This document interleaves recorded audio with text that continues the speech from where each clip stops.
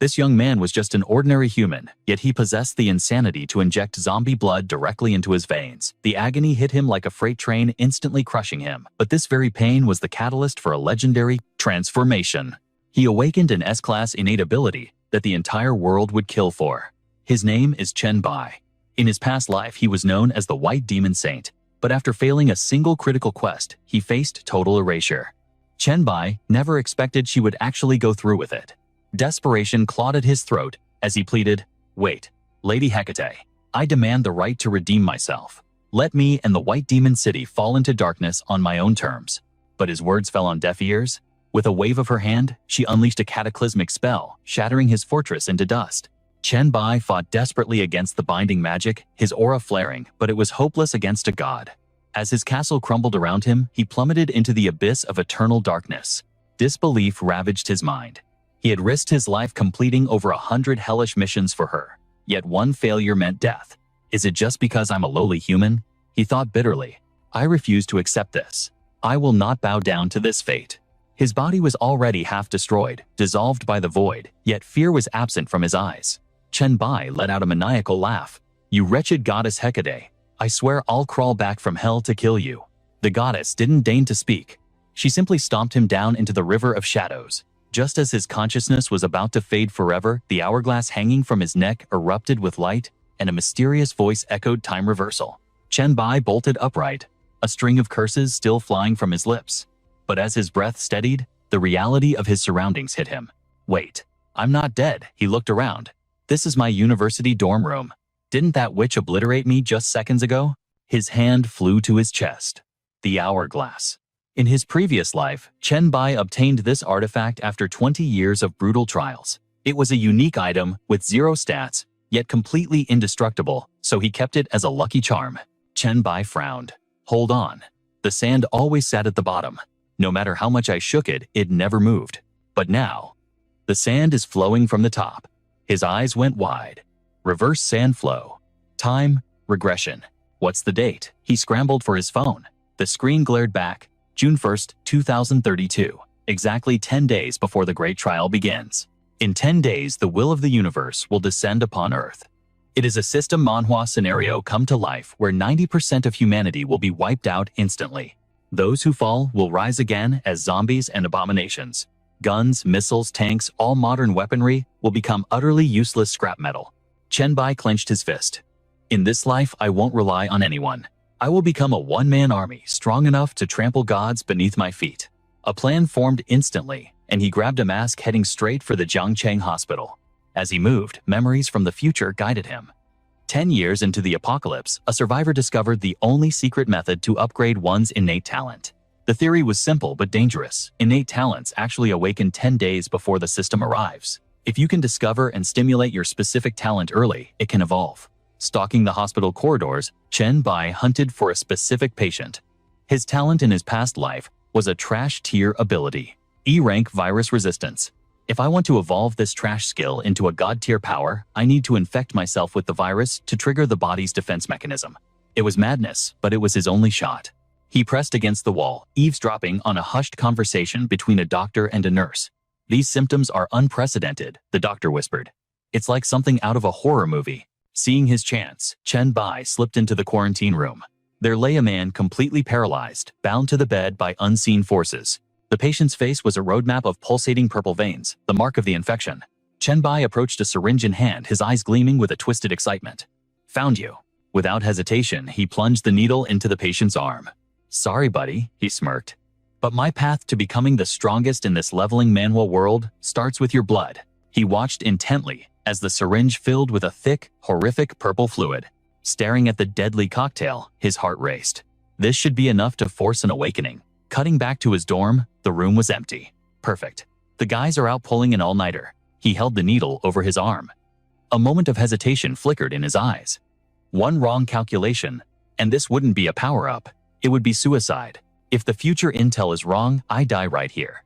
He looked at the purple death in his hand, but the fear was quickly incinerated by his ambition. With a savage motion, Chen Bai slammed the needle into his own vein. "I don't care. In my past life, that E-rank trash talent made me a slave to survival for decades. Never again." He depressed the plunger, forcing every drop of the corrupted blood into his system. The reaction was instantaneous. His veins bulged and blackened as the virus rampaged. If I awaken an E-rank talent again, even with my future knowledge, I'll just be fodder for the monsters. Agony exploded through every cell in his body. The purple corruption snaked up his neck and across his face, forcing a guttural roar of pain from his throat. I'd rather die now than live as a weakling again. Chenbai collapsed to the floor, his raspy breathing filling the suffocating silence of the room. In his delirium, a vision appeared.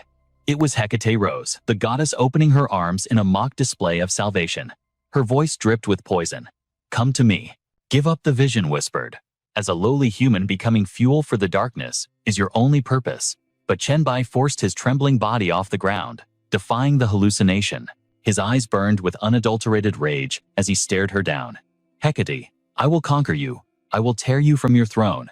I will not fall here." Reality snapped back. Standing on the balcony, his limbs twisted at unnatural angles, he looked like a monster. Suddenly, the dorm door creaked open. Chenbai turned his face, a mask of purple veins. His roommates Qi Zheng, Zhao Mu, and Lu Feng froze in terror before screaming in unison. Qi Zheng stumbled back, his voice trembling. "What the hell is wrong with you?" The three of them stammered, paralyzed by fear. Hearing their voices, the red haze lifted from Chenbai's mind, and sanity slowly returned to his eyes. Seeing their sheer terror, Chenbai realized how he must look. He managed a strained smile. "Oh, you guys are back." He quickly ducked into the bathroom, calling back over his shoulder. Just gonna wash my face." Qi Zheng stood there, eyes wide, unable to process the horror he just saw. Alone in the bathroom, Chenbai braced himself against the sink. He looked into the mirror, and a grin of pure ecstasy split his face. It worked. The theory was absolute truth. Chenbai stood deep in thought, wondering what kind of legendary talent fate had in store for him. Suddenly, a mechanical chime shattered his concentration just as he pondered his awakening. "Chenbai, congratulations on being selected as a pioneer." He instantly recognized that voice. It was the supreme universal will itself, speaking directly to his soul. A surge of adrenaline hit him. If he was truly awake, it was time to check his stats. With a commanding gesture, he ordered the title panel to open. The holographic interface materialized instantly. Title: The Pathfinder. A legendary honor reserved only for those who dared to master their powers before the trial even began. All attributes increased by 5%. Experience gain boosted by 10%. Chenbai grinned as he scanned the magnificent stat bonuses of his early awakening. 100% return rate. That title is absolute perfection. Overcome with raw excitement, his grip tightened, crushing the steel sink like it was made of paper. Next up, the talent panel. The screen flashed with blinding intensity, revealing a power that defied logic. Talent grade SSS. The Virus Monarch. The power of the Virus Monarch was catastrophic. It was the apex ability of the viral class, granting him the power to absorb, control, modify, and even create plagues at will. Chenbai activated his newfound strength, and an ominous violet aura began to swirl in the palm of his hand. However, he realized a limitation. Right now, he could only absorb. To level up this god-tier ability, he needed fuel. His eyes narrowed. The hospital was the perfect hunting ground. In a blink, Chenbai arrived at the first city hospital. But the scene that greeted him was a living nightmare of total chaos. Panic swept through the crowd like a tidal wave. People scattered in every direction, fleeing from the ravenous monsters snapping at their heels. Desperate screams of "save me" and "run" filled the air. One voice pierced the noise. "It's actual zombies." Chenbai's eyes lit up with curiosity. "Zombies," he whispered. A thrill shot through his veins. It was all coming back to him now. While everyone else ran for their lives, Chenbai stood like an immovable mountain in the storm. He recalled the rumors from his past life. Before the trials officially began, Jiang City suffered 3 supernatural events. The first was the lockdown of the hospital. Chenbai gritted his teeth, his expression shifting from curiosity to predatory hunger. There was no mistake, this was the legendary starting zone. A terrified man shouted, "Hey kid, are you crazy? Don't go in there." But Chenbai ignored the NPC's warning, his eyes locked on the prize as he prepared to charge. "Looks like I'm right on time," he muttered. Without a shred of fear, he dashed straight into the jaws of death. Bam! He slammed his palm onto a zombie's skull, driving it back into the hospital lobby. It was time to test the Virus Monarch's might. He triggered his innate skill, Virus Absorption. The zombie didn't stand a chance, as its very essence was drained, converting the infection into pure power points for Chenbai. Magnificent. Chenbai laughed. the thrill of the hunt taking over. He glared at the horde. None of you are leaving here alive today. Meanwhile, on the 4th floor, terror was unfolding in the restrooms. The undead had the place surrounded. We're done for. The door won't hold. The doctor trembled, his mind breaking under the weight of inevitable death. Suddenly, a twisted manic laugh escaped his lips. The nurse on the floor was still paralyzed, thinking of her fallen colleagues, the head nurse, Director Lee. All gone. She looked up, confused by his erratic breathing. Liu Feng, what's wrong with you? She asked, her voice trembling. His face twisted into a mask of pure lust as he lunged at her. I've been chasing you for years. Since we're dying anyway, let me have a taste before we go to hell. She screamed, kicking at him in horror. Liu Feng, have you lost your mind? Get away from me. Crash. The barricade shattered. The zombies poured in. Liu Feng's lust instantly turned back to cowardly terror. No, I don't want to die. In a despicable move, he grabbed the nurse and shoved her towards the horde. Take her, he shrieked, using her as human bait to buy himself seconds. He bolted for the window, screaming 4th floor. His face was a portrait of madness as he grasped at his only lifeline. He figured a fall was better than being eaten. But as a zombie tumbled out after him, Liu Feng was left dangling suspended between life and a gruesome death. Moments later, the hospital corridor fell silent. The monsters had been cleared. The camera panned back to the restroom entrance. Chen Bai stood over a fallen zombie, tossing it aside like trash. His eyes landed on the infected nurse. Perfect, he noted coldly. She's staff and the infection is fresh. I can still save this one. He didn't hesitate, placing his hand on her and activating the Monarch's absorption skill once more. A strategic thought crossed his mind. The military would lock this place down soon. He needed a local guide to navigate the complex before they arrived. Energy surged as he drained the zombie virus from her bloodstream, attempting a daring reversal of the transformation process. Slowly, the milky white of her eyes faded, returning to a human gaze. Color rushed back to her cheeks. She gasped. Completely bewildered. It worked, Chen Bai thought, a satisfied smirk on his face. She turned to him stuttering. Thank you. He pulled her to her feet. Her consciousness was intact. I know what happened, she whispered, still in shock. Chen Bai cut straight to the chase. Good. Then I need a favor. Tears welled in her eyes as she looked at her savior. Anything. But can I please change my clothes first? Chen Bai ignored her modesty, dragging her down the hall. No time. Take me to the location with the highest concentration of viruses. Now, they arrived at the pathology department. A corpse lay at the door. This is it, the nurse stammered. All clinical samples are processed here. It's the most dangerous room in the building. Chen Bai's eyes gleamed. Jackpot. He immediately began grabbing vials, mixing deadly cocktails together like a mad chemist. The nurse watched in horror. Are you crazy? What are you doing? Chen Bai silenced her with a look. Quiet. In this intense leveling, Manhwa hesitation meant death. As he absorbed the lethal mixture, the system chimed with sweet rewards. Notification: hepatitis B, virus absorbed. 10 virus points acquired. System alert: hepatitis virus absorbed. First, assimilation bonus 0.7 points. System alert: Herbert roster virus assimilated. First time bonus 9 points. System alert: S virus, first assimilation complete. Point yield 10. His hands trembled not with fear, but with the hunger of the system. Absorption complete. The power was ready to be unleashed. Everything was proceeding exactly according to Chen Bai's calculations. He would burn every single point to supercharge the zombie virus foundation. Closing his eyes, he scanned his internal status like a true player. Primitive virus, blacklight loss virus, T virus, and the K virus. His mind raced. The path to the greatest power spike clearly lay with the blacklight virus. It was the darkest path, but the one with the highest evolution potential. Evolution: complete zombie virus has ascended to blacklight virus. All attributes increased by 10. Self-healing boosted by 200%. Congratulations. You have unlocked the core ability of a system manhwa protagonist, Devouring Evolution. Chen Bai analyzed the data. Blacklight, a virus designed for pure predation and evolution. But his train of thought was shattered by a terrified scream. Zombies at the door. Instinct took over. Stay put. Don't move, he commanded. In a blur of motion, his hands snapped around the zombie's throat. The nurse watched eyes wide, paralyzed by his sudden violence. Chen Bai smirked. Faster. Stronger. He estimated the creature weighed about 165 pounds. He stared into the rotting face. Perfect timing. You'll make an excellent test subject for my new gift. He didn't hesitate. Skill activated. Obsidian tendrils erupted from his arm like a nightmare, coiling tightly around the undead flesh. The creature thrashed in despair, but it was useless. In mere seconds, the monster was compressed, crushed, and vanished into a dark sphere within Chen Bai's grasp. This was the terrifying power of devouring evolution. He had drained it dry, not a scrap remained. Chen Bai turned back a predator's satisfaction on his face.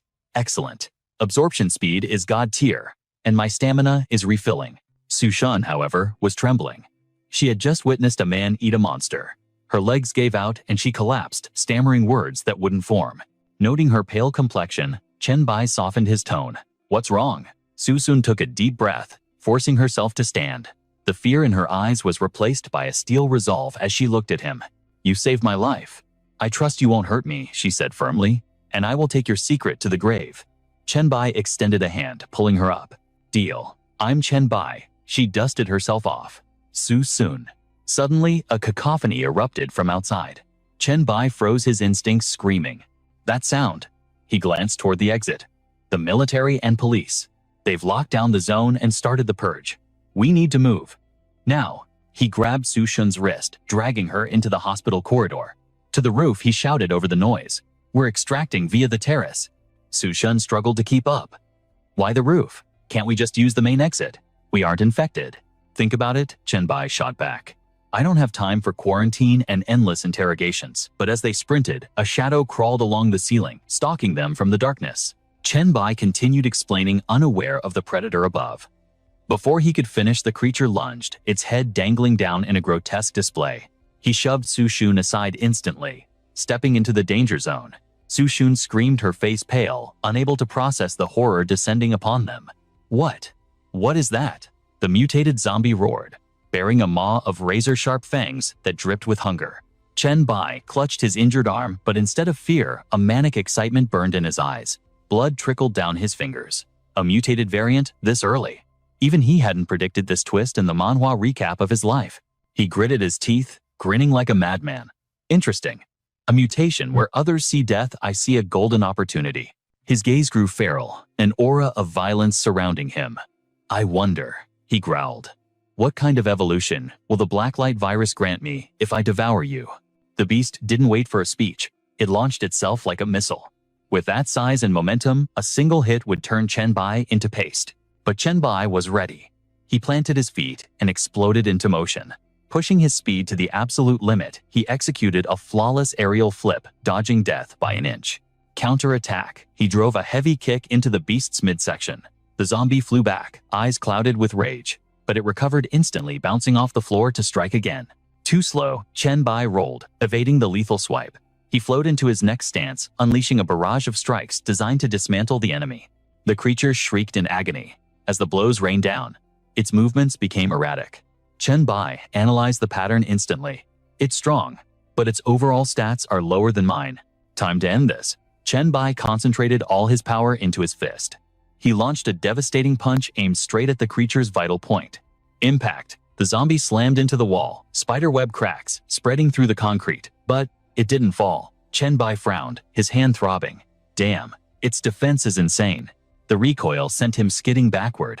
The wall crawler detached itself, screaming a war cry as it refused to stay down. Chen Bai stood tall, his rapid regeneration already erasing his wounds. But his mind was calculating. No good. Blunt force isn't enough. At this rate, the fight will drag on too long. Crash. Su Shun shattered the emergency glass with her elbow. She grabbed the fire axe, her hands trembling but her grip firm. Chen Bai, she screamed. He turned just in time to see the weapon spinning through the air. Behind him, the beast lunged. Chen Bai ducked, feeling the wind of its claws. 1 second later, and he would have been headless. His hand snapped out, snatching the axe handle from the air. Nice assist, Su Shun. The weight of the steel felt good in his hand. He leaped, landing squarely on the zombie's shoulders. Let's speedrun this boss fight. Steel sang against bone. A few flashes of the axe, and then a horizontal slash tore through the creature's torso. It howled, finally feeling the fear of death. Chen Bai grinned, the smile of a reaper. He danced around its desperate flailing. Leaping high into the air, he raised the axe above his head. Go to hell. But the monster adapted. It surged forward, knocking Chen Bai out of the air. The axe clattered away. Both fighter and monster collapsed to their knees, exhausted. Chen Bai looked up, wiping blood from his lip with a chuckle. Still breathing, huh? He grabbed the axe handle again, stomping his boot onto the zombie's skull. Rule number 1. Always double tap low HP trash, or you'll be the one respawning. The taunt enraged it. With a final burst of strength, it drove its claws forward, slamming Chen Bai into the wall. Pain exploded in his chest, and he coughed up a mouthful of blood. Chen Bai Su-shun cried out in horror.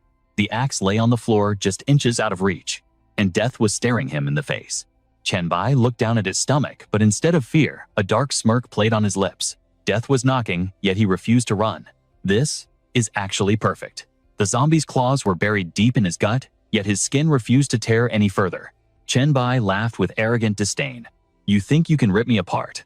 The zombie roared furiously, but inside Chen Bai, the blacklight virus was screaming to be unleashed. Like a hellish kraken, viral cells erupted from his body, latching onto the zombie. He activated his evolution skill, Devour. Black tentacles wrapped around the monster's face, silencing its helpless screams. A victor's grin spread across Chen Bai's face. Now you know fear. His eyes burned like demon fire as he watched the creature wither away. Too late for regrets. Su-shin watched the nightmare unfold, terror warring with relief in her heart. She managed a trembling smile. "Thank God, you're alive, Chen Bai." System alert Devour, complete. Target level, 2 sharp claw zombie. Chen Bai landed softly as the blue screen flashed again. This was the peak of a leveling manhwa experience. The blacklight virus was evolving. His biology began to rewrite itself. He inherited the monster's lethal power bones, shifted flesh, hardened, and his fingers elongated into razor-sharp claws. Chen Bai inspected his new weapons with satisfaction. Devour then evolve. The blacklight virus he absorbed in the past was truly a cheat code. He thanked his past self for the gamble. Choosing the blacklight virus was the best decision of my life. Suddenly, the heavy echo of boots filled the hospital corridor. A military squad appeared, weapons raised and ready to kill survivors at 12 o'clock. One soldier shouted, tension exploding in the air. Hands in the air, Chen Bai turned slowly, unfazed. Seeing no reaction, the soldier's finger tightened on the trigger. Count of 3. Move or we fire. 3, 2. Before the final count, Chen Bai scooped Su-shin into his arms with godlike speed. Time to go. They aren't here to talk. The commander screamed fire. A hail of bullets shredded the air where Chen Bai stood, but he was already a blur, moving faster than their eyes could track. Su-shin guided him urgently.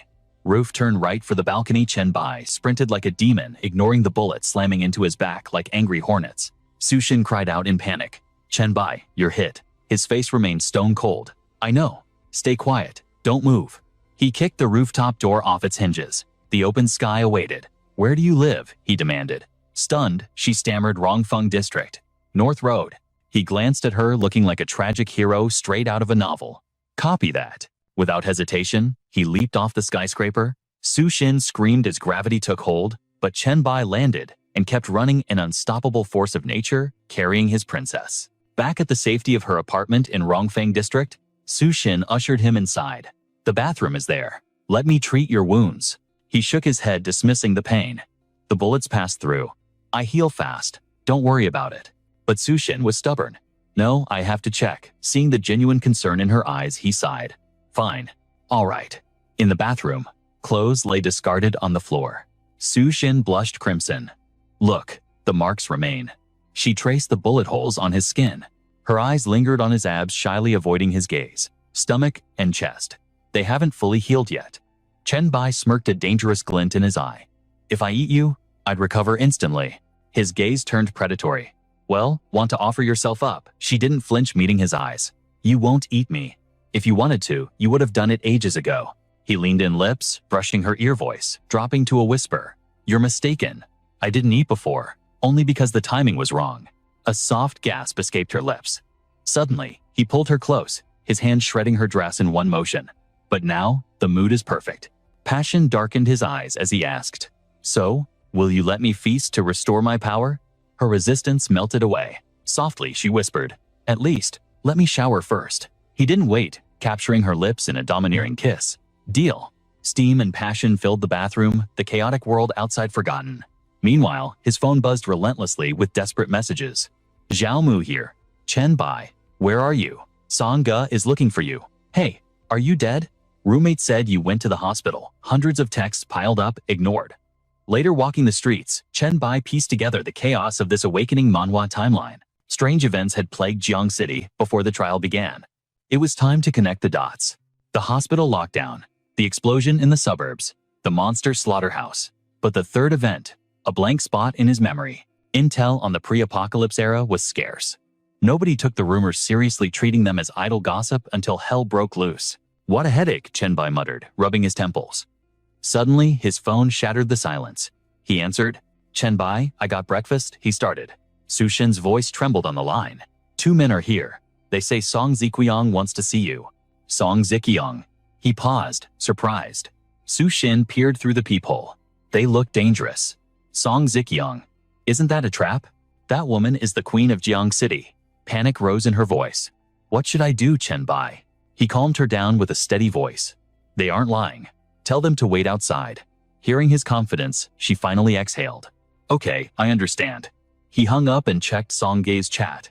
Thousands of missed calls. Hey, are you dead yet? My roommate said, you're at the hospital. Are you okay? Answer me. What's happening over there? I haven't even made you my boyfriend yet. You better not be dead. I'm actually worried, you idiot. Song Ziqiang, Song Ji's mother. A smirk played on his lips. The little princess called mommy for help. Interesting. If the queen found Su Shin, she knew something vital. He made up his mind. Looks like I have a date with the boss. A car sped toward the frozen warehouse in the suburbs. Song Ziqiang, a self-made legend, the wealthiest tycoon in Jiang City, and a ruler of both the light and dark worlds. The black sedan glided to a halt, and the 2 bodyguards gestured for him to exit. Mr. Chen, this way please. As Chenbai stepped out, his mind drifted to the future he once knew. After the great trial descended, this woman awakened an A-rank talent, rapidly building a faction that bowed only to her. She eventually crushed all opposition in the 3-way war, becoming the true Iron Queen of Jiang City. He slowly pieced together the memories of his past life. Back then, she was in existence so high above him, he could only gaze up in awe. A calculated smirk played on Chenbai's lips. But things were different now. If he could tame this queen and bring her under his banner, he could achieve miracles in the precious time remaining before the apocalypse fully hit. Footsteps echoed on the concrete. A woman emerged in the corridor of the suburban cold storage facility. Seeing her, the bodyguard bowed with absolute reverence. President Song Chenbai has arrived. She was the queen of Jiang City, Song Ziqiang. Her sharp gaze landed on him as she spoke. Student Chen, apologies for bringing you to such a grim place, but I have business here that simply cannot wait. Chenbai cut straight through the pleasantries. Let us skip the small talk. Why did you seek me out? Song Ziqiang stepped closer, her presence overwhelming. I looked for you because little Song ran home in a panic, saying you vanished from Jiang City's top hospital. She begged me to intervene.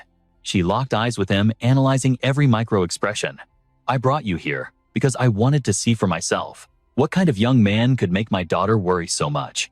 Just how much charisma do you actually possess? Chenbai realized she was playing games. He held her gaze and replied coolly, I have no patience for riddles. What is your true objective, Auntie Song? Seeing his unyielding attitude, she smiled in approval. Refreshing. Very well, I will be blunt. She leaned in her voice, dropping to a seductive whisper.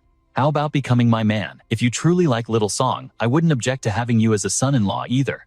Chenbai didn't flinch. I see no reason why I should accept your solicitation.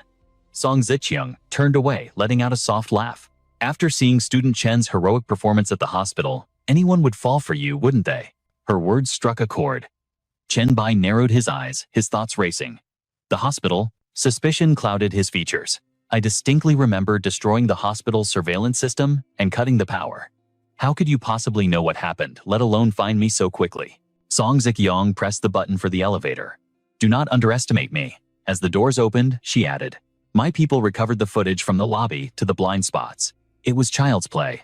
She pulled out her phone, a triumphant glint in her eyes. Furthermore, fate was on my side. One of my operatives happened to be inside the hospital at that exact moment. On the screen, a message exchange with her operative Ali was visible. Negative. I am blocked at the ward entrance. There are too many zombies. The horde is overwhelming. Song Ziqiang had replied. Hold your position. Reinforcements are coming. Ali sent her coordinates. I am in Ward 523 on the 5th floor. Song Ziqiang acknowledged. Understood. Moments later, Ali messaged again. Sister, I am safe. A mysterious expert just slaughtered all the zombies. Song Ziqiang had asked. You are joking, right? Ali's reply was dead serious. No, it is a massacre. Then Ali sent a video capturing Chenbai and Su Shin making their escape. Song Ziqiang showed it to him, smiling like a predator who just trapped her prey. Lady Luck always favors me. Among the survivors rescued from the military quarantine zone this morning, I found a colleague who is very close to Su Xin. His name is Liu Feng. Chen Bai's heart skipped a beat at the mention of that name. Liu Feng. His mind flashed back to Su Xin's apartment the previous night. They were lying in bed together when he had asked about the incident. Back then, there was a man hiding in the restroom named Liu Feng. He had not only intended to assault her, but he also planned to push her into the jaws of the undead to save his own skin. Su Xin had answered honestly. He pushed me toward the zombies and tried to climb out the window, but he panicked, crashed into the glass, and stopped moving. Chen Bai had shrugged it off. That thing hanging on the wall, I assumed it was just a corpse? Su Xin's eyes had turned cold. It is best if he is dead. I hate him to my very core. Chen Bai had simply hummed a cold acknowledgement. Then Su Xin had smiled shyly, the mood shifting. I feel much better now. Shall we continue? Chen Bai chuckled, teasing her. Forget it. I truly did not expect it to be your first time. You were screaming quite tragically just now. Su Xin buried her face in embarrassment. I am sorry. Chen Bai let it slide, his voice softening. It is fine. We have plenty of time in the future. Su Xin suddenly flipped over, pinning him down. No, today I must make sure my savior is fully satisfied. Back in the present, the elevator arrived at the F1 cargo corridor. Chen Bai asked, his voice low. Can you tell me where the quarantine survivors are kept? But Song Ziqiang was a businesswoman first and foremost. She needed leverage. She countered immediately. Become my subordinate, and I will tell you everything. How about it? Chen Bai smiled, a mysterious aura surrounding him. Auntie Song, you truly are underestimating me. She looked at him with arrogance. Perhaps, just a bit of information cannot buy a talent like yours, but I can offer much more. Before she could finish her sales pitch, Chen Bai cut her off. No, you misunderstand. My point is, you know too little about me. If you knew the truth, you would realize something important. Chen Bai turned around slowly. I can never be your subordinate. He raised his hand, transforming it into a terrifying razor-sharp claw. Instead, you should be the one submitting to me. Ali and Song Ziqiang both stepped back in shock. Is that a mutation of the zombie virus? Ali rushed forward to shield her boss. Chen Bai flexed his power, giving them a glimpse of what a true awakening manhwa protagonist looks like. Now he set his own terms. Become my woman, and I will share the secrets of this new world with you.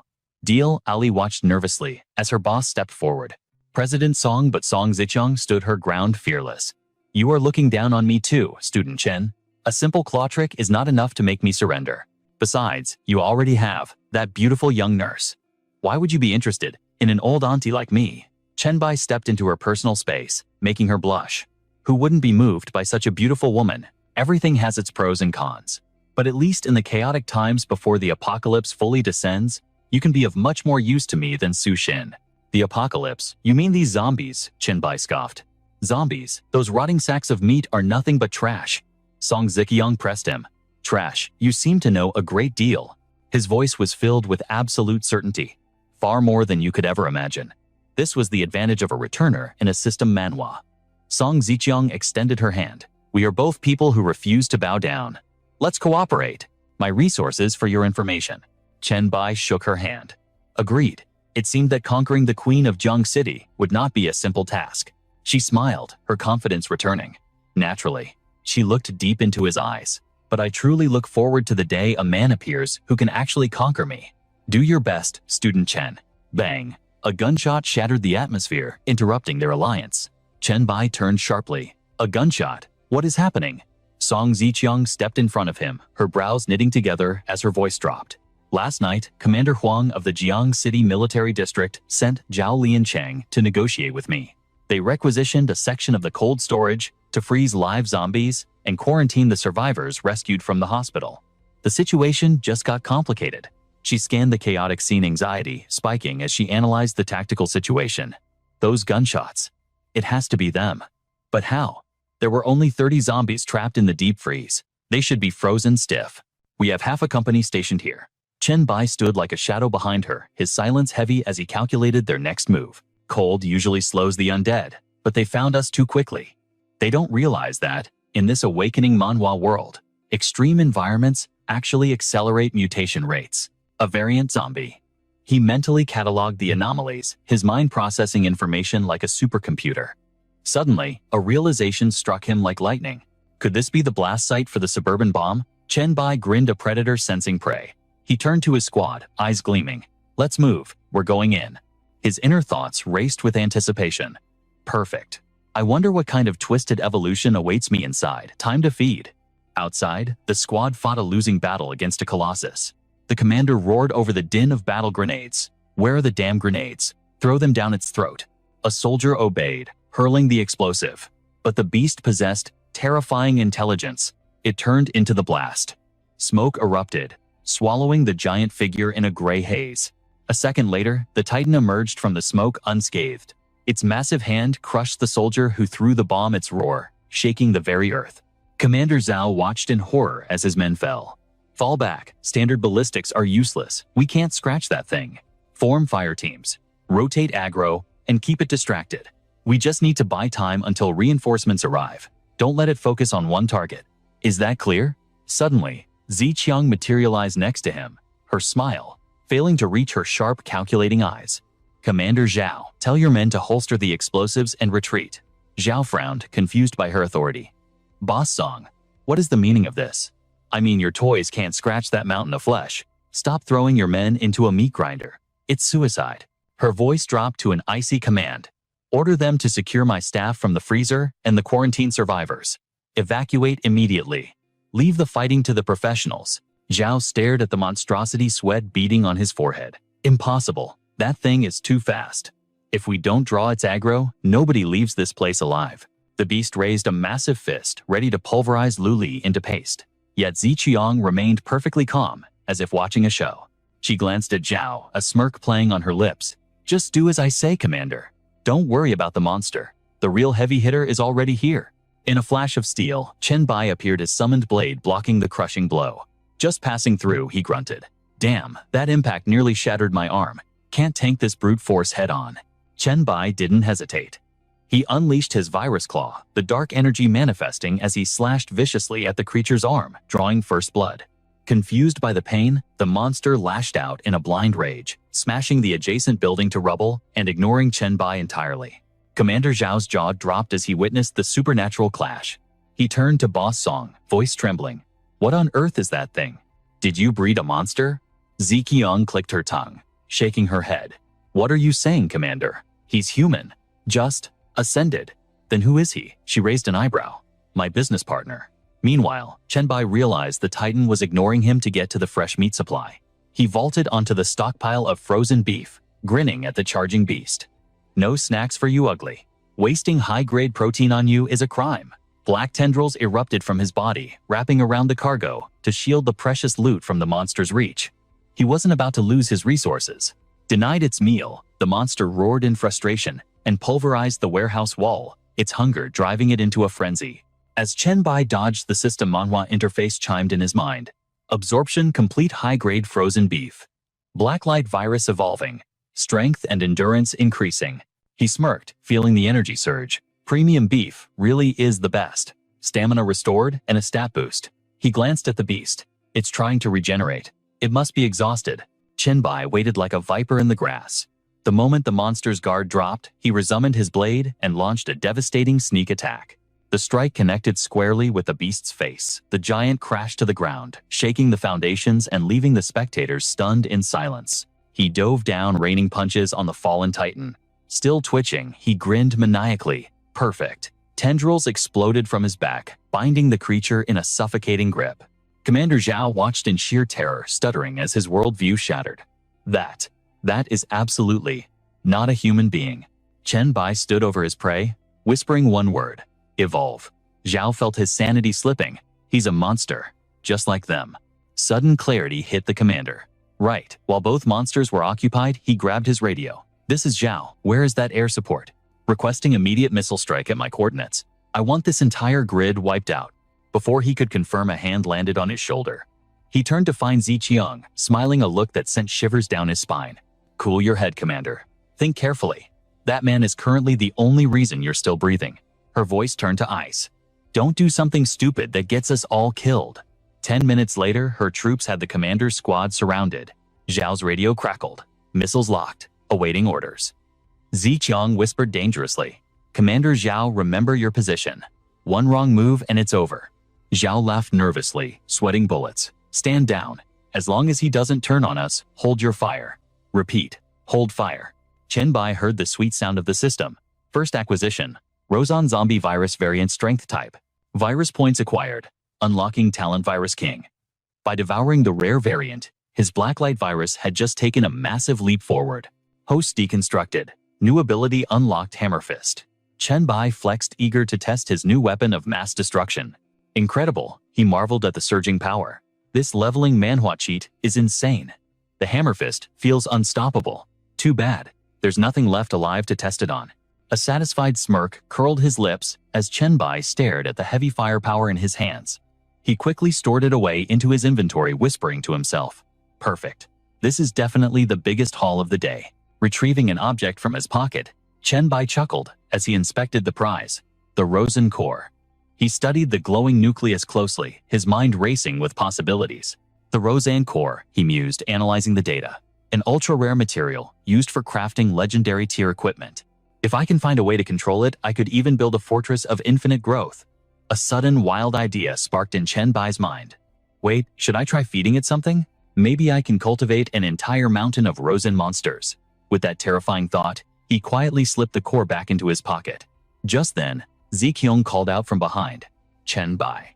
She gestured to the beautiful young woman standing beside her, smiling brightly. "Let me introduce you. This is Lu Li." Chen Bai turned, crossing his arms as he appraised the girl with a cool, detached gaze. "Lu Li, I know you. You're famous in Jiang City, a real internet celebrity." He continued, his tone sharp. "You were the one sneaking photos in the hospital, weren't you, Lu Li?" Smiled nervously, nodding quickly. "That was me. Thank you. You've saved my life twice now." Chen Bai shrugged indifferently, "Just passing by. By the way, did you record me killing the Rozon beast?" Lu Li looked apologetic. "Sorry. Occupational hazard. I can delete the footage right now." Chen Bai cut her off, his eyes narrowing. "No. Since you saved it, don't leak it. Keep it. I have a specific use for it later." Lu Li nodded obediently, like a junior receiving orders. "Understood." Captain Zhao suddenly interrupted, stepping into their space with military stiffness. "So this kid is Chen Bai, Commander Huang from the military district, expects a full report on everything you know." Chen Bai frowned, falling into a deep, dark contemplation. "Commander Huang, Huang Shangchu, that is a name carved into my memory with blood. In his past life, after the apocalypse fully descended, awakeners were exploited like livestock, treated worse than dogs or pigs. At first, they used patriotism to manipulate us. Later, it was just abuse and slavery. I was there, starving and desperate. Anyone who tried to leave was branded a traitor and hunted down. That tyrant forced me to flee Jiang City just to survive." Snapping back to reality from his grim memories, he walked over to Ziqiong and whispered, "Boss Song, do I need to go handle this handover?" Ziqiong shook her head firmly. "Absolutely not. I don't even know what they're talking about, and neither do you." Chen Bai lowered his head, muttering then. Before he could finish, Ziqiong interrupted, already knowing his mind. "I know. Let me handle this trash." Ziqiong marched straight up to Captain Zhao. He tried to protest, "Mr. Chen Boss Song, I hope you both fulfill your duties as citizens of the Dragon Kingdom." Ziqiong stopped, her voice dripping with venom. "Duty my ass, Zhao. Don't use that tone with me. You're not even worthy of being a captain. Tell Huang Xiangchu, if he wants something he can come find me himself." Her ferocious aura completely terrified Captain Zhao. He stammered, sweating profusely, unable to form a coherent sentence. You, I. Suddenly, a soldier ran up with a report. "Captain Zhao, the quarantined civilians have arrived." Hearing this, Chen Bai's eyes lit up with cold intent. "Is there anyone named Lu Feng in quarantine?" Captain Zhao turned to his subordinate. "Is there?" The soldier nodded vigorously. "Yes, sir. He's the one making the most noise." Chen Bai glanced at Captain Zhao, his voice commanding. "Captain, I want to see this Lu Feng immediately." Intimidated, Zhao quickly ordered his men. "Bring him here." The soldier saluted. "Yes, sir." Moments later, Lu Feng was dragged in. He walked with arrogance, laughing wildly. "Captain Zhao, did my dad call you? I knew it. My father is Liu Huainong, the vice director of the #1 hospital." As he gloated, a heavy hand landed on his shoulder. He turned around confused, staring into the eyes of Chen Bai. In that split second of contact, Chen Bai silently transferred a deadly virus into the young master's body. Chen Bai smiled, a chilling sight that didn't reach his eyes. I'm the one looking for you. Someone asked me to pass on a message. Lu Feng frowned, confused. Huh? Who are you? Chen Bai's voice dropped to a growl. Last night, Su Xin told me, for pushing her into the zombie horde back then. She wants you to go to hell. Lu Feng began to tremble, violently terror washing over him. How do you know that? She can't be alive. Suddenly Chen Bai jumped back, shouting to the crowd. Everyone back away, he's turning into a zombie. Liu Feng screamed in rage and denial. You're the damn zombie. You're messing with me, aren't you? You bastard. How dare you play tricks? Su Xin was so difficult. How could she be with you? Go die. He tried to lunge at Chen Bai, but his body seized up. The virus consumed him instantly. Lu Feng lost control, transforming into a ravenous zombie right before their eyes. Chen Bai had anticipated this. He unleashed a powerful punch, blasting the creature back. Lowering his fist, he thought, not bad. The kinetic force is far greater than I expected. He turned to Ziqiang, dusting off his hands. Let's go, Boss Song. Your performance was acceptable. We can discuss other matters tonight. Ziqiang followed him, calling out playfully. From now on, you can just call me Ziqiang, or Sister Song. Chen Bai raised an eyebrow. Oh, why? Ziqiang grabbed his hand, beaming. Being your business partner is profitable, but I think becoming your woman sounds even better. Is it too late to apply? Chen Bai glanced at her, frowning slightly. That depends entirely on your value and future performance. The two quickly departed the scene. Inside the car, Ziqiang turned to test the waters. Perfect timing. Mr. Chen let me treat you to dinner at my place. Chen Bai replied coldly, closing his eyes. Don't disturb me until we get there. Ziqiang complied with a smile. All right. He rummaged through his mental interface, thinking, time for the lottery draw. Let's see what loot the Rosen boss dropped. In a system manhwa, this is the moment of truth. Chen Bai opened his inventory. 2 skill books. My luck isn't bad. He reviewed the information seriously. Active Bloodlust. Increases all attributes significantly upon activation. Buff lasts 10 minutes. Cooldown is 1 day. But during the cooldown, all stats drop by 50%. Chen Bai clicked his tongue in annoyance. Trash. For me, the cost outweighs the benefit. He checked the next notification. Passive muscle growth. Massively increases muscle density. Doubles strength and stamina growth. Chen Bai shook his head, rejecting it instantly. This one is no good either. I need speed, not bulk. From my past knowledge, equipping this item is a trap. It transforms the user into a hulking muscle-bound monstrosity, permanently sacrificing agility for brute strength. While it's useless trash to me in the early stages of the trial, these 2 skill books are worth a fortune. They're perfect tools for buying loyalty or establishing a powerhouse faction. Chen Bai's eyes narrowed as a memory from his past life surfaced. Speaking of building a faction, the time was ripe.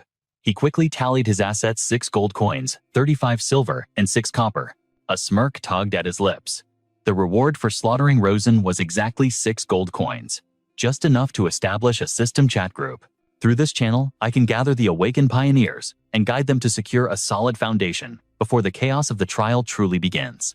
He hit confirm without hesitation, watching 5 gold coins vanish. In the later stages of this system, manhwa reality faction politics became a nightmare. Forging alliances now was a critical tactical move. A holographic notification materialized. You are creating chat group 001. Please enter a name. Selecting cancel will generate a default designation. Chen Bai didn't waste a second on vanity. He casually tapped cancel. The system chimed group created chat group number 001. His eyes gleamed with a cold predatory light. Heroes. Just you wait. I will rebuild White Emperor City into a divine kingdom, and you will be reduced to nothing more than a whimpering cur at my feet. 3 hours later, inside Ziqiang's luxurious villa. The elegance of the room contrasted sharply with the tension as she studied him, her fingers tracing her chin in deep thought. In the universal trial, over 90% of humanity will mutate into monsters or become evolved ones. Firearms will jam, circuits will fry. Modern technology is about to become obsolete.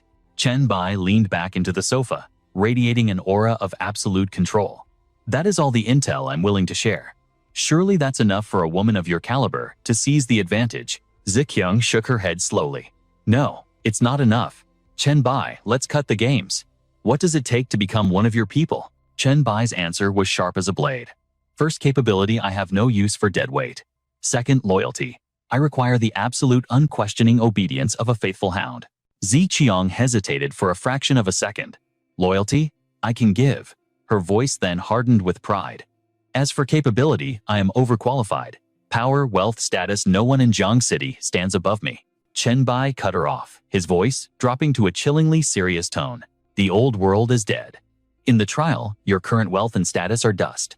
They only serve to make you a more high-value slave. I can see the auction listing now. The Queen and Princess of Jiang City, sold to the highest bidder.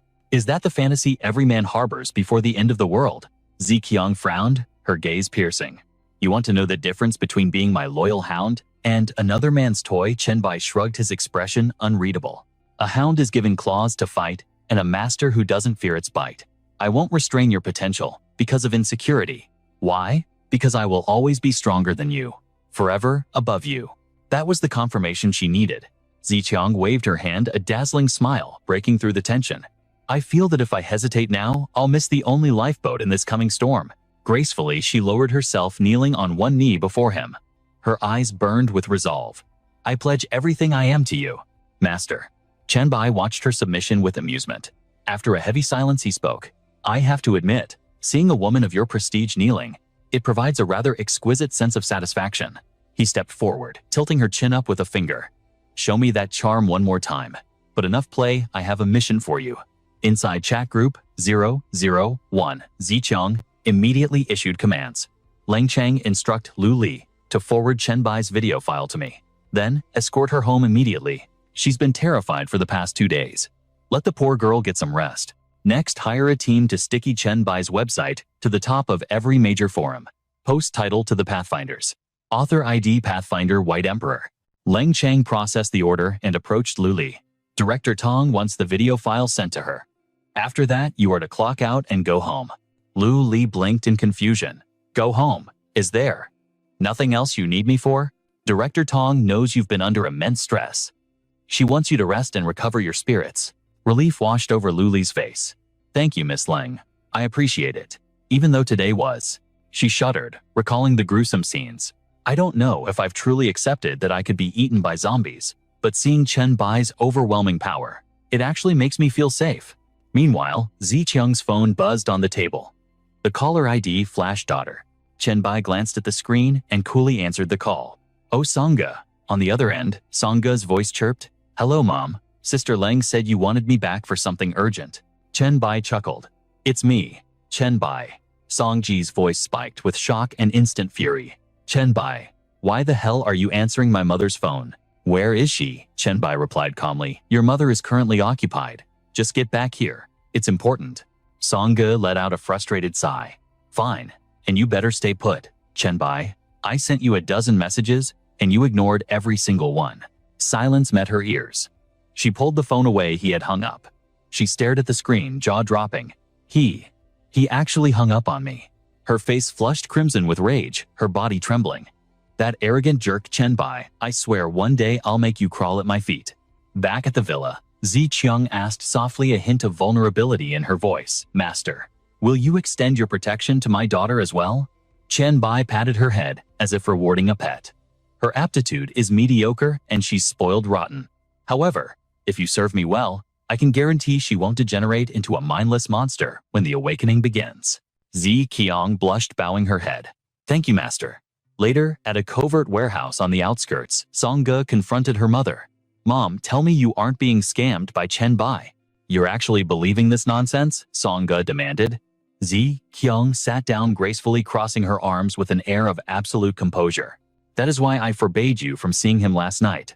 Listen to me, do not speak. Just observe him honestly. Sangha pouted but nodded. Oh, fine. Nearby, Lang Cheng approached with a grim report. Mr. Chen, I've investigated every location in the city with rumors of zombies and monsters. This is the only site that matches your description. She scanned the perimeter with a tactical gaze. This underground casino had become a tomb. The dealer and gamblers alike were now nothing more than rotting flesh. 160 hostiles. No elites or mutants like Rosen detected. Chen Bai nodded, his expression unreadable as he absorbed the intel. Understood.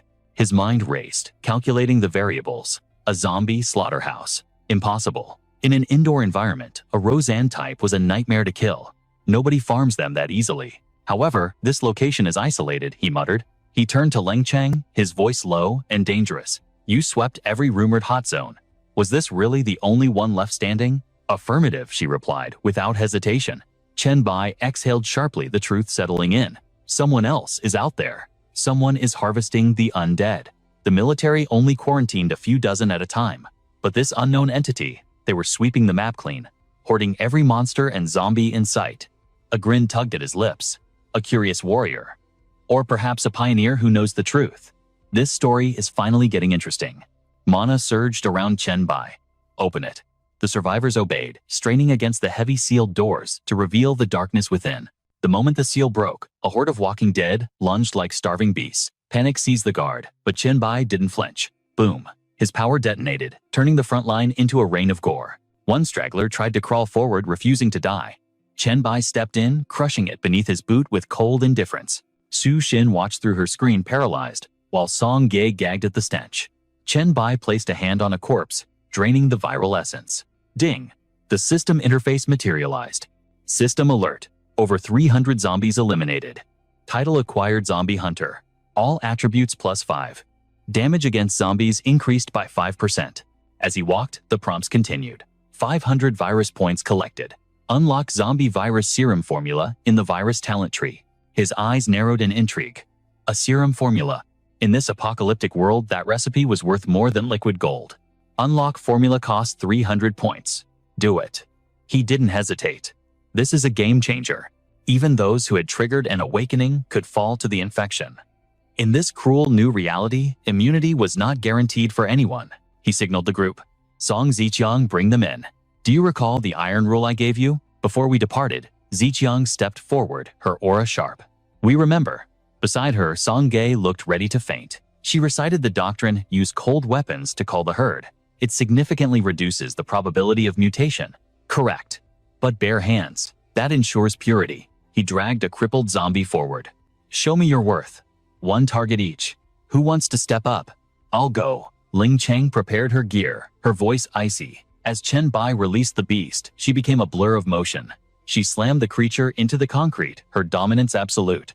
Crack. With a precise twist, she snapped its neck, sending dark fluid spraying across the floor. Fast. Lethal. Good. Chen Bai approved, his eyes gleaming with satisfaction. Song Ziqiang was next.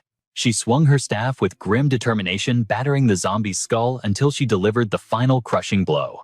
Your strength is lacking, he critiqued cold-bloodedly. It went down, but you wasted 10 moves when one would suffice. Then came Su Xin, who fought desperately for her life. Weak. Chen Bai observed as she panted over the corpse. You were overpowered, but you used leverage to survive. Barely passable. That left only Songge trembling like a leaf in a storm. Songge Ziqiang urged, her voice tight. It's your turn. Move. But fear had already claimed her soul. A dark stain spread across her trousers as she collapsed, sobbing uncontrollably. I can't do it. Defeated before the battle even began. Disgust flashed in Chen Bai's eyes. Failure. He turned away. Ziqiang with me. As they walked, he lowered his voice. Leng Cheng found nothing in the rumored zones. That's statistically impossible. Someone cleaned them out. Investigate it. Understood, she replied, though her eyes darted back to the sobbing girl. But, Chen Bai, what about Song Ge? She's dead weight, he said ruthlessly. I don't have time to train cowards. That's your problem to manage now. Panic flickered in Ziqiang's gaze. But without you, how do we fight the virus? We can't survive. He didn't answer, simply handing her a folded piece of paper. Take this. Her eyes widened as she scanned the contents. The serum formula. This complexity is insane. Follow the sequence exactly, he instructed. With the right materials, you can synthesize the cure. This paper holds the difference between life and extinction. Clutching the paper like a holy relic, Ziqiang bowed deep. Thank you for this trust. I will guard it with my life and complete the mission. Humph. Just get to work, he said, dismissing her. Have Xiao Er drive me back. She bowed again, humbled by his generosity.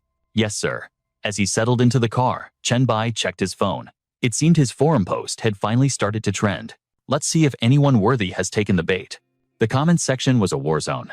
One user, Madman, challenged him. Hey White Emperor, try solving the S-rank slaughter Taoist test. Others warned him sternly against leaking secrets to civilians. Which mental asylum did you escape from? Another mocked. Are you trying to write a bad manhwa recap script or something? Chen Bai chuckled dryly as he scrolled. Ignorant fools. They have no idea what's coming. Then a notification pinged. A direct message that froze his thumb. User, not greedy for money. Big brother, I know the truth. I'm a pathfinder. What do you know? Why won't you answer? Did you see it? Chenbai's eyes lit up. Finally, not a troll but a real player. He's not just looking for fun. He knows. The persistence of this not greedy character was amusing. Chenbai's fingers hovered over the keyboard, deciding to engage. The user pushed again, proving he wasn't in it for cash. I have an S-rank mental talent. That sealed it. Chenbai typed back. I need an assistant 01. Watch the leaderboards. We'll speak soon.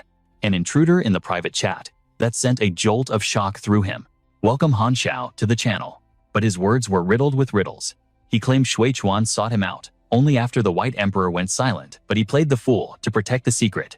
The conversation closed on a bombshell: Shui Chuan's sudden appearance. It was a twist he hadn't seen coming. That Pathfinder Shui Chuan. Chenbai's instinct screamed he wasn't wrong.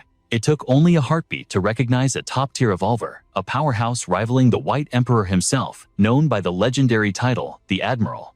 Without a second's hesitation, he fired back a command. Good. If you sense other Pathfinders out there, bring them all into the fold. Message sent. Chenbai grinned, reveling in the brilliance of his perfect scheme. Almost instantly, the system chimed, Welcome Shui Chuan to the Alliance. Meanwhile, as the clock struck 7:30 in the evening, Song Zisheng dialed Lu Li with urgent desperation. Lu Li, the investigation. Do you have the results? It was the Lord of Jiang City, she confessed. They have transported every captured zombie to the Mangkai container yard, right by the harbor. The report grew darker. I deployed scouts to gather intel. Lu Li continued, her voice trembling. We were scheduled to meet by now, but no one has returned. Time is running out, she whispered helplessly. We cannot wait any. Suddenly, the sickening sound of bodies hitting the ground cut her off. Two of her men thrown from the heights. Terror seized her heart. Seeing her paralyzed by fear only fed the monster's sadistic delight. Xing Meng's voice dripped with malice as he called out to the trembling woman. That voice froze the blood in her veins.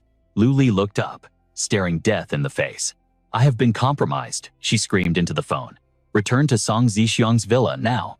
Back on Chenbai's screen, a notification popped up from Lu Huai. White Emperor, I've just joined. The archives provided a wealth of knowledge, yet one mystery remains.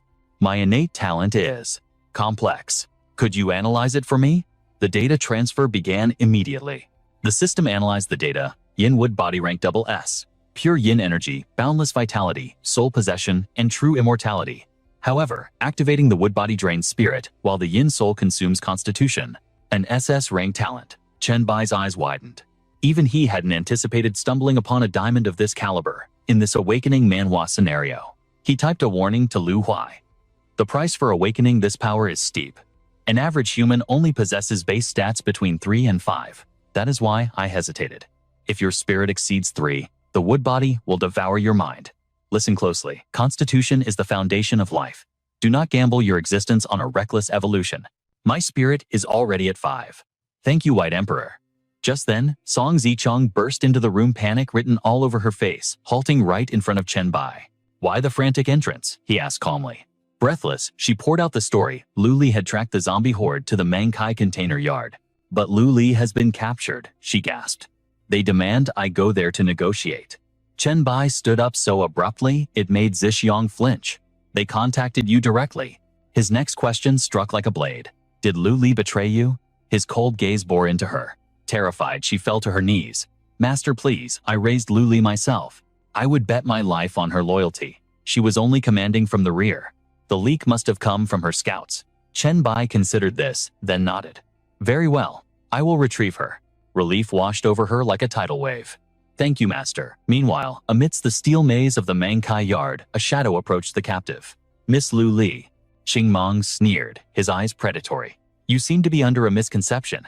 The only reason you are still untouched is out of respect for Song Ziqiang's face. If she submits to me, you become my servant. If she refuses, you all become my playthings. To emphasize the threat, he shattered his wine glass near her, the shards exploding like his patience. He leaned in, offering a fresh glass with a sinister grin. Come now, surely you won't refuse a toast. Spitting it out again would be unwise. Use the carrot or get the stick. Suddenly, a voice cut through the tension, calm and mocking. A figure sat nearby, casually slicing a steak. Such poor manners. Has it occurred to you that perhaps the lady simply dislikes the vintage? Xingmeng spun around, teeth grinding in fury. When did this insect get in here? Ignoring the rage, Chen Bai stepped forward, radiating the aura of a protagonist in a system manhwa. Hungry, Chen Bai asked nonchalantly. I have tested the steak. It is quite passable. The villain hesitated, sensing a dangerous aura. You are Chen Bai, gently fed Luli a bite. I am just here to bring her home. Even knowing the intruder's identity, Xingmeng didn't flinch, pouring another drink. Song Ziqiang sent you. Impressive. No, truly. You are the first to breach my perimeter without triggering a single alarm. Chen Bai didn't waste breath on banter. With a flick of his wrist, he severed the ropes binding Lu Li. He offered her a warm, reassuring smile. Go on. Ziqiang is waiting for you in the car. Blushing at her savior's strength, she whispered. Yes. Watching this, the gears in Xingmeng's head turned. So Xingmeng mused, Song Zisheng belongs to you, does she? Chen Bai met his gaze, eyes burning with dominance. She does. The villain stepped forward, clapping slowly. Interesting.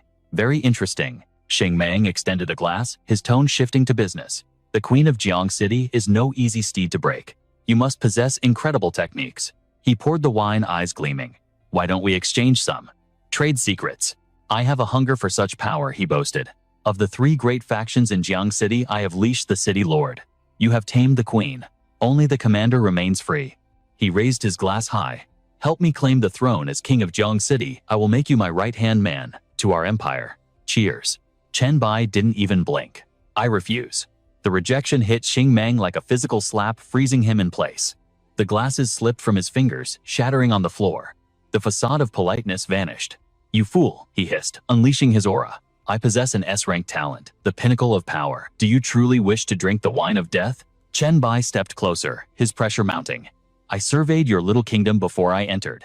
You aren't just scavenging corpses. You are harvesting the living to create abominations. That dark power you wield brings only corruption. Honestly, you should do the world a favor and die early. Chen Bai dropped the veil, letting his true terrifying aura flood the room.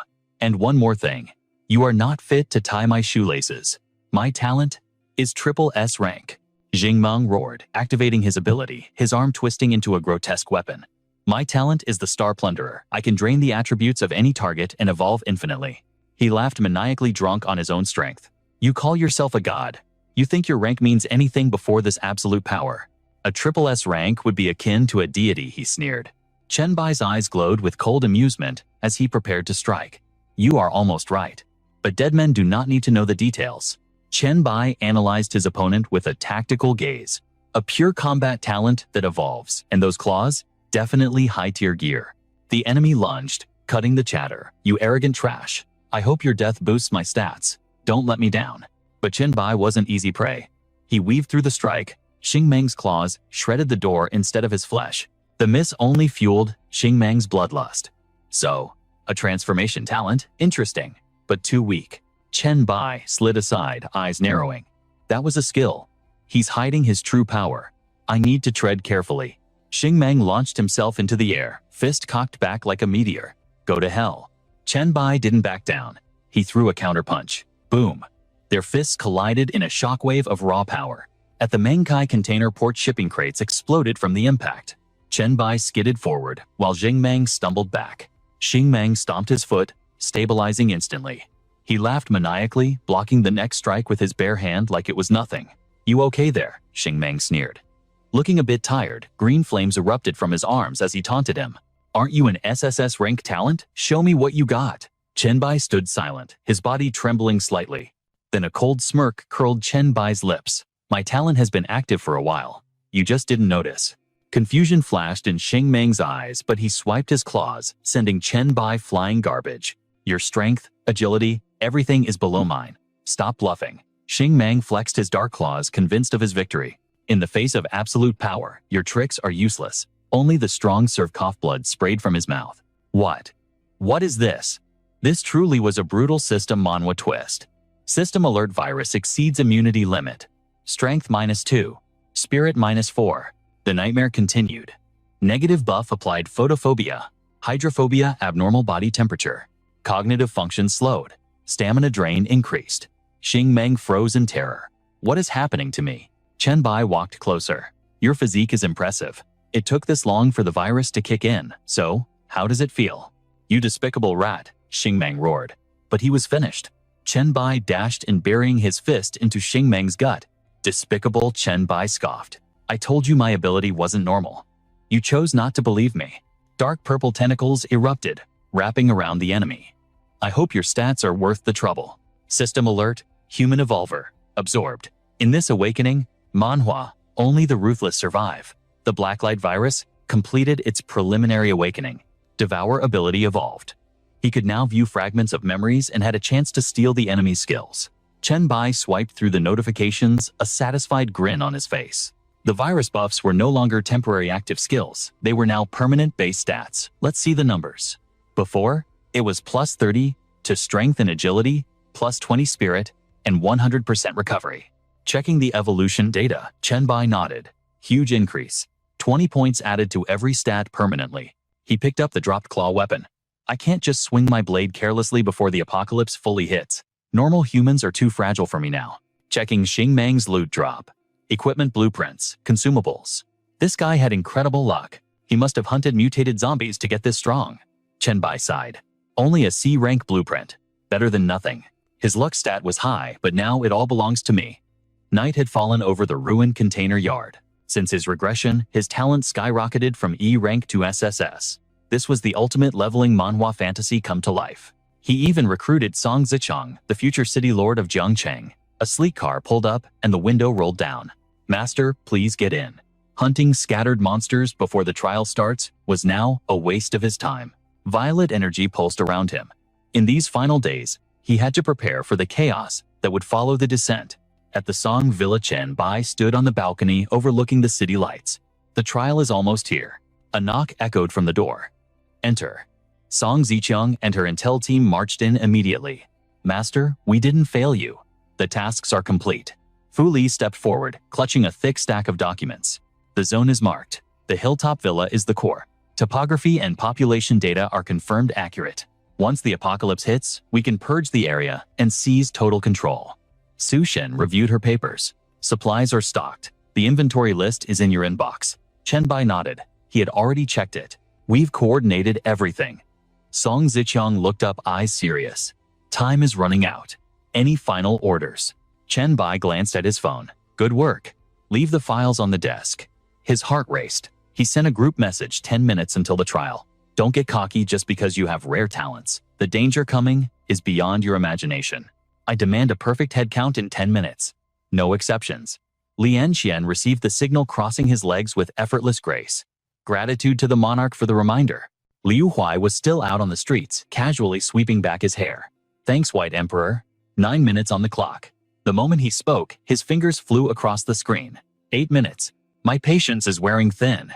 In the ruins of an abandoned district, Wu Ya continued the countdown. 7 minutes. Stay calm, tyrant. But unlike the veterans, Meng Meng couldn't hide her trembling fear. 6. My lord, I can't breathe. The chat group immediately erupted with reassurance. 5 minutes left. Don't panic, little sister. Just wait. The show is about to start. At that precise moment, Chen Bai offered a solemn suggestion. You should all take a look outside. In these final 10 seconds, he needed them to witness it. Because this peaceful scenery was about to become nothing but a memory. This world was standing at the precipice of the apocalypse. Time marched on mercilessly. 7. 6. Brother Song, frail by nature, shook violently at the sight. 5 seconds. Sister Xiang, I'm terrified. Stepping up as the protector, she whispered, don't be afraid. Silence swallowed the room. No one dared to speak another word. Lu Li clenched his fists until his knuckles turned white, his lips pressed into a grim line. 2. 1. June 15th. Midnight. The trial descended. The entire city crumbled into ruin as the moon was stained a blood-curdling red. The nightmare had officially manifested. The Blue Star apocalyptic trial had begun. The city skyline was reduced to rubble, and humanity lost its soul, tearing each other apart in a frenzy. To survive, humanity had no choice but to evolve. It was exactly like the logic of a leveling manhwa. Unlock talents, slaughter enemies, and hoard experience to ascend.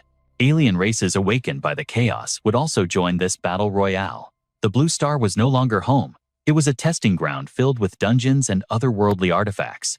Was this a catastrophe or a divine opportunity? That answer depended entirely on one's own power. Watching a plane nosedive into the earth, Chenbai declared his creed. Use every ounce of strength to grow. Evolve or die. Suddenly, the trial offered him an unexpected gift. Temporal hourglass integration complete. Initiating connection. It lit up instantly, leaving him stunned. The hourglass of time had recognized its master. But his instincts screamed danger. Not good. They're still here. No one can know about this artifact. He roared at the top of his lungs. Everyone get out! Now, Chenbai thought he had to hide his secret, but then he froze. The three of them stood motionless, their faces drained of color like statues. Chenbai scanned his surroundings in disbelief. The falling plane was suspended in midair, defying gravity. The impossible had manifested right before his eyes. He gasped, realization dawning. Time has stopped. The hourglass necklace floated weightlessly before him. It teleported Chenbai to a pocket dimension. In a flash, it dissolved into particles of pure energy surging into his body. A system notification flashed. Temporal hourglass connection successful. Reading the wall of text on the holographic panel, the truth hit Chenbai. He had returned to the past. It was true. The hourglass had granted him a regression. But there was more. This state could be saved and loaded. The stats on this thing were god tier. Chenbai had drawn the ultimate lottery of skills. A confident smile played on his lips. A life-saving skill this powerful, and the cooldown is only 1 hour. Leaving the private dimension, reality snapped back into motion with Ziqiang's voice. I felt like you just called out to us, Master. Did you have orders? Or was I hearing things? It was the perfect cover. Chenbai nodded. You weren't mistaken. Everyone verify the safety of the villa immediately. The night is full of terrors. Tell everyone to stay on high alert. We begin the purge at first light. With the boss giving orders, Ziqiang and Lu Li responded in unison. Yes, sir. The next day, skyscrapers burned and black smoke choked the sky above Song Ziqiang's villa. Corpses of the undead littered the grounds. Big Sister was fired up. She wielded her blade, activating Amethyst I-Rank S, converting objects into crystal or transforming herself for absolute offense and defense. Power scales with spiritual strength. This is the Crystal Ocular Jutsu. You can inspect target attributes and modify effects based on the gap in spiritual power. Target common zombie. Agility 3. Physique 4. Spirit 0. Status adult male zombie. Infected by the Z virus. Weakness. The head. In a blink, Ziqiang delivered a strike. So fast it severed the head cleanly from the neck. Amidst the ocean of zombies, a silhouette moved with hair fluttering in the wind. Lang Xiang crouched, activating the way of the assassin. Breath concealed, presence erased, sensitivity increased. Darkness agility plus 30%. First strike attack speed plus 100%. Meanwhile, Wu Ya unleashed a devastating blow that sent smoke billowing. He used a butcher's cleaver to decapitate the undead hordes, sending bodies flying with a single swing. One side handled the slaughter perfectly. On the other side, in the main hall of the villa, a bodyguard in glasses rushed in panic in his eyes, carrying a victim. Survivor wounded Su Shin. The healer reacted instantly. Inject the antivirus serum. I'll stabilize him now. This was the skill hyper-regeneration. It drastically boosted recovery speed for wounds and stamina, and could be cast on allies.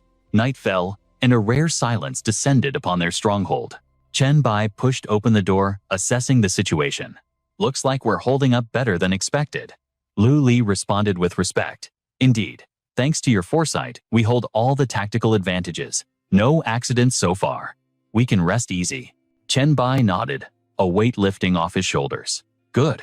I leave this place in your hands. I have unfinished business. Without wasting a second, he vanished, leaving behind a trail of deep blue energy. Lu Li stood there, bewildered but loyal. Yes, understood. On the mountain roads of Shandong, Chenbai moved at supersonic speeds. In the early stages of the apocalypse, technology like cars and guns were useless scrap metal. But with my current agility, I should make it in time. On the first day, the sky fell before my regression. I saw that thing. A symbol appeared above Jiang City University. It took me a long time to understand what it meant back then. I lived with the regret of missing it every single day. Chenbai's expression hardened with resolve. This time, I will not let destiny slip through my fingers. His target was locked, Jiang City University. Standing in the center of the campus, he raised his hand, siphoning the life force from the surrounding corpses. Everything was proceeding according to plan. I'm here. This is the place. Every awakened human would kill to see this sigil. The mark that signaled the descent of a god's avatar. He sprinted toward the light. It was close. It was right in front of him. Just as he was about to step into the circle, footsteps echoed, blocking his path. Hold on there, Awakened One. It's rare to see a kid this powerful in the tutorial phase. I am a humble merchant. Are you interested in making a trade? Hearing this, Chen Bai's eyes lit up with recognition. Absolutely. It would be my honor to trade with someone like you. I am truly humbled. The mysterious figure opened his hands in a gesture of welcome. To the untrained eye, he seemed like a simple merchant, but the air around him hummed with power. A rare encounter indeed. Chen Bai's voice trembled with excitement. I have heard the legends of your renown, gazed upon your symbols, and waited lifetimes for this very moment. Kind, fair, generous, wealthy, and all-powerful. Chen Bai placed a hand on his chest, bowing respectfully. The figure's eyes sharpened, a dangerous smile playing on his lips as he declared his true identity. I am the god of trade. Lido. The scene shifted to the ruins of Zhangchang University. Lido pulled a gleaming green card from thin air, clearly pleased. You flatter me, young man. You flatter me too much. I feel a strange destiny between us. Take this as a greeting gift. He explained the card's power, a staple in any good system manhwa. This is the golden member card of the Goblin Merchant Guild. Purchasing items at the Goblin Guild will grant you exclusive discounts. Chen Bai muttered internally, masking his cunning. I met him in my previous life.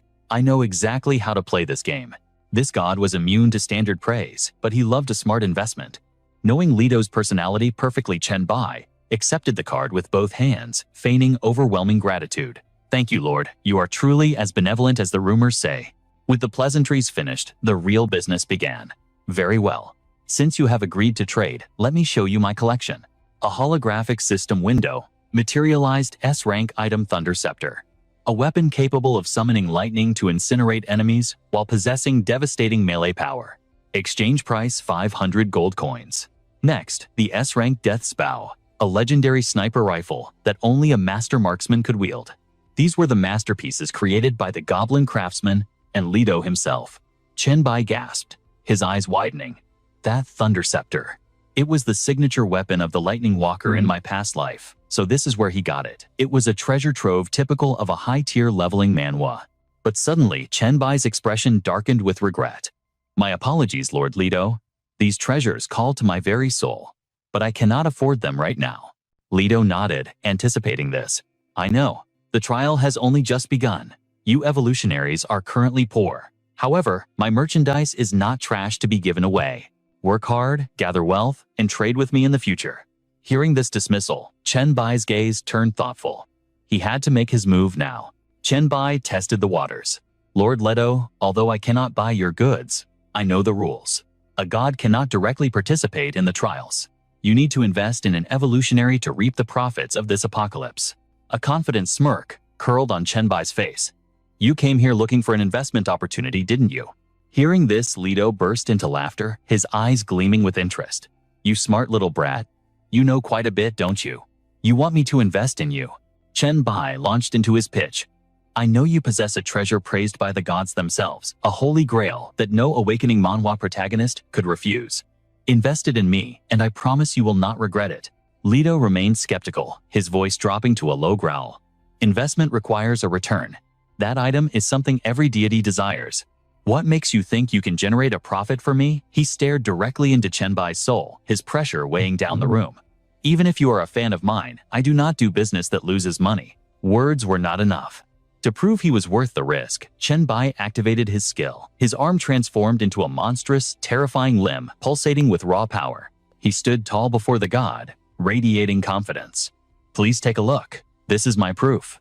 Witnessing the transformation, Leto clapped his hands in delight. Marvelous, an SSS-rank talent. This is unique, far superior to the common talents I have seen. The god tilted his head, a predatory grin on his face. This trial is indeed interesting, truly seductive potential. However, I did not plan to release that treasure so early in the game. Lido stood up slowly, his tone half joking, half threatening. Decided. Listen well, brat. I will give you one chance. You must cherish this opportunity. If I hadn't seen that talent, and if your body didn't carry that faint aura of divinity, I would never have agreed. Unable to believe his luck, Chen Bai cheered. I secured the investment. But Leto raised a hand, silencing the celebration. No. It is still not enough. Talent does not guarantee a future. Among the gods, there are many who started with merely A-rank talents yet ascended to greatness. Leto laid down his ultimatum. To receive my highest investment, you must prove your value through strength and growth. The system chimed instantly. A new quest appeared. Mission alert. The Goblin God of Trade Leto has issued the final investment quest. Round 1. Difficulty SSS rank. Do you accept? Chenbai didn't hesitate for a second. His voice was steady and iron-willed. Accepted. Leto produced a single gold coin. When the task is done, use this coin to summon my projection. He flicked the coin toward Chenbai. I hope you won't keep me waiting too long, kid. Chenbai caught the coin with 2 fingers, a sharp glint in his eye. Then he made one final request. Lord Leto, could you at least show me the treasure that the gods covet? Leto did not refuse. He unfurled a golden scroll, the light blinding. Naturally, the system window displayed SSS rank special item. Dual class scroll. It granted the user the ability to hold 2 full classes simultaneously, double the attribute growth, double the stats, and 2 sets of skills active at once. Chenbai stared in awe, whispering 2 classes. That was enough. Leto snapped the scroll shut, hiding the ultimate prize. All right, brat. The transaction is over. I must be going. Leto turned to leave a mysterious smile on his face. Today's harvest was unexpectedly delightful. I hope you survived the trial. As soon as Leto vanished, the mission panel expanded. This was the classic setup for an epic manhwa recap.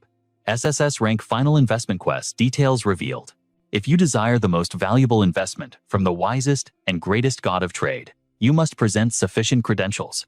Talent is merely a stepping stone. Capability is the capital for investment. The objective appeared. Locate a hidden dungeon within the special zone Jiangcheng University. Defeat the creature that has caught Leto's interest, harvest a specific part of its body, and deliver it to him. Reward content and interpretation rights of the reward belong to the Goblin God of Trade Leto. Chenbai chuckled dryly. Interpretation rights belong to him, truly, the God of Trade. Chenbai fell silent, recalling the legends. In his past life, Leto's reputation was sterling. If he completed this SSS mission, the god surely wouldn't mistreat him. The scene shifted. Chenbai walked down the ruined university corridor, scanning the area. Strange, he muttered. Jiangcheng University has a hidden dungeon in the early apocalypse. It must be concealed deep within the shadows. I never heard of it before. He paused, hand on his chin, his mind racing to solve the puzzle before the real danger began. Chenbai landed on the asphalt, hesitating for a split second on where to begin his conquest. The scene shifts to the Jiang City University Gymnasium, where a nightmare was currently unfolding. The female students had been spared the physical torture, but the male students were being pulverized into bloody pulps by the oppressors. Tom crushed a student in a white shirt beneath his boot, a twisted grin on his face as he commanded, "Strip down, all of you. Put on a show that entertains me, and beg to become my slaves." His sneer deepened as he delivered his ultimatum, "Refuse and I will grant you death. Do you understand, you low-level trash?" But one student had a spark of defiance left, screaming, "Keep dreaming, you bastard." The air grew heavy. Tom clenched his fist, his eyes glowing with a blood-red light like a demon hungry for a kill. His voice dropped to a terrifying growl. "If you have a death wish, let me grant it. Don't worry. I'll make sure your end is comfortable." Sensing the impending slaughter, a brunette stepped forward, trembling as she tried to intervene. "Tom, stop. You've gone too far." Tom didn't hesitate. He backhanded the delicate girl with brutal force. "Get lost, you bitch." But suddenly, boom. The gym doors exploded inward, creating a massive cloud of dust that froze everyone in place. Chenbai stepped through the smoke like a god of war, his gaze colder than ice. "Hey, foreign trash, are you the one beating on these weaklings?" Oblivious to the Reaper standing before him, Tom smirked arrogantly. "That's right, you got a problem with that." In the blink of an eye, Chenbai vanished. He reappeared instantly in front of Tom, delivering a devastating blow to his core. Then perish. A lackey with curly hair charged in to help, only to explode in a mist of red. Hot blood splattered across the girl's face, freezing her in absolute terror and shock. Chenbai crushed the attacker's skull with his bare hand, then casually turned to the crowd like nothing happened. "Listen up. Any of you study medicine? I need to find something." He needed a guide familiar with the medical labs. The students murmured amongst themselves, "Medicine? Who here studies medicine?" "I'm engineering. I'm languages." Suddenly, a finger pointed at the blonde girl. "She does. She's a med student." Panic seized her as she stammered, "No, please don't kill me. I didn't hurt anyone." She tried desperately to save her own skin, babbling, "I actually love the people of Dragon Country. Look, I'm white and blonde. I'm very friendly to you guys." Her pathetic pleading made the crowd snicker, while a dark-haired girl looked away in second-hand embarrassment. She dropped to her knees, whispering, "Please spare me. I'll do whatever you want." The dark-haired girl finally spoke up. "She's telling the truth. Only those two guys were the monsters." Chen Bai let out a faint chuckle. "I know." Outside the gym, the golden light of a new era, or perhaps the apocalypse, illuminated the sky. He pointed a finger at the blonde. "You stay. The rest of you get out." He instructed them to follow the trail of corpses he left behind to the East Mountain Villa area. "Tell the people there that Chen Bai sent you. They will offer you sanctuary." A student in a blue shirt hesitated. "Go now, but the campus is crawling with zombies." A girl in pink added, "And the villa is miles away." Even the dark-haired girl looked uncertain. Chen Bai pointed confidently at the path he had carved. "I've already slaughtered most of the undead on that route. If you survive the journey, you might just awaken as an evolved human." His expression darkened his aura, becoming heavy and oppressive. He delivered a warning that sounded more like a threat. "If you're too cowardly to face a few zombies now, just wait until they evolve on a massive scale. You'll be nothing but dead meat." Terror washed over the group, but the girl in the blue shirt found resolve in his words. She nodded, eyes filled with determination. "I understand. Thank you." As the group left, the blonde med student lingered, trembling. "Can't I go with them? Why keep me here?" Suddenly, a strange thought crossed her mind, and her cheeks flushed crimson as she mumbled, "Wait, could it be?" She stepped closer, her fear replaced by vanity. "I see. You Dragon Country boys have a thing for beautiful foreign girls, right? That's why you kept me. You didn't have to be so rough, but I accept." Chen Bai scoffed. "Don't flatter yourself. I have zero interest in your body. I told you I need a guide to the medical school to retrieve something." She wanted to crawl into a hole and die of shame. "Oh, sorry. I was just panicking." My ears were ringing. Desperate to regain some dignity, she shouted, "But don't insult my virtue. I'm not that kind of girl. No one has ever touched me. I can prove it." He gave a dismissive smirk. "Sure, that's great." Scene shift: Jiang City University Gymnasium. After climbing endless flights of stairs, she gasped for air. "Hey, I can't. Take another step. Let's rest."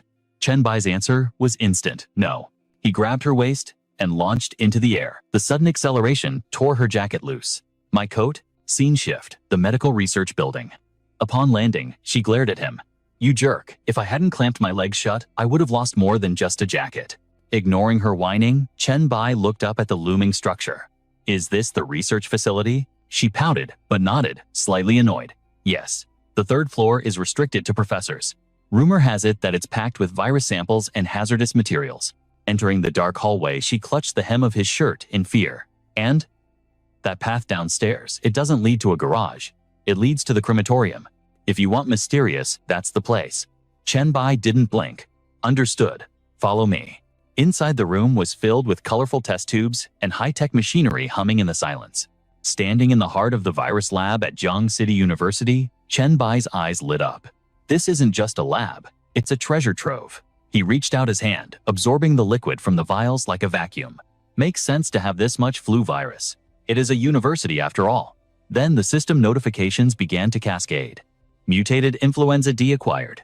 Heat sensitivity detected. Virus points +5. Influenza B acquired. Points +0.3. Influenza A acquired. The interface flashed a new alert. Sufficient viral load collected. Use points to upgrade the plague skill. This was the classic power fantasy of a system manhwa, where even disease becomes strength. Reading the notification, a spark of interest lit up his eyes. Upgrade the common flu into a combat skill. Now, this is interesting. He didn't hesitate. System activate upgrade. A golden notification flashed. Upgrade. Successful. He unlocked the influenza skill. Chen Bai scanned the new data. I can release viral loads to infect targets within range. This was the beginning of a true leveling manhwa legend. Infected targets suffer stat reduction and debuffs. Even a simple sneeze can interrupt spellcasting or charge attacks. The crowd control potential was insane. Effectiveness scales with the target's biology. Chen Bai let out a dark chuckle. Magnificent. Who knew a sneeze could be a weapon of mass destruction? He mentally cataloged known pathogens. I ignored biological warfare in my past life. His eyes narrowed. I need to focus on viral evolution to break through my limits. The realization hit him. This is the terrifying potential of an SSS-rank talent. He recalled Li Du's warning. The Earth Spirit Trial is a death trap. I can't save points now. He made his choice. I need raw power to survive this nightmare. He opened the Blacklight Virus skill tree. Unlock passive wall walk. Now, he could defy gravity clinging to surfaces like a spider with god-tier balance. Unlock passive combat focus. His dynamic vision sharpened instantly. The world seemed to slow down around him.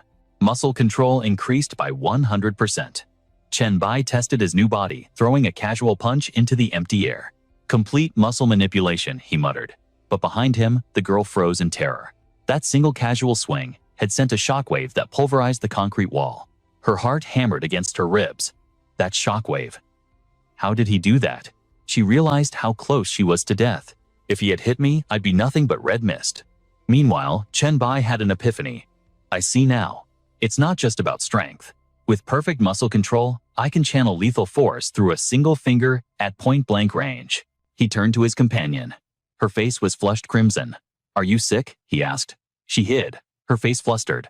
No, it's nothing. Chen Bai shrugged off her awkwardness. The item isn't here. Let's head to the anatomy lab. They descended into the pitch-black underground archives. The girl trembled. Chen, there's no power down here. It's suffocating. Halt. Chen Bai froze.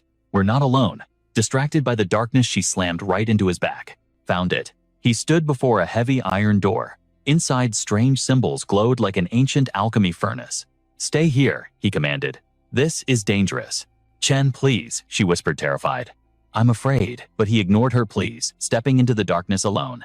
System alert. Enter dungeon cooling incinerator level requirement. 5 to 10. Chen Bai didn't blink. Confirm. He placed his hand on the cold metal. Welcome to the hidden dungeon. Clearing this cooling incinerator will grant you permanent ownership. Time limit 2 days. Failure results in the dungeon vanishing forever. No wonder this place was a secret, Chen Bai mused. It's a one-time offer. Suddenly, the corpses on the steel slabs twitched. Dead eyes snapped open. Chen Bai's aura flared. Showtime. The undead horde lunged at him like starving beasts. Chen Bai didn't retreat. He became a blur of motion, striking first. Boom, 1 hit, 1 kill. System level 5. Undead slain. 400 experience points gained. But a shadow lunged from the ceiling, a sneak attack. He took the hit, but smirked. You should have all attacked at once. He analyzed the enemy. A ceiling ambusher. Too bad your wind-up is too slow. Dai Chen Bai launched himself upwards, slamming the creature into the concrete ceiling with bone-shattering force. System level 7. Chimera Spider slain. 1,000 experience points gained. Incredible, Chen Bai grinned. This dungeon is an XP goldmine. The room crawled with twisted abominations. Fear? No. Chen Bai felt only excitement. Yes, more. Come at me. It was a massacre. He tore through the horde like a god of war. The system notifications rained down like a waterfall. EXP gained. EXP gained. A golden light enveloped him. Congratulations. Level up, 2 free attribute points acquired. He stared at the final sealed door. Your minions are dead. Stop hiding, silence. Fine, I'll drag you out myself. Suddenly, the metal groaned. A grotesque mountain of flesh oozed into the room. For the first time, Chen Bai's instincts screamed danger. What is that abomination? My instincts are never wrong. That thing is lethal. He couldn't let it evolve. I need to end this now. Chen Bai launched a devastating strike. The beast blocked his attack with terrifying speed. Take this. He unleashed the virus. System alert. Target immune. What? The creature countered. A heavy blow slammed into Chen Bai, sending him flying. Critical hit. The flesh pile mutated, towering over him, a true bioweapon. It charged. Chen Bai activated hyper-regeneration and barely danced out of death's path. A manic grin spread across his face. Finally, since my reincarnation, nothing has pushed me to my limits. He cracked his neck. Don't die on me too quickly. I need a warm-up. 1 hour later. Blood dripped from Chen Bai's face, but his eyes burned with intensity. Interesting, he panted.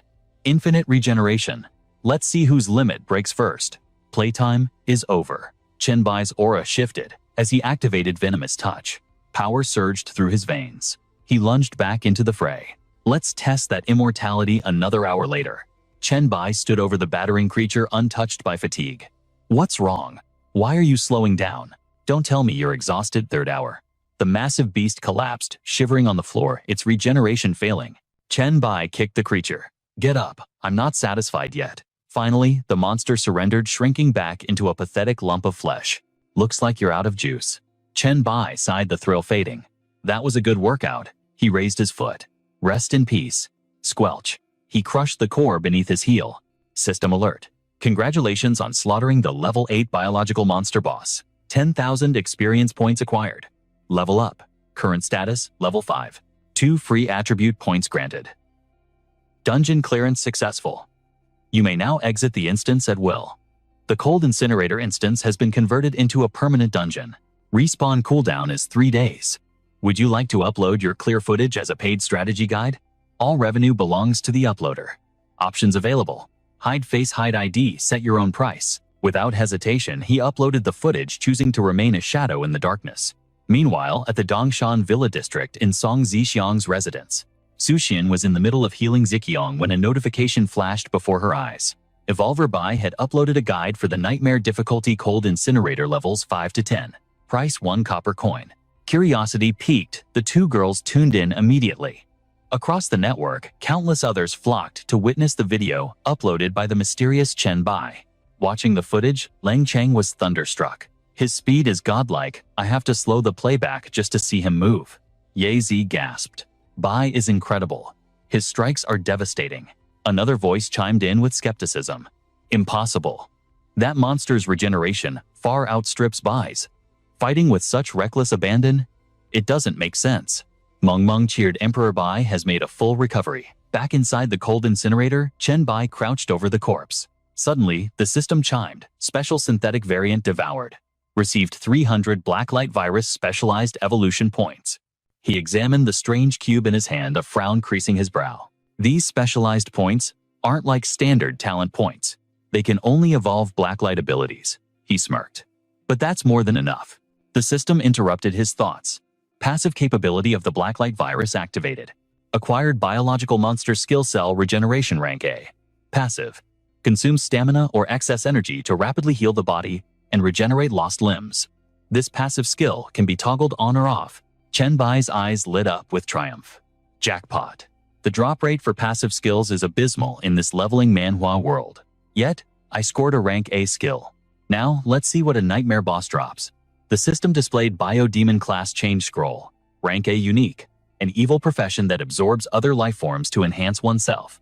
It possesses the ability to stimulate its own cellular structure, drastically boosting strength and regeneration capabilities. Warning. Excessive absorption may lead to genetic breakdown or mutation. Requirements. Level 10. Evolver, 15.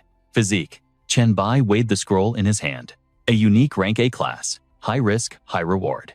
But with my blacklight virus, the downsides are negligible. Next came the Gene Essence rank C perfect grade. Consuming it grants a massive permanent boost to physique. Limit 1 per evolver. He popped the cap. Not bad at all. He downed the serum in one gulp. As the liquid burned down his throat, the numbers rolled in. Permanent strength +2. Physique +6. Agility +3. He plucked a strange, skin-like membrane from the floor. This texture. Is it a special prop or a piece of equipment? The system identified it immediately. Skin of the Faceless Man.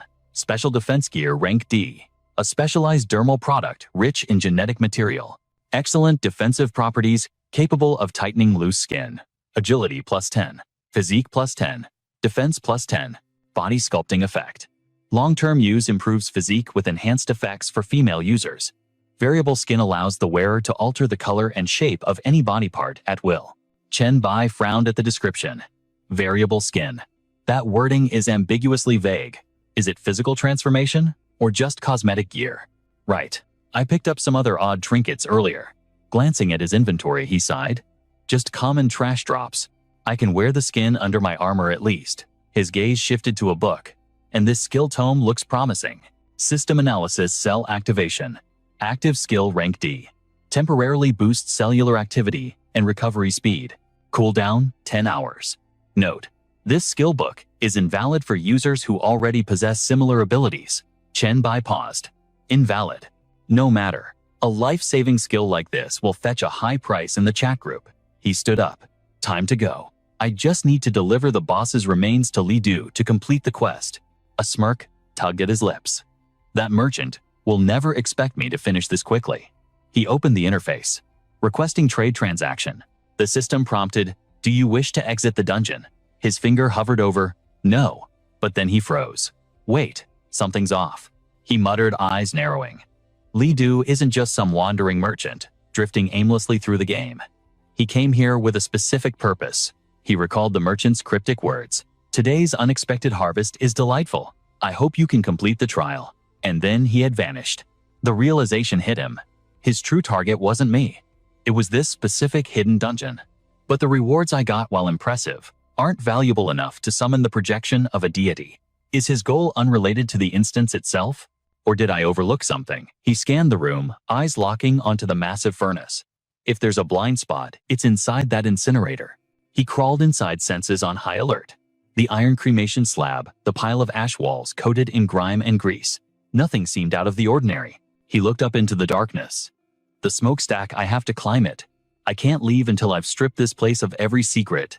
Channeling strength into his legs, he launched himself upward, running vertically along the soot-stained walls. This chimney goes on forever. It's far taller than the building outside. Finally, he reached the summit. A dead end. Chen Bai's heart sank. A sealed roof. Was there really nothing here? Impossible. Suddenly, a grotesque face emerged from the blackened bricks. Instinct took over. He slammed a fist into the visage, then froze. A system window popped up. Item face. Origin of the incinerator's anomaly unknown. Appearance facial structure. Function possesses miraculous unexplained properties. He stared at the description. It's an actual item. The will of all things cannot be spoken. And look at those question marks. This could be a fragment of an SSS-Rank artifact. Or something touched by the gods. Chen Bai grinned, staring at the mask-like object. A true treasure.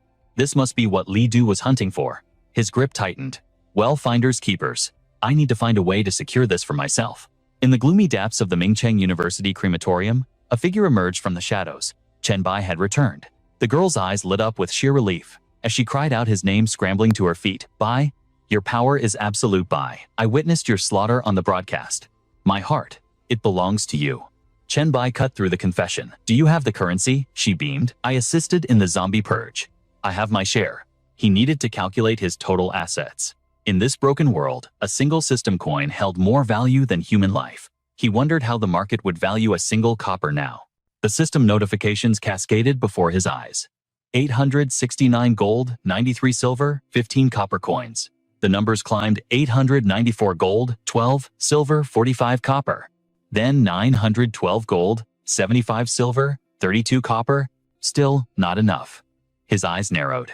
He needed exactly 1,000 gold coins to unlock the dimensional warehouse. It was the only sanctuary protected by the will of the universe itself, capable of severing all external detection.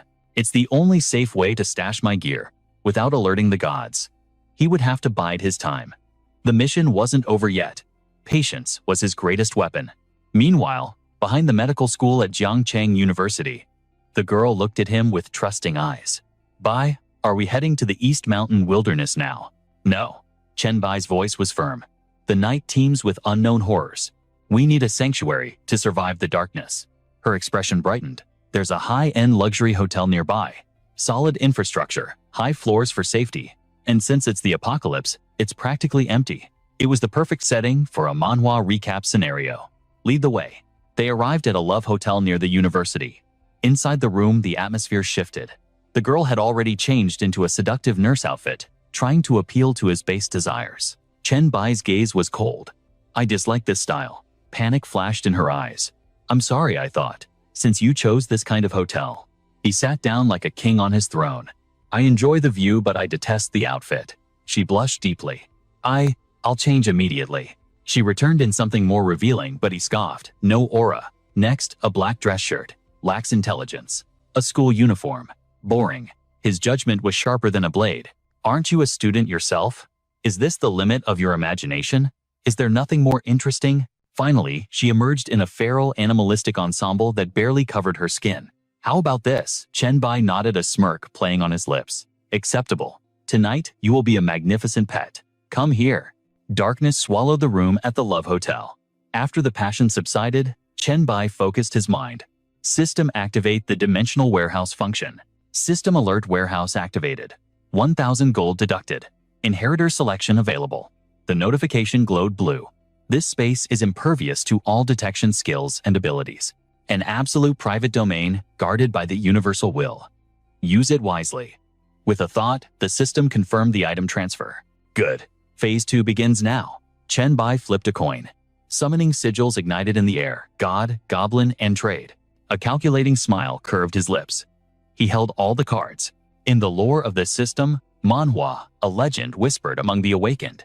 When trading with Leda, emotion is currency. The god observes the trader's state to adjust the rewards. Chen Bai knew this game well. To Leda, I am a high-value asset. He toyed with the item in his pocket as the sigil faded. The goblin god Leda materialized.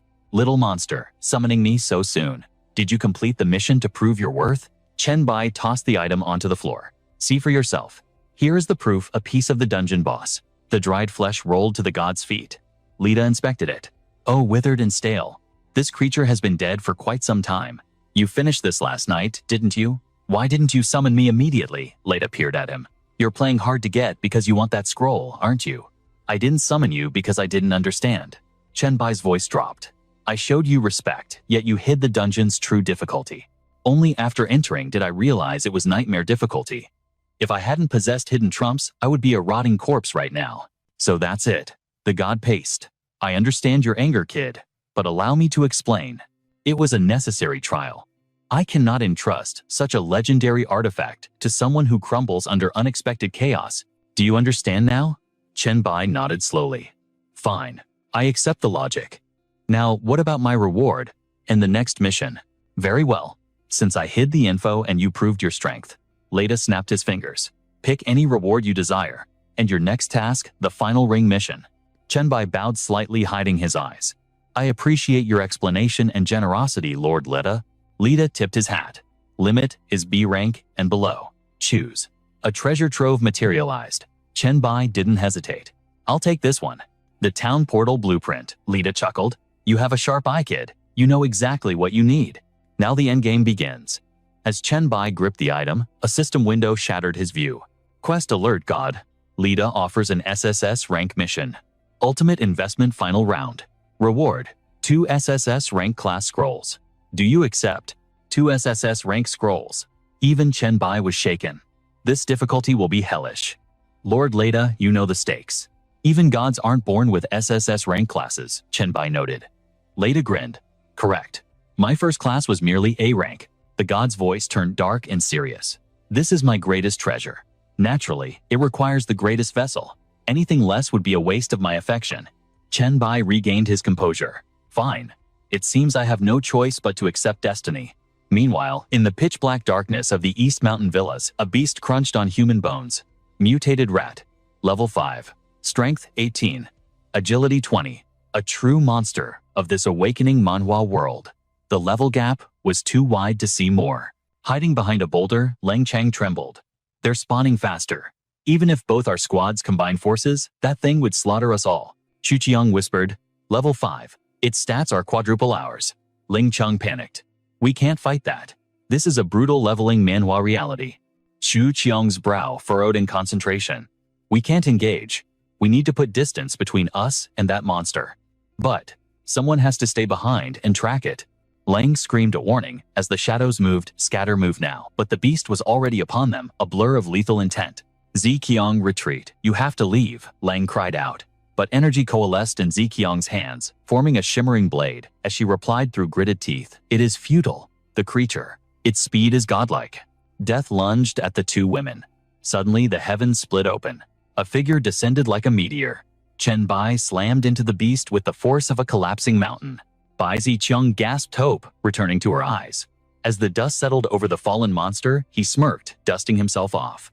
Looks like my timing was impeccable, wasn't it? He turned to Lang. Handle the cleanup crew.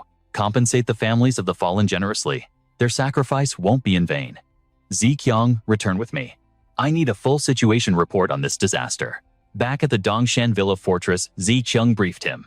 While clearing the corpses, we found mutant rats. Over 3 feet long. They swarmed us. Chen Bai narrowed his eyes. So the breach started in the eastern sector. Lu Li stepped forward, head bowed in shame. Forgive me, master. The beast tide was sudden. We lost 6 supply warehouses in the chaos. The death toll has surpassed 100 souls. Here is the casualty report. Her hands trembled slightly as she offered the file. He took the documents, his expression unreadable. None of you are to blame. You have fought without rest. Go now. Recover your strength. Lu Li bowed deeply. I will hunt down the remaining vermin and find their nest. Zi Cheng smiled softly. Your dedication is admirable, but you need sleep. However, the master needs attending to. I have a recommendation. Very well, he nodded. Zi Cheng turned to the door, her voice echoing slightly. Ling Yu, you may enter. The door creaked open, revealing a silhouette with dangerous curves. Ziqiang gestured to the newcomer. This is Qin Ling Yu. We rescued her from the ruins. She was a top-tier attorney before the world changed. She can draft your laws, build your empire's structure, and she is willing to belong to you entirely. Chen Bai waved a hand. Qin Ling Yu stays. The rest of you dismissed. The room emptied, leaving a heavy silence. Ling Yu finally spoke, her voice trembling like a leaf.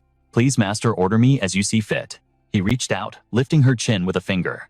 I hear lawyers possess sharp tongues and sharper wits. Why don't you show me exactly what you can do? Her eyes shimmered. Yes, master. She sank to her knees, face flushing crimson, and whispered, thank you for this honor. Chen Bai reclined on the sofa, shirt unbuttoned, radiating satisfied energy. Your technique is exceptional. I am quite pleased. He stood walking to the panoramic window, overlooking the ruined city. Come here. Ling Yu blinked, confused but obedient. Yes. She approached slowly. Chen Bai stared into the distance, his aura commanding. Listen closely. I am about to dictate the laws of this new world. She turned, accentuating her figure, but looked apologetic. Forgive me, master. My hearing faded. It is a side effect of my level 8 focus skill. It enhances my cognition. When I activate it, my processing speed and sensitivity skyrocket, but my brain filters out all external noise to maximize efficiency. As the tension in the room dissipated, their gazes turned outward. Chen Bai began to unveil his grand design. I brought you here to see my domain. The Dongshan Villa, the high-tier mountainside residences, and the common settlement at the base.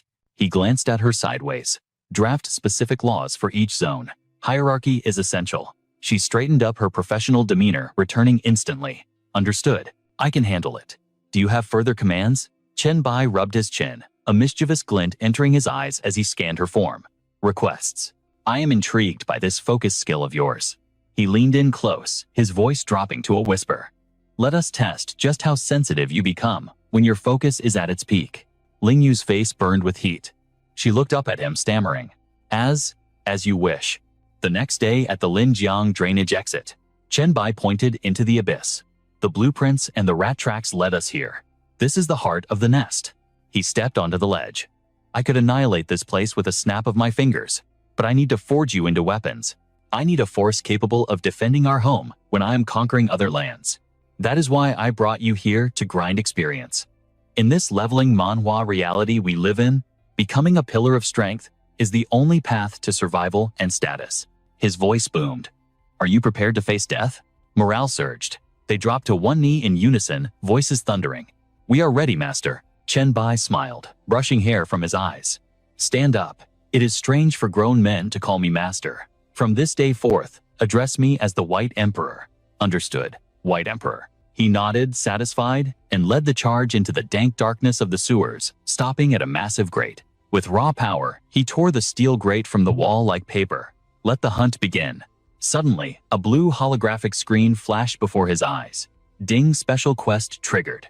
Dwellers of the Deep, he read aloud. He looked back. Did the system grant you the quest as well? They checked their status screens. Yes, we see it too. Leng analyzed the text. Objective: eradicate the mutant horde and slay the Rat King. Secondary objective: investigate the mutation's origin. Rewards are pending completion. The team tightened their grips on their weapons. Confirmed. White Emperor, our parameters match yours. With preparations complete, Chen Bai led them into the abyss. The darkness here is suffocating, Zichong whispered. Good thing I prepared flares. Leng looked around, frowning. Does this place not seem suspiciously clean? A skittering sound echoed from the shadows. Chen Bai's eyes sharpened. He raised a hand. Hold. We are not alone. Screech. A tide of mutant rats exploded from the corner, fangs glistening with venom, eyes burning with hunger. Chen Bai crouched, his body morphing. One arm swelled into a titan's hammer, the other sharpened into a razor-edged claw. He grinned. Now this is a target-rich environment. The squad surged behind him, boots splashing through the muck. Violence erupted. Blood and fur flew through the air. as the White Emperor began his slaughter. Ziqiang charged after, Chen Bai, sword drawn, and battle cry ringing out. Everyone attack. If they're still breathing, double tap them. The rear guard followed close behind, finishing off the dying beasts. A sharp-eyed hunter in the back shouted with glee, "Jackpot, I found a piece of rat skin equipment right here." Moments later, the squad took a breather. Ziqiang scanned the area and whispered, "We cleared this section in record time. 16 pipe zones down. We're closing in on the source." Chen Bai nodded in confirmation. As the rear team regrouped, the scout pointed at a looming shadow around the bend, voice trembling. "Incoming, it looks like. Just a single target." Ziqiang chuckled, eyes lighting up with eagerness. "Just one. Step aside, let me handle this pest." Chen Bai sat back, letting her take the lead, but tossed a casual warning, "Don't get cocky. Use your detection skill first." She scoffed confidently. Obviously, her eyes narrowed as she activated her ability. Crystal Vision. A holographic ring materialized before her gaze, scanning the enemy's aura. But as the data flooded in, her confidence shattered. "Wait. Something's wrong. It's a boss A. Level 7 boss monster." Her voice shook with terror. "I can't read its full attributes. Strength is nearly 30, speed over 40, constitution." Before she could finish, a familiar blur of motion shot past her. "White Emperor, look out," she screamed. But her jaw dropped as Chen Bai simply flashed forward, delivered a single casual scratch, and the massive mutated rat collapsed instantly. Clatter. A glowing item dropped from the corpse. The Plague Shoes. E-rank defensive gear. Agility +5 poison resistance and crowd control reduction. It was part of a set plague, set 1 of 5. All attributes +1. Level requirement, 5. The description read, "Worn by the messengers of plague, spreading faith and death. Disease follows wherever they tread." Standing atop the massive carcass, Chen Bai scanned the system window, then looked at the card in his hand, muttering in confusion. "Set equipment? Since when does a Rat King drop set items?" With a thought, the gear materialized on his feet. He admired the craftsmanship. The grade is a bit low, but for a leveling manhwa protagonist, collecting the full set means god-tier stat multipliers. Chen Bai straightened up, gaze intense. The Plague Rat King is dead. Now, we just need to investigate the source to complete the quest. They pushed deeper into the next sewer section. Ziqiang scanned every corner, but found nothing, sighing in frustration. 5 sections, and not even a whisker, but Chen Bai's eyes darted around, sensing a disturbance in the mana. "Hold it. Wait here." Chen Bai stepped slowly into the toxic green mist ahead. With every step, the system notifications chimed like a slot machine. First absorption of spore virus. Virus points +10. First absorption of bubonic stimulant. Virus points +23. Rot virus absorbed +15. Mutated dark green spore virus +14. Black death virus absorbed +20. As the green mist vanished into his pores, Chen Bai stared at his palm. Finding germs in a sewer is normal, but the strains I'm absorbing now? These are alien to this world-classic awakening manhwa-style hazards. The concentration is lethal even for evolved humans. His eyes narrowed dangerously. The source is close. Making a decision, Chen Bai turned back to the group. "Ziqiang, you can't go any further. It's too dangerous. Retreat immediately." "Understood," she replied, instantly retreating without question. Alone now, Chen Bai stepped into the darkness, a thrill rising in his chest. This is getting interesting. The virus points are spiking with every step. Just how much power will I gain when I find the source? After a few more turns, he stopped. This is it. Ahead, a dried corpse hung suspended in midair, surrounded by dancing green motes of light. Chen Bai gasped. "It's a paradise of disease." He walked toward the center of the phenomenon. He paused, puzzled. A corpse. Is this dead body the source of the plague? He smirked, hand on his hip. No.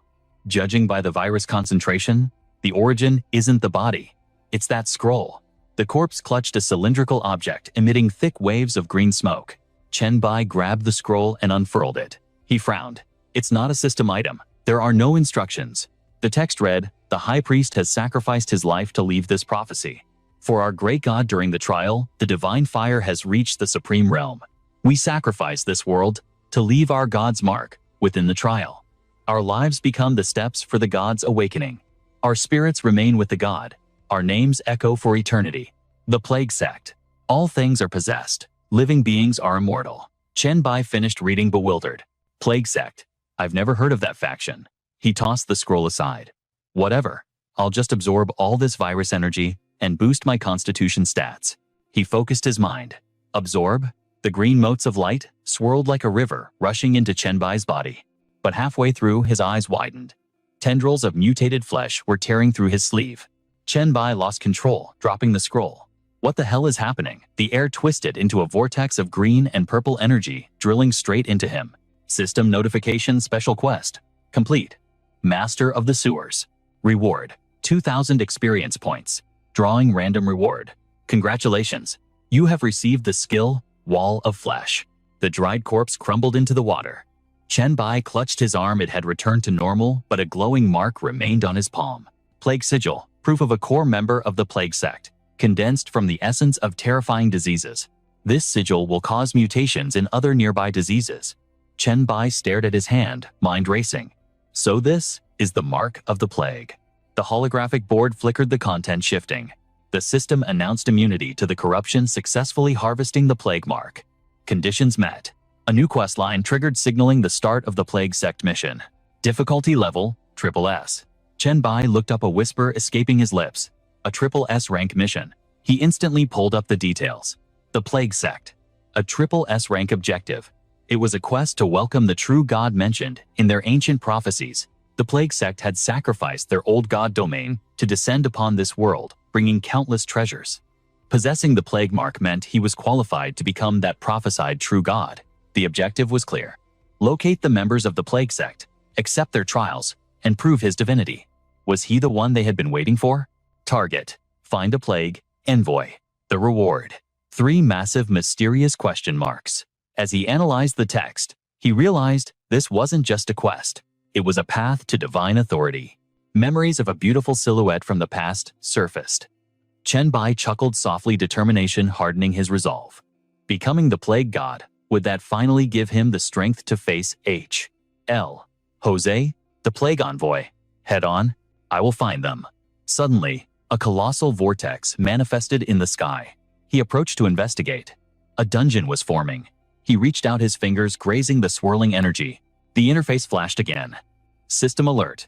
The Hell difficulty dungeon plague sewer is currently generating. The system displayed the countdown: 19 days, 23 hours, 58 minutes, and 59 seconds. Chenbai smirked his brow, furrowing in thought. Hell tier. This would make the nightmare level iron furnace look like child's play.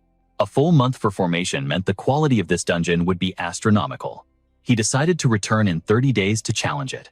With that, he turned and walked away. Outside, another vortex swirled into existence. Ziqiang touched it, checking the stats before calling out. The Dongshan Sewer Dungeon is complete, difficulty normal. Level requirement 1 to 10. Entry limit 3 times a day. Stepping out from the corner, Chenbai rubbed his wrist, whispering to himself. Levels 1 to 10, that's the perfect grinding spot for a leveling manhwa protagonist. Seeing him, she cheered. Master, you're back. I've already sent people to gather everyone for power leveling. We can't waste those 3 daily entries. Chenbai nodded, pleased. You did well. 20 minutes later, the team had assembled. He cleared his throat. Listen up. The sewer dungeon is cramped. It's best to enter in squads of 4 to 8. Your lives come first. Loot comes second. Is that clear? The group responded in unison. Understood. Briefing over, Chenbai turned to the group of girls nearby. All right, I'll join you for your 3rd run, but until then, you're on your own. Do not rely on me to save you. They quickly agreed. Understood, Emperor Bai. With the warnings done, he waved his hand. Form a party first, then join this chat group. Their system interfaces lit up. Notification Evolver. Number 1 Bai has requested you join the party. White Emperor Palace. Zichang gasped in shock. Your number 001. He spread his hands nonchalant. It's just a registration order number. What is there to be surprised about?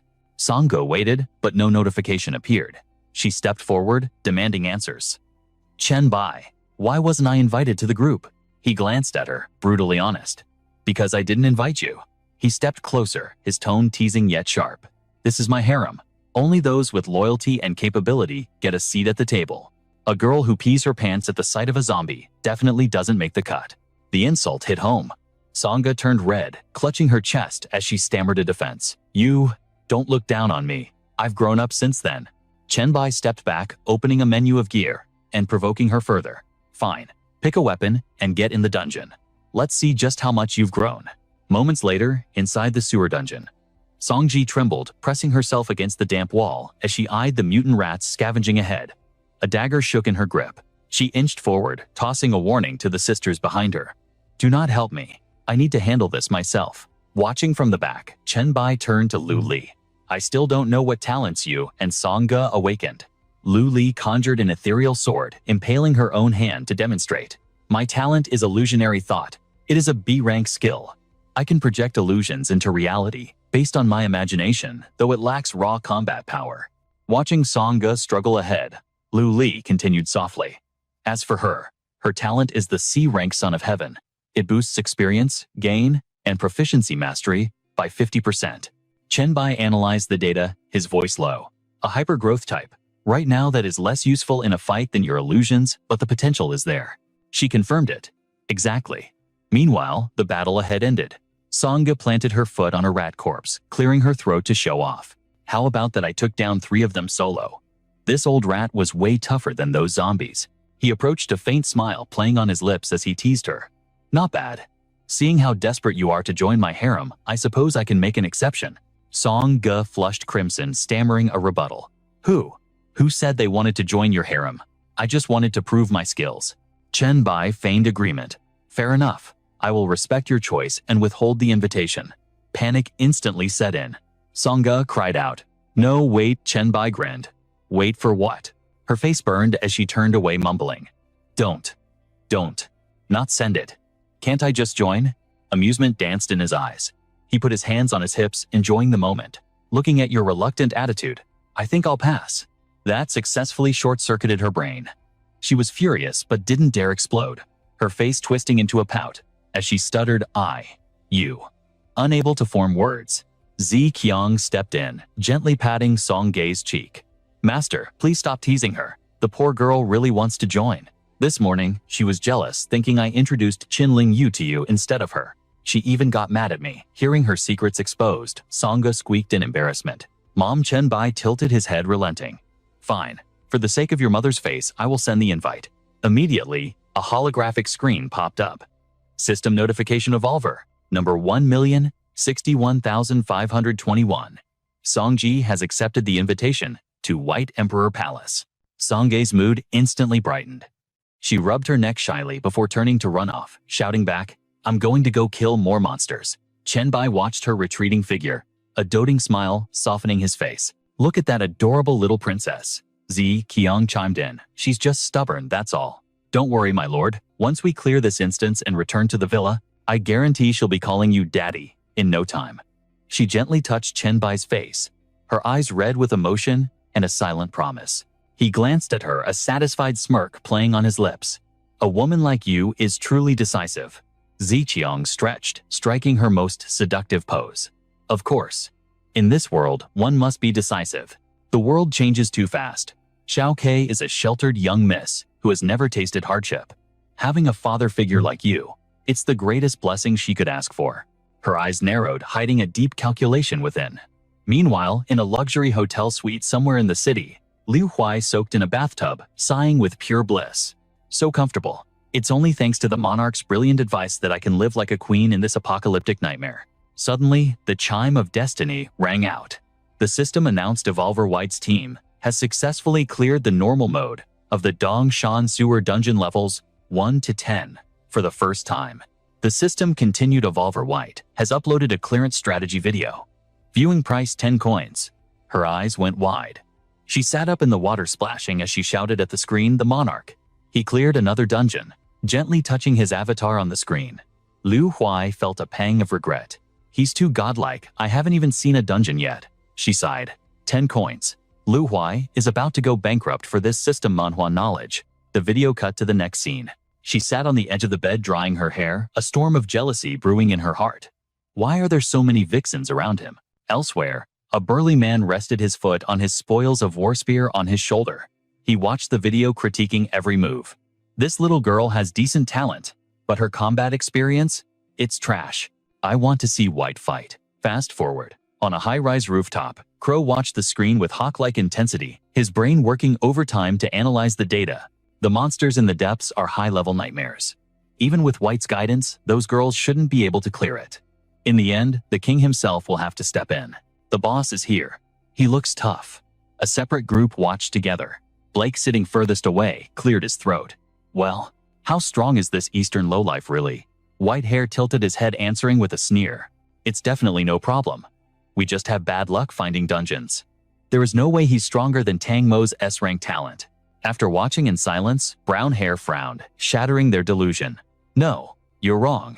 He just instant killed the boss. He is leagues above me. Back in the hotel room, Liu Huai flopped onto the bed, her eyes sparkling with adoration. That had to be an M-class boss. The monarch is a monster. His teaching method for those women, it's incredibly effective. She whispered a wish into the air. If only I were in the same city as the monarch. How wonderful would that be? I'm so jealous of those girls getting personal tutelage. Meanwhile, at Zai Qiang's villa inside the study, Chen Bai gave serious orders. Once everyone clears the dungeon, we'll be swimming in low-level gear. You Qin Ling and you Lu Li need to coordinate immediately. Establish the economic trading rules and equipment standards for the base. Ziqiang responded instantly. Understood. Any further orders? Pointing to the loot on the table, he said, I have something for you. Chen Bai emphasized. You understand how critical these items are. Correct. Ziqiang stayed silent, leaning in to inspect them, her eyes widening in shock. She picked them up, scanning the data.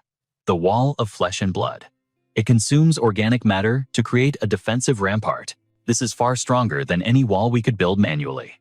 If used correctly, its intimidation power will be absolute. Picking up a scroll, Ziqiang murmured. Returns the user to the marked city within 10 seconds after use. Material-based effect. This is a life-saving treasure. With this, we can absolutely become the sole rulers of Zhang City in this awakening manhwa world. Picking up a suit, she continued, just change the form and it can become any equipment. He heard her brief summary and chuckled, teasing her. What's wrong? You feel like this isn't as important as the first two Zi? Qiang sat directly on the desk, leaning forward until she was dangerously close, defending her stance. How could that be? You are the true master of this domain. Therefore, an item that satisfies you is the most important of all. Chen Bai looked at the woman crawling across the desk, pressing against his chest. He smiled, asking casually, I don't understand women's items. Do you have a surprise for me? She pressed her hand against his chest, her voice dripping with honey. Oh, there is a surprise, but it's not me. Narrowing her eyes mysteriously, Ziqiang whispered, I told you. I want Xiaoke to officially call you daddy. Let me go help her. Prepare a bit. Please wait a moment, my lord.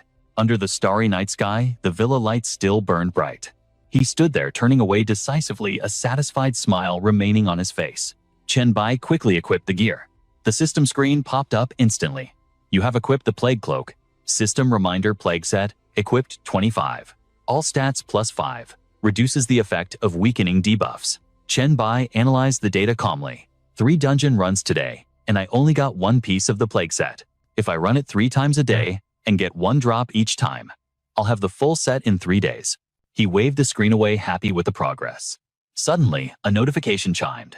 A member of chat group 001 wishes to send you a private message. Chen Bai had already stepped out and closed the door.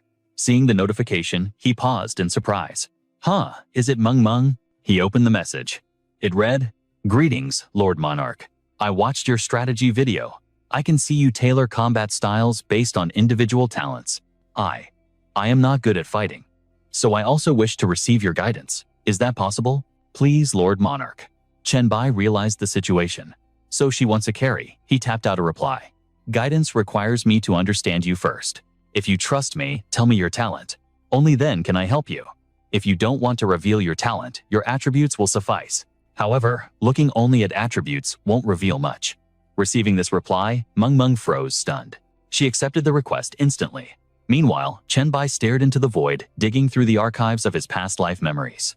In his previous timeline, the name Meng Meng never once surfaced. But if she's part of the pioneer group, her innate talent must be decent at the very least. But the moment he glanced at the system screen, his eyes nearly popped out of his skull. Her dreamscape points were sitting at a staggering 31. Chen Bai froze his mind, racing to process the impossible. An SSS-rank talent. That's the kind of supernatural power with infinite growth potential. How could a powerhouse like this remain anonymous? In this brutal leveling manhwa world, she must have perished early in the previous timeline. He needed answers fast. Tell me exactly how your talent functions, he typed. Meng Meng didn't hesitate for a second. Of course I'll explain everything. My skill dream allows me to enter a dream dimension identical to reality.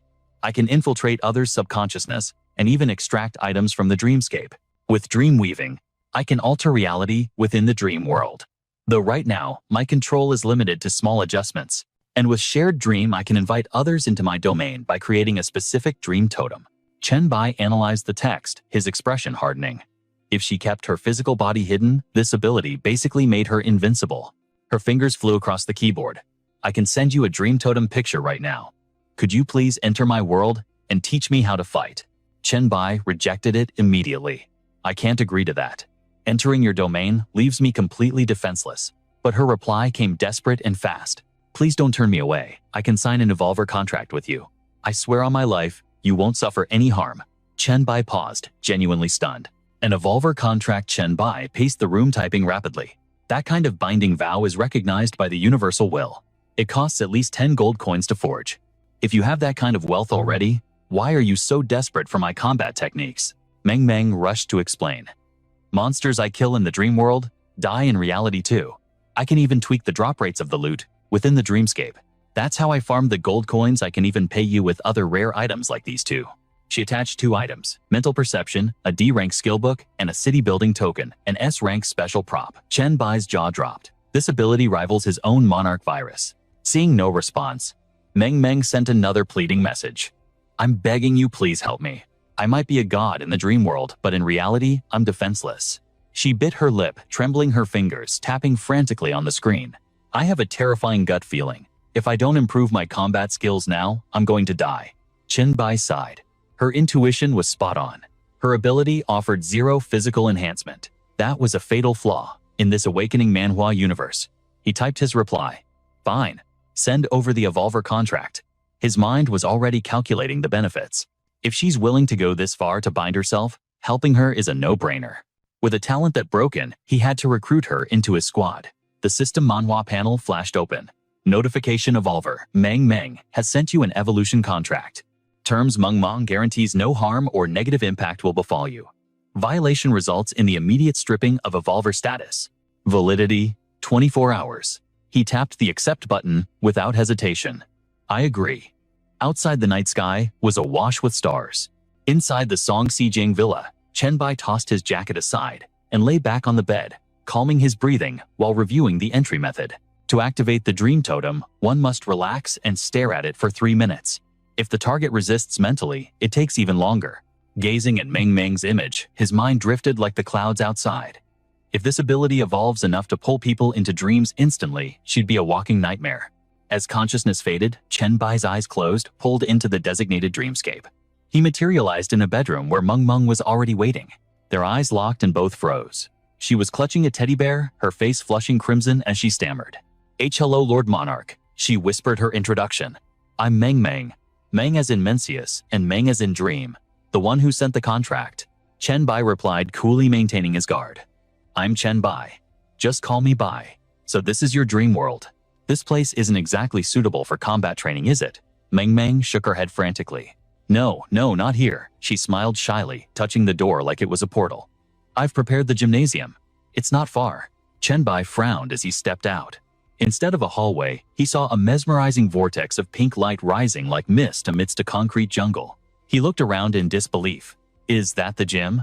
Just how massive is your dream world? Meng shook her head, her eyes reflecting the hazy pink atmosphere. Not exactly. The dream world exists independently. It doesn't rely on me to sustain it. As a dream walker, I can only enter and reshape parts of it. From what I found, this realm mirrors the real world perfectly. Chen Bai narrowed his eyes, intrigued. A smirk tugged at his lips. I see. Fascinating. All right, let's head to the gym and start the training. She sprinted ahead, glancing back. Manipulation powers against me yet. Attack me with your physical body. I need to gauge your raw fighting ability first. Meng clenched her fist, her voice trembling with pride. In this dream realm, my physical attributes will scale perfectly with my spiritual power. It is the ultimate awakening. My spirit stat currently sits at 48, so you better watch yourself.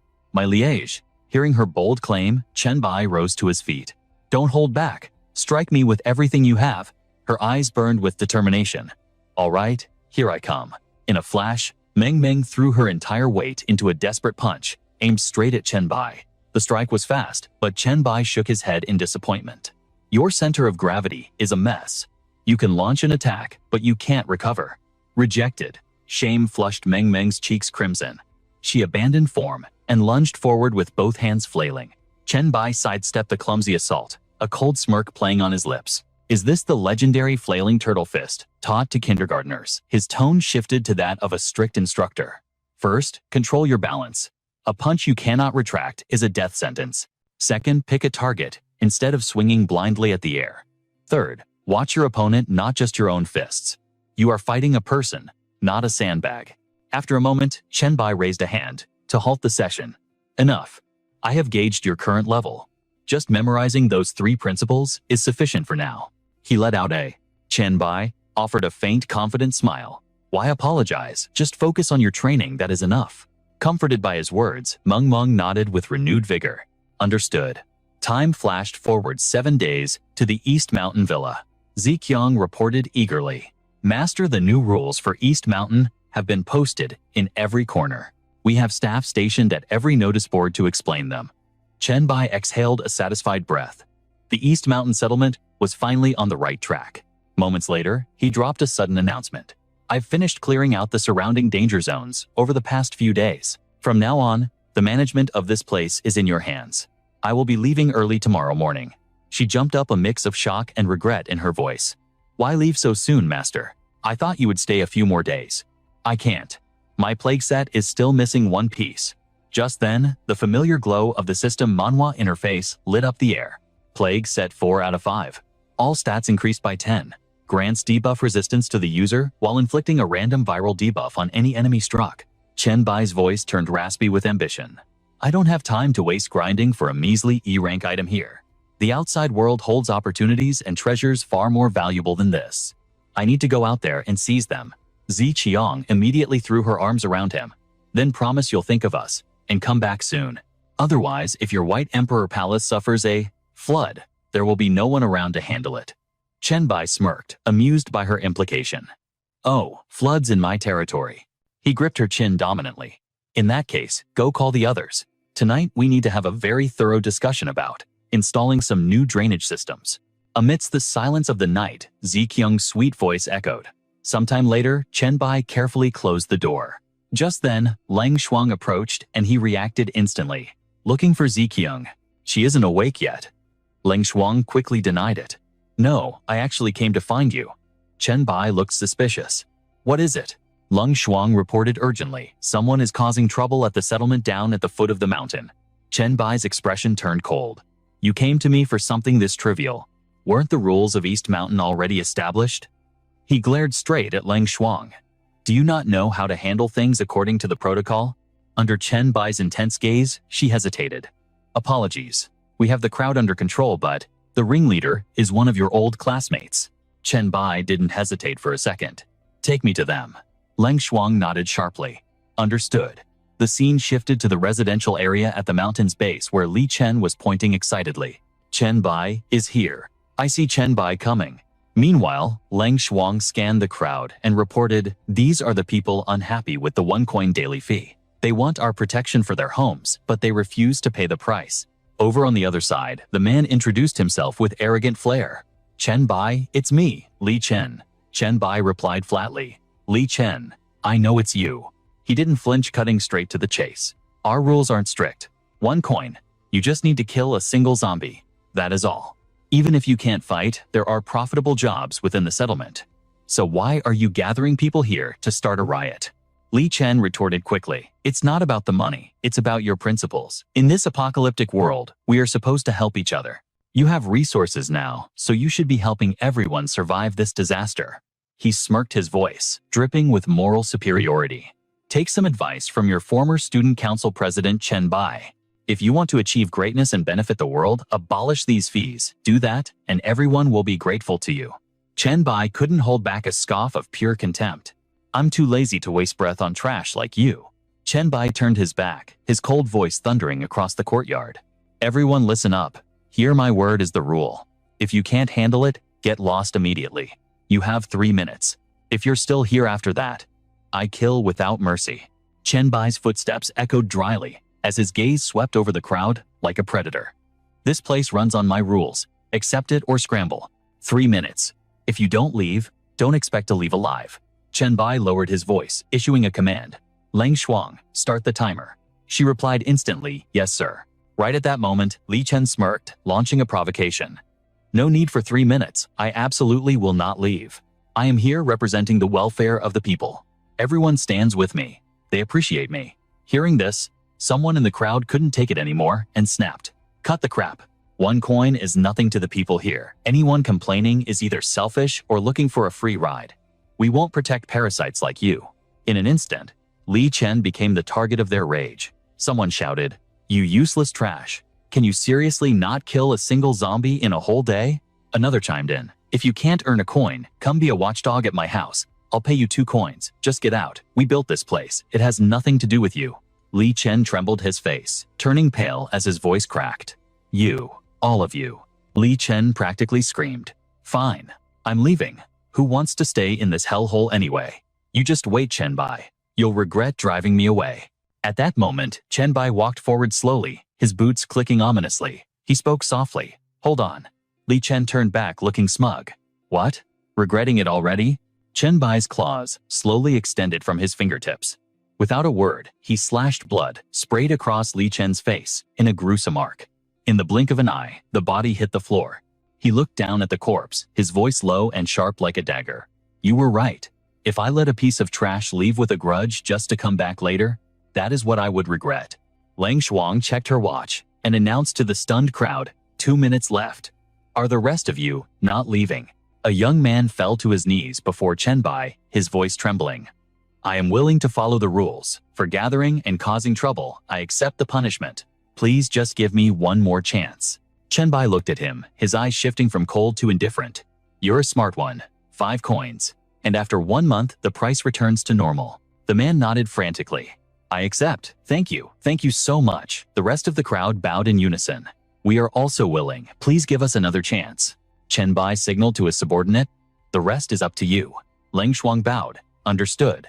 Please rest assured. Suddenly, his phone vibrated. Mang had sent a message. Meng sounded worried. Master, it's difficult to increase my power right now. Even though my spiritual stats are high, I don't have any offensive skills at all. He offered a gentle reassurance. Patience is key. Trust that I will secure that mental assault skill book for you. Curiosity piqued, she pressed on Master. Which city are you in? The moment I leave seclusion, I'm coming to find you. He replied succinctly, Jiang City. A notification flashed instantly. That's surprisingly close. I'm currently stationed in Wuchang. Seizing the moment, he made an unexpected offer. If you are willing to follow my lead, I can come and retrieve you myself. Meng felt a bloom of joy in her chest, typing back furiously. Really? That would be amazing. As he snapped, the phone shut. A cold, calculating glint sharpened his gaze. Wuchang. In my past life, that's exactly where I triggered the S-Class Hidden Profession quest. It wasn't the legendary SSS rank, but it would serve as excellent capital for trading resources in this leveling manhwa world. Chen Bai gazed up at the endless sky, his resolve hardening into steel. Target acquired. First stop Wuchang. Meanwhile, inside a barricaded hotel in Jiang City, Luo Ping's voice was heavy with interrogation. Ji Huo, give me the status report. How much ration do we have left? Despair laced his reply. It's grim, Brother Ping. With a dozen mouths to feed, we won't last 3 days. Fury twisted his features as he gritted his teeth. It's all because of that damned elite zombie outside. That monster slaughtered 5 of us without a sound. Its sensory perception is terrifyingly high.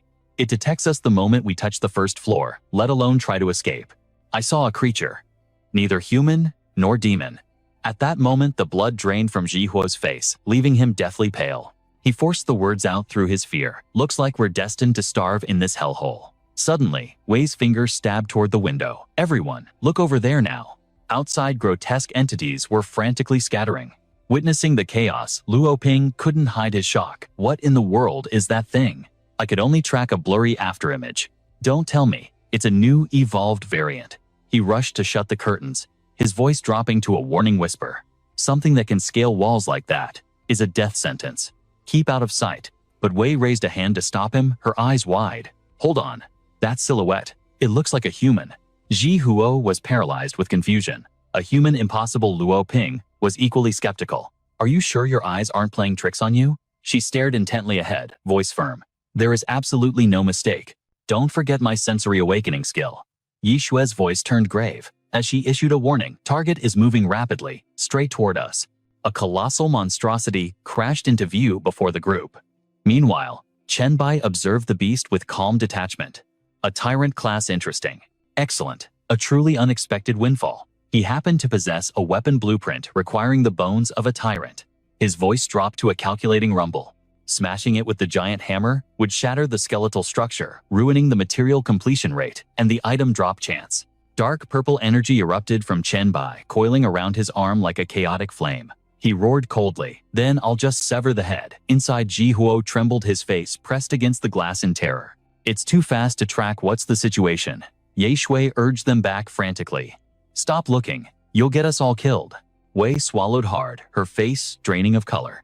"The clash has begun." Wade his hands. They just morphed into razor-sharp claws. Luo Ping gritted his teeth.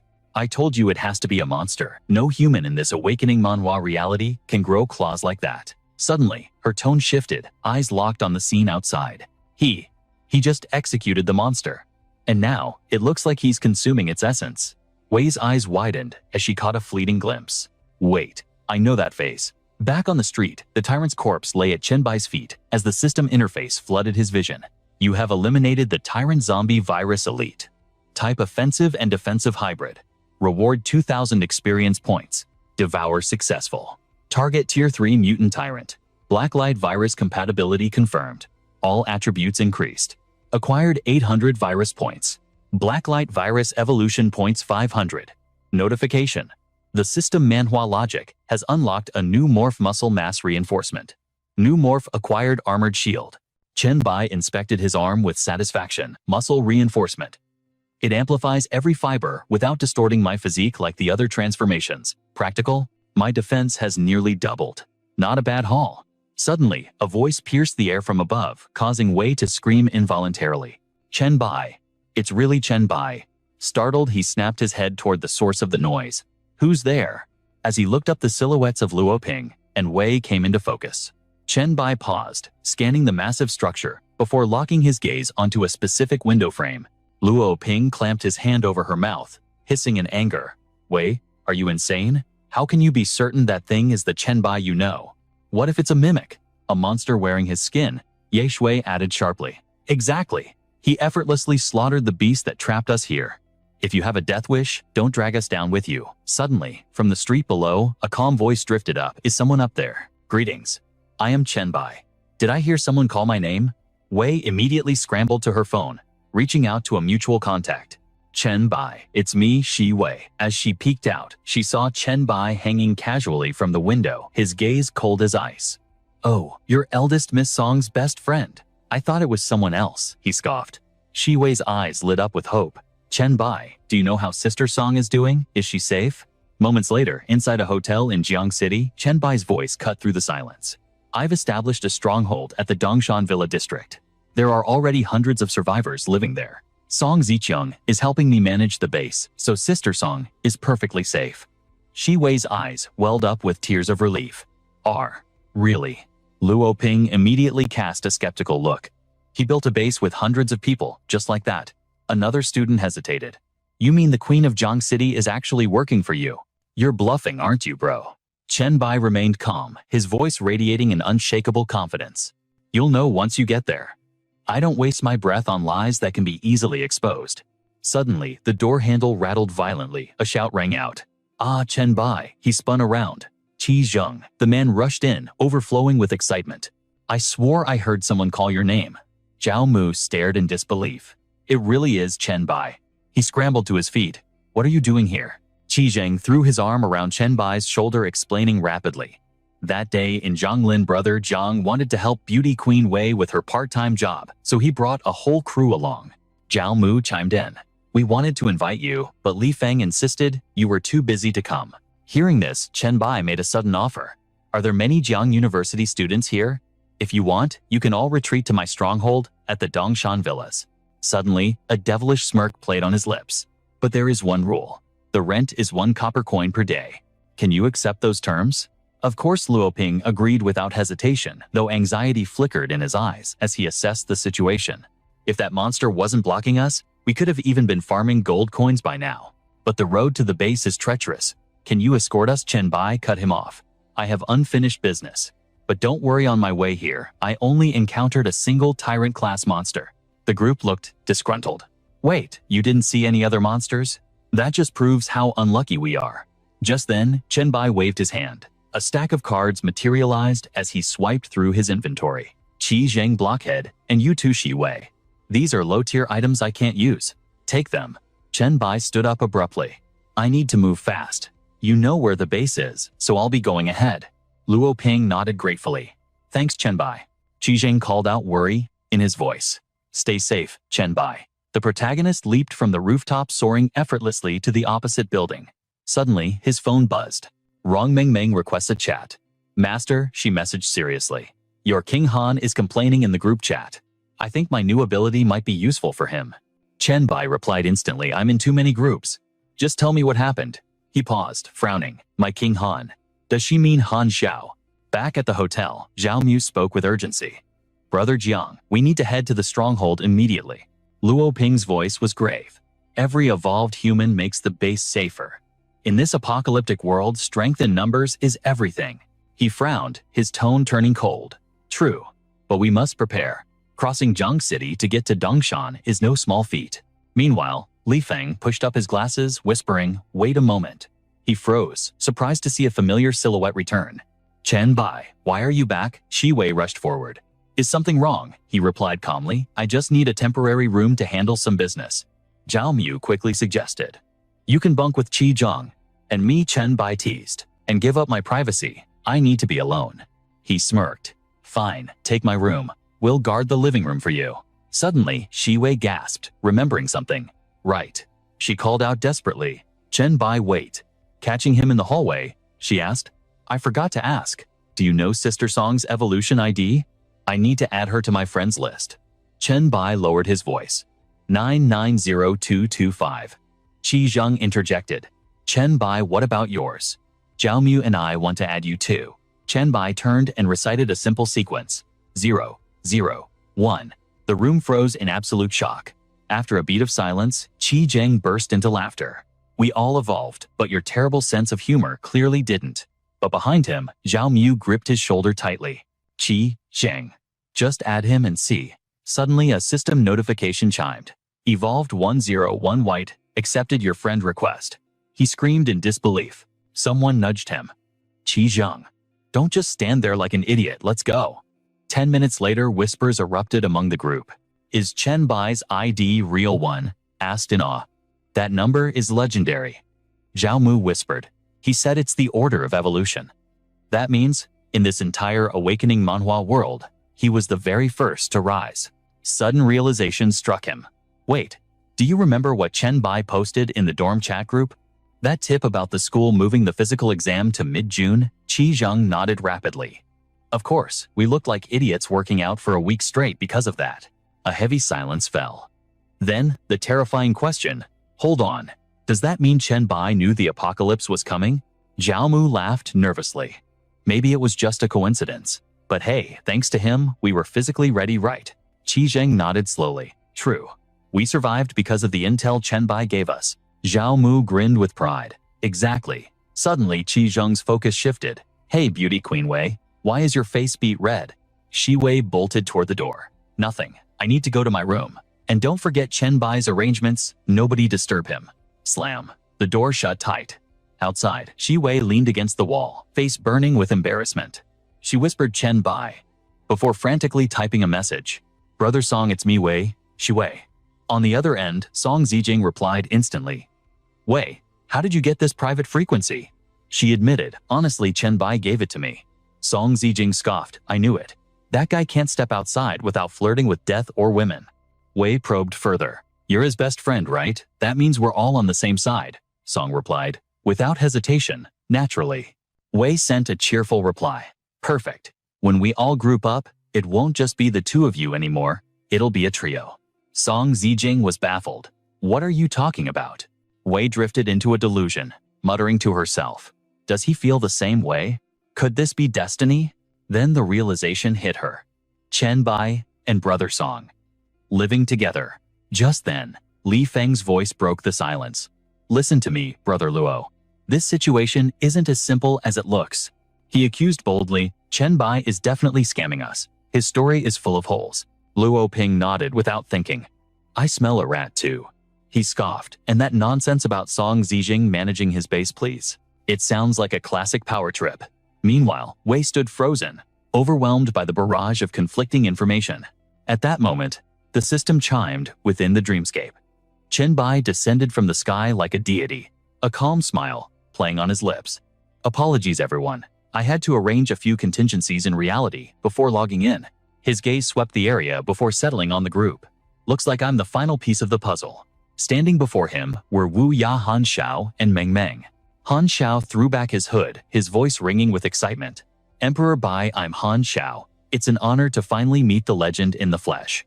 I knew you'd be impressive, but damn, you're even 30% more handsome than I imagined.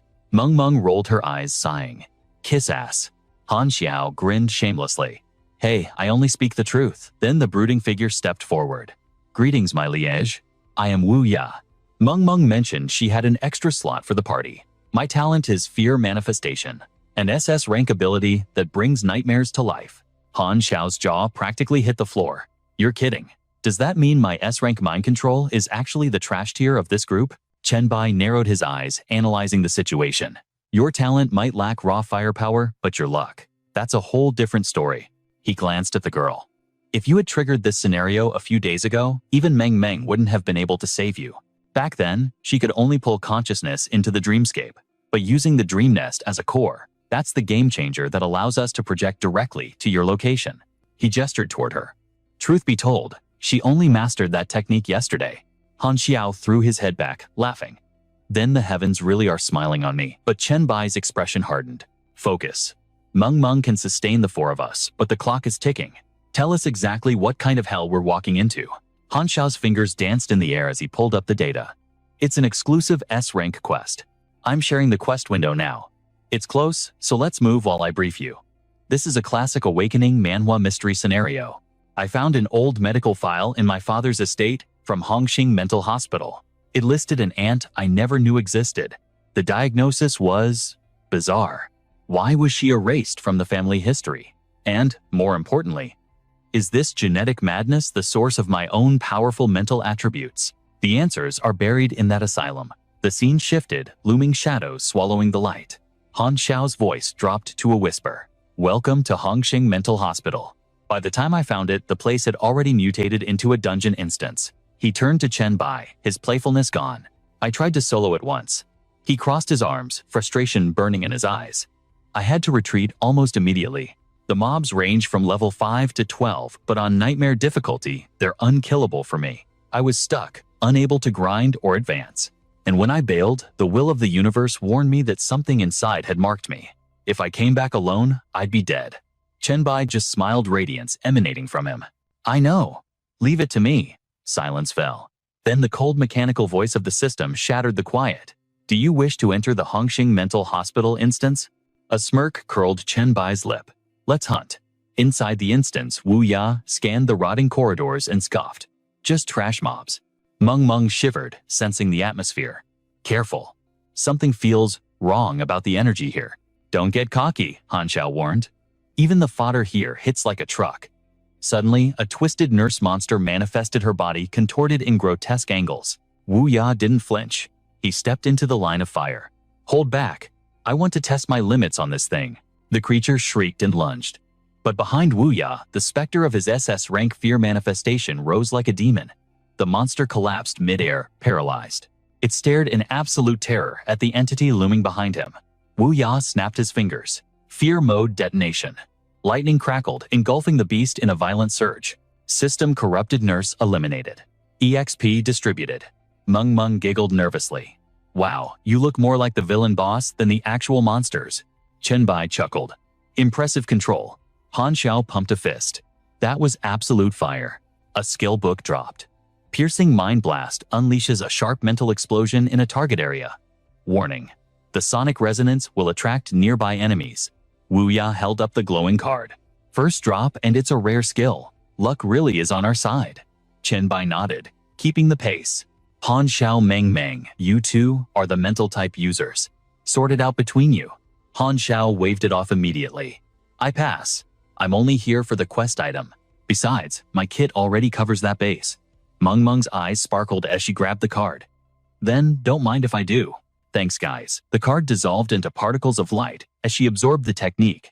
Just then, Chenbai threw out a wild idea. Meng, why not test that skill of yours right now? Meng hesitated, worry clouding her face. But master, the damage range is tiny, while the sound range is massive. If I do that, every monster in the ward will come running. Seeing her panic, he comforted her with a gentle, calculated smile. That is exactly what I want. The monster luring function is the key here. Hunting them one by one is too much of a hassle. Trust me, nothing will go wrong. His words acted like a buff, instantly boosting her confidence. She nodded firmly. Okay, without wasting a second. Meng launched her attack into the void. Telekinetic blast. In a heartbeat, dozens of monsters began to swarm. Chenbai smiled, everything going according to his script. The aggro effect is even better than I expected. Under the dim flickering lights of the abandoned apartment, dozens of twisted figures shambled toward the survivors like a wave of death. Han Xiao stepped back, fear gripping him. There are way too many dungeon monsters here. Behind him, Wu Ya snapped a warning, his eyes sharp. Everyone stay focused, don't get distracted. Amidst the chaos, Meng looked up at Chenbai, her voice trembling. Master, are you sure we can handle this many mobs? He tilted his head slightly, his deep voice resonating with absolute authority. Of course. It is not a problem. Chenbai stood motionless, his eyes glowing with intensity. This is the perfect chance to test my newly upgraded skills in this leveling manhwa scenario. Hearing this, Han Xiao felt a surge of courage. He shouted, if the team leader says so, then I'm relieved. Kill them all. Han Xiao swung his arm, sending a group of zombies flying with brute force. From the shadows, Wu Ya quietly chanted a spell of pure terror. Darkness. He looked up and screamed, strangulate. Meanwhile, on Meng's side, the air in front of her suddenly exploded. Both Han Xiao and Wu Ya spun around in shock. Oh my god, is that? In that moment, Meng hoisted a massive rocket launcher onto her shoulder. She whispered with glee, awesome, one more shot. Han Xiao couldn't help but marvel at the absurdity. A rocket launcher, her dream creation ability, is absolutely broken. Later on, will Boss Meng be summoning a Gundam? Wu Ya answered with dead seriousness. It is definitely possible. But then he turned his gaze elsewhere, suspicion rising in his heart. Why hasn't the team leader attacked yet? Meanwhile, Chenbai stood frozen, his mind racing. I finally charged the energy to the limit. The casting speed of this skill is too slow. Charging it mid-battle is a pain. A moment later, a sinister grin spread across his face. All right, it is time. Chenbai crouched down and slammed both hands into the floor. Countless spikes erupted from the earth below, skewering the monsters instantly. In a flash, the entire battlefield was wiped clean. Witnessing the devastation, Meng gasped. Master, you're too strong. Han Xiao's jaw dropped. Holy crap, is that the White Emperor? Wu Ya was stunned into silence. He muttered, he killed them all. Just then, two zombies quietly crept up behind Chenbai. He seemed caught off guard, a look of surprise flashing in his eyes. Han Xiao rushed forward, desperate to help. There are two left, I'll take care of them. Chenbai suddenly blocked him. Wait, I kept these two nurse-head mini-bosses alive on purpose. Han Xiao froze, watching in disbelief, as Chenbai turned. Captured. He caught them with a single hand. The system chimed in. Ability Black Light Devour Evolution. You may choose to view the target's memories. There is a probability of absorbing any of the target's skills. Chenbai thought to himself.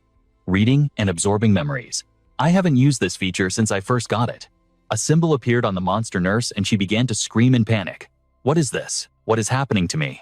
Suddenly, the nurse saw herself tied to a cross in a vision. She screamed in pure madness. Don't come over here, I beg you. Stay away. A bystander in the memory whispered, Nurse Kang, please keep your voice down. Chenbai slowly reached out toward her, scared out of her mind. Why is her mental resilience so low? And you plan to offer yourself to your master. What a pity. A crazy woman can only serve as next month's sacrifice. Another figure in the memory tried to comfort her. Nurse Wang, don't be too sad. Everyone is just rejecting you because of what happened to Nurse Kang. The woman nodded slightly. I know. I liked Nurse Kang very much too. Then she unconsciously muttered a number. 16. 16. Such a good person, so beautiful. Why did she suddenly go insane? Snapping back to reality, Chen Bai narrowed his eyes. 16. And a demon formation. I figured it out. When I was a demon hunter in my past life, I heard rumors about a mental hospital dungeon in the demon city linked to the occult. It could even summon a devil. It was a pity that back then my level was way too high for this dungeon. I only read related posts on the evolution forums and didn't pay it much attention. With that thought, he gave the order. Alright, let's look for clues about the hidden quest. Everyone stay sharp. Do not split up. Chen Bai looked into the distance, his voice cutting through the silence. There is a high chance a powerful entity exists here. Half an hour later, deep in the abandoned hospital, Han Xiao stretched his back. We lured all the monsters out earlier. We haven't seen a single one for ages. We've searched 3 floors and found nothing. Meng interrupted him. It's not that we found nothing. The number 16 appears here, with terrifying frequency.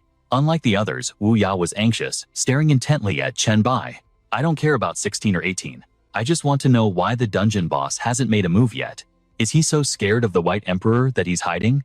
Chen Bai didn't turn around, answering coolly. Young man, you seem a bit reckless. Suddenly, the situation descended into chaos as the group shouted. Who's there? Come out. Right then, the sound of footsteps echoed from nowhere. From the darkness, an old, gruesome voice spoke, slowly introducing itself. I am the Dean of Hongxing Mental Hospital. I am also the messenger sent by Solomon, the 16th demon god of the 72 pillars. Meng instantly raised her guard. He is a demon, Wu Ya analyzed cautiously. A demon god's messenger. The Dean smirked, his voice dripping with malice. Pretending to be calm is useless. Becoming a sacrifice for my master is your only destiny. But you, girl, if you are willing to serve my master loyally and bear his children, he squinted his eyes at them, I might spare your life. Meng exploded with rage. In your dreams, go have your master's babies yourself, you creep. At the same time, Chen Bai curled his lip, his face full of disdain. A low-level devil modified from a human, aren't you a little too arrogant? He glared at the creature, provoking him. If you actually have any power, then show it to your grandpa here. Quit playing these stupid games. The celebration was cut short. A voice dry as old bones echoed from the darkness. Pitiful humans. You truly do not know the immensity of heaven and earth. The pressure in the room skyrocketed. Allow me to educate you on the true meaning of power bestowed by the master. A psychic shockwave slammed into them like a tsunami. Han Xiao doubled over, clutching his head as blood drained from his face. His body locked up in sheer terror. What is this pressure? Meng fell to her knees, groaning in agony. It hurts. To make it stop. Chen Bai stood his ground, his expression darkening. Damn it, Chen Bai cursed internally. I hate fighting mental types. It's constant, unavoidable suppression that bypasses physical defense. My raw stats are high, but without a dedicated mental defense skill, I'm a sitting duck in a war of attrition. There's only one option. End this. Now, Chen Bai exploded into motion, launching a devastating punch aimed right at the source. The entity, Chang Lin, merely tilted his head, looking at Chen Bai like a bug in a jar. Suddenly, the world erupted in flames. Chen Bai summoned a shield instantly. The impact shook the foundation. Chang Lin let out a cold, mocking laugh. Oh, you actually survived that. Perhaps you aren't completely worthless after all. His voice boomed like thunder across the battlefield. You can never hope to breach my hell's black flames. You have already lost to my overwhelming mental suppression. The crushing pressure slammed back onto Chen Bai, freezing him in place as if gravity had increased tenfold. Sensing victory, Chang Lin roared, You are cornered. There is no escape for you now. In this despair, struggle and scream all you want. Show me your hopeless faces. Suddenly, Han Xiao lifted his head, a dark chuckle escaping his lips as a blinding light erupted from his body. Wu Ya watched in shock, his eyes widening. The mental suppression. Is it dissipating? Meng turned on Han Xiao, shouting amidst the chaos. Why didn't you unleash that kind of power sooner? He scratched his head with a forced smile. I'm not exactly sure what happened. I just released a bit of my mental energy, and it somehow countered his pressure. Across the battlefield, Cheng Lin spoke, realization dawning on him. Han Xiao, so you are a descendant of the Han family. You carry the master's bloodline. He sneered with disdain. Do not think your bloodline alone will save you. My hell's black flames will still reduce you all to ash. Unfazed Han Xiao fired back a sharp retort. Hey, aren't you just the master's loyal dog? Why are you trying to slaughter your master's descendant? Aren't you afraid your owner will stomp you to death? Chang Lin exploded with fury, his voice shaking the walls. Your family is nothing but a clan of traitors. Killing you might even earn me a reward from the master. Now, become dust within my inferno. Chang Lin leaned back, gathering his energy, and roared hell, sensing imminent death. Wu Ya charged forward. Don't let him breathe fire. Stop him now. But suddenly Chang Lin let out a massive sneeze, and the gathering flames instantly snuffed out. Seizing the moment, Chen Bai remarked casually, "What's wrong, old man?" Caught a cold, Han Xiao looked puzzled. Is this some kind of new strategy? Chen Bai noted. The effect was slower than I anticipated. I guess the physique of a devil-class entity isn't too shabby. Chang Lin hacked and coughed, his fury mixing with confusion. You, what have you done to me? Chen Bai stepped closer, whispering like a phantom. It's just a little skill to keep you sneezing. I actually just leveled it up recently.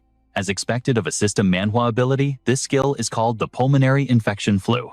Once the infection is released, it enters the first stage within 1 second to 10 minutes, depending on the physical gap between the user and the target. In stage 1, all attributes decline, and 3 to 5 random disease debuffs appear. Crucially, any channeling spells are interrupted by sneezing, leading to inaccuracy, delays, or total failure. When it hits stage 2, physical constitution drops by more than half. Chang Lin looked horrified, screaming in denial. Impossible. How could a being like me get sick? Chen Bai continued. Stage 2 reduces recovery by 90% and shatters concentration. 5 to 10 random diseases strike. Respiratory function begins to fail. Chang Lin's voice grew weak and raspy. I am a high-tier life form. How is this? No, Chen Bai corrected cold-heartedly. Stage 3 is total respiratory failure. The boss jerked his head up, trembling violently. Chen Bai smirked. The effect is impressive, isn't it? Even devils need to breathe. It was definitely worth the massive amount of virus points I spent. The system chimed. Defeated dungeon boss Hell's Apostle, Chang Lin level 12. Based on combat contribution, awarded 30,000 experience points. After a moment, he turned slowly, only to find his team shivering in the corner. Chen Bai pointed in annoyance. What are you guys doing? They covered their mouths, muffling their voices. Brother the virus. Mang whined. Master, please.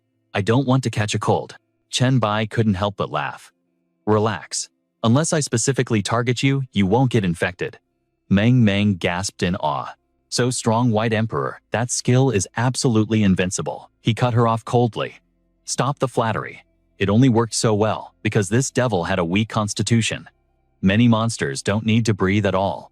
Chen Bai turned to Han Xiao. I received the clearance notification and the strategy video. How about your quest? Han Xiao checked his status panel in panic. Why didn't I get a mission completion notification? Then there must still be a hidden side quest within this dungeon. We need to find it. He paused. Oh, right. I plan to upload the clearance video. Does anyone want to show their face and become famous? Wu Ya replied instantly. Please blur my face, Captain. Mang chimed in. Mine too. Han Xiao nodded cautiously. Let's keep it low profile. But first, let's see what loot the boss dropped, then help me find the quest clues. Elsewhere, a screen displayed the footage. Evolver by leads team members Mang, Han Xiao, and Wu Ya. Clearing Nightmare Dungeon Red Star Mental Hospital levels 5 to 12. Strategy video uploaded. Cost 5 coins per view. Ziqiang glanced over while Qizhang watched intently from start to finish. Meanwhile, Siwei's jaw nearly hit the floor in sheer astonishment. Unlike the skepticism of the crowd, Li Feng smirked with amusement. But on the screen, a masked figure stood in a high-rise in River City. Ye Shui's voice rang out with certainty. He may be hiding his face, but those twin daggers, those claw techniques, I would recognize that fighting style anywhere. I've analyzed the combat footage from the White Time archives. There is absolutely no doubt that is Chen Bai. Shiwei shot a look of pure disdain at the group. Cat, got your tongue. Just a moment ago, you two experts were swearing on your lives that Chen Bai was nothing but a liar. Li Feng looked like he'd been slapped, completely stunned. He stammered, but isn't Chen Bai supposed to still be in his hotel room? Panic rising, Li Feng pivoted, turning desperately to Luo Ping. Even if that is him, it just proves his combat power is high. It doesn't prove that the sanctuary or base he bragged about actually exists. Suddenly, Luo Ping jumped to his feet, trembling. He gritted his teeth. Exactly. In fact, this situation is even more terrifying than we thought. Don't you get it? Luo Ping's imagination ran wild with horror. What if he's luring us to his base just to raise us like livestock, to feed on us, to fuel his own power? That is the true nightmare scenario. But before his fear could spread, Shiwei's voice cut through the air like a blade, sharp and unforgiving. Li Feng dropped the act. We all can see you just have beef with Chen Bai because he didn't share any high-tier gear with you. And you, Luo Ping. Still stubborn, she smirked, pulling up her interface. Then feast your eyes on this video I just received. It might change your tune. A grotesque monstrosity filled the screen, an indistinct nightmare of flesh. Yeishu screamed terror, gripping her heart. Ah, what kind of hellish creature is that Shi-wei? Why would you show us this? Shi-wei replied coolly. Songge just sent it to me. Watch closely. The image sharpened, pulling every eye toward the horror in the frame. Li Feng's voice trembled, his face pale. This is the footage from the River City Villa District. Songga suddenly popped into the frame, cheerful as ever. Behold, the flesh and bone wall. It protects the perimeter of our sanctuary by consuming corpses. Shi-wei, I bet you're scared witless right now, aren't you? She panned the camera back, making a proposal. You wanted to see the base, right? Well, take a good look. Calls through the cosmic will aren't cheap classic system manhwa rules, so I only bought 10 minutes. She grinned. Enough to give you the grand tour from the foot of the mountain to the peak. Songji's tone turned playful. The foot of the mountain is for the masses. The entry fee is just 1 coin a day. Anyone can join the safe zone. But if you cause trouble, you lose your life. She pointed the camera upward. The mountainside is where our relatives live. We're even planning to expand the entertainment district soon. And this is the peak. The Villa District. My current home. You recognize it, don't you? Few people live up here on the summit, but it is an absolute fortress. No ordinary person can step foot in this sanctuary. At the last second, Songga looked straight into the lens, a wry smile playing on her lips. Though you might end up living here too. Chen Bai hasn't made a move on me yet, but with a pervert like him, it's only a matter of time. Suddenly, her voice turned inviting. Anyway, hurry up and get here. We have so much to catch up on. Fine. I'm hitting the dungeon to raise my stats immediately. Otherwise, we won't stand a chance against a monster like Chen Bai. Yeishua paused, a sudden doubt crossing her mind. Wait, did you ask Songga how many women are in Chen Bai's harem? Shi-wei blushed, looking away. That is irrelevant. Yi Shui looked down, regret washing over her. She really should have screened the content before sharing it with everyone. Li Feng stepped forward, trying to salvage his dignity. Well, that settles it. Who knew Chen Bai was this OP? I was just, playing devil's advocate earlier for the sake of discussion. Luo Ping suddenly blurted out. I can't be Chen Bai's woman. Shi Wei recoiled immediately, her voice dripping with annoyance. What is wrong with you? Who said anything about you becoming his woman? Luo Ping panicked, grasping at straws. He's a player. He has too many girls. You won't like it. Then he confessed. I'm not like that. I only have eyes for you. The air grew heavy for a split second, before Shi Wei's expression turned to ice. Stop. Don't take another step. Her voice was steady, leaving no room for hope. Luo Ping. Who you want, or how many people you want, means nothing to me. I have rejected you countless times before. Her voice dropped final and crushing.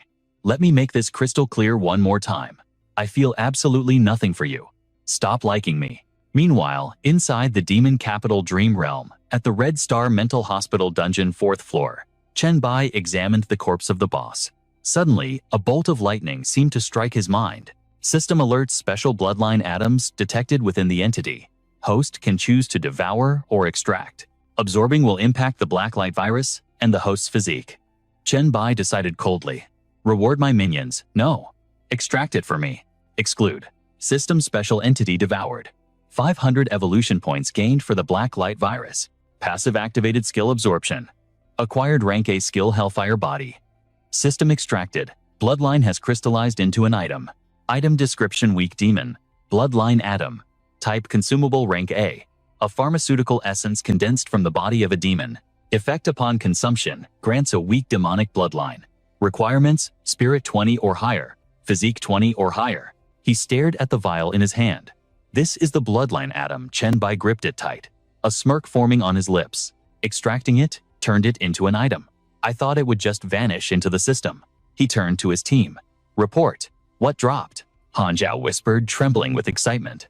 A lot. A ridiculous amount of loot, boss. A rank A class change scroll Hell Messenger, and a rank A skill book Hell Black Flame Meng held up a blueprint happily, plus an armor design and a rank D equipment piece. Blueprint Shepherd's Horn. Crafting details: rank C to S armor. Materials required: purebred demon horn X1. Abyss Hellfire Dark Crystal X1. Note: final item grade is determined by the quality of the materials used. As typical in a high-stakes manhwa recap, the narrator explained. When the S-rank shepherd's horn appears, it is unique. No one else can ever obtain an S-rank shepherd's horn again. Chen Bai's voice deepened. The horn of a purebred devil, perfect. I know exactly where to use this. His tone was decisive, like a man playing 4D chess. I will take this blueprint. The class change scroll goes to Han Xiao, who possesses the demon bloodline. The skill book is for Meng. Wu Ya, you provided crucial support, so this equipment is yours. Wu Ya grinned. Then I thank you, White Emperor. Han Xiao marveled. Such reasonable distribution. White Emperor is truly god tier.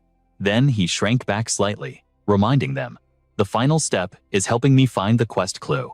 I, Little Han, thank everyone in advance for your help. The air grew still as the scene shifted to the director's office. Demon City Dreamscape. Dungeon Red Star Mental Hospital. 4th floor Dean's office.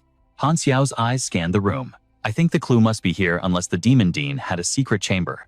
He shoved the door open. But before he could finish his sentence, a terrified scream ripped from his throat. What the hell is that? Before Han Xiao loomed a colossal statue. Meng trembled, stammering, how? How can a mere statue possess such an overwhelming aura? Chen Bai explained slowly, his voice calm. What kind of monster is this? This is Zepar, the 16th pillar among King Solomon's 72 demon gods. He is the master that Director Lin worships. He looked up, a smirk playing on his lips. The reason this statue pulses with such terrifying energy is because Zepar has descended into this vessel in some form. How intriguing. I wonder if that corrupt director actually discovered a method to summon this calamity.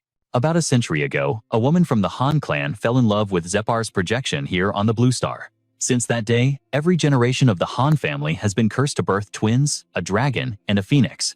The daughter is fated to remain here forever when she comes of age, destined to become the bride of the demon god Zepar. In cruel contrast, the son is allowed to marry and live a normal life, completely ignorant of the dark truth. The scene shifted to the dreamscape of the Demon City. Inside the Red Star Mental Hospital 4th floor director's office, Meng stood there, clutching a tattered ancient tome, her voice ringing out with clarity. Over a decade ago, Han Xiao's father somehow uncovered the terrifying truth behind the Han family's inheritance. To break the chains of fate, to save his daughter from a lifetime of imprisonment, serving a demon, he chose to end her life the moment she was born.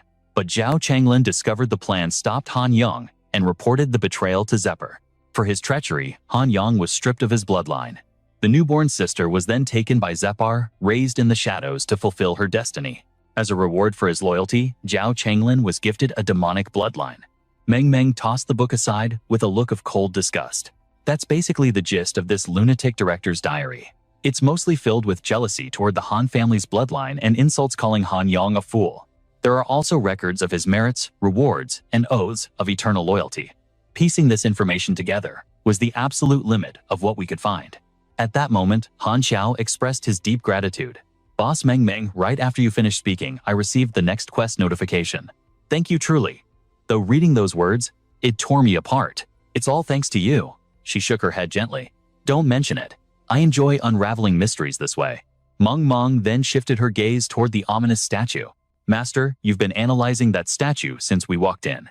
Is something wrong? Chen Bai carefully placed his hand on the cold stone, speaking in riddles. Of course there is.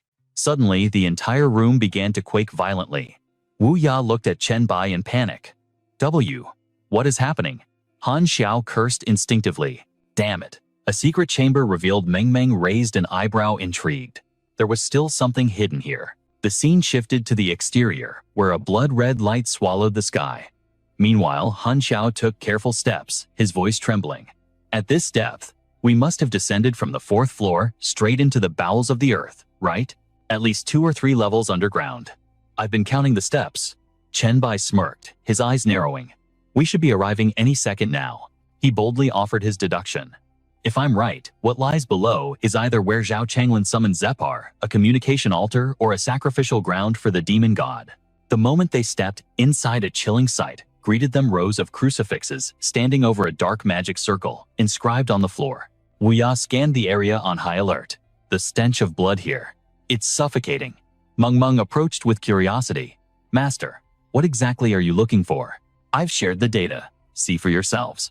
Hell Teleportation Array Core. A core engraved with the complete formation of Hell. Effect. Can trigger the Red Star Mental Hospital dungeon to activate Zepar's summoning circle. Requirement. Sacrifice. 16 lives complete with souls and blood. Note: this is a unique item. The summoned demon god is bound by the rules of this awakening manhwa reality, limiting its level to 12. After summoning the dungeon, difficulty will skyrocket to hell mode. Han Xiao gasped in shock. Summoning a demon god. Wu Ya's eyes widened. There are level restrictions after summoning. Does that mean? Meng cut in casually. Master, if we summon the demon god and kill it, wouldn't we strike it rich? Chenbai suddenly asked. I'm only level 8. What about you guys? She lowered her head. Level 5. Wu Ya answered shortly. 4. Han Xiao quickly added. 3. Almost 4. Chenbai raised his head, his gaze piercing through their delusions. Exactly. If we summon it, you'll be wiped out instantly.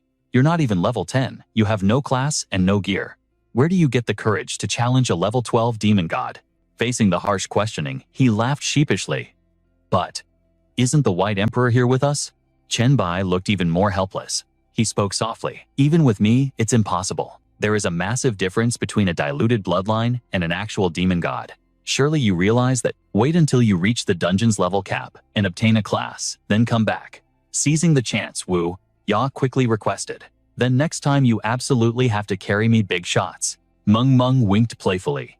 Deal. You'll be our priority. Once they were back outside, she asked carefully. So the dungeon is cleared. Is there anything else you want to do, Great Masters?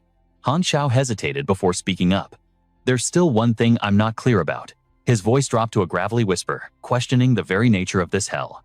Another demon sibling exists. Did these abominations spawn the instant the apocalypse began?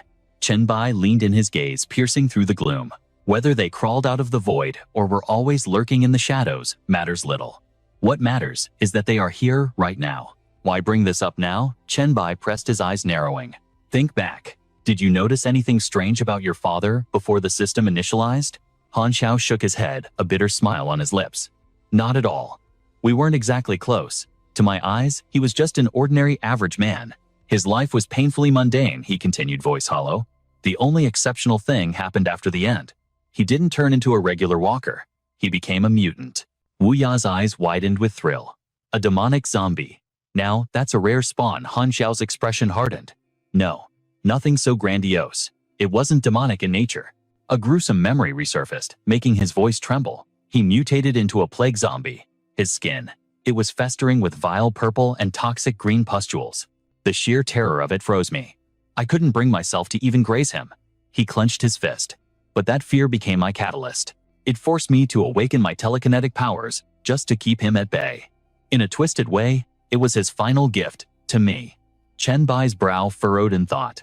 A plague zombie. Han Xiao nodded grimly. Yeah, it had to be the chemical plant where he worked. His co-workers in the district manifested the same corruption marks. A dangerous glint flashed in Chenbai's eyes.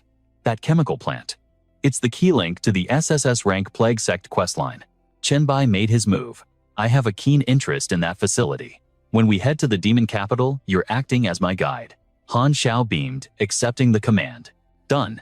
Consider it handled. Suddenly, Wu Ya cut in, her tone light but sharp. Hey, White Emperor. I've got a query about my ability mechanics. Chenbai turned to address the squad. Go ahead. If anyone has intel or system queries, speak up now. We level up faster by sharing data. A smirk played on his lips. Not a bad haul for a single conversation. I've just unlocked a critical clue for the Plague Lord's hidden quest. Time passed. Chenbai drifted into a deep restorative slumber. Jiang City. Hotel room 1503. Seeing his team writing in agony on the floor, he nearly roared. What the hell happened to you guys? A weak whisper replied Chen. He rushed forward, catching them before they collapsed. Explain this, he demanded. I explicitly ordered you not to enter my room. I flooded this space with high-grade viral defenses to stop intruders. Zhao Mu hacked violently, coughing up blood. I've stacked over 20 negative status effects. It feels like a plague. Qi Zheng gasped, interrupting him. My stats. All 30 attributes have plummeted to 0. Damn it, Chenbai, do you have a cleanse potion? Chenbai's expression turned stern. I've already purged the virus from your systems. Your stats will regen shortly. He stood up. Rest here. I have business to finish outside. Shi Wei stumbled toward him, panic in her eyes. Chenbai Wei Jiang Luoping. He's planning to murder you. The revelation struck like a thunderclap, though it left him more baffled than afraid. Kill me, he raised an eyebrow. On what grounds? She lowered her head, her face a mask of misery. He and Li Feng refused to believe your stronghold existed.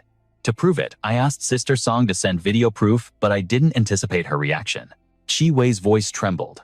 After she rejected him, he snapped. He screamed your name like a lunatic. He thinks you're the source of all his misery. He believes if he eliminates you, his world will reset to normal.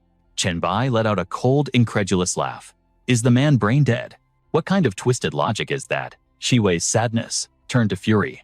He's a complete narcissist. He's always threatened any guy who dares to get close to me. He went so far as to force my childhood friend to drop out of school just to isolate me. If Sister Song hadn't shielded me, she said bitterly, he would have used his dirty tricks on me, just like he did to those other girls. From the inner room, a chorus of hacking coughs echoed. Chi Wei clenched her fists until her knuckles turned white. Being trapped in this hotel with him, every day felt like an eternity in hell. Luckily, his awakened talent is trash, so he couldn't force himself on me. She looked up, determination burning in her eyes. You know what? Chen Bai, seeing your power now, and knowing Sister Song is alive, it gives me hope. Suddenly, the coughing ceased. A deathly silence filled the corridor. Chi Wei glanced at the door. Jiang Luoping has been soaking in your viral trap for a while now. Will it kill him? Chen Bai shook his head. Not immediately. The viral load debuffs his stats heavily, but it takes time to drain his HP to 0. A dark look crossed her face. Then, I have a suggestion. He leaned in, intrigued. Oh, what do you have in mind? Chi Wei's voice was ice cold. I despise him. I want his death to be agonizing. I want him to die in absolute despair. Inside the room, Jiang Luoping lay paralyzed on the floor. His vision blurred, framing a nightmare Chi Wei and Chen Bai locked in a passionate embrace. Chen Bai pulled back, wiping his lip with a smirk. To crush a man's spirit, a kiss is a lethal weapon. She smiled, a mix of vengeance and shyness. It worked. And don't get any ideas. That was my first kiss. 2 days later. The outskirts of Wuchang Forest. Song Zicheng initiated a private voice chat. Chen Bai answered instantly. Status report. Song Zixiang's warm voice came through. Just calling to update you. Our extraction team secured Chi Wei and the squad along the river route. They are en route to base now. Excellent work, Chen Bai commended. Back in the villa study, Song Zicheng shifted her tone. There's one more thing. The Evolution Forum is blowing up. Everyone is buzzing about a mysterious elite chat group. Experts are claiming you're the admin. They say it's a sanctuary for pioneers, those who awakened early like the protagonists of a leveling manhwa. Song Zixiang stared intently at her screen. Is the intel accurate? Chen Bai paused for a beat before replying. You mean chat group number 1? Naturally. Did you forget the recruitment post I had you boost last week? Her lips parted in realization. So, all those high-ranking experts, they'll eventually be working under our banner. Exactly. Now about the threads inside the Evolution Forum's chat group 1. How should we manage the information flow? Chen Bai reassured him immediately. Don't worry about that. I'll make a decision after reviewing the data. Just send me the title of the forum post with the highest engagement. Understood.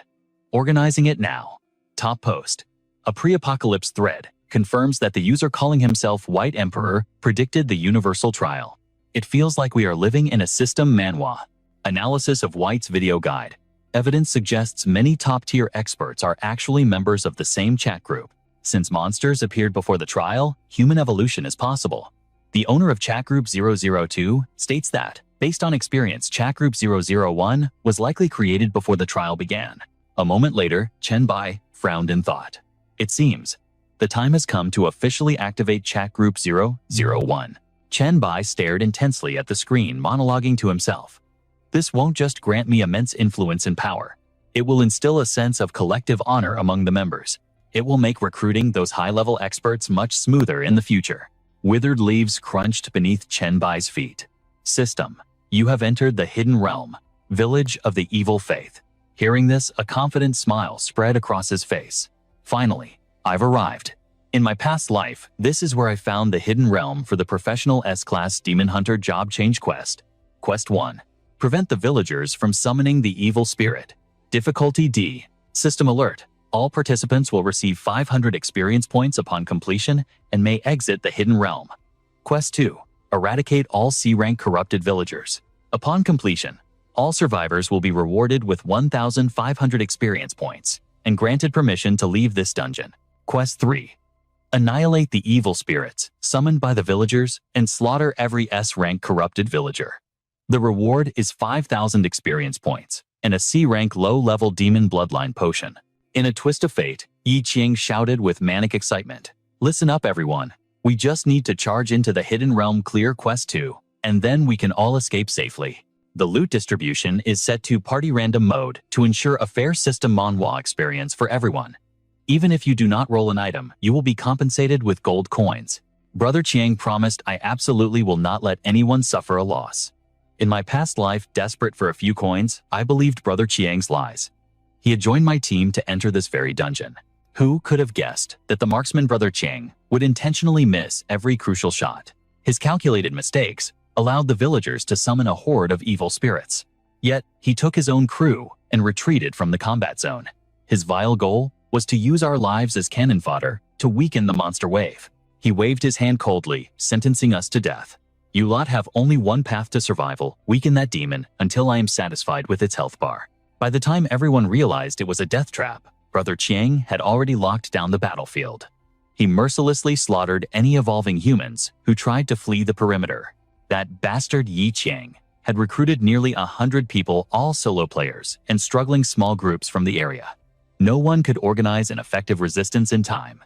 Countless souls died in vain, crushed between the pincer attack of the evil spirits and Brother Qiang's treachery. Realizing there was no escape, the survivors had no choice but to turn back and fight the demons. But their struggle for a sliver of life was completely futile. Yi Qiang gripped his weapon, signaling his team with twisted glee. Brothers, charge! Only when the last outsider fell did Brother Qiang lead his main force toward the exhausted boss. But what he never calculated was that I was still breathing. I knew that if I were discovered, I would be silenced forever, so I remained as silent as a shadow. While they were distracted by the boss raid, I barely managed to crawl to the edge of the instance. I tried to trigger the escape mechanism available after completing quests 1 and 2. Then a strange coincidence occurred. Right as I was about to exit the dungeon, they managed to kill the boss, and the system began the loot roll. The system notification chimed. Rolling for the S-rank Demon Hunter class change scroll. Alert: your roll is 100. Notification: you have obtained the S-rank Demon Hunter class change scroll. They set up the random distribution to lure cannon fodder into their trap, but in this classic leveling manhwa twist, they lost the ultimate prize to their own greed. This truly proves that the heavens have eyes. Wuchang City outskirts village Hidden Realm. On the path outside, that group searched frantically for me later, forcing me to flee Wuchang and find a new place to restart my life. Thinking back on it, Chen Bai smirked. It is a pity I could not see the look on Brother Qiang's face back then. But as his words trailed off, he froze. Chen Bai looked down in shock. The corrupted villagers are already dead. That means someone is already inside the instance. He muttered unconsciously, in my past life, Yi Qiang did not kill the demon and clear this dungeon for another 2 months. Chen Bai tried to calm himself. There is no need to worry about someone being ahead of me. But who could possibly have discovered this hidden realm so early? Wuchang Outskirts Village Hidden Realm. Central Zone Announcement. Quest 2 complete. Experience rewards distributed. You may now exit via the village edge. A flash of joy crossed his face as Yi Qiang sneered. Excellent work. Brother Zhang Long's judgment was spot on as always. Since Quest 2 is done, we can leave. Let's go, brothers. We will return to kill this boss later. As the group turned to leave silently, a voice rang out. Brother Qiang, someone else has entered. Chen Bai suddenly appeared walking past the group. Are you all leaving so soon? He turned with a provocative grin. Then, I will be taking over this boss. You guys do not mind, right? Yi Qiang replied unexpectedly. Not at all. Feel free. Chen Bai lowered his head, hiding a cold smile. So it is Brother Qiang. I never expected them to find this awakening manhwa dungeon so early.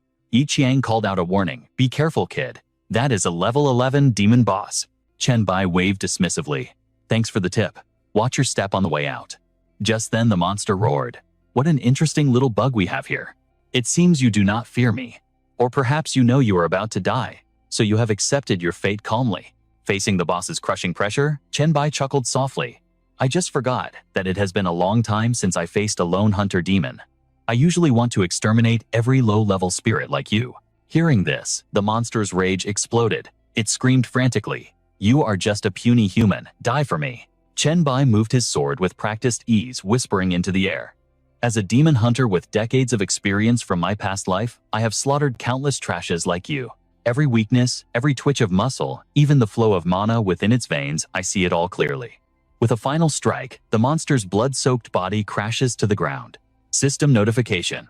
You have slain the Al Orlando Hunter, a level 11 boss. Gained 13,500 experience points. Mission 3 complete. Reward 5,000 experience and 1 bottle of C-rank low-tier demon bloodline potion. Chenbai stares coldly at the loot, a wave of nostalgia washing over him. It seems his skills haven't rusted one bit in this intense system manhwa world. Meanwhile, the spectators can't contain their excitement. Brother Chiang, look, I got the participation reward, 5,000 experience, and a bloodline item. Another chimes in, I got one too, but then a frown mars his face. Wait, did he just one-shot that thing? Zhonglong asks nervously. Brother Chiang, is he planning to devour the boss's corpse? Yi Qiang nods, his expression grim. Yeah. Let's go check it out. System notification. You have successfully devoured the special gene. Gained 350 exclusive evolution points for the Blacklight virus. System notification. Useless genes discarded. Obtained 1 bottle of A-rank common demon bloodline potion. Chenbai speaks slowly, his voice laced with ice. Why did you come back? Planning to fight me for the spoils of war? Yi Qiang forces a calm, thin smile. His lips curl into a mocking grin. You must be joking. You soloed the final boss. Where would I get the guts to demand a share? Chenbai's eyes narrow like daggers. You preach righteousness, but I've already seen the rot beneath your mask. Moments later, he glances at the items in his hand, eyes glinting with interest. Not bad. This boss actually dropped some high-tier loot suitable for a leveling manhwa protagonist. Look at this. B-rank Hunter Bloodline Potion, A-rank Demon Bloodline Potion, and even an S-rank Demon Hunter class transfer scroll. Chenbai turns abruptly. Does this seriously not tempt you? Just then, Zhonglong tosses a potion bottle back to him. He speaks carefully. Brother Chiang, these are just the drops we picked up. Saying we don't want the rest would be a lie. Zhonglong adds hurriedly. But we know the rules of the wasteland. You cleared the mission. The loot belongs to the victor. We aren't stupid enough to break that code. Yi Qiang's eyes flash his gaze, scanning Chenbai as if trying to dissect his very soul. Chenbai smirks amused. Sounds reasonable. Then his tone drops to absolute zero. But you came back for a reason, and I doubt it was just to congratulate me. Speak your mind? Yi Qiang waves his hands defensively. Honestly, nothing sinister. I just want to make a connection. Little brother, where is your base of operations? He laughs awkwardly. You see, my younger brother is currently cleaning up the western Wuchang suburbs. I'd hate for him to accidentally trespass on your territory. Chenbai's pupils constrict. The western suburbs Meng. She's hiding in a small district near the gym in that exact area. This guy looks polite on the surface, but he's fishing for intel. He wants to know if I'm in their way. Chenbai lowers his voice, playing it cool. Relax. My base is over in Jiang City. I only know of a gym in the western Wuchang suburbs, nothing more. As he speaks, Chenbai calculates rapidly. I need to find out how close their forces are to Meng. Yi Qiang immediately switches to a friendly tone. Ah, we just took over that gym a few days ago. We're currently tidying up the surroundings. With your strength, you must command a significant force in Jiang City, right? Let's be friends and support each other. But Chenbai feels a pit form in his stomach. They've already cleared the gym. When people like him say cleaning up in an awakening manhwa context, they mean conquest and slaughter. That explains it. That's why nobody knew about Meng in my past life. She must have been purged by these bastards. System notification. New message from Meng. Chenbai signals them. Hold on. Suddenly, a trembling voice echoes from the screen. Master Meng. Suddenly, a swarm of evolved humans appeared in my district. They're going door to door searching for something. At this rate, they'll find me any second. Chenbai's expression turns thunderous. They are purging zombies and survivors alike. Do not let them in. I'm coming right now. Seeing Yi Qiang's hand reaching out, Chenbai snaps, glancing sharply. You, what do you think you're doing? In a flash, Chenbai binds the man with cold fury roaring. D-skill activation devour. As he absorbs the essence, memories flood into Chenbai's mind. But the memories are fragmented shards. He can't pinpoint the exact location of the Jinhui International District, where Meng lives, nor the specific location of the stadium. The scene shifts to a different perspective. Chenbai stares at the fleeing survivor. I need a guide. You warned me about the boss earlier. You seem to know a lot more than you let on. Scene transition. A high-rise in the western Wuchang suburbs. Jinhui International Community Building, 16 Room 1. Mang's apartment. Screams echo from outside. Is anyone there? Open the damn door. A man bangs violently on the metal. I'm counting to 3. If nobody answers, we're breaking in. Inside, Meng trembles in terror. She whispers, trying to sound tough. You are not welcome here. Leave now. If you break in, don't blame me for being ruthless. Hearing the sweet feminine voice, the thug grins lecherously. Brothers, hear that? There's a woman inside. His lackey jeers. Hey little lady, how exactly are you going to be ruthless? Another thug laughs darkly. Don't worry, darling. Get yourself ready. Big brothers are coming in to comfort you right now. Meng screams hysterical. Scram. A psychic shockwave distorts the air. Outside, the thugs clutch their heads and vomit blood instantly. Her weapon clatters to the floor. Meng collapses, coughing violently. A look of helplessness washes over her face. Damn it. This manhwa recap moment reminds me that psychic skills require physical stamina. Just 1 second of usage and my voice is broken, my energy drained. She freezes. It's quiet outside. With my current mental power, that blast should have at least knocked them unconscious. Moments later, a weak rasping voice drifts through the door. The dying thug speaks into a walkie-talkie. Brothers.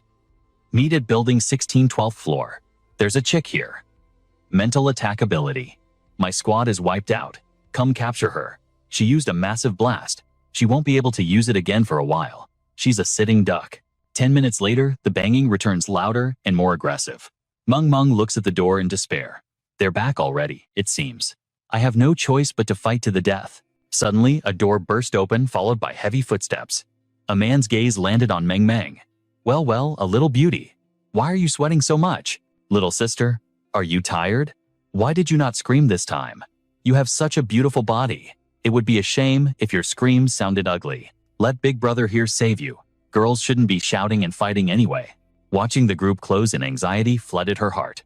Based on her remaining stamina and mental power, she calculated she could launch exactly one more Hell Black Flame. Meng roared in fury. You can all go to hell, Hell Black Flame. Immediately after she gasped for air, thinking, Master was right. The 4 attributes must complement each other. It is dangerous if one stat is too high while others are low. Just then, another group stepped in. The leader smirked. Brothers, it looks like this little girl is out of juice. Another thug mocked. Hey, beauty, are you going to obediently kneel and lick, or do you choose death? Pick one. Meng groaned, clutching her head. Her headache was splitting, and consciousness was fading. She reached out desperately. No, I will not fall into their hands. One of the thugs shouted. Why are you still asking? The girl obviously chose death already. Come on, brothers, get her. The thugs swarmed Meng like hungry wolves. One roared, grab her. This wretched girl still dares to resist. Despair swallowed her whole as she screamed, save me, someone please. From the darkness, a savior emerged. Chenbai shattered the window, crashing in like a bolt of lightning, and planting his foot squarely in a thug's face. He caught her falling form, his touch gentle against the chaos. A bitter smile touched her lips. Master, is that really you? I am sorry, Meng. I was too weak. His voice softened, wrapping around her like a shield. Do not blame yourself. You did well. Rest now. I will handle the trash. Chenbai's gaze turned murderous as he faced the mob. You dare touch my disciple. None of you are leaving this room alive today. The thugs exchanged terrified glances, whispering in fear. Where did he come from? She had backup. Standing before them was a reaper in black, radiating pure death. Kill him, they screamed, rushing forward blindly. But before they could blink, thunderous kicks sent them flying. They stood zero chance against an awakener. Blood sprayed the air. One thug crumpled instantly, while another smashed headfirst into the wall, knocked cold by the sheer impact. The reaper's cold eyes swept the room. Is that all of them? Suddenly, a weak whimper broke the silence. Master. Meng curled up on the sofa, drenched in cold sweat. It hurts. Please stop, she moaned. Chenbai checked her vitals immediately. Physical exhaustion combined with mental overload. She was suffering from mana backlash and hallucinations. Her mind wandered the abyss. Master, where are you? Frowning at her pain, he grasped her hand firmly and stroked her hair to anchor her spirit. I am right here, Meng. Suddenly, heavy footsteps thundered from behind. Another thug charged in, swinging a massive axe with killing intent. Chenbai spun like a whirlwind. His kick slammed the attacker into the concrete. He returned to her side instantly, his voice steady as a mountain. Fear not, your master will protect you. Fury ignited in his eyes. He channeled his aura and stomped the ground, shattering the floor tiles and sending the thug rolling in agony. He swore an oath then, and there no one would ever hurt her again. An hour passed. The violence faded into silence, leaving only the sound of steady breathing in the room. Meng slept peacefully on Chen Bai's lap, color returning to her cheeks. Surrounded by broken bodies, a hand suddenly crept through the cracked door. Chen Bai's eyes snapped up. Zhang Long peeked in nervously. "It is me, Mr. Bai, just me." Chen Bai kept stroking Meng's hair, his voice turning icy. "If you are standing here, it means Chen Yichang's entire squad has been wiped out, correct?" Zhang Long dropped to his knees, trembling. "Yes, Mr. Bai. Just as you planned, I lured them into the trap. The monsters finished them off. Chen Yichang's elite forces are gone." Chen Bai narrowed his eyes. "And the survivors? Are they your friends or family?" Zhang Long shook his head frantically. "No, Mr. Bai, I have no extended family. Only my wife and child matter to me. I possess the A-rank talent truth vision. That tyrant Chen Yiqiang found out and held my family hostage to force me to work for him." Shame filled his voice. "If my talent were trash, my family would have been abused and slaughtered just like my neighbors were." Chen Bai nodded, his gaze softening. "I see. Your talent is useful, and you were the only one who warned me about the boss monster. I owe you for that. Will you follow me to Jiangcheng City?" Zhang Long froze, stuttering in disbelief. I... Seeing his hesitation, Chen Bai smiled faintly. "You are not forced to come. I am not a tyrant like Chen Yichang. I do not rule through fear. I respect your choice, Zhang Long." Panic seized the man. "No, of course I am willing to follow you." I hesitated, because many innocent people are still enslaved at the settlement, just like my family. Chen Bai nodded. "We can take them in. However, moving a large group to Jiangcheng immediately is dangerous. Open your inventory. Stay in Wuchang for now and stabilize the situation." Chen Bai flicked a vial from his spatial storage. "Take this potion. It will boost your power significantly. I have also sent a friend request via the system. Contact me once things are stable. Then you can decide whether to build a base here or move to Jiangcheng." Zhang Long bowed deeply. "Thank you. Thank you so much." After he left, the room fell quiet. Meng still deep in slumber. Chen Bai opened his interface and scowled. "What the hell, I just gave away a potion and now my inventory looks like this." A grotesque demon face appeared in the grid, its mouth gaping wide, staring hungrily at the demon bloodline potion. Strange. This did not happen when I looted the dungeon. I deposited the class change scroll and the bloodline potion together. He studied the slots. "Let's try moving it." In this leveling manhwa, even the inventory system held deadly secrets. The demon face seemed to crave that potion. Its unblinking eyes were locked onto the vials, its jaw unhinged, in a silent scream of hunger. Chen Bai weighed the mask in his hand, a thought crossing his mind. These low-quality bloodline potions were trash to him anyway. Why not feed the beast? After all, this was the treasure Lei Duo had been desperate to possess. Perhaps a little snack would unlock a hidden attribute. One by one, he tossed the vials into the mask's gaping maw. "Keep eating. Have them all." 5 minutes later, the mask's expression twisted into a satisfied grin. Chen Bai frowned. "That's it. You devoured my entire stock just to feel full. Fine. Special grade artifacts have expensive tastes, I suppose." Suddenly, the mask retched, spitting out a purple pulsating lump. Chen Bai stared at the object on the ground. "Does this thing eat and excrete from the same hole? What is this filth? Do I have to clean up after it now?" He picked it up and his eyes went wide. Appraisal complete. A+ rank common demon bloodline essence. A consumable item formed by condensing demonic power through a secret technique. The higher the requirements, the more potent the effect. It required 75 points in both strength and agility just to consume. Chen Bai's eyes blazed with excitement. The mask wasn't just eating. It was a purification machine. Combined with the demon blood he could farm from the secret realm, he now had an infinite generator of high-grade resources. It was the ultimate cheat code in this awakening manhwa reality. Then, he remembered the scroll. The S-rank Demon Hunter class change scroll. A unique item that only dropped from the first kill of a pureblood demon. Completing the quest within would transform this parchment into the legendary Demon Hunter job class. The mission requirements were brutal. Enter the first layer of the abyss. Slaughter 100 demons and 100 fallen ones to prove his worth. Leaving the deep to conquer the abyss. Chen Bai crushed the scroll in his grip. He wouldn't just scrape by this time. He was going to turn the demon's stronghold into his personal hunting ground. Suddenly, a soft movement caught his attention. Her eyes fluttered open, hazy with sleep. She sat up, rubbing her face like a confused child. The moment she saw Chen Bai, the dam broke. Master. She threw herself into his arms, sobbing uncontrollably. Master, you're alive. Chenbai gently patted her back, his voice softening. It's okay. I'm here. The nightmare is over. I killed every last one of them. Meng Meng took a deep, shaky breath. Master, I'm too weak in the real world. I need to train my body. I need to double my efforts. He smiled and ruffled her hair. Physical training is too slow. Your focus is the core of any leveling manhwa, gaining experience and mastering your skills. Meng Meng looked down, tears welling up again. But the experience points needed are astronomical. And I already cleared out all the monsters in the dream world. She sniffled, looking defeated. I can't travel far, and I can't find any dungeons. Chen Bai tilted her chin up. How are you feeling physically? Rest for a bit, and then we'll head to Jiang City. There are plenty of dungeons there. Hearing the name Jiang City, her sadness vanished instantly.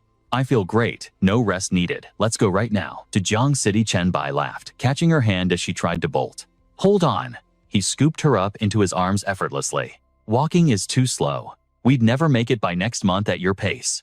Meng Meng's face turned crimson, freezing in his embrace as they launched out the window. Keep your eyes closed. If the wind pressure gets too high, tap my shoulder. She nodded, burying her face in his chest. He leaped, vanishing into the skyline like a phantom. Moments later, they touched down in a desolate forest. Wuchang outskirts, the entrance to a hidden secret realm. They landed on cracked, dry earth. The system chimed. You have entered the Demon Faith Village. Meng Meng gasped, looking around. Whoa, the atmosphere changed instantly. So this is a secret realm, Chen Bai explained as he walked. The main difference between this and a normal dungeon is the entrance. Only a cleared realm gives an entry prompt. For an evolver, stumbling into a new secret realm is usually a death sentence. Meng Meng looked at him with starry eyes. Master knows everything, so should I go pull the monsters for you? His voice turned serious. No, this isn't the dream world. One mistake here means death. Stay near the exit where it's safe. Before she could blink, he was gone. As he moved through the shadows, Chen Bai analyzed the situation. The quest had updated. It wasn't just about killing demons anymore. He had to slaughter every guard and the Dark Priest. No bloodline potion reward listed. Strange. But it didn't matter. The boss was going to die first, regardless. Wuchang's secret realm. Central Square. The air here shimmered with a psychedelic evil energy. High above, Chen Bai surveyed the area. An intruder, the cultists below, spotted him drawing their bows. A sacrifice for the demon lord. But before their arrows could fly, Chen Bai's silhouette dissolved into mist. The guard froze, confused. A split second later, a thunderous impact shattered his spine. Instant annihilation. Chaos erupted in the square. The boss roared, trying to rally a defense, but Chen Bai was a blur of violence. System notification. Level 15. Dark Priest, Chen Dahai slain. 45,000 experience gained. Special blood factor detected. Absorb or discard. Absorption will trigger an evolution in the Blacklight virus. A savage grin spread across his face. Perfect. This system manhwa logic was finally paying off. He could devour them all. In that case, I'm digging in. His blade became a whirlwind of death, harvesting heads with surgical precision. Notification. Low-grade C-rank demon bloodline potion extracted. Chen Bai nodded. Even the mini-bosses dropped loot. He checked the elite corpses. They dropped potions too. Only the trash mobs were empty. Makes sense. Scarcity creates value. Meanwhile, back at the entrance, Meng Meng sat on a large rock, swinging her legs, patiently waiting for her master to return from his slaughter. Master killed the boss and cleared the elites. Meng Meng thought, chin resting on her hand. He won't leave me behind, but I have 0 experience points. I need to catch up. A familiar voice snapped her back to reality. Meng Meng, charge your ultimate skill.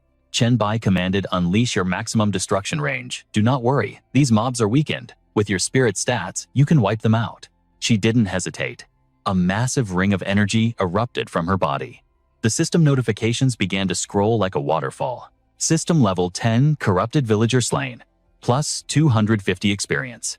System level 12, corrupted woman slain. Plus 400 experience. System level 1, traveler slain. Plus 300 experience. System level 14, corrupted butcher slain. Plus 500 experience. System corrupted farmer slain. Plus 300 experience. Level up plus 2 free attribute points. Meng Meng gasped as golden light bathed her. Whoa. System quest complete. All targets eliminated. You may leave the instance. She sat on a rock, grinning from ear to ear. Master, I jumped straight to level 6.5. Look at all this experience. Chenbai smiled, hands on his hips. Not bad. I just hit level 9 myself. Overcome with raw emotion, Mang leaped from the boulder, wrapping her arms around him in a joyous embrace. Thank you, Master. You lured all those monsters just for me. I love you, Master. But right then, a holographic screen popped up, a staple of any good system manhwa. Ziqiang was requesting a video call. He accepted the call instantly. Seeing her face on the screen, his brow furrowed. What's wrong? You look pale. Did something happen? The screen flickered, displaying the Heroes Guild tag, her expression grave. Master, we need your help immediately. A goblin claiming to be the god of trade has appeared in the residential area. Chenbai froze. A vision of an arrogant smiling face flashed through his mind. The god of trade. He immediately fired back. Loida, why is that guy at the residential zone? Ziqiang's eyes widened in surprise. You actually know him? She shook her head, glancing towards the Wushuang Mountains. It's a long story, but I'll keep this brief. After observing our settlement for a day, that Loida character approached me. He's offering a silver grade A city building token as an investment, but there are strings attached. We have to build a Goblin Chamber of Commerce in the Prime District once the city is established, and grant them lifetime tax exemption. Chenbai rubbed his chin deep in thought. High-tier city building tokens were legendary artifacts. A city recognized by the will of the universe unlocked incredible system functions. This investment brings us nothing but benefits. It's a win-win. Ziqiang exhaled sharply, the tension leaving her shoulders. Wonderful. I thought the same thing. However, there's a catch. We can't save this token for later. The terms require us to activate it immediately. Chenbai nodded, his strategic mind racing. A grade A construction quest will trigger a massive monster siege. Our current defenses might struggle against that wave, but don't worry. I'll be back within 24 hours. Ziqiang bit her lip, hesitating. Should I try to stall him for a day until you return to accept the deal personally? Chenbai smiled, his voice calming. No need. This is Loida's investment in you, not me. Besides, I've already secured other investments in the past. Oh, and make sure to stroke his ego. Praise Loida to the high heavens and casually mention my name. Ziqiang nodded firmly. Understood. Leave it to me. By the time dawn broke, Chenbai had wrapped up his business. Mang, get over here. She dashed over instantly. Coming, Master. He opened his inventory, projecting a holographic display of high-tier equipment. These are all the spare items I have. They're yours now to boost your stats. Equip whatever maximizes your physical attributes. Mang looked a bit dazed by the sudden generosity, but nodded quickly. Okay, Master Bud. What should I pick? Chenbai explained his urgency. There's an emergency at the base. I'm afraid if I run at full speed, you'll be left in the dust without these buffs. Meng's jaw dropped. Oh, I see. Moments later, Meng re-emerged, looking like a totally different person, decked out in a long coat, tactical mask, and combat boots. She beamed behind her mask. Master, I'm all set. My physical stats just broke past 30, and my defense skyrocketed. Chenbai flashed a thumbs up. Perfect. Meanwhile, back at the base, Ziqiang faced the merchant. Sorry to keep you waiting, Mr. Loida. We've decided to accept your investment. In the lavish living room of the Song Zijing Villa at the Dongshan settlement, Loida nodded approvingly. You truly are a capable and decisive woman. Building a shelter of this magnitude in the apocalypse is impressive enough. But maintaining order among thousands of evolved humans, that is a rare talent. She smiled gracefully, playing the game. You flatter me, sir. My management skills aren't even a fraction of yours. Oh, great god of trade, it is truly our honor that you chose to invest in us. The goblin looked visibly pleased. What a humble girl, he thought. I am increasingly convinced that you will build the finest city for the evolved. Loida clasped his hands together, his demeanor polite yet calculating. When that day comes, I hope you will look favorably upon our Goblin Chamber of Commerce. Ziqiang bowed elegantly. That goes without saying. She continued to butter him up, just as instructed. To be honest, the true leader of our settlement has admired your legend for a long time. When he heard the Goblin Chamber would be established here, he abandoned his expedition and is currently rushing back at full speed. Loida blinked, genuinely surprised. Oh, who might that be? At this stage, very few evolved humans are even aware of my existence. She smiled with pride. I'm certain you know him. His name is Chenbai, and he mentioned he has accepted your investments before. The moment that name hit the air, Loida's face went pale. His polite facade shattered. He waved his hands frantically. That guy? No, absolutely not. Cancel the investment. Ziqiang started. What? Why can't you invest? Loida turned the token over in his hand, a complex expression crossing his face. No. I just didn't expect that brat to be the one running this place. If that little monster is here, then this token is far more appropriate.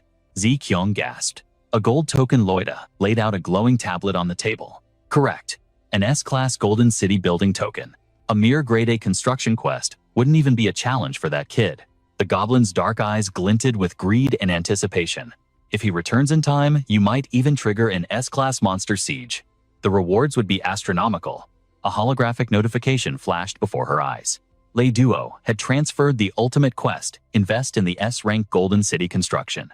Ziqiang froze, realizing she was looking at a legendary Golden City token. The mission parameters were brutal. After a mere 24 hours of preparation, the token would activate, and every monster in the vicinity would undergo a berserk power-up. It wouldn't just be a wave. It would be an endless tsunami of beasts targeting the city core. They had to survive a 5-day siege to complete the awakening, but the rewards were god-tier. Upon success, a radius of 10,000 meters would be recognized by the universe will itself, granting them the supreme benefits of a golden city. Ziqiang leaned over the tactical map, her heart racing. This territory was massive, far larger than a standard A-rank zone. Lei Duo's eyes gleamed with the thrill of high risk and high reward. Do you have the guts for this? He seemed to ask. Ziqiang took a deep breath, a confident smirk forming on her lips. With the White Emperor here, there is nothing in this apocalypse I fear. One day later, at the Dongshan settlement atop the Grand Villa Terrace, the silhouette Ziqiang had been praying for finally descended from the sky. Chen Bai landed softly, cradling Meng Meng in his arms like a sleeping princess. Took longer than expected, he muttered. The monsters were already swarming, so I had to carve a bloody path through them. Ziqiang rushed forward, relief washing over her. You're back, that's all that matters. In his arms, Meng Meng remained deep in a comatose slumber, oblivious to the world. Chen Bai nodded. I need to get her to bed. Brief me on the situation while we walk. Ziqiang fell into step beside him. The siege begins in less than 20 minutes. We have established 3 defensive lines utilizing the natural terrain. The front-facing Jiang City is our primary kill zone. Contingency plans are in place. Inside the master bedroom, Ziqiang produced a heavy suitcase. This is everything we managed to scrape together on such short notice. Chen Bai gently laid Meng Meng on the bed before turning his gaze to the suitcase. You did well. Excellent work. She pushed the case toward him. And there is this. We cleared the sewer instance dungeon and finally completed the full plague equipment set for you. He nodded, genuine appreciation in his eyes. Thank you. Choosing you as my second in command was truly one of my best strategic moves. Her eyes softened with gratitude. Being chosen by you. That was my greatest fortune. She stepped closer, a hint of adoration in her gaze. I was terrified, honestly. But seeing you calm enough to carry a girl home, it somehow puts my heart at ease. Chen Bai offered a faint, mysterious smile. She is not just some girl I saved. She is my direct disciple and her potential rivals, even my own. He pointed to the sleeping figure. Get Brother Song to watch over her. If her eyelids even flutter, I want to know immediately. Gazing at her peaceful face, his voice turned serious. She is the trump card for this settlement survival. Negligence is not an option. Ziqiang snapped to attention. Understood. Ziqiang followed him out the atmosphere, shifting from tender to martial. Chen Bai's aura flared. Let's go. It is time to greet our guests. The scene shifted to the desolate lands below Dongshan Mountain. Thousands of wide-eyed zombies snarled, their hunger palpable as they massed against the walls. Chen Bai surveyed the horde from the ramparts. So this is the might of an S-rank siege. It felt like a scene straight out of a manhwa recap, where the difficulty spikes to impossible levels. In his past life, the White Emperor City was merely B-rank. This was a different beast entirely. The sea of undead below was dense enough to blot out the earth. Chen Bai's expression darkened. The difference in difficulty was heaven and earth. 3 minutes remained until the slaughter began. Standing high above the Dongshan stronghold, Chen Bai looked down like a general inspecting a battlefield, the black tide of death surging at the gates. On the wall, Ziqiang sat beside a young girl with a sound transmission talent. The speakers crackled to life, echoing across the entire settlement. Citizens of Dongshan, we stand on the precipice of a 5-day hell march against the monster horde. Old and young alike froze listening to the broadcast. But do not let fear take you, the voice boomed. We possess the most impregnable walls, the richest resources, and the most unshakable reinforcements in this apocalypse. We have over 100 B-rank awakeners, 10 elites with A or S-rank talents, and leading us, 2 legends with SSS-rank power. Defeat is impossible. Survive these 5 days, and we will claim the title of the world's supreme territory. Fight for this city, and you will live like kings, enjoying privileges and infrastructure no other survivors possess. 1 minute remains. Are you ready to harvest experience and gold from the corpses of our enemies? The roar of the crowd shook the heavens. We are ready. The morale was explosive. Chen Bai smirked, impressed by the energy. Excellent speech, he noted. Ziqiang smiled. It is easy to be confident when I have you and your disciple backing me up. Chen Bai glanced at the young broadcaster. Her amplification talent is useful. Get her to the safe zone immediately. On it. He turned to Lu Li. How is the broadcast set up? Perfect, she replied. I bought the highest tier drone camera from the system store controlled directly by Will. Staring down at the abyss of monsters, Chen Bai gave the order. Good. Let the world watch us ascend. Lu Li nodded. Streaming now. With 60 seconds on the clock, the Evolutionary Forum went nuclear. It was the ultimate leveling manhwa event. A live broadcast of the S-rank Golden City defense. Jiang City. Is this clickbait? They are charging a whole gold coin just to watch. That's robbery. User Invincible Hero typed. Are they insane? My entire guild barely killed a boss that dropped a D-rank token. User Ghost Butterfly added, is this real footage? Look at that swarm. User Erickson posted coordinates. If they survive this, I am moving there immediately. User Rodak, New World Emperor raged. Damn, these Easterners always getting ahead. The countdown timer burned in the air. 5, 4, 3, 2, 1. The barrier fell. The buffed monstrosities shrieked a tsunami of claws and teeth crashing against the city. The war had begun. Leng Chang exclaimed in shock. Wait, the monsters are still getting stronger. Damn it, we should have wiped out the unbuffed zombies sooner. Ziqiang shook her head. Chen Bai knew they would mutate. He said the experience points and copper coin drops from enhanced monsters are significantly higher. Suddenly, Chen Bai soared into the air. In a flash, he tore through the sky, crashing down to slaughter the zombie horde like the hero of a leveling manhwa. Attributes are tripled, but so are the rewards. Plague Transmission. The skill activated instantly. A 5-stack combo boosted all stats by 15 while inflicting a massive resistance debuff on everything he touched. The undead didn't stand a chance. With every swing of Chen Bai's arm, rotten limbs flew in all directions. Plague Transmission cooldown 5 hours. Effect spreads infection at breakneck speed to a single target, causing long-term corrosion damage and severe stat reduction. It's a god-tier crowd control skill. The damage isn't the highlight, it's the contagion. This will make defending the city a walk in the park. Suddenly, his eyes narrowed. What's this spiritual fluctuation? The infected zombies were piling up while the healthy ones were actively backing away from them. A realization struck Chen Bai like lightning. A zombie lord. There's a commander controlling this herd from the shadows. No wonder these undead aren't trampling each other in a chaotic frenzy. They are marching forward with military precision. If I can locate the commander, this legion becomes nothing but a leaderless mob. But without the overlord's coordinates, hunting blindly would waste precious time. Cold calculation flashed in his eyes, yet he hesitated for a fraction of a second. If I abandon the front lines to hunt the boss now, the zombie lord will seize the opening and unleash the full force of the monster tide against the base. The defenders would suffer catastrophic casualties. Yet if I don't strike the head of the snake now, the horde will encircle us completely, and I'll be pinned down, unable to leave at all. To resolve this tactical deadlock perfectly, there is only one option. I need Mang's power. Chen Bai tightened his grip on the shield, charging into the fray while projecting his thoughts. Wake up. I need you, Meng. Her eyes fluttered open, a single tear glistening like a diamond on her lashes. Leng Chang rushed over, beaming with relief. You're finally awake. Meng blinked, disoriented. Who are you? It's me, your master. The news was instantly relayed to the front lines. Meng is conscious. I'm briefing her on the situation now. Chen Bai smiled, a weight lifting from his shoulders. Excellent. Mental messages from Meng immediately flooded his mind. Master, forgive me. I pushed my flight speed to the limit and couldn't handle the wind pressure. My stamina bottomed out, and I blacked out. Brother Song updated me on the crisis. I'll enter the dream realm immediately to hunt the monsters for you. But before she could dive into the astral plane, Chen Bai stopped her. No rush. I need to give you a target profile. Use your dreamwalking ability to scan for a specific type of zombie. Listen closely. Chenbai projected the image.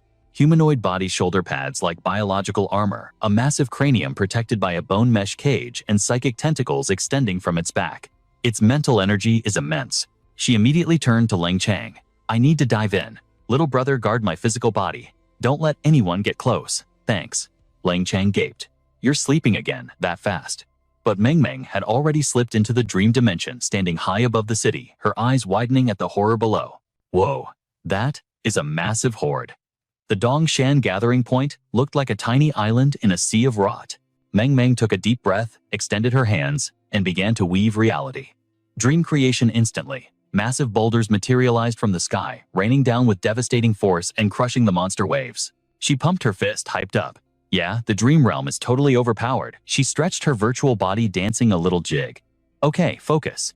Time to find that ugly zombie, Master described. Her form dissolved into the atmosphere, wrapped in a soft pink aura. I can't fail the mission Master gave me, she whispered to the wind. The scene shifts back to reality. At Dongshan Mountain late afternoon. After hours of visceral slaughter, Chen Bai exhaled, finally stepping back inside the safety of the walls. He grabbed a water bottle from Zicheng, chugging it down. Zicheng, give me the damage report. Casualties and wall integrity. Don't sugarcoat it. Her face was glowing with relief. Thanks to your one-man massacre on the front lines, we have 0 fatalities. Since you thinned out the herd, the monsters reaching the wall were manageable. We cleared several waves with only minor injuries. Chen Bai nodded, finishing the water as he analyzed the data. The wall structure is holding strong. Honestly, you should rest. Let the others take the night shift. But the tension on Chen Bai's face didn't soften. He shook his head. No, this situation is far from optimistic. Zicheng gasped, realizing what he meant. The Lord. A chill ran down her spine. So that class of monster really exists. Yes. Today we only fought enhanced foot soldiers. The special variants were suspiciously rare. Chen Bai's expression darkened. My gut tells me this overlord is hoarding its elite forces, charging up for one devastating all-out strike. Just then, Lu Li arrived with Meng Meng skipping down the stairs. The little girl waved her hands, beaming. Master. Chen Bai's face softened. Meng Meng. Behind her, Lu Li was sprinting to keep up, looking anxious. Ziqiang watched silently. Seeing the streamer, Chen Bai immediately issued a command. Tell Lu Li to cut the live stream. Now. Ziqiang nodded.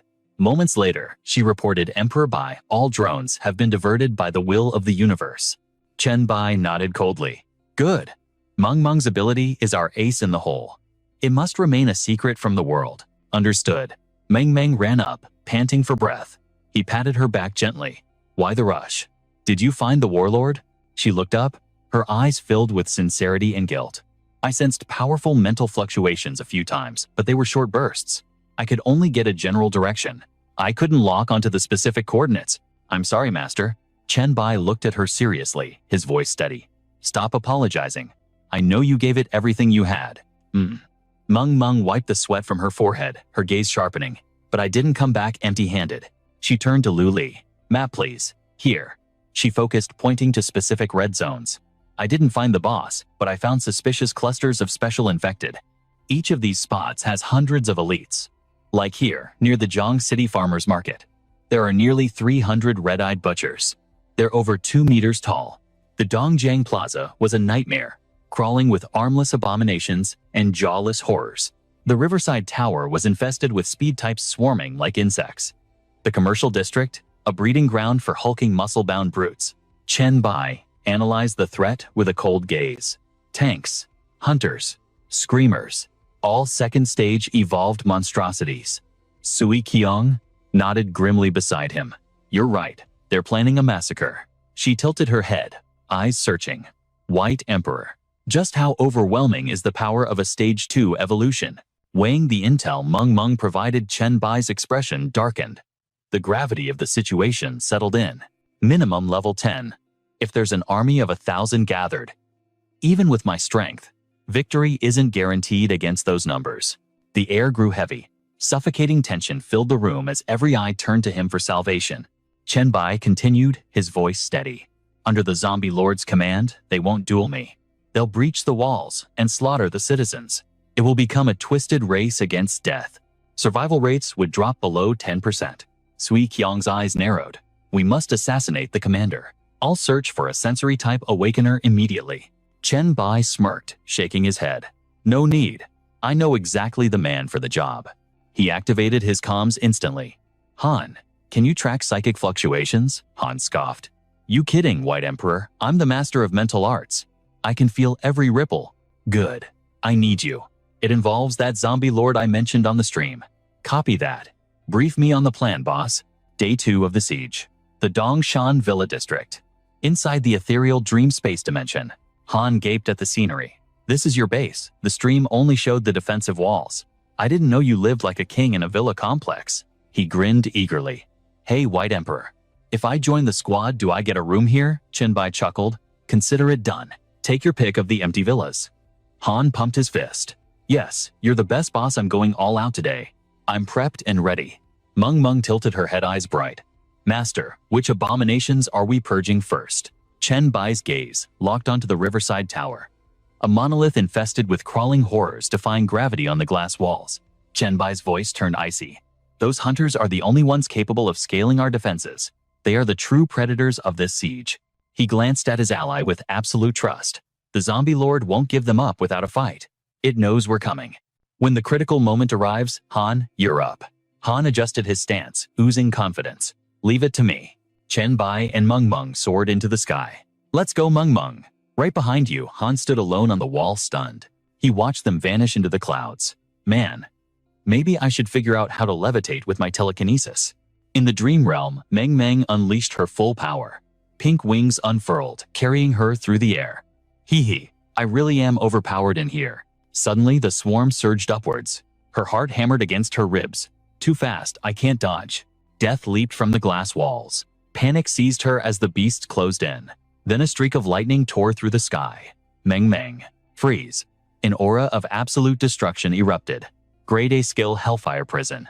Soul-burning flames consumed the battlefield, inflicting double torment on body and spirit. The undead shrieked in agony as the inferno incinerated their flesh and souls, turning them to ash before they hit the ground.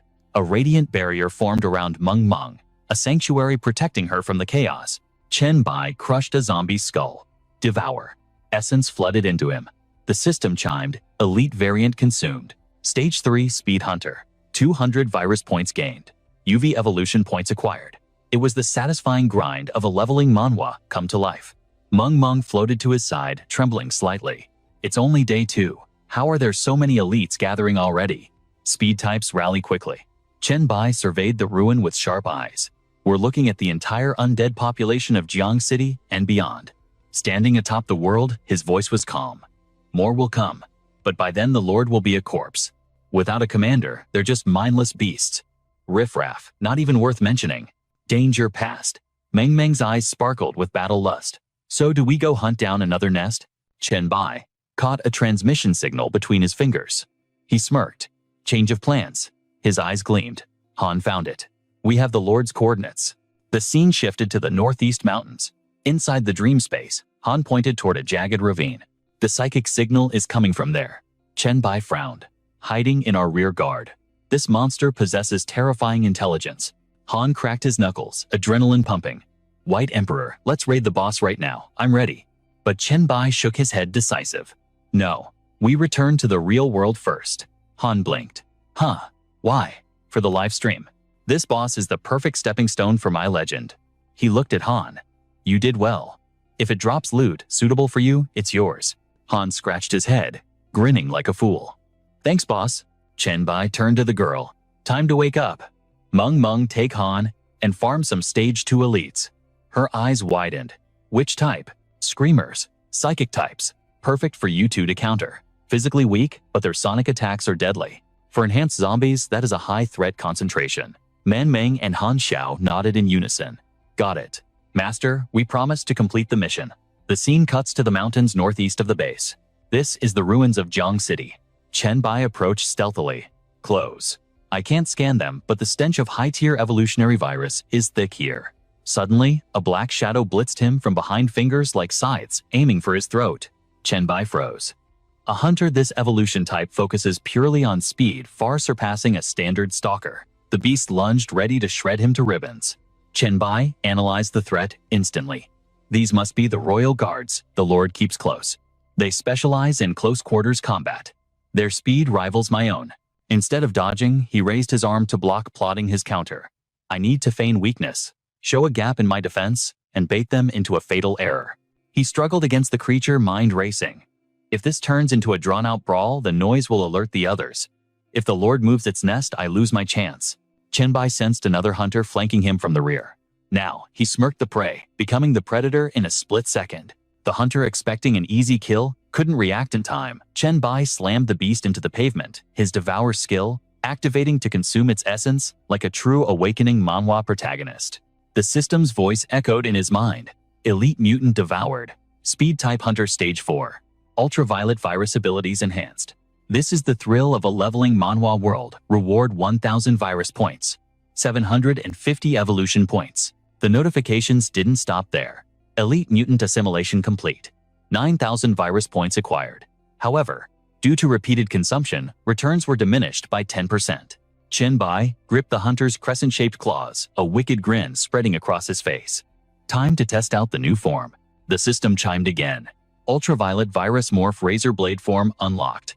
He laughed, adrenaline surging through his veins. His mental power was overflowing. His gaze snapped to the treetops, locking onto a lurking shadow. I thought you'd use that chance to run. Did you seriously think you could kill me? The remaining hunter revealed itself, tentacles vibrating with killing intent. Chenbai grit his teeth, stomping the ground to launch himself skyward. Big mistake. With a single devastating strike, he flattened the beast against the earth. That boss was disappointing, he thought. Suddenly, a sweet voice called out, "White Emperor." A girl rushed over, throwing herself into his arms with a sigh of relief. Thanks to the White Emperor slaying the Lord, the monster wave lost its commander. Cleaning up the rest will be a breeze.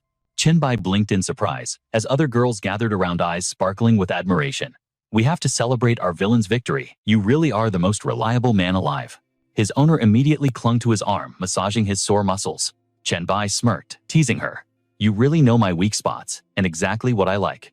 But suddenly, his gaze darkened. He muttered under his breath. An illusion materialized before him, but he only scoffed. An illusion of this low level? Don't embarrass yourself. He glanced back, his voice dripping with arrogance. You can cast illusions, but you can't cloud my basic judgment. That means your mental power stat is far lower than mine. The hidden disruptor finally stepped out of the shadows, growling through razor-sharp teeth. Chenbai's lips curled up, his eyes blazing with anticipation. So it's the zombie lord. In the suffocating darkness, Chenbai stood tall and unyielding, staring down the monster before him. Behind the creature, magical tentacles spread out, ready to ensnare their prey. Instantly, the livestream chat exploded with comments. Wait, was that a hallucination? No wonder he swung at the air twice. Too bad the stream didn't show the illusion. I thought there was a stealth monster. This high-tier zombie doesn't seem that strong for an awakening manhwa boss. Haha, not strong. You go kill one then. Even the Icheng team only killed a mantis zombie recently, and they're all A-rank talents. I'm from Icheng too, and that's our strongest squad. But this streamer just said the mental type evolution zombie has lower stats than him. Did I hear that right? You heard right. Sounds fake to me. I bet this whole siege is staged by some scammer. Laugh my ass off. There are always clowns who refuse to accept reality. Just then, a sudden system announcement flashed across the screen, piquing everyone's curiosity. Everyone switched to livestream room 3. The main attack has started. At the Jiangcheng fortress walls, a nightmare scenario unfolded. Monsters poured from nowhere, slaughtering the defenders. Roars echoed through the city as the horde threatened to swallow everything in its path. Stage 2, Strength-type evolution zombie, the Berserk Giant. A single stomp from this beast sent tremors through the earth. Puny humans were tossed into the air like ragdolls, helpless against its raw power. Facing this destruction, Ziqiang didn't flinch. Her cold eyes scanned the battlefield as mana gathered in her palm. Her voice rang out. Stay alert, kill the zombies being thrown over the walls first. The civilians watched in terror as the defenders' talents flared to life. B-rank talent gladiator specialist. Throwing accuracy increased. Impact damage. Increased throwing force. Increased C-rank talent. Soul arrow control. Able to alter the trajectory of fired arrows. C-rank talent invisible barrier. Increases air resistance in a designated area. The wind screamed as bodies were flung like fallen leaves. The monster stood gaping, waiting to catch fresh meat in its maw. Moments later it landed, shaking the heavens and the earth. In that instant, the atmosphere exploded. The beast emitted waves of purple light, creating a massive shockwave that left everyone reeling and dizzy. Elsewhere, defenders scrambled in panic, their screams tearing through the air. Section 4 of the wall has been breached. They're throwing zombies at the breach. Just then, she appeared wrapped in a violet aura, her voice calm, yet commanding. Do not panic. Hold your positions. Ziqiang summoned a colossal weapon and hurled it straight into the heart of that grotesque purple light, freezing time itself. Her voice was steel. Amethyst Corpse Blade, she unleashed a barrage, chain thrust strike, and a blinding light tore through the gloomy night. The monster howled in agony, thrashing in despair. Ziqiang's gaze was razor-sharp as she raised her hand, purple energy swirling around her fingers. Ziqiang shouted Amethyst Spike Hammer. Instantly, a massive pillar of light crashed down upon the beast. Before he could even react, a gut-wrenching scream tore from his throat.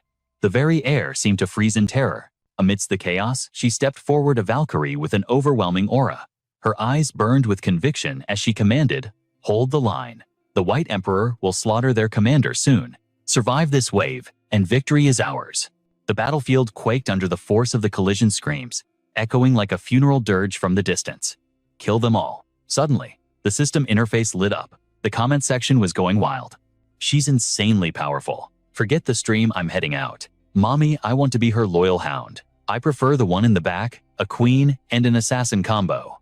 God, I'm in love. Wake up and stop dreaming she belongs to the White Emperor. Hey, shift the camera. Look at the White Emperor's side. Hurry. Damn it. How are there still so many high-tier undead? Suddenly the sky erupted in a blinding flash. Azure and violet lights twisted together, spreading a corrupting plague through the air. Bathed in that blinding radiance, over the gathering point in Zheng City, the monsters went berserk. It was a clash of titans. The tyrant versus the tracker, locked in a death grip. The barrage of comments flooded the screen without pause.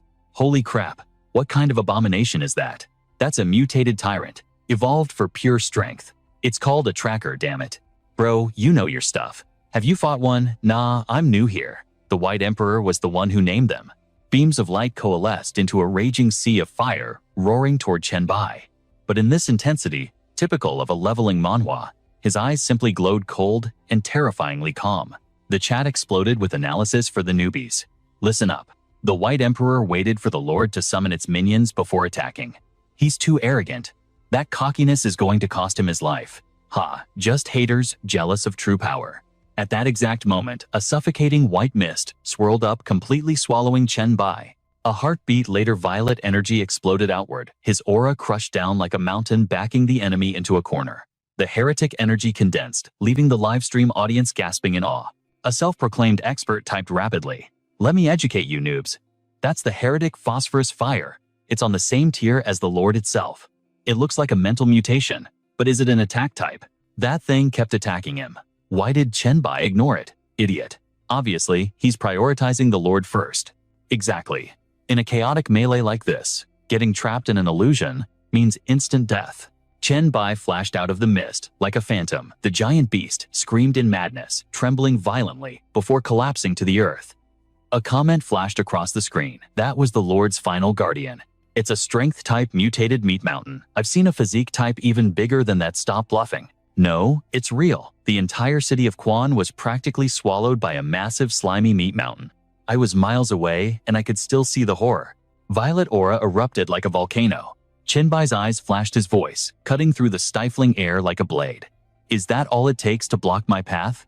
Hellfire immolation. From the heavens, a pillar of dark energy crashed down on the monster like the Reaper's scythe.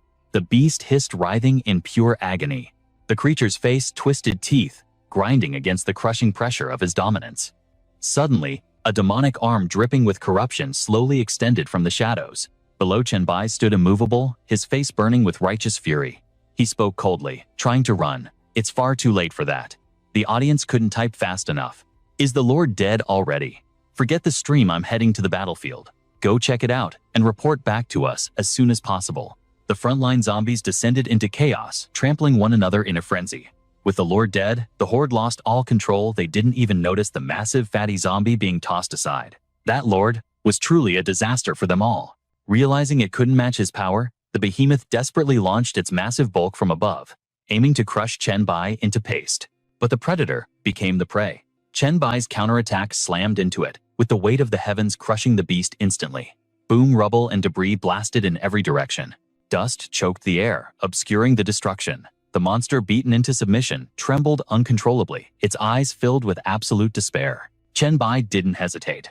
Like a relentless god of death, he charged through the smoke, delivering a devastating kick. He wasn't going to give it a second to breathe. His expression darkened shadows, veiling his eyes. Who gave you permission to eat my loot? Faster than the beast could blink, Chen Bai's sword slashed down a purple arc, slicing through black blood. The comment section buzzed with confusion. Wait, can't the White Emperor absorb monsters? Why isn't he devouring these guys? Maybe it's too risky mid-combat, but during the corpse tide, he absorbed them left and right. Those were small fry. You can't compare trash mobs to these elite enemies. Despite the punishment, the monster refused to die. It swung a razor-sharp blade, cleaving the air. The attack was sudden, forcing Chen Bai to barely dodge by a hair's breadth. Chen Bai leaned back, his sharp gaze analyzing every detail. The corner of his mouth curled up into a chilling smirk. Your strength has faded, he noted coolly. It seems the weakening effect of the plague infection is doing its job. Without a pause, Chen Bai launched another assault, leaving the dazed monster no time to react. A thunderous blow crashed down. His voice dripped with mockery. Your resistance to the heretic's soul-refining fire is impressive. I think I'll borrow that durability for myself. Boom. The atmosphere shattered. Magical energy surged from Chen Bai's body, causing the monster's jaw to drop its eyes, bulging in sheer terror. With surgical precision, Chen Bai delivered a strike that launched the creature straight into the swirling vortex of violet light. It was over. Chen Bai stood amidst the desolate ruins, his gaze cold as ice. Around him, the fallen giants lay defeated, yet their corpses still radiated a lingering, terrifying pressure. Chen Bai raised his hand, and two mysterious cards materialized from thin air. My luck isn't half bad today, he mused. This was the reward mechanism typical of a system manhwa. I never expected the materials I've been hunting for so long to be gathered so neatly in one place. Fate is truly on my side. A translucent system window popped up. Biochemical disaster rank C crafting blueprint. Required materials: zombie claw, root of the meat mountain, bone of the tyrant, heart of the heretic, and brain of the lord. Reading the data, Chen Bai nodded. These are all supreme-grade materials, a whole tier above what the blueprint requires. I have a feeling I'm about to craft something legendary. Before his eyes, the second card flipped over, revealing its secrets. Zombie Claw. Rank E. Attributes: agility, +10. Strength, +8. Passive hits apply bleed. Attached skill: Ghost Shadow Claw. Active effect increases agility by 10% and attack speed by 20%. Requirements: agility, 25 or higher. Evolutionary level 2 or higher. Demonic energy twisted the space around them. Bones, a heart, and strange artifacts floated in the air, radiating a terrifying power. The comment section went wild. Holy shit! Are we actually seeing this right now? Those are raw materials dropping from a zombie corpse. You can use those to craft gear. I can't even imagine the value. Oh my god. Can the White Emperor show us the stats after combining them? Keep dreaming. Why would he reveal such a god-tier item stats to us? Chen Bai narrowed his eyes at the loot, the corner of his mouth lifting slightly. A pair of black gloves, glowing with purple light, appeared in his hands, pulsing with killing intent. The status window popped up. Biohazard disaster. Special weapon. Gloves. Grade X. All attributes +8. The viewers lost their minds. He's looking at the stats. I want to see too. Wait, he looks kinda annoyed. The stats must be trash. Probably C grade. He doesn't look satisfied at all. I agree, C grade isn't worth the effort for killing that zombie. The surrounding space grew increasingly eerie. Demonic shadows bared their fangs and lunged from the darkness. A new system notification flashed before his eyes. Active skill: host controller. Grants absolute domination over 3 targets with lower mental stats. Active skill: tracker's bone. Agility and strength boosted by 30%, while attack speed surges by 50%, decaying with every passing second. The duration is locked at 50 minutes, with a cooldown of 3 hours. The monster's eyes burned crimson, their maws gaping wide, as if to swallow the world whole. The system interface flashed the stats of the mutated Flesh Mountain root. Active effect: slaughter recovery. Killing enemies now triggers a vampiric state, instantly restoring special energy, mental power, health, and physical stamina. With every kill, all basic attributes, except mental power, increase by 1 point. This is the essence of a leveling manhwa system: infinite growth without stacking limits. Duration: 20 minutes. Chen Bai stood tall, eyes blazing like stars, his body wreathed in a terrifying ghostly purple aura. Item Heart of the Phosphorus Heretic. The active skill releases a psychokinetic force field for both offense and defense, crushing mental attacks and unleashing spiritual pressure. His face was a mask of cold, arrogant confidence. He realized this gear had triggered a rare crafting effect, unlocking a special ability, Disaster Evolution. After equipping the biochemical disaster, if he slaughters 100,000 mutant hosts and 100 high-tier variants, this item evolves into a mature phylactery. Chen Bai paused, his voice cutting through the air. A mature phylactery. His tone dropped, contemplating the immense power within his grasp. Even though these wretched creatures were stripped of their core parts, the leftovers still held immense absorption value. Could this fodder push his black light virus to the next stage of evolution? With a thought, Chen Bai unleashed purple tendrils, draining the last dregs of life force from the fallen monsters like a demon lord. Suddenly, the system interface dominated his vision, densely packed with skill descriptions and evolution paths. This was the peak of an Awakening Manhwa experience. System Alert Devoured Special Variant. Speed Tyrant Stage 4. Gained 1,200 virus points. Devouring Elite Variant. Mental Host Stage 4. Gained 1,500 virus points. System Alert Devoured Giant Flesh Mountain Strength. Type Stage 4. Gained 1,200 virus points. System Alert Devoured Phosphorus Heretic Mental Type Stage 4. Gained 1,300 virus points. System Alert Unlocked New Black Light Virus Ability Whip Fist. Unlocked Ability Thermal Tracking. System Alert Unlocked Virus Tracking and the new Hammer Fist form Earthshaker Smash. Black Light Virus Basic Awakening Progress has reached 30%. The advanced skill tree was finally open. He stared at the violet energy pulsing in his hand, his mind racing with the possibilities of this new form. He opened the Black Light Virus Awakening panel. On the glowing blue interface, a cascade of skills appeared.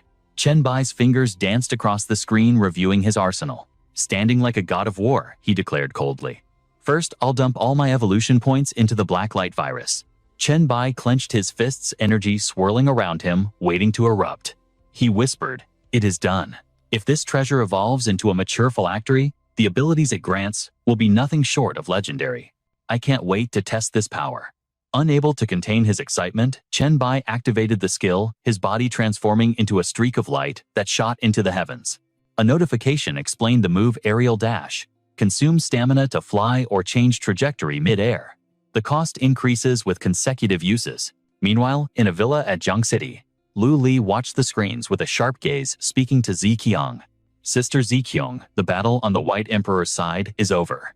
He is currently rushing back towards the city wall. I am adjusting all cameras to broadcast the Universal Will directly to the battlefield. Back at the base, inside the command tent, Ziqiang was receiving treatment. Hearing the report, she replied decisively, "Understood, Lu Li. Keep monitoring." Ziqiang turned to the woman beside her, her voice full of trust. "Su Xin, you've worked hard. You haven't rested a single moment since the battle began.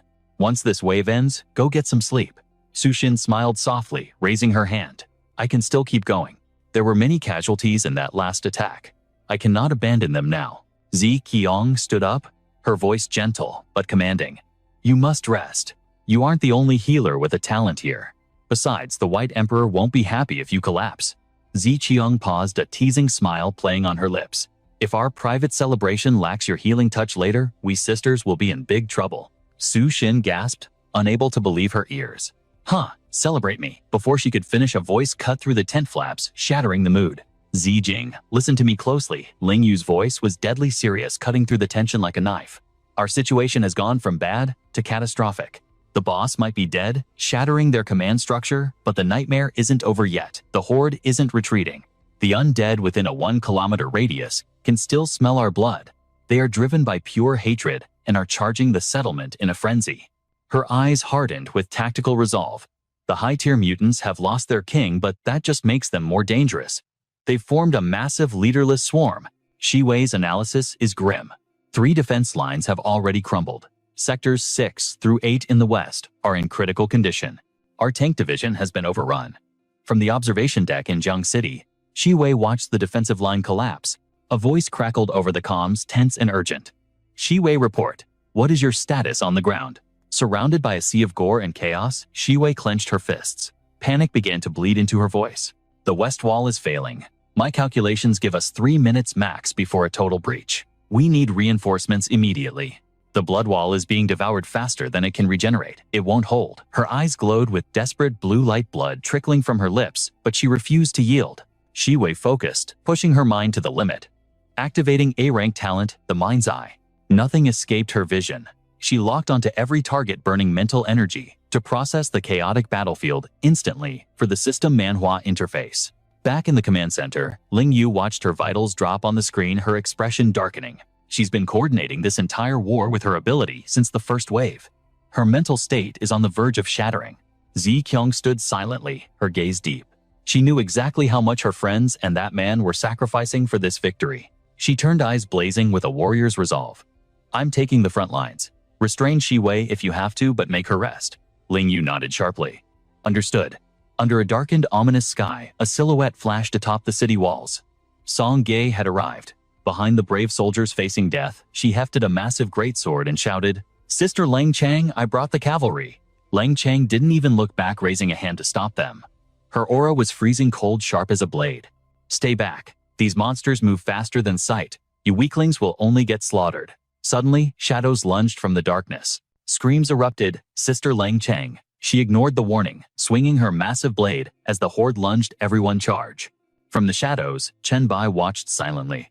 Ling Chang told you to stay put. Why do you always choose the hard way? As if sensing him, Song Ge cried out, Chen Bai. He launched himself into the fray. One kick sent the beasts flying in a shower of light. He didn't stop moving, roaring over the noise of battle. Get the wounded out of here. Tell everyone the Lord is dead. I will handle the rest. The soldiers froze in shock. The Lord is dead. The White Emperor. He has returned. The earth groaned under his feet as gravity distorted.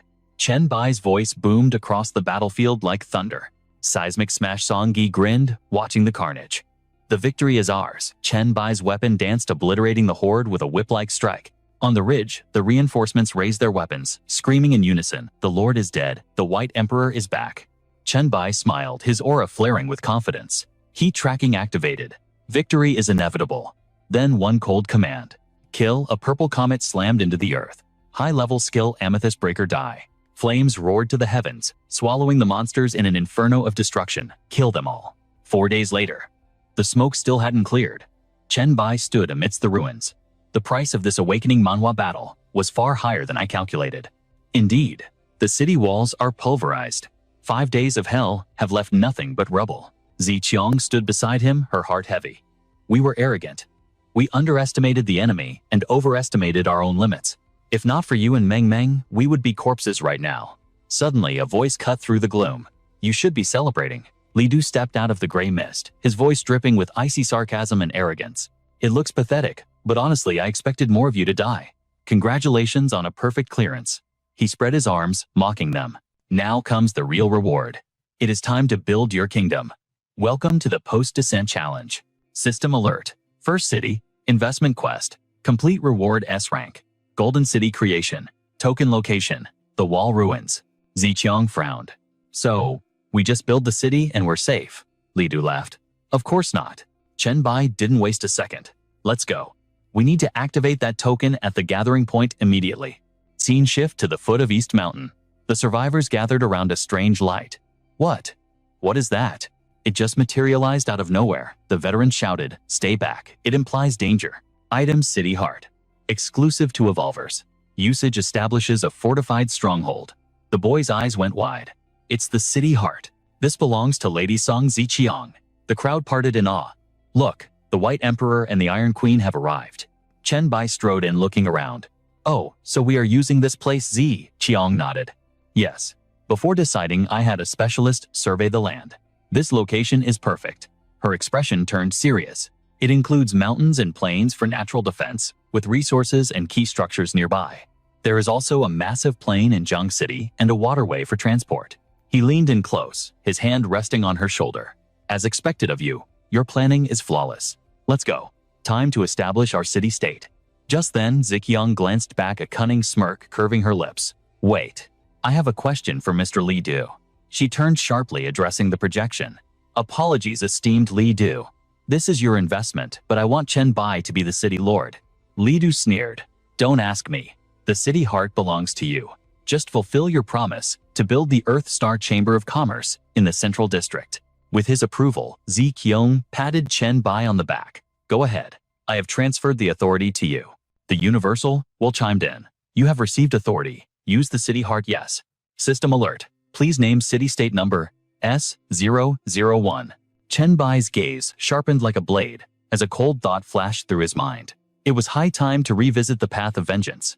Without hesitation, he whispered the name that would shake the world. White Emperor City. The universe's will resonated instantly. Name confirmed. Opening city management panel. S-class item detected. Heart of the city. Owner receives increased experience and a massive 20% drop rate boost. This was the dream start for any leveling manhwa protagonist. Within White Emperor City territory, all stats increase by 100%. Defensive protocol available enemy stats reduced by 50%. It was an impregnable fortress. The system continued its bombardment of rewards. Granted supreme management rights. All attributes within the city boosted by 80%. A global announcement thundered through the skies, notifying every evolver on the planet. Evolver Chen Bai has established the S001 City White Emperor 10,000 reputation points awarded. Below the crowd erupted into a frenzy. 3 free attribute points, someone shouted, checking their status screen.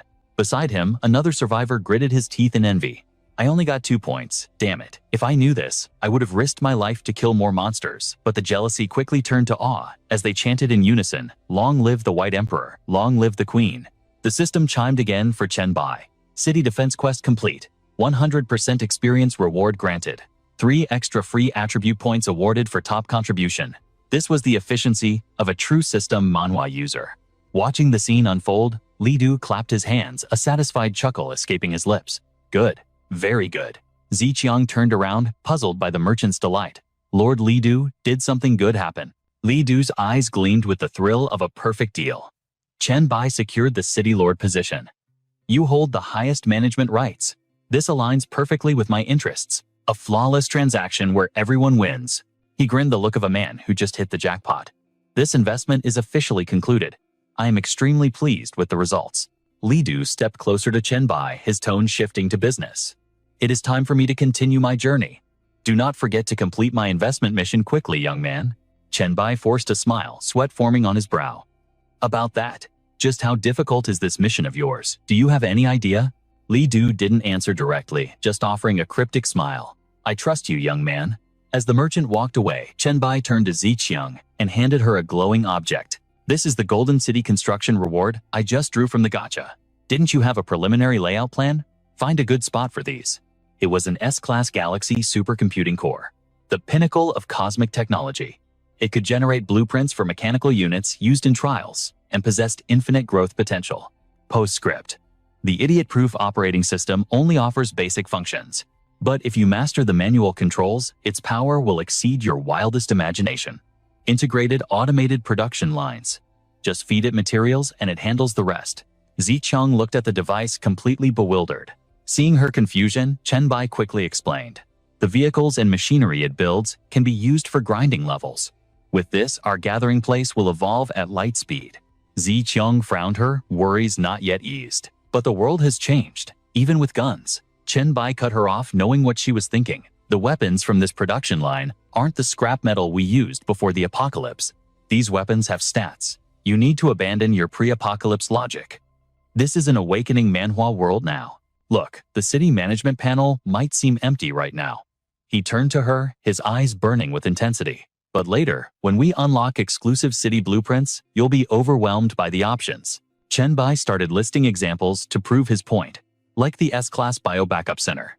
It can clone your body, essentially giving you a second life. Or the S-Class Anti-Gravity Foundation. It allows us to build a literal castle in the sky. These are designs only an S-Class city can utilize. Zi Qiang gripped the scroll tightly, determination flooding her veins. I understand now. Our city will become the strongest legend in the future. Suddenly, a cheerful voice echoed from the distance. Master, Master. Meng Meng sprinted towards him, eager to show off. I killed a super monster in the dream world and unlocked 3 new skills. Master, look at this. The system window popped up. Meng Meng shares skill description, enhanced dream totem. White noise. The totem emits a frequency that forces targets into deep slumber. Enhancement, Raging Drowsiness. The hypnotic power is massively amplified. Includes mental suggestion causing targets to relax and lose focus completely. Chenbai nodded in approval. Excellent choice. Now you don't need eye contact to put them to sleep. Combined with Raging Drowsiness, this will be devastating in real-world combat. Receiving the praise, Meng Meng beamed, unable to hide her happiness. She smiled radiantly. You flatter me, master. This is the exact combo you told me to build. After analyzing my skill tree, Meng Meng pointed excitedly to the next line. Master, check the third one. I picked this new unlock myself. Dream Entry Enhancement Waking Dream. Dream Visitor. You can choose to return to reality from any active dream totem. It can also pull anyone inside the dream back to the real world instantly. Chenbai froze his eyes, widening in shock. Wait, isn't that essentially teleportation? She nodded sharply, confirming the theory. Exactly. If I drag Han Xiao into the dream realm, now I can use the dream totem to warp directly to his location. Better yet, you don't even need to go yourself. You can transport Master straight to him. Hearing this, Chenbai couldn't help but be impressed. When it comes to picking the right abilities, you've already reached the level of a true master. Meng Meng lowered her gaze, feigning modesty. I'm only good at picking skills. Everything else, I'm still a novice. Her eyes lit up. Master, are you free? I really want to test the effects of this new awakening ability. Chenbai didn't hesitate. Why not? Head to the training grounds on the mountainside first. I will join you shortly. She beamed with joy. Understood. Moments later, he turned to give his next order. Ziqiang, gather a squad with varying levels of mental strength. We need to test the combat efficiency of Meng Meng's new skill in a real leveling manhwa scenario. She nodded instantly, her efficiency on full display. No problem. Once I've rounded up the guinea pigs, I'll have them assemble at the mountainside training grounds. Suddenly, Ziqiang slithered closer, draping her arms around Chenbai's neck. Her voice dropped to a sultry whisper. But don't train until late at night, okay? Someone is already prepared and waiting. Tonight is all about rewarding our Lord City Master. A knowing smile played on his lips. Humph, I know. Ziqiang leaned in even closer, her warm breath tickling his ear. I heard Xiaoge has prepared a special surprise just for you. The scene shifted to the opulent villa of Song Ziqiang, where the Jiang City elite gathered. From a shadowy corner, a beauty stepped out wearing an outfit designed to destroy a man's reasoning. Seeing this, the other woman nodded in approval. Perfect. Lock that one in. Immediately, she spun around and shouted to the group. Sisters, do you have the confidence to make Chenbai beg for mercy in tonight's raid? The woman turned back, nodding with overflowing pride. Of course we're confident, but Xiaoge, don't be like last time, fainting before the battle even starts, the woman screamed in protest. That absolutely will not happen again. All my free attribute points from leveling up went straight into Constitution. Meanwhile, back at the base, Chenbai asked curiously, why was Meng Meng looking for you? Ziqiang didn't hide anything. She asked if there were any dungeons nearby. She's hungry to farm experience points. Hearing this, he gave a crucial instruction. Tell her to find me after she clears the instance. I have a task for her. She leaned softly against Chenbai's shoulder, her voice sweet as honey. Okay, I've already sent the message. Just then, Ziqiang looked up, a mischievous smirk curling her lips. By the way, White Emperor, everyone is actually dying for some guidance on combat techniques and skill builds. Suddenly, a woman popped her head out from the foot of the bed, chirping excitedly. That's right. That's right. Chenbai caressed her cheek with one hand, while the other wandered dangerously down her leg. He asked gently, Your C-rank talent tree is visible at a glance. It barely has any branches. You still need guidance for that. She nodded furiously, like a chick pecking rice. I want it. Seeing her enthusiasm, a faint smile crossed Chenbai's face. He finally relented. Fine. Both of you take screenshots of your skill trees and send them to me. At that moment, the system manhwa interface illuminated the room. Chenbai frowned slightly. S-Class, Violet Star Pupil. 3 different evolutionary paths. Not bad. Ziqiang snuggled into his chest, whispering low. Well, I feel like the Violet Star evolution path is the most useful. Chenbai countered softly. But you are a queen, not a vanguard warrior. Your priority for leveling up should be evolving the Violet Eye and boosting spirit reinforcement. He carefully analyzed the data. Violet Eye of Insight, Boundless Depth, Noble Pupil. These abilities let you deconstruct your opponent. Adding control abilities suits your style perfectly. Ziqiang leaned over, murmuring the descriptions. Violet Eye of Insight sees through attributes. If the gap in mental power is large enough, I can even read minds with boundless depth. She fell into deep thought, her expression tightening as she processed the potential. Her lips moved silently. If they look at me, they enter a dazed state, losing all sense of direction due to noble pupil. Right then, Chenbai turned his attention to the person behind him. Next up, let's look at your A-rank skill overview. She nodded hesitantly. I only have 2 skill trees. He stared seriously at the holographic screen. Chenbai began his expert tutorial. Having fewer skills isn't an issue. Put points into this first vision threat. In their field of view, you become a high-priority threat. Then unlock See What I See. This allows vision sharing with teammates. Once mastered, you will be an indispensable God-tier support. After a moment, she nodded obediently. Understood. I'll unlock those 2 skills as fast as I can. He injected some confidence into her. Keep it up. Your base ability kit is actually already terrifying. Done with her, Chenbai shifted his focus. Lu Li, your B-rank illusion image actually has a skill that can create miracles. She pointed at herself bewildered. Me, I've looked at my skills. I don't have any damage capabilities at all. Chenbai lay back down, his voice turning gentle yet profound. No. Look at this. Falsehood becomes truth. This skill has a bizarre effect. If the enemy doesn't understand the illusion, to them, the illusion is reality. Do you understand? If he believes the nuclear bomb and the illusion is real, then he will genuinely be obliterated by a nuclear explosion. Chenbai's lips curved into a wicked smile. That is exactly why this skill has no damage description. Because with this, anything is possible. Hearing this, Zai Qiang gasped in shock. That ability is too broken, and that's just a B-rank talent. Chenbai glanced at her and corrected. Not exactly. Lu Li's talent lacks energy fluctuations or killing intent. Pure illusions are usually easy to spot. Success or failure depends entirely on Lu Li's acting skills. He shifted towards the head of the bed. Su Xin, it's your turn. Let's review your B-rank advanced skills. Chenbai gave his professional evaluation. You should balance your points across stamina, flesh, and spirit recovery. Since your skills affect you first, you must be active to help others recover. He concluded with high praise. Your ability is simple, but incredibly practical. I haven't seen a better healing talent than yours in a long time. Suddenly, Rose threw herself onto Chenbai, clinging to his neck. She pouted playfully. Is Sister Su Xin done yet? Is it finally my turn? He blatantly ignored her, his eyes locking onto the final C-rank gamer girl. Next is Ling Yu's B-rank focus specialization. She giggled softly. Thank you, Master. Immediately, Chenbai's expression turned serious. Your ability looks like simple, quick thinking, but it's actually a god-tier talent for dueling. By locking onto a target, you can accelerate your thought process and filter out all useless noise. He emphasized every word. So you must choose skills that aid in combat judgment. You need to practice one-on-one battles against enemies with different talents. Nearby, Ling Yu bowed deeply, her voice filled with gratitude. Thank you, Master. Please let Ling Yu use her actions to repay your guidance. Hellrose watched with a scowl, clearly annoyed. That girl is totally obsessed with you. I bet I could stab her right now, and she wouldn't even feel it. Chenbai frowned. That's actually a problem. He suddenly snapped his fingers in front of Ling Yu's face. Ling Yu blinked, startled by the sound. Master Chenbai's expression turned serious. You must learn to control the timing and target of your focus's state. If you can't turn it off, that talent becomes a fatal weakness. She whispered softly, I understand. I will practice controlling it. Seeing an opening, Hellrose rushed forward. My turn. Chenbai analyzed her screen intensely. Evaluation rank A. Intelligence. Talent rank C. Increased experience, gain, and proficiency rates. Good. Very good. Don't skip any usable skills. Once you dump all your points here, your comprehension will increase tenfold.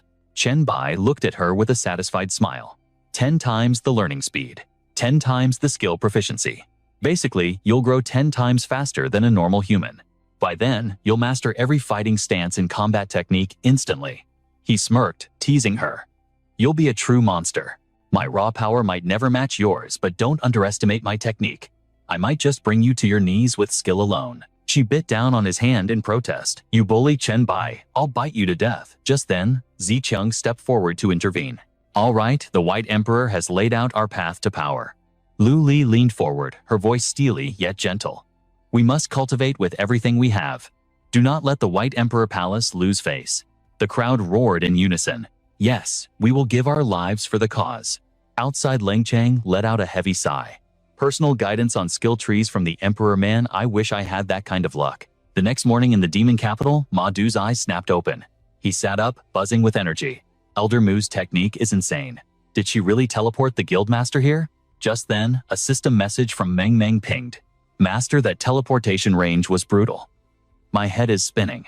Chen Bai replied instantly. Your spiritual energy was drained in a split second. Go recover immediately. Ma Du scrambled up his curiosity, getting the better of him. White Emperor, how goes the construction of your city? Chen Bai didn't even turn around as he answered. Every calculation and arrangement is complete. Everyone is grinding hard to build the ultimate White Emperor city. Then Chen Bai lowered his voice. By the way, how many attribute points did you get for the city build? You and Meng slaughtered quite a few special variants in the Dream Realm, didn't you? Ma Du froze, looking utterly mortified. Just 1 point. When Elder Meng and I fought the screaming zombies, an accident happened. Their sonic scream shattered my focus while I was flying. I passed out mid-air, fell and died from impact. A heavy silence descended upon the room. Chen Bai turned away, completely done. Do not tell anyone you belong to my party. The second-hand embarrassment is killing me. Panic seized Ma Du's heart. He reached out desperately. Wait, White Emperor, only you and Meng know. My reputation is safe. To save face, I'll take you to that chemical plant right now. Chen Bai flashed a grin. Relax, I was just teasing. Pack up, we move out immediately. Relief washed over Ma Du. Oh, thank God. Awesome. Moments later, Chen Bai stared at the glowing seal on his hand. The SSS-Rank plague seal. It's been pulsing since I teleported here. It seems Han Xiao was right. The zombie outbreak at the chemical plant is connected. Meanwhile, Ma Du rushed to the window, eager for action. White Emperor, let's fly this way, Chen Bai smirked. Order has just been restored to the city. I need to be quick. I wonder what kind of legendary loot an SSS-Rank quest will drop. Chen Bai opened his interface. Back in Jiang City, I never dared to inspect this mask. I couldn't risk Li Du sensing I had stolen it. The system displayed the item details. High-grade demon blood essence, rank S. Type consumable. Refined demon blood crystals. Purified to unleash absolute power. Usage requirements, none. Chen Bai's eyes widened. I never expected bloodline potions could be refined into an S-rank essence, and the best part, no level restriction to use it. Han Xiao, scouting ahead, shouted with excitement. There it is, White Emperor, the place with the green mist. The duo descended slowly toward the ominous zone. Chen Bai stepped forward, aura steady. Do you know the layout? Han Xiao nodded confidently. I researched it before the apocalypse began. That answer put Chen Bai at ease. Good, let's raid this dungeon. Suddenly, Han Xiao froze, fear creeping onto his face. He clearly didn't want to venture deeper. Do I have to go in too? That green mist and those fungal growths? My instincts are screaming danger. Chen Bai chuckled, reassuring him. Hey, relax. As long as you stay within 10 meters of me, you're invincible. Besides, this is your father's workplace. Bringing you here might trigger a hidden quest for you. Hearing that, Han Xiao's hesitation vanished. He pulled out a mask and strapped it on. Understood, White Emperor. Suddenly, a butterfly-shaped seal ignited on Chen Bai's palm. Plague seal activated. Next mission for the Plague Sect unlocked. Mission rank A. The Plague Factory. A special mutation has turned this zone into a virus paradise. Objective: locate the source. Rewards 10,000 points and A-rank bacteria culture skill. Determination flashed in his eyes. He was ready for war. Here goes. He thrust his hands into the green mist, absorbing the viral toxicity. Since hitting level 10, my talent has evolved. My control over viruses has skyrocketed. This was the true advantage of a leveling manhwa protagonist. Thanks to this awakening, Chen Bai strolled through the toxic fog. He looked like he was taking a walk in the park. Incredible. Every microbe and virus within 10 meters is under my absolute command. Han Xiao watched from behind, jaw dropped. How can you enjoy a hellhole like this? You really are a monster. Chen Bai shot him a sharp glance. Are you calling me a pervert? Before he could answer, Han Xiao pointed at the sky in terror. White Emperor monster above. Chen Bai's arm twitched. A mutated mosquito. In a split second, he launched himself off the ground like a missile. His arms slashed through the air like a legendary blade. He sliced the beast in two instantly. Landing gracefully, he dusted himself off. I hate mosquitoes. Han Xiao spotted something else. White Emperor, look. That mosquito was guarding this fungus. It looks like a crafting material for this dungeon. He reached out to grab the glowing green mushroom. Stop, Chenbai warned with a smile. Unless you want a quick death, don't touch that. Having your lungs rot is slightly less painful than your hands melting off. Han Xiao scrambled back in horror. Noted. Chenbai calmly plucked the deadly fungus. A perfect hybrid of plague, virus, and bacteria. Then he took a massive bite out of it. Han Xiao watched eyes popping out of his skull. You ate it, White Emperor. Are you insane? Chenbai chewed calmly. Relax. I'm immune to this trash. The system manhwa interface chimed instantly. Consumed deadly fungal virus. Gained 150 virus points. Chenbai tossed the rest into his maw, chewing with savage satisfaction. Not bad. This single mouthful of virus holds more energy than a squad of elite zombies. Just then, the familiar chime of the system rang out. System alert, deadly fungal virus absorbed. Gained 350 virus points. Dusting off his hands, he pushed forward. Let's move. We're heading to the factory floor and the break room where your father worked. Han Xiao hesitated for a split second before responding. Understood, White Emperor. Moments later, they arrived at the Devil's Capital, the residential quarters for the Plague Factory staff. Han Xiao scanned the area, his eyes narrowing. My father's workspace has already been swept. Nothing stands out. The next clue for the mission isn't here. Chenbai issued a cold command. Then join me in hunting down the source of this plague. But listen well, if I tell you to run, you vanish instantly. Done. I won't hesitate, and I definitely won't be dead weight. The duo stepped out into the open, probing the surrounding sectors. Chenbai pointed toward a looming structure. That area has the highest concentration of viral energy. Do you know what it is? Han Xiao stepped closer, squinting. That must be the sewage treatment plant. Chemical runoff gets dumped there. Inside, there are two massive abyssal pools. I went in once. Just the fumes were enough to make me dizzy. It's a breeding ground for viral fungi. Chenbai kicked the heavy doors open and together, they stepped into the belly of the beast, the sewage treatment plant. Instantly, Chenbai shifted into a combat stance. Dark energy swirled around him, causing Han Xiao to gasp in pure shock. Holy shit! The White Emperor's voice cut through the air like a blade. Wrap yourself in spiritual energy. Don't let the plague corruption touch you if you drift too far from me. Han Xiao nodded frantically. Yes, sir. Suddenly, a cloaked figure materialized from the shadows, its voice dripping with gloom. O children of the plague, servants of the viral truth. The entity leaped from above, arms raised high. Offspring of the sect Chenbai, seizing the initiative, launched a preemptive strike. He slammed into the creature named Bukasumi, forcing it to stagger back. But the attack didn't even scratch the surface. His defense was impenetrable. My blade is my strongest form of attack, yet it did nothing. An A-rank boss with this level of defense. In a leveling manhwa like this, that's absurd for the starter zone. Suddenly, Bukasumi fell to his knees, murmuring words that baffled Chenbai. To our destined deity, we offer the highest rites and our most devout prayers.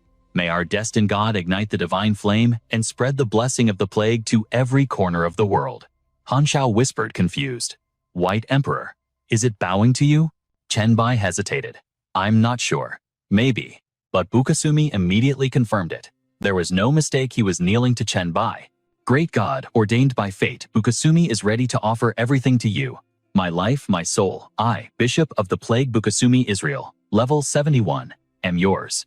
Chenbai's eyes widened as a memory surfaced. A third-turn saint level 71. In my past life, I capped out at level 79. Why would a powerhouse like this appear in the tutorial phase? When Meng Meng took a master, her spiritual sense was only D rank. Yet despite the level gap, he can sense my potential. Unbelievable. He has 0 defense up against me. Chenbai tested the waters. Am I truly your destined god? Bukasumi answered with absolute conviction. Yes, the high priest paid with his life to guide your arrival to our sect. You received the mark of the plague at the very start of the trial. There is no doubt you are the divinity we have been waiting for. The corner of Chenbai's mouth curled up. Excitement surged through his mind. In my past life, rumors said high-grade talents came with unique hidden fates. That was the real treasure. This must be the hidden destiny of the virus monarch class, the plague god. This feeling, it's far more potent than Han Xiao's demon bloodline from the original storyline. Chenbai pressed on. Then what can you do for me? Bukasumi smiled, as if he had been waiting an eternity for this question. We paid a terrible price to enter this trial early, solely to assist you. The creature looked ecstatic. What fortune! To think I would meet you so soon. Every member of our sect here can offer you a treasure from the plague cult corresponding to their power level. Apologies, but we cannot simply hand over all the treasures at once. We must avoid detection by the universal will. Chenbai stood tall before him. Fine by me. Bukasumi bowed. Thank you for your benevolence, destined god. Please tell me, what artifact do you desire? Chenbai smirked, his eyes gleaming. Do you have a class change scroll? Bukasumi froze, stunned by the request. A class change scroll. He lowered his staff and bowed his head deeply. Naturally, we do. Without hesitation, he displayed the treasures. S-rank Plague Knight, S-rank Insect Master, and the sect's most precious jewel, the SS-rank Doom Child. Han Xiao gasped from the backline. SS rank. But Chenbai remained unmoved. He let out a sigh. Do you have anything SSS rank? Bukasumi looked up, speaking with brutal honesty. You may not know, but starting with an SSS rank profession is statistically impossible. Many gods started as A rank or even B rank and ascended to SSS. Chenbai's expression darkened, his voice dropping to absolute zero. I know that, but I only want an SSS rank class change scroll. Suddenly, tears streamed down the monster's face as he repeated the words, only SSS rank. He threw his arms up, laughing and crying in a frenzy. This is our future god. The plague sect truly has a chance for revival. Chenbai blinked, slightly awkward at the outburst. He softened his tone. Look, if you don't have it, I'll look at the other items. But Bukasumi beamed at him, his voice trembling with manic joy. No, there is a way. We have a method to obtain an SSS rank scroll. Chenbai raised an eyebrow. Is that so? The creature remained kneeling. Yes, it is not guaranteed and you must seize it yourself. How? Chenbai demanded. Bukasumi's face practically glowed as he revealed the path. I can tear open a special hidden instance. It leads to the greatest plague event in the history of the Blue Planet. You must enter and harvest the seeds of plague etched into history. Those seeds can be condensed into a class change scroll. There is a high probability it will manifest as SSS rank. Chenbai rubbed his chin, weighing the odds. If there's a chance, then I have to take it. Bukasumi raised his staff, chanting the final decree. I sacrifice my life, my power, and my soul. Let my existence become the stairway for my god open. The divine path of the plague. In an instant, his body ignited. Green flames of purgatory consumed him as he screamed in agony, his physical form disintegrating into ash right before their eyes. Moments later, Basumi was completely erased from existence. Only his staff remained clattering to the cold ground. Suddenly, a holographic screen flashed before Chenbai, a classic trope of this system manhwa, asking if he dared to enter a hidden solo dungeon. The haunting wails of 80 million lost souls echoed in the air. The countdown timer was ticking down mercilessly. 2 minutes 56 seconds and 13 milliseconds remaining. Before stepping into the abyss, Chenbai glanced back at Han Xiao. This is a solo instance, he said with a cool detachment. I can't carry you inside. Han Xiao rubbed his neck, looking relieved rather than offended. White Emperor, if a boss that powerful had to be sacrificed just to open the gate, I wouldn't dare step foot in there anyway. Chenbai looked up at the towering portal, his expression unreadable. The window of opportunity is closing fast. I'll teleport you out first. If I leave you here, you'll either be eaten by insects or rot from the plague before you can walk out on your own. True to his word, with a wave of his hand, he warped Han Jiao all the way to Magic City, right near the quarantine zone factories. Then, in the blink of an eye, he vanished back to the dedicated portal. Han Xiao stood there completely disoriented. What just happened? Recovering from the shock, he opened his system interface, sat down on the curb, and typed into the global chat channel. User Your King Han typed, I'm in Magic City. Just parted ways with the White Emperor. You guys won't believe the insanity I just witnessed. Yazi immediately replied, what's the status on the White Emperor? User I am not a sword immortal chimed in. Ask him when he and Meng Meng are free. I'm stuck on a dungeon run and need a carry. Han Xiao shot back, sword immortal, don't hold your breath. The White Emperor doesn't have time for small fry like us. User Overlord threatened. Stop stalling with the secrets, or I'll come to Magic City and put a few ventilation holes in you myself. Han Xiao panicked, typing furiously, whoa, chill. Put the spear away, Overlord, I'm talking okay. Listen to this. A superpowered NPC literally knelt down and offered a class change scroll to the White Emperor, and he rejected it. Overlord stared at the screen, unable to process the absurdity. He typed back, define superpowered. Han Xiao replied, the guy was wearing basic cloth armor, yet he tanked the White Emperor's full force attacks without a scratch. His defense was absolute. Overlord was stunned. That's impossible. Crow joined the chat, equally shocked. And what about the class change scroll? Han Xiao dropped the stats, 2 S-rank scrolls and 1 double S-rank. Crow's jaw hit the floor. Even Shuai Chuan, usually quiet, couldn't stay silent. And the White Emperor still wasn't satisfied. Han Xiao confirmed. He said it himself. If it isn't triple S rank, he doesn't want it. Yazi was practically eating popcorn, reading the drama. Han Xiao continued. And then, the NPC sacrificed his own life just to open a dungeon for the White Emperor to hunt for a triple S scroll. Yazi gasped. He sacrificed himself. The chat room exploded with chatter. User, Heir of the 5 Lotuses mused, the gap between the White Emperor and us. It's larger than the gap between us and regular civilians. Overlord admitted. Every time I think I'm hot stuff, after a killing spree news about the White Emperor comes along and crushes my ego. Han Xiao advised. Stop looking for trouble. Don't try to compare yourself to a god. Just use his name to flex on others. Han Xiao added. Just being in the same group, chat room, 001, with the White Emperor is the ultimate flex, isn't it? Yazi replied. True, but I don't want to ride his coattails. I want to be the one he notices. Meanwhile, Chen Bai had stepped into the secret solo instance. Suddenly, a mysterious necklace materialized around his neck. An hourglass, he muttered.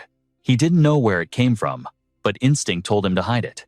He tucked it beneath his shirt and scanned his surroundings. He stood before a massive white structure, a Roman stone gate. Is this dungeon? Florence. He moved cautiously, his senses on high alert. This is definitely medieval Florence, the capital of art, he thought. He walked deeper into the city, but the eerily empty streets unsettled him. Where is everyone? Why is this place a ghost town? Suddenly, a ragged cough echoed from a dark alleyway, freezing him in his tracks. A figure in a heavy cloak and hood was huddled there. Chen Bai narrowed his eyes and approached. Seeing him, the cloaked figure curled into a ball, coughing violently and waving him away. No, stay back, stranger. I am a filthy sinner. I have been punished by God with this pestilence. Chen Bai reached out, placing a hand gently on the figure's head to extract the virus. His voice was soft yet commanding. You poor soul. Do you wish to live? The system chimed. Absorbed Black Death virus. Absorbed bubonic plague.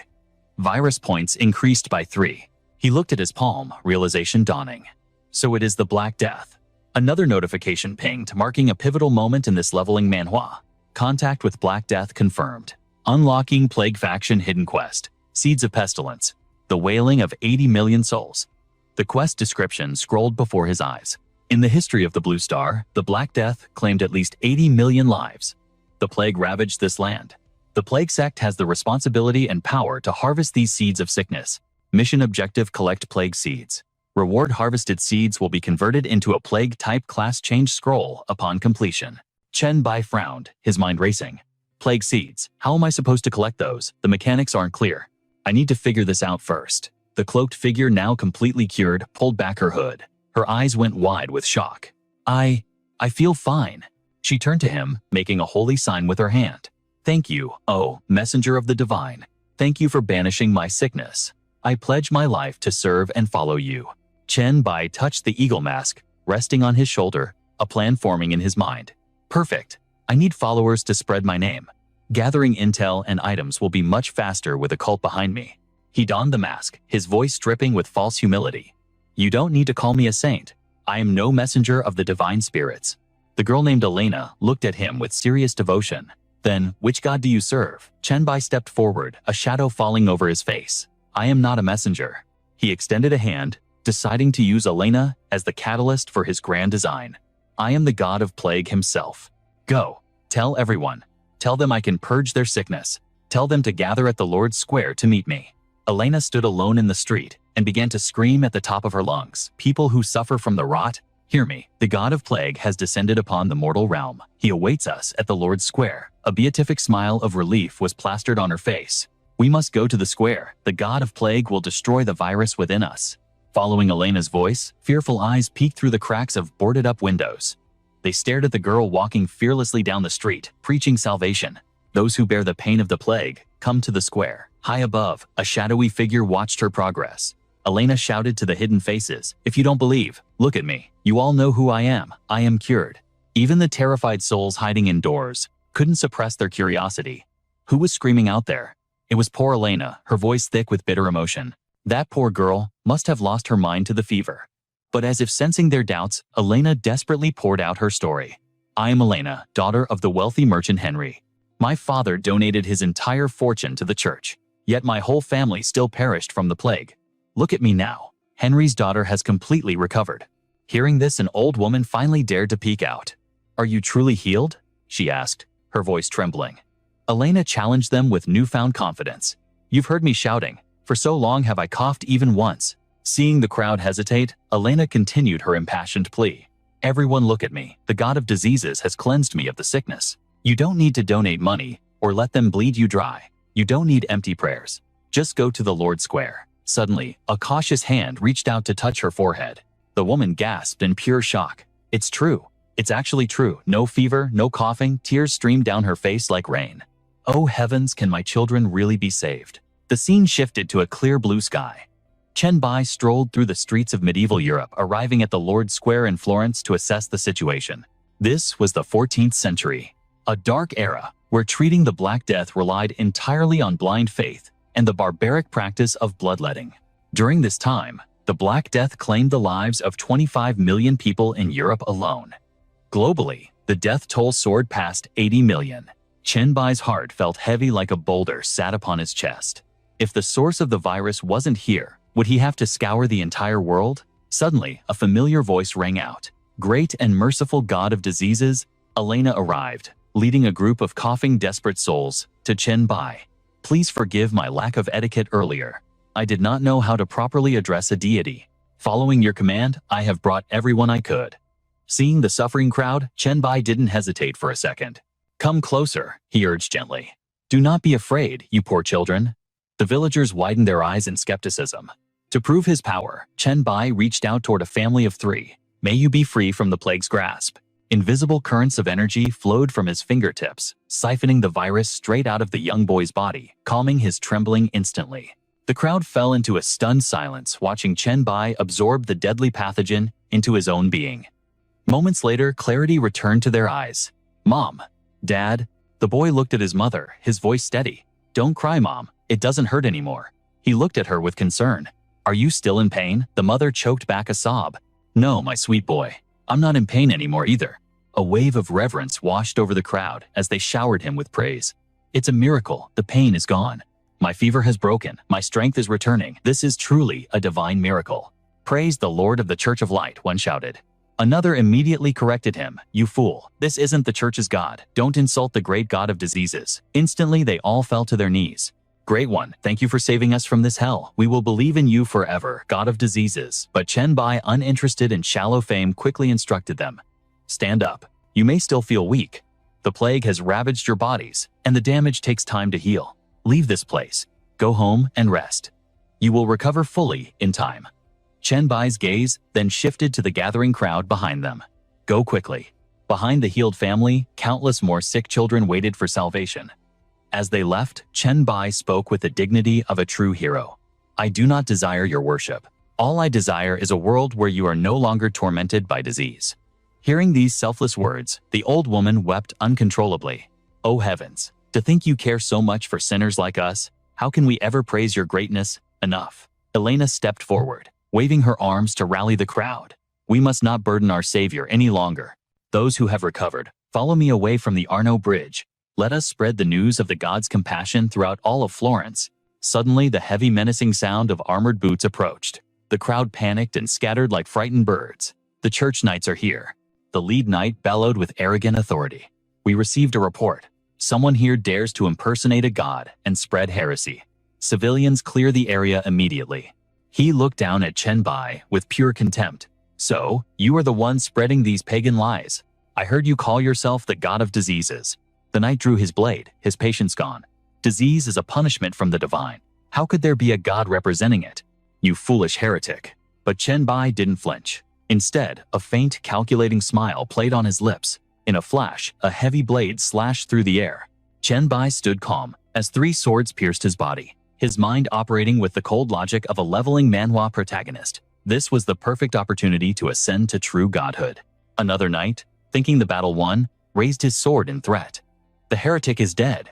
Why haven't you sinners repented for your crimes yet? Kneel and beg for forgiveness. You were seduced by heresy, and that is why you suffer from the plague. But his rant was cut short by the trembling voices of his subordinates. Sea Captain.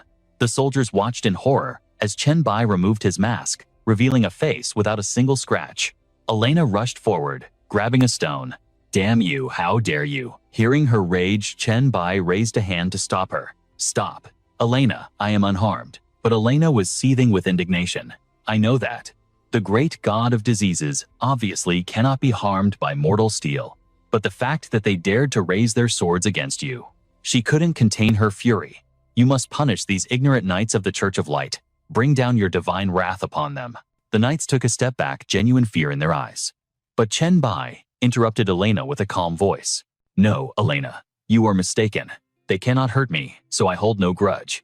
I will not punish them. Even if they stab me 1,000 times, I will continue to save the people from this plague. The crowd waited for those words, and when they came, relief and adoration exploded on their faces. This was a true God, a truly merciful Savior. Oh heavens, the benevolent God of diseases, we will follow you until the end of time. The knights stood frozen, shocked by the overwhelming aura of faith surrounding him. Elsewhere, Bishop Haken was trembling with rage. That damned heretic. In just 3 days, he has turned 90% of the city into his believers. Today is Sunday, yet only 7 people came to the cathedral. Unable to accept reality, he turned his fury toward his subordinate John. Bishop John. That day in the Lord's Square. The holy knights should have executed him on the spot. Yet you stood in my way. Now look at us, our forces scattered, only 5 knights remaining. We can't even guard the sanctuary. His voice dripped with disdain for the intruder. But Bishop John didn't flinch his gaze, locking onto Archbishop Haken with unwavering conviction. You witnessed the miracle of the last 3 days yourself. John's eyes drifted toward the window, lost in the memory of the impossible. He descended like a phantom. In mere 72 hours, he swept through the city, purging the Black Death from every soul. In John's mind, the image of Chen Bai working his divine arts played vividly. John was forced to accept a terrifying truth. This man was legitimate. He didn't just heal. He taught the believers how to suppress the pestilence's growth. He guided the faithful to nurse the survivors back to health. At the center of it all stood Elena, commanding the relief efforts like a battle-hardened saint. Against all logic, John felt a compulsion to protect Chen Bai. His teachings were arcane, strange words like microbes, hygiene, and bacteria, yet not once did he demand servitude from the flock. The silhouette of the mysterious savior burned itself into John's subconscious once again. Lost in thought, John continued his defense. He told the masses that a benevolent deity would never force kind souls to slaughter one another over mere dogma. If we had struck him down that day, the people would have seen us as the demons and him as the true God. There would be no ambiguity. Hearing this confession, Haken's face twisted. You sound less like a bishop and more like a cultist of the plague sect. His teeth ground together in fury. Do you fear nothing for the Holy See? For our Lord, John stepped forward, a sudden enlightenment dawning in his eyes. Our Lord is the supreme true God. He requires no protection from mortals like us. The ones we must fear for are ourselves. With a heavy heart, he admitted, I have already dispatched a full report to the Pope. Meanwhile, in a secluded space, an ethereal purple aura swirled around a singular object. This was the plague seed condensed from the viral essence extracted from the entire city of Florence. Constructing the plague seed was a triumph, yet looking at the meager amount condensed from a whole city, it was a grim realization for this leveling manhwa protagonist. A holographic system window flashed open, silencing the room. Item Plague Seed. Type Black Death. Condensation progress 0.001%. Skill acquired Pillar of Pestilence. This ability allowed him to erect a totem where believers could pray, undergo baptism, and channel their sickness directly into the construct. The accumulated sickness would transmute into the Plague Seed. It seems I must traverse the entire globe to fully awaken this power, he mused. Suddenly, Elena burst through the doors. My lord, your most loyal followers await your presence. Chen Bai nodded calmly. Understood. I'm coming. He stepped out to a sea of cheering faces, Elena prostrating herself at his feet. Chen Bai gazed down from his vantage point, stoic as a statue. All things decay, but life is eternal. Silence fell as he spoke. The plague of Florence has been purged. Destiny calls me elsewhere. But before I depart, I bestow upon you a final gift. At his command, the Pillar of Pestilence materialized from the void. Behold, those who offer prayer and accept baptism before this totem shall be cleansed of affliction. Ecstasy swept through the crowd. Praise the Great One. Thank you for this divine miracle. Yet the awakening manhwa hero had more to say. Do not become dependent on this artifact. Once I leave this plane of existence, its power will fade. Commit my teachings to memory, the origins of disease prevention, treatment, and the scientific method. Chenbai patiently instilled the philosophy of true civilization into their minds. Fear not, my children. You can coexist with the microscopic world. Used wisely, even the smallest organisms can aid humanity. Above all, never forget the tenets of the plague sect. Elena rushed to his side, cheeks flushed with devotion. We shall etch your wisdom into our souls, my lord. We will honor the plague sect forever. We will erect a cathedral for the plague sect, on this very ground, and spread your gospel to the four corners of the earth. Chenbai gently patted her head. A rare moment of warmth. Thank you. I leave the future in your hands. Time was short. He could not linger.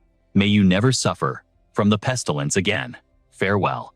As he turned, the roar of the populace shook the heavens. All things decay, but life is eternal. Even after exiting the city gates, the thunderous chant followed him. Every word resonated clearly in Chenbai's ears. All things decay. He couldn't help but marvel. He had traveled miles, yet the voices of the city remained audible, carried by sheer spiritual intensity. The fanaticism of this era's people exceeds all calculations. A glint of satisfaction sparked in Chenbai's eyes. Perfect. This is exactly what I need to speedrun this system manhwa scenario. This devotion will drastically accelerate the plague seed harvesting process. He strode forward, his pace in rhythm with the spinning world. Divine status acts as a beacon, drawing the harvest to me. It saves me the trouble of hunting them down one by one. Without the title of a god condensing, the seed would take a decade. Now, I've shaved years off the timeline. Chenbai's mind began to scheme. I will play this role of deity until I clear this instance. Days passed, and the scene shifted to the heart of the enemy's territory. St. Peter's Basilica, Vatican. Sound slammed his head to the floor in reverence. Your Holiness, may the Lord's grace be upon you. You summoned me. The figure on the throne wasted no breath. The Eastern Crusade has failed. The Lord is displeased. And in the chaos, a demon has unleashed a plague to torment the flock. The Pope's voice dropped an octave as he shifted focus to the thorn in his side. In this hour of weakness, a heretic has risen. He exploits the sickness to steal souls from the Church of Light. Hearing this, the captain of the Holy Knights sprang to his feet. Do you speak of the charlatan, calling himself the plague god? Do these peasants lack brains? It's like a bad plot point in a manhwa recap falling for such obvious trickery. The Pope raised a hand, silencing him. No. The man walked a path of miracles from Florence to the Holy City. He has genuinely eradicated the Black Death. San stood frozen, his worldview cracking. He actually cured it. Then could he be? The Pope caught the flicker of doubt and instantly crushed it. Do not be fooled, Saon. Only the one who created the poison possesses the antidote. He is a demon who unleashed the plague solely to retrieve it for his own glory. He planned to use this fabricated miracle to blind the faithful of the Radiant Church, draining them dry and ensuring their souls would never witness the gates of paradise. Just as calculated hatred began to boil within the enemy, that cunning devil actually fell for the trap. His entire scheme had been laid bare in this very conversation. The heretic had finally arrived at the Vatican. I have lured him into the open, the Pope sneered, ensuring the masses gathered to witness the spectacle. He strode purposefully toward the holy artifact, his intent murderous. Saum wielded the spear of Longinus. Execute this demon before the eyes of the faithful and declare the supreme might of our Lord. Burning with righteous fury, the knight swore his oath. For the glory of our Lord, to purge this filth from the world. He prayed for divine strength to slay the enemy and reveal the truth.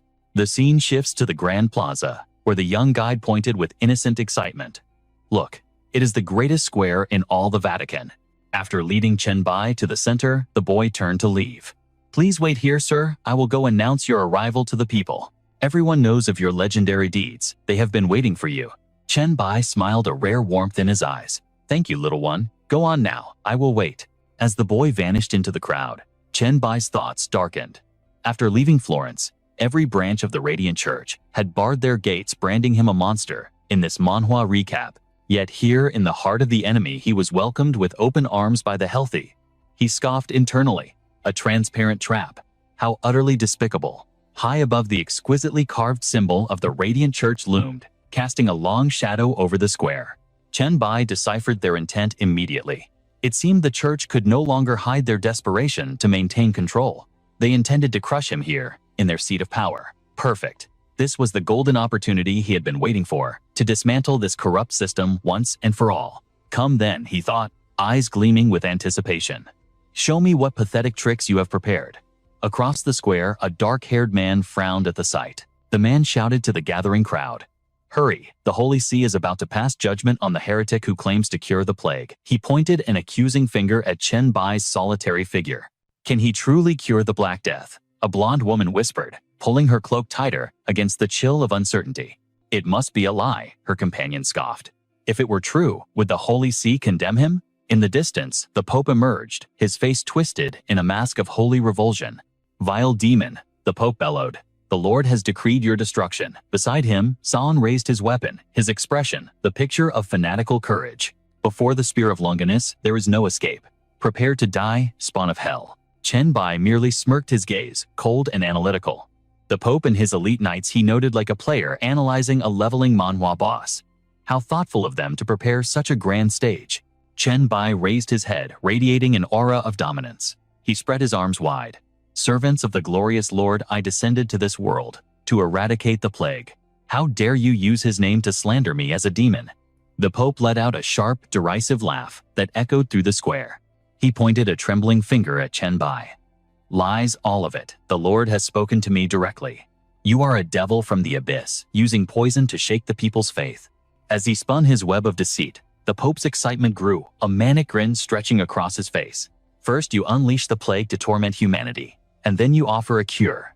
You seek only to seduce the ignorant and lead them away from God's light." A ripple of unease went through the crowd. The blonde woman's face fell. "He can cure the plague, but at such a cost." "It is true," a man insisted. "I saw his miracles on the road to Florence." Beside him, a woman in a black cloak collapsed, sobbing uncontrollably. She clutched her child desperately. "Why does it matter? Why won't the Holy See let him save us first? My son is dying." The Pope's eyes darted to the commotion. He suppressed a surge of rage. The terror of the plague was loosening his grip on their minds.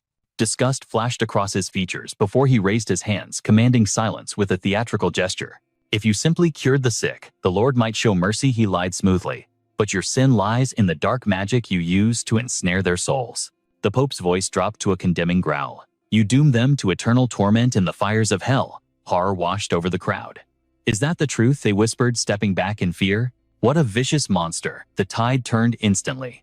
"Kill him, judgment. Burn the heretic." Chen Bai stood amidst the roar, unshakable. Sound seized the moment. With a roar of righteous indignation, he charged the spear aimed straight for Chen Bai's heart. "Die, devil," the believer screamed. The spear struck, but stopped dead, against a single raised finger. A brilliant golden aura exploded from the impact, typical of a high-tier awakening manhwa. Salon strained until his muscles screamed, but he could not move the weapon an inch. Chen Bai looked at the spear with bored indifference. "Give it up. This spear has already tasted the blood of God's Son once. It refuses to commit such a sin a second time. Do not force it." Salon's face twisted in pure shock. His mind reeled as he stared at the immovable wall before him. "Impossible." Chen Bai sidestepped the knight, as if he were airwalking casually toward the Pope. "I wondered why the church tried so hard to stop me from saving lives." Hands in his pockets, Chen Bai tilted his head, a dangerous smile playing on his lips. "But seeing you now, a demon wearing the Pope's skin, it all makes sense. You call me the evil one." The Pope ground his teeth, veins bulging. "What madness are you spouting, heretic?" "Preposterous," a bystander scoffed. "The Pope, a demon. The man is insane." Chen Bai's fist clenched, energy gathering for a devastating blow. "Whether you are a demon or not, the world is about to find out." Chen Bai's fist connected with the Pope's neck, sending shockwaves through the air. The impact forced the old man's mouth open, spraying spittle. "Protect his holiness," the knights screamed, drawing their blades in a frenzy. He killed the Pope. Attack chaos erupted. Sam turned around, eyes widening in horror as he saw the supreme leader crumpled on the stone floor. Rage blazed in his eyes as he glared at Chen Bai like a wild beast. "You bastard, I was actually bewitched by your tongue, distracted by your treacherous questions. You truly are a demon in human skin." In stark contrast, Chen Bai stood like an immovable mountain, looking down at the trembling Pope with cold indifference. His command thundered with authority. "Reveal your true form, you filth that dares to usurp the Holy See." Sauron froze mid-step, his face a mask of pure shock.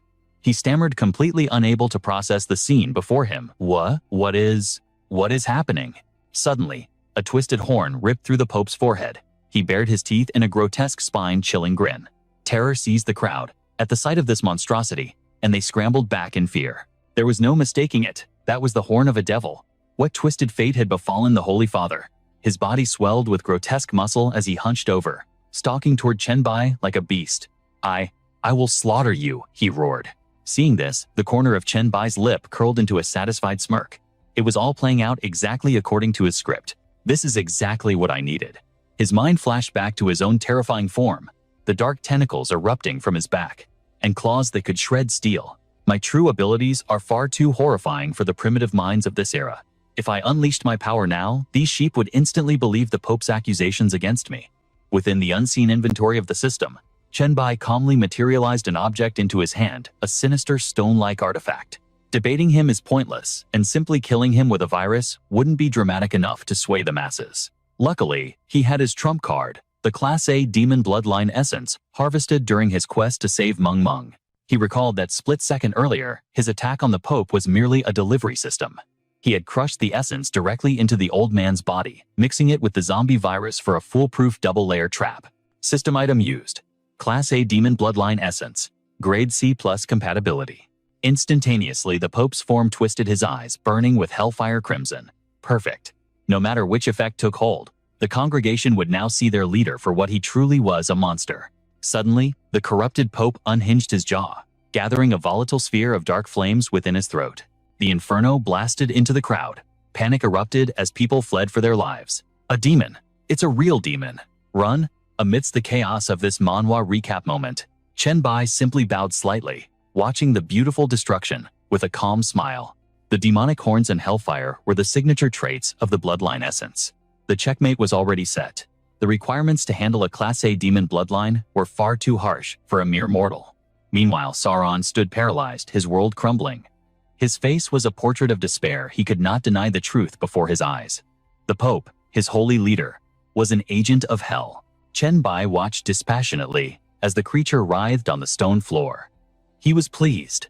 The old man's frail human vessel would soon collapse under the overwhelming pressure of such potent demonic power. Stepping forward, Chenbai positioned himself behind Sauron. He raised his arms high, radiating the aura of a divine judge. The forces of hell have usurped the papacy, twisting the holy scriptures and poisoning the faithful. And yet you dared to stop me from purging this plague and healing these innocent souls. Unforgivable. His brow furrowed with intense focus as he pointed a finger of judgment at the writhing beast. Today, I bring down divine punishment upon your wretched existence. Instantly, the Pope's body detonated. Black ichor sprayed across the sanctuary as his form was torn asunder. Sauron's eyes rolled back in horror, and the crowd gasped in collective shock. Cheers erupted like a tidal wave. He killed the demon. The savior destroyed the beast. Overwhelmed by guilt and awe, Sauron collapsed to his knees at Chenbai's feet. He bowed his head until it touched the ground. I, Commander Sauron, of the Holy Knights, beg for your absolution. My mind was clouded by the devil's trickery. I have sinned by obstructing your holy work. I am ready to accept any punishment. Chenbai extended a hand toward the fallen knight, a benevolent smile softening his features, his eyes filled with infinite mercy. I admire your courage and your unshakable faith. But know this, brave knight, God does not punish humanity. In truth, God does not concern himself with such trifles. I have descended to this realm for one purpose, only to bear the burden of all sickness. Sauron trembled his heart, deeply moved by this display of sacrifice. He looked up, tears of reverence in his eyes. I understand now, O great and merciful God of plague. I will immediately bring every afflicted soul in the city to receive your salvation. With that, Chenbai gently took the hand of a small sick girl. He beamed a radiant, charismatic smile at the surrounding believers. Since the Vatican destroyed the demons, their power has crumbled and my plague sect has risen from the ashes. There are no longer any obstacles for me in Europe. This was the efficiency of a true system manhwa protagonist. The name of the plague god has spread like wildfire. Every city suffering from the epidemic is now preparing grand ceremonies to welcome my arrival. Donning his tattered ascetic cloak once more, Chenbai left his footprints across the vast map. The roots of his plague had already deeply infested every city and village across the European continent. But condensing the plague seed is far from over. He pressed onward, traversing the scorching sands of Africa, the vast lands of Asia, and the islands of Oceania, witnessing the rise and fall of countless civilizations. A purple stone orbited by tiny artifacts hovered above his palm. It had been 1 year, several months, and 12 grueling days. Finally, the synthesis was complete.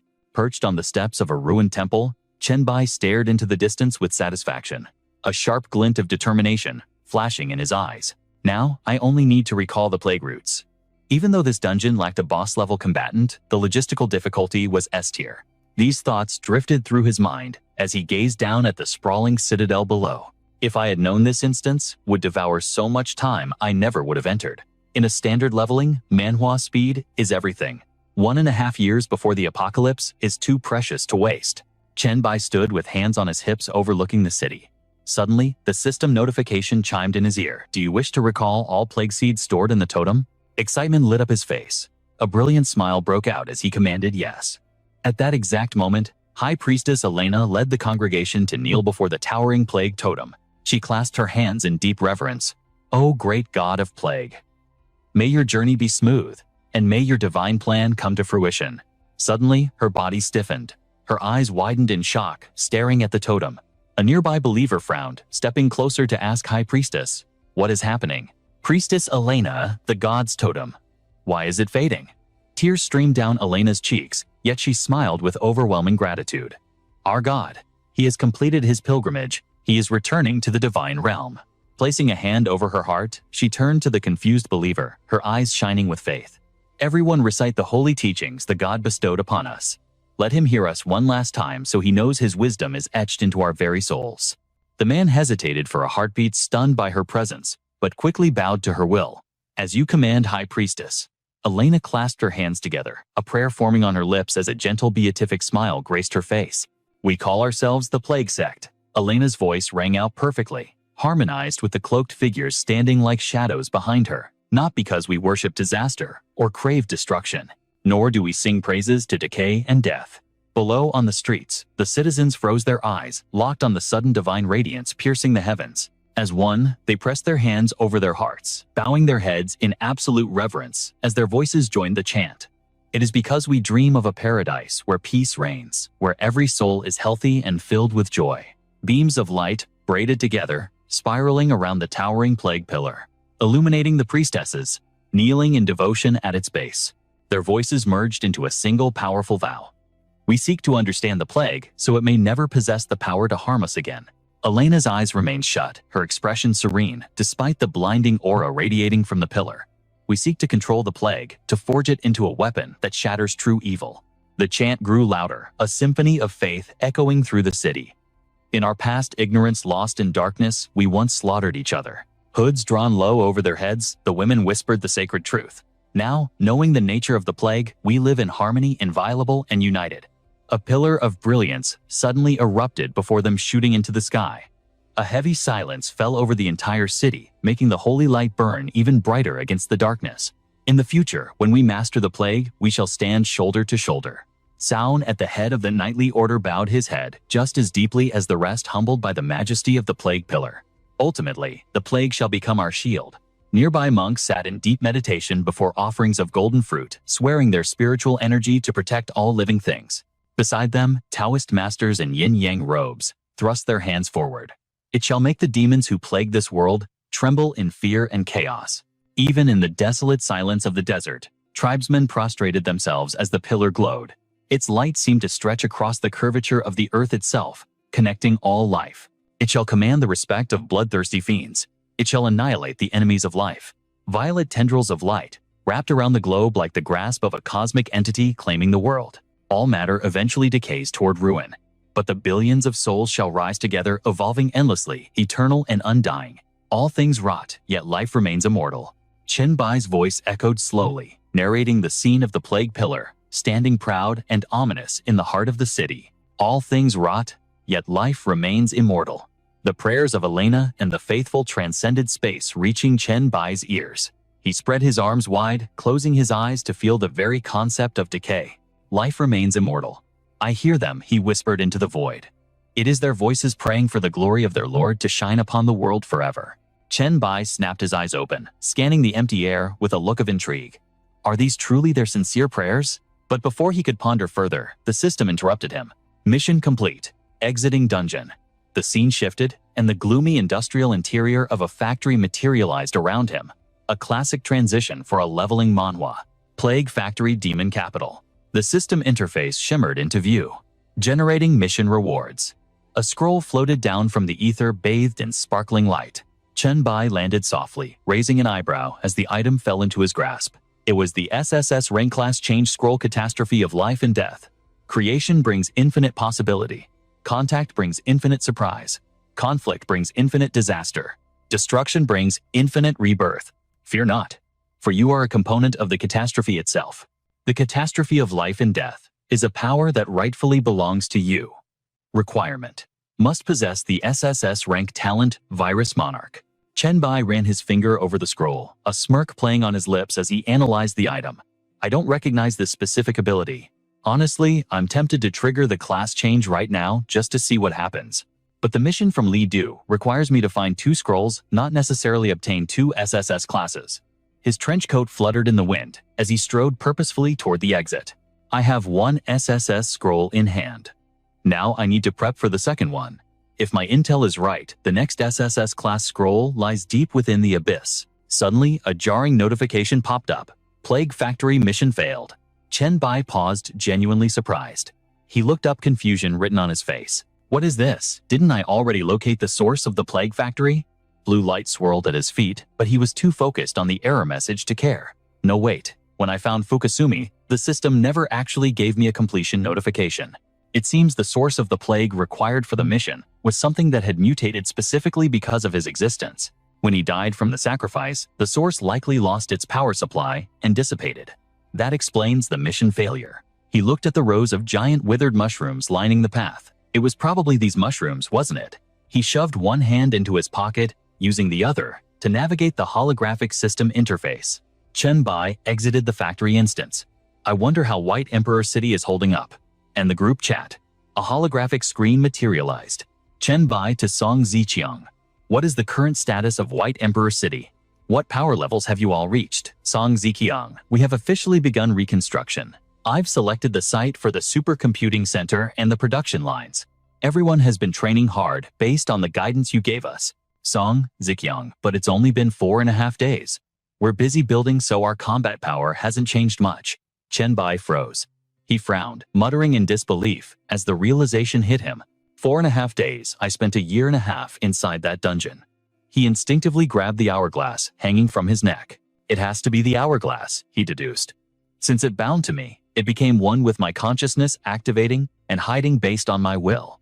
He gripped the artifact tighter. I remember controlling it in the past, but this time it manifested inside the dungeon on its own, and it's the only thing capable of compressing a year into a day. Suddenly, the global chat exploded with frantic messages from the team. Your friend Han Wong bro. I just got a notification that the Plague Factory mission for me and White Emperor failed. Crow Ye Z. Where is White Emperor?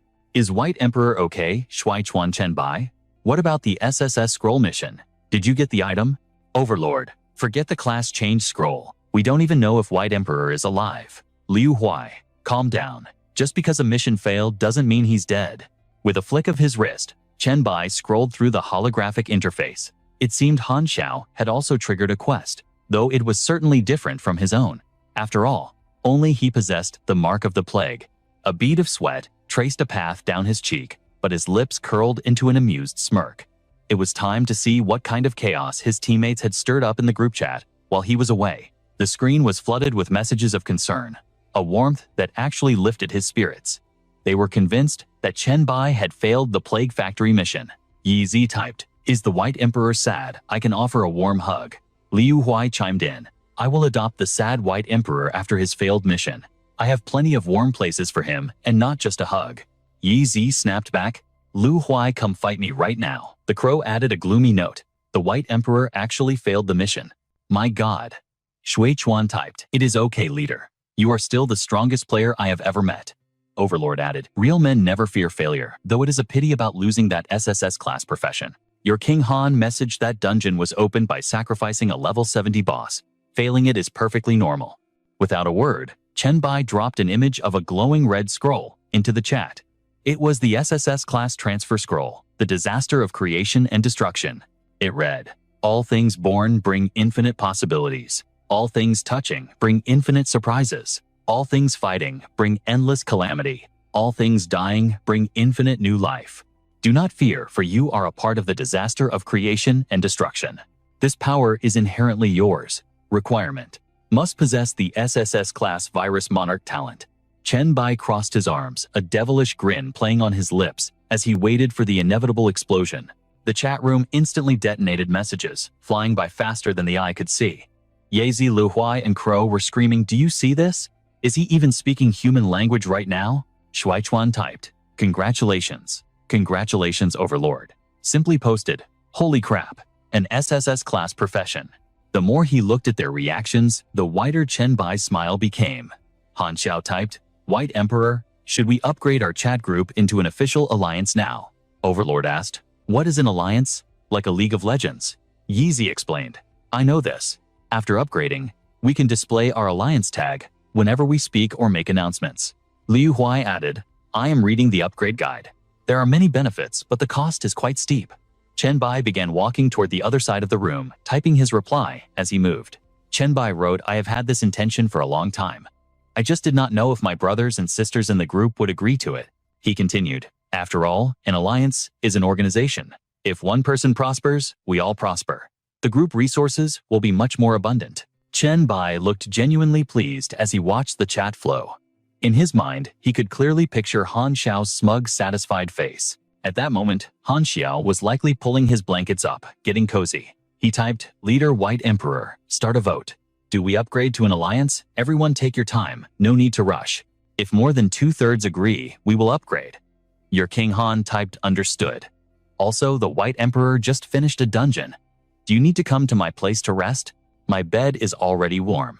As soon as the message popped up, Chen Bai facepalmed in helplessness and immediately waved his hand to shut down the system interface. Chen Bai muttered to himself, "Who wants to sleep in your warm bed?" He typed back, "Just get me a villa in the demon capital. I need a place to crash." Han Xiao replied, "Okay, White Emperor." System off. Standing before a massive luxurious villa, Chen Bai looked up and nodded in approval. The real estate Han Xiao recommended certainly had an impressive atmosphere. His expression shifted to one of excitement. Chen Bai smiled, activating his senses. Thermal tracking and virus detection showed no living creatures nearby. It seemed safe. Meanwhile, inside the house, Yan Shui squeezed her hands together in terror, looking at her sister. "Sister, someone just came in. I am so scared." Yan Qi immediately stepped in front of her. She furrowed her brows, trying to comfort her sibling. "Do not be afraid. I will go deal with that guy." Panic rose in Yan Shui's chest, and she cried out, "No. Do not kill anyone, sister. Just chase him away." Unaware of the hiders, Chen Bai threw himself onto the bed, arms behind his head, one leg draped over the other. This was the life. Just spread a little virus and rest easy.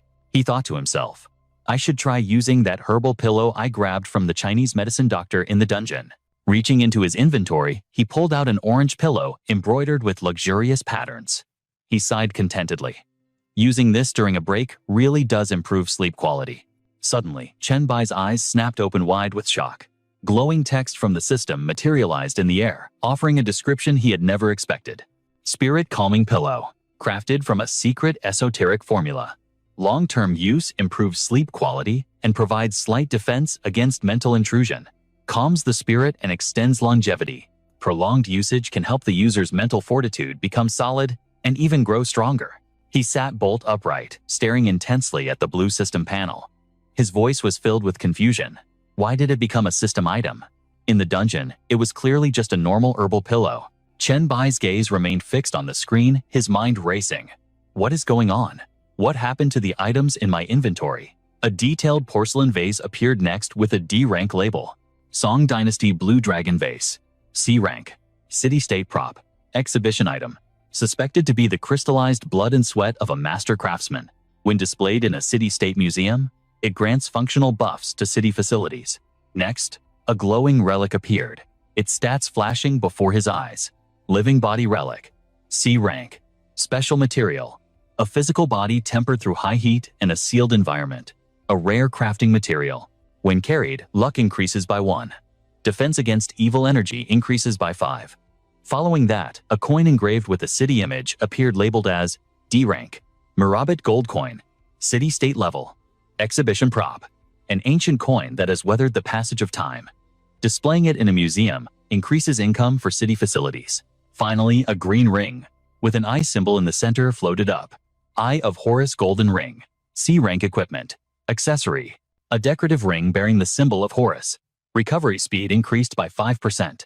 Can actively release a shield once. This shield recharges by absorbing moonlight. Chen Bai scrutinized each image, his mind reeling with possibilities. This is insane. Did more than half the junk I brought out of the dungeon turn into powerful items? I have never heard of normal objects from a dungeon transforming into system props like this. It defied the logic of every leveling manhwa he had ever read. Wait, I also brought back the Spear of Longinus. In his past life, that was the signature SS-class weapon of a supreme emperor. He had definitely taken a second look at it. Chen Bai reached out his fingers, trembling slightly as he touched the frame containing the image of the legendary spear, lost in deep thought. Before I left the Vatican, the Paladin commander gifted me this, knowing my fascination with the Spear of Longinus. With a smirk, Chen Bai pulled the legendary weapon from his inventory. But even a relic of legend is just a prop here. The interface flashed, Spear of Longinus unawakened, rank F. A polearm that boosts all attributes by 3 and repels the shadows. A holy artifact, designed to purge the wicked. It deals double damage to creatures of darkness, the fallen, and the abyss. The seal is broken by the blood of the corrupt. To trigger the initial awakening, 10 evil entities must be slaughtered. Chen Bai's eyes danced with amusement as he inspected the prize. A wicked grin tugged at the corner of his mouth. Relics like the spear always existed on the blue planet. But with the universal will's descent, a classic turn of events, in a system manhwa, they've transformed into items with unique, hidden stats. He recalled a figure clad in majestic armor.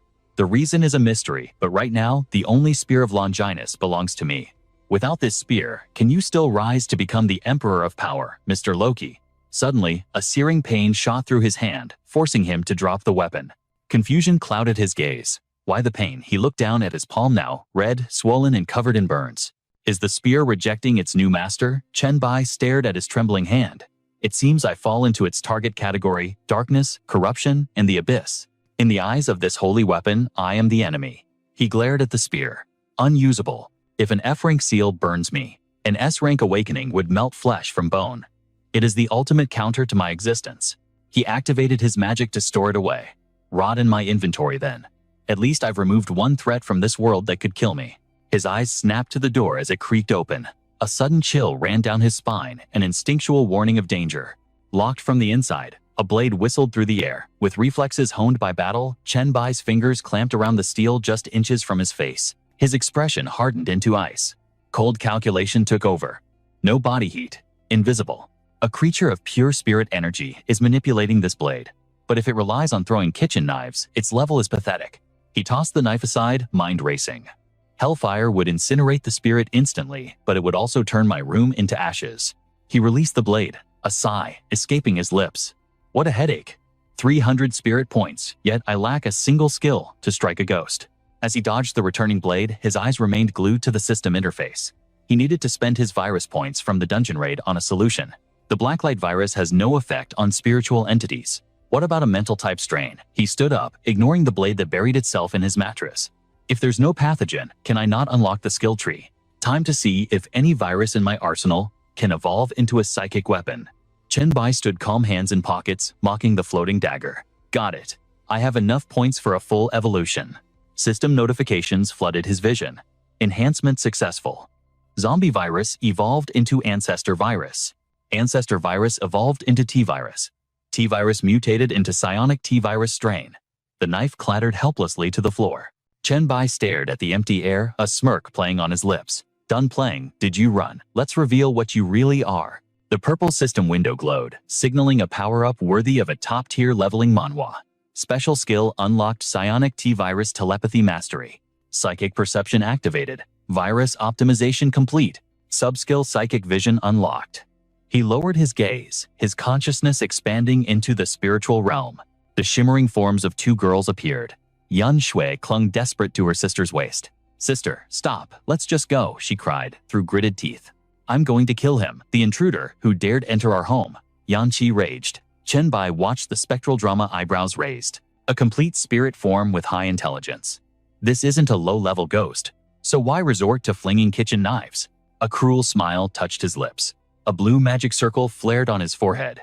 Let's lock them down with telekinesis and see what makes them tick. Yan Qi struggled against the invisible bind, snarling like a wild beast. Die, intruder. I will protect my sister. The system analyzed the threat. Target Yan Qi. Twin Spirit Awakener. Rank S, Malicious Spirit. Level 2. Spirit 15. Talent Telekinesis Possession S, Rank Malice. Yan Shui looked at him with tear-filled eyes, voice trembling. He doesn't want to hurt us. Sister, please calm down. Her data flashed up. Yan Shui. Twin Spirit Awakener. Rank S, Benevolent Spirit. Level 2. Spirit 15. Talent Telekinesis. Soothing S, Rank Kindness. Chen Bai rubbed his chin in thought. 2 Awakeners in 1. And spirits transformed by their talents. I haven't seen many like this. Yan Qi gripped her knife and lunged. Chen Bai exploded, with mana catching her wrist effortlessly. Yan Qi, was it? Chill out. I'm not here to hurt you. Surely you can sense the massive gap in our power? My spirit power is 20 times yours. Consider this your final warning. Keep acting up, and I will erase both you and your sister. Yan Shui rushed forward, grabbing Yan Qi's arm. Big brother, please don't hurt her. Chen Bai smiled, sitting on the bed with the casual air of a king. I'll spare you, but from now on, you obey me. Yan Qi glared at him, pure venom in her eyes. You bastard. Who are you calling brother? What kind of sick, twisted thoughts do you have come at me? Don't you dare bully my sister. Chen Bai looked at her, a playful mockery in his voice. Perverted thoughts. Please. You're the one whose mind is in the gutter, aren't you? Her face flushed, crimson shame, transforming instantly into rage. I'm going to kill you.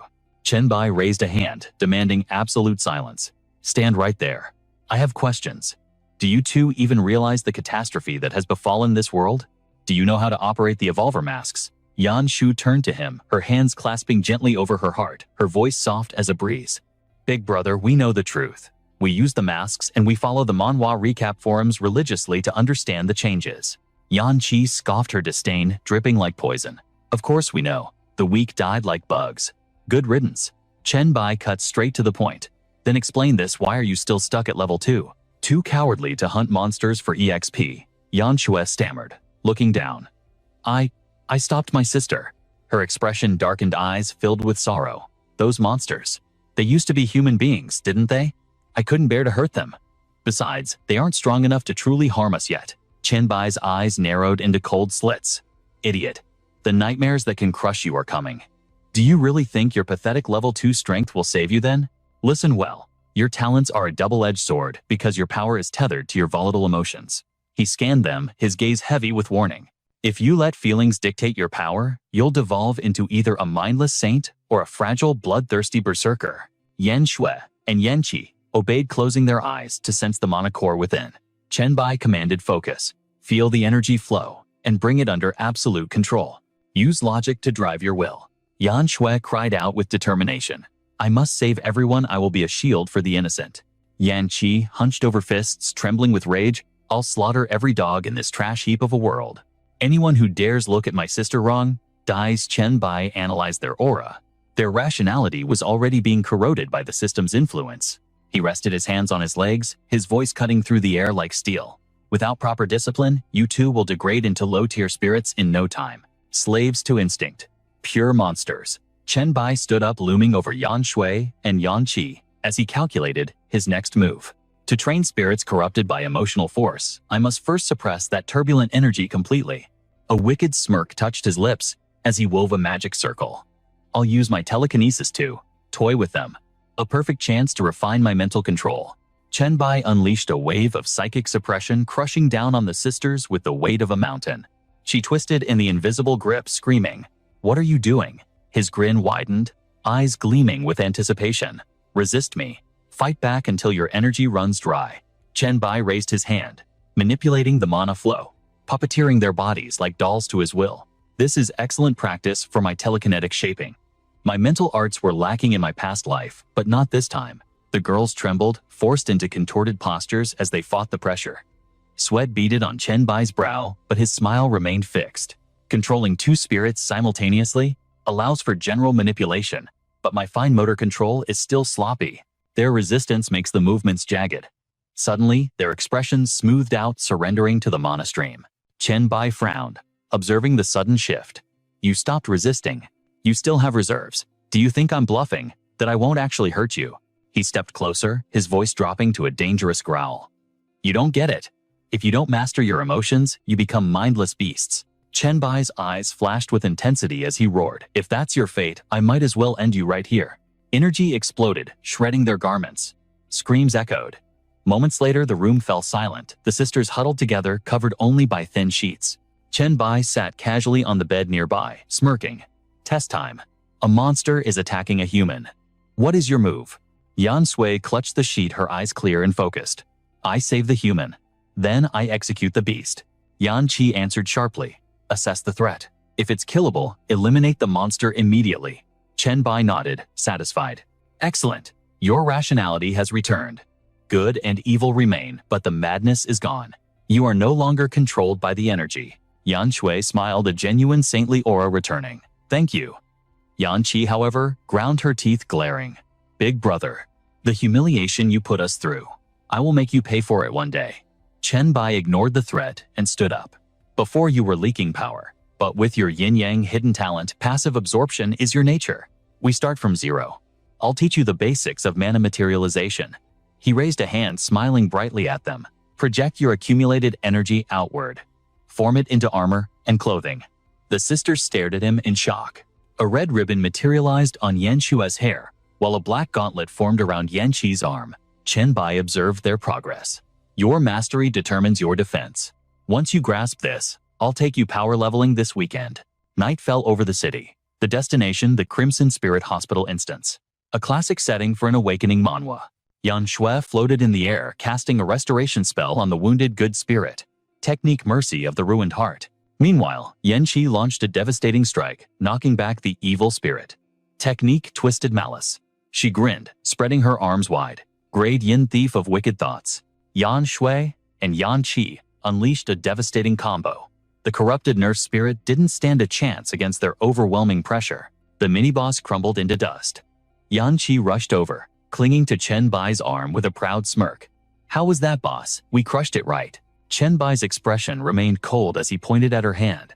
Stop trying to secretly inject your malice into me. It won't work. Yan Qi pouted, yanking her hand back in frustration. It only failed because you're a monster yourself. Your soul is too dark for my malice to take root.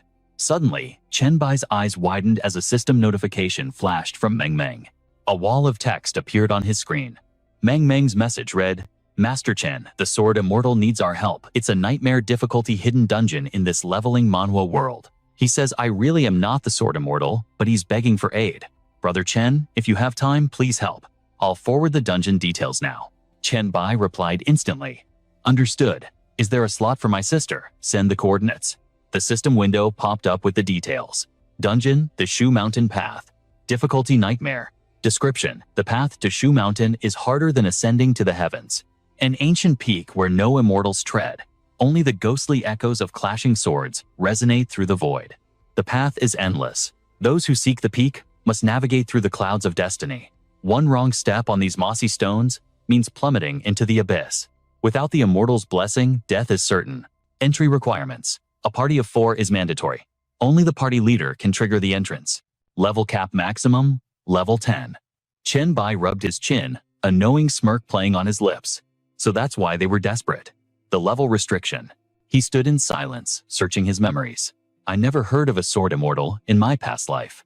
He must have perished in this very dungeon because he couldn't find a reliable team. The global chat exploded with messages. Chen Bai is taking the slot. I haven't done my class transfer yet. I'm still level 10. Let's team up. The Overlord Guild needs that spot. Fairplay Lu is here. I'm the real deal. The chat scrolled furiously. Sorry everyone, the Sword Immortal has already decided. King Han, are you manipulating things behind the scenes again? Old Taoist, did you sell out to the sword? Immortal Overlord, how much is he paying? I'll pay double. Forget the price, I just want in. Zixun finally typed a response to calm the mob. Relax everyone. This dungeon is deeply tied to traditional cultivation lore. That is why I chose Brother Zhen Shu and Chen Bai for this system manhwa quest. I promise the next dungeon slot will go to the guild. My apologies. Chen Bai closed the chat interface with a satisfied grin. He turned to the girls. That's it for today. We're heading back. Yan Qi clenched her fist, bloodlust still burning in her eyes. We're stopping already, I can still fight. Let me kill more. Chen Bai's gaze turned icy as he shut her down. Enough. The monsters ahead deal mental damage. Go now, and you'll just be feeding them your sanity. Yan Shui smiled sweetly, obeying her master without a single word of protest. The scene shifted to a humble cottage shrouded in thick mist. The entrance to the Shu Mountain dungeon. Meng Meng waved excitedly as Chen Bai materialized. Master Chen, over here. She beamed, gesturing to the man beside her. Master, allow me to introduce Zhen Shu, the Taoist master. Zhen Shu bowed respectfully, hands clasped. It is an honor, Senior Chen. Please just call me Zhen Shu. Suddenly, a head popped up with a cheeky grin. The young man slapped Zhen Shu on the shoulder, laughing. Brother Chen, finally, we meet in the flesh. He pointed a thumb at himself, brimming with confidence. I am the one and only, I really am not the sword immortal. My real name is Zisun. Chen Bai nodded politely. Good to meet you both. Soon. Chen Bai's eyes went wide as he noticed the arsenal on Zishun's back. All those blades. Is your talent related to weapon mastery? Zishun grinned, eager to show off. Sharp eyes. Check this out. System window talent. Sword Immortal Rank S. Passive generates sword chi, based on spirit stats. Ability. Can create original sword arts. Creating a new skill permanently increases all base stats. The stat boost depends on the grade of the created skill. Chen Bai analyzed the data, impressed. Infinite growth potential. That is a terrifying talent. Zishun rubbed the back of his head, blushing slightly. You flatter me, big brother Chen. It's nothing special. Chen Bai wasted no time. He extended his hand toward the foggy peaks. If everyone is ready, let's conquer this Awakening Manhwa challenge.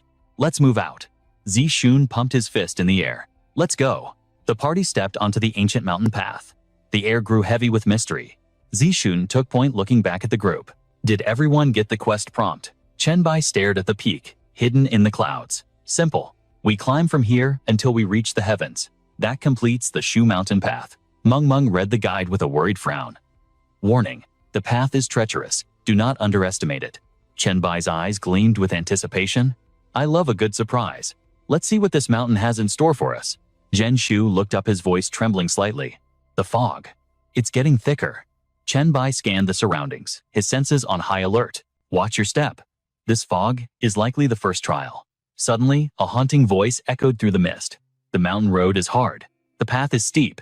Chen Bai didn't hesitate. He activated his speed skill, dashing toward the voice. Hello there, old man. But then, he froze. Chen Bai planted his foot on a rock, sweat forming on his brow. He stared at the figure that remained just out of reach. I sprinted with everything I had, but I couldn't get a single inch closer. A realization struck him. Could this be? He fired a magic bolt from his hand. The energy passed right through the singing old man. The figure continued to chant undisturbed. The mountain road is hard. The 5 elements block the way. The old man's form didn't even flicker. Chen Bai nodded to himself. Just as I thought. An illusion. Zishun walked up confused. Master Chen, what's wrong with that NPC? Chen Bai turned to his team, his voice serious. He's a guide. Listen closely to his lyrics. They hold the key to surviving this dungeon.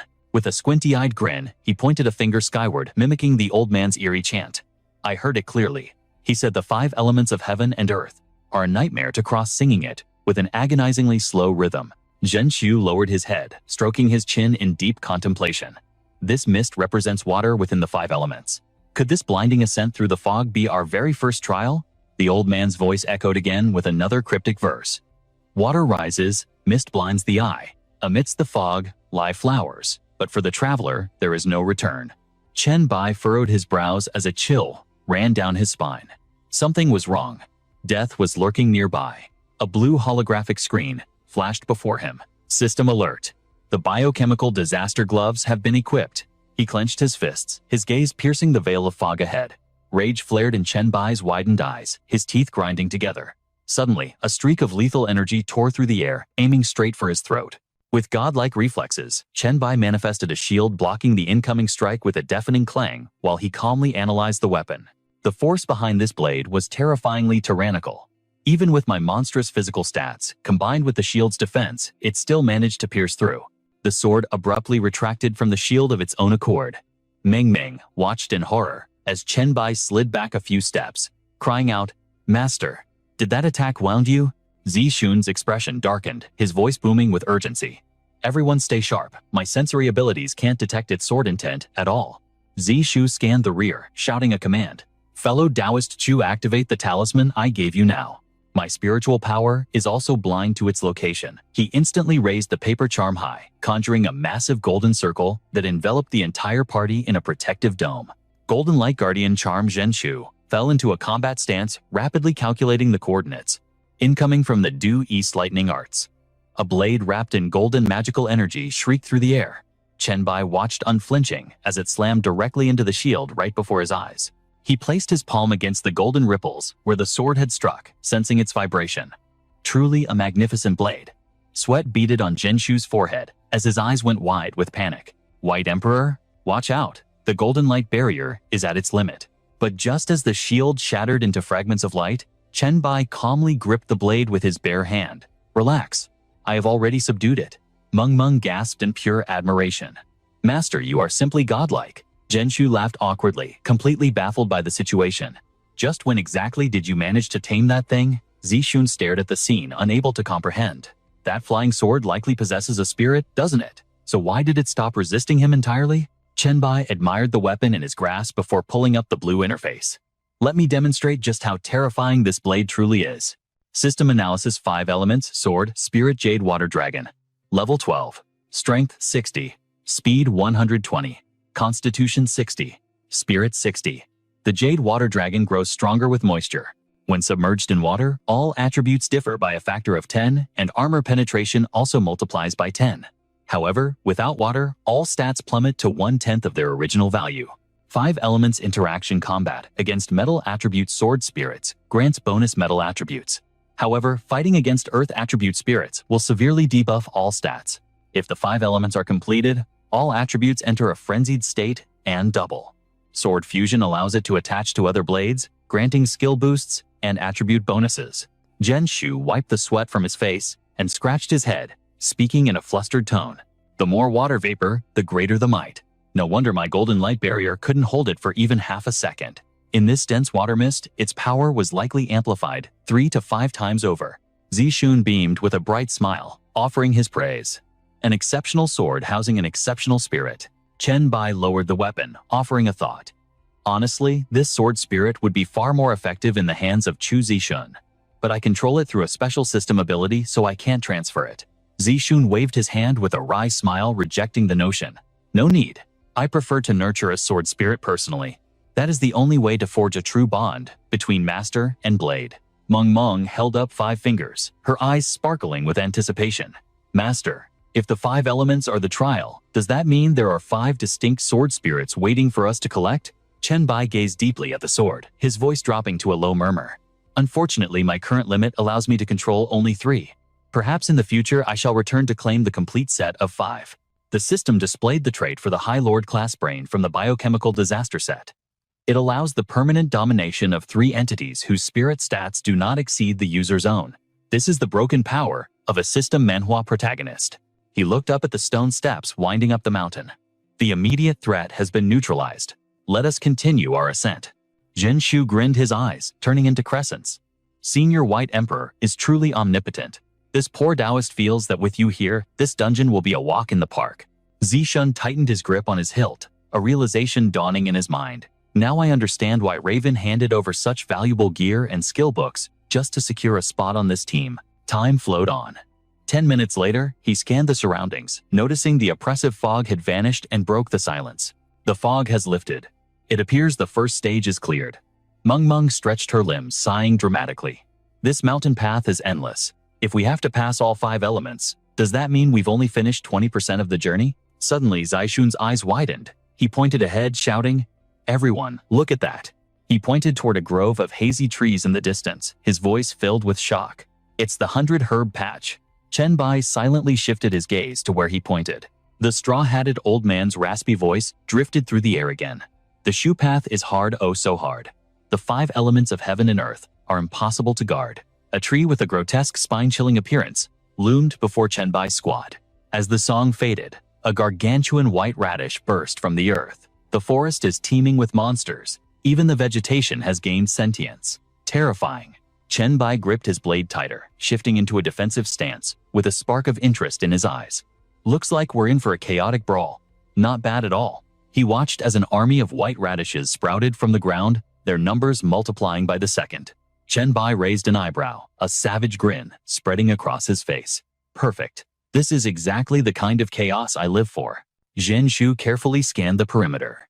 Based on the lyrics of that song, this checkpoint must be hiding countless monsters within the underbrush. The sword is likely concealed in the grass as well.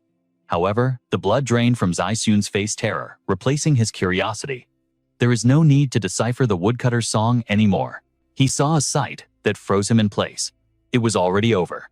Chen Bai had unleashed his blade and massacred every single monster in the blink of an eye.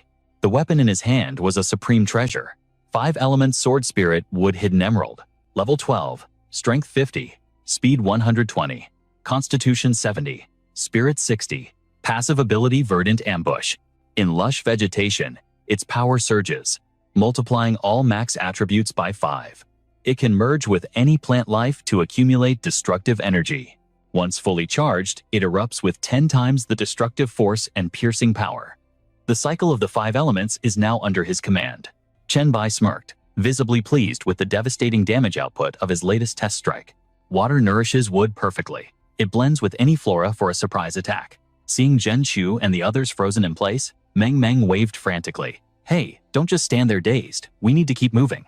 The two men exchanged a look of utter defeat. They were really starting to question their life choices leading up to this point. The mysterious elder in the conical hat led the way, his eerie chant echoing constantly. The road to Shu is treacherous. The 5 elements bar the way. Jagged rocks wait to crush bone and flesh into the abyss. Chen Bai and Zixun looked up, their eyes widening in shock. A relentless sandstorm began to howl, turning their journey into a brutal test of endurance. Zhen Shu reached his breaking point and activated his cultivation technique. I can't take this anymore, golden light defense. But before he could finish, a hand shot out to stop him. Hold on. Meng produced a pair of goggles. I didn't craft this high-tier talisman for nothing. Put this on. As soon as he wore it, his expression brightened instantly. Whoa, Boss Meng, your inventory is seriously stacked. She puffed out her chest, basking in the praise. I made it using my dream creation skill. Chen Bai nodded, ready to press on. Good. At least visibility won't be an issue. Still, a sliver of anxiety remained. The sand couldn't blind them, but the stinging wind was a constant annoyance. Suddenly, a deafening boom tore through the air, instantly putting the entire party on high alert. Massive boulders rained down, knocking Chen Bai and Zixun straight off the cliff edge. Zixu screamed in panic. Brother Chu Senior by. Beside him, Meng was equally terrified. Master, he peered into the abyss, his mind racing. What do we do, Senior Meng? The sandstorm is too thick. I can't see where they landed. She forced herself to breathe, trying to salvage the situation. It's okay. I'll find them. Just then, a powerful aura surged from below, causing Meng to freeze in confusion. Master. Luckily, both of them were safe. Zixun coughed, his voice raspy. Boss Meng, water, please. I just swallowed a ton of sand. Chen Bai was feeling the strain. This system manhwa dungeon restricts flight. My mid-air dash consumes way too much stamina. He wiped his brow. Just a few uses and I'm already sweating. If I hadn't jumped, we'd be in serious trouble. Hearing his grumbling, Meng kept her mouth shut, not daring to utter a single word of complaint. Zhen Shu tried to strategize seriously. I think we need a plan. How do we stop the cliff-severing sword from knocking us down again? He glared at the harsh weather. This sandstorm blocks spiritual detection. I can't predict the timing or location of the next attack. Chen Bai, however, remained completely unfazed. As if he had a walkthrough, he explained, simple. Before the wall attacks, there's a vibration for exactly half a second. Feel it with your mind, don't let the sand distract you. The moment you feel the tremor, dodge immediately. Zixun's eyes lit up with admiration. As expected of Senior Bai, he figured out the mechanic in a single try. After a brief respite, Chen Bai commanded the team to move out. All right, stand here and wait for the next wave. If anyone can't react in time, stick close to me. Meng nodded obediently. Yes, master. On the other side, Zhen Shu and Zixun followed suit. Roger that, Brother Bai understood Senior. But they hadn't gone far when that thunderous boom echoed again. Channeling every ounce of strength, they sprinted and narrowly evaded the strike. Chen Bai dusted himself off, satisfied. Perfect. Looks like we've cracked the pattern of the cliff-severing sword. Now let's speedrun this stage. Meng suddenly piped up. Master the Earth, Spirit Sword should be here, right? Don't you want to claim it? He shook his head instantly. Pass. Zhen Shu stepped up to explain. The Earth Spirit Sword doesn't synchronize with Senior Bai's water and wood dual swords. In fact, Earth suppresses water. It would be a debuff. Chen Bai nodded. Exactly. My capacity is limited to 3 swords right now. The final slot has to be either metal or fire. Time blurred as they marched. The old guide chanted his ominous verse again. The road to Shu is difficult. The 5 elements bar the gate. The scorching sun burns, the soul eyes blur, and words fail. Zhen Shu looked like he was about to collapse from the heat. Oh God. I'm done for. I'm literally being roasted alive. I've stopped sweating entirely. Dehydration. Zi soon wiped a bead of sweat. Is the fire spirit sword trying to cook us to death? This has to be the most sadistic sword spirit I've ever encountered. Meng wasn't faring any better. Every time she summoned water, it hissed and evaporated instantly. Even her sunshade artifact dissolved into nothingness. Master, your disciple is turning into jerky. Chen Bai, seeing everyone at their limit, offered a grim encouragement. Don't rush. It's coming. Explosion isn't the only form of fire. His gaze turned cold and calculating. A slow burn. Waiting patiently for the world to provide enough fuel. When the fire finally erupts, that is the true essence of fire. Zishun's sharp instincts kicked in. Wait, Big Boss Bai. Are you saying you've already calculated exactly when the fire sword spirit will appear? Chen Bai smiled with the confidence of a manhwa recap protagonist. Of course. The woodcutter's song gave the clue. Wait until eyes blur and words fail. But Zhen Shu was already past that point, stumbling blindly as his vision swam. Then Before he could finish, a blade materialized out of thin air, hovering right before Zhen Shu's face. He turned pale with terror, but a hand snatched the blade. Chen Bai grinned.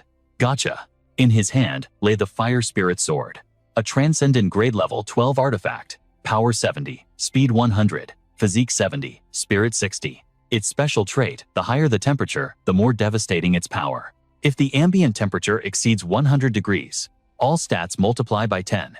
It can cloak itself in sunlight, ignoring terrain, and instantly evaporate water within a targeted range. He inspected the blade, urging the group forward. I've tamed the Fire Spirit Sword.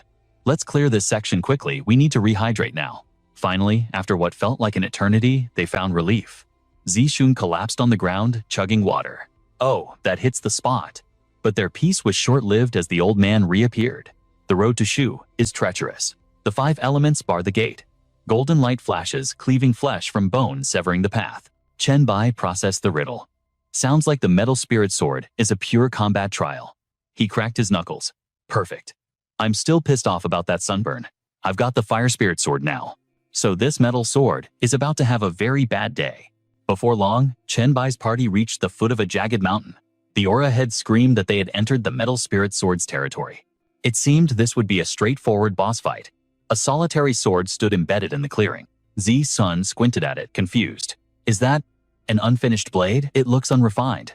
Zhen Shu's sharp eyes instantly spotted the hidden potential. A power raw, unrefined, and waiting to be unleashed. A golden glint flashed from the shadows, radiating an aura that screamed danger. Chen Bai observed it for a second and nodded. Right, but there is no need to overthink it. Without a second of hesitation, he threw himself into the fray.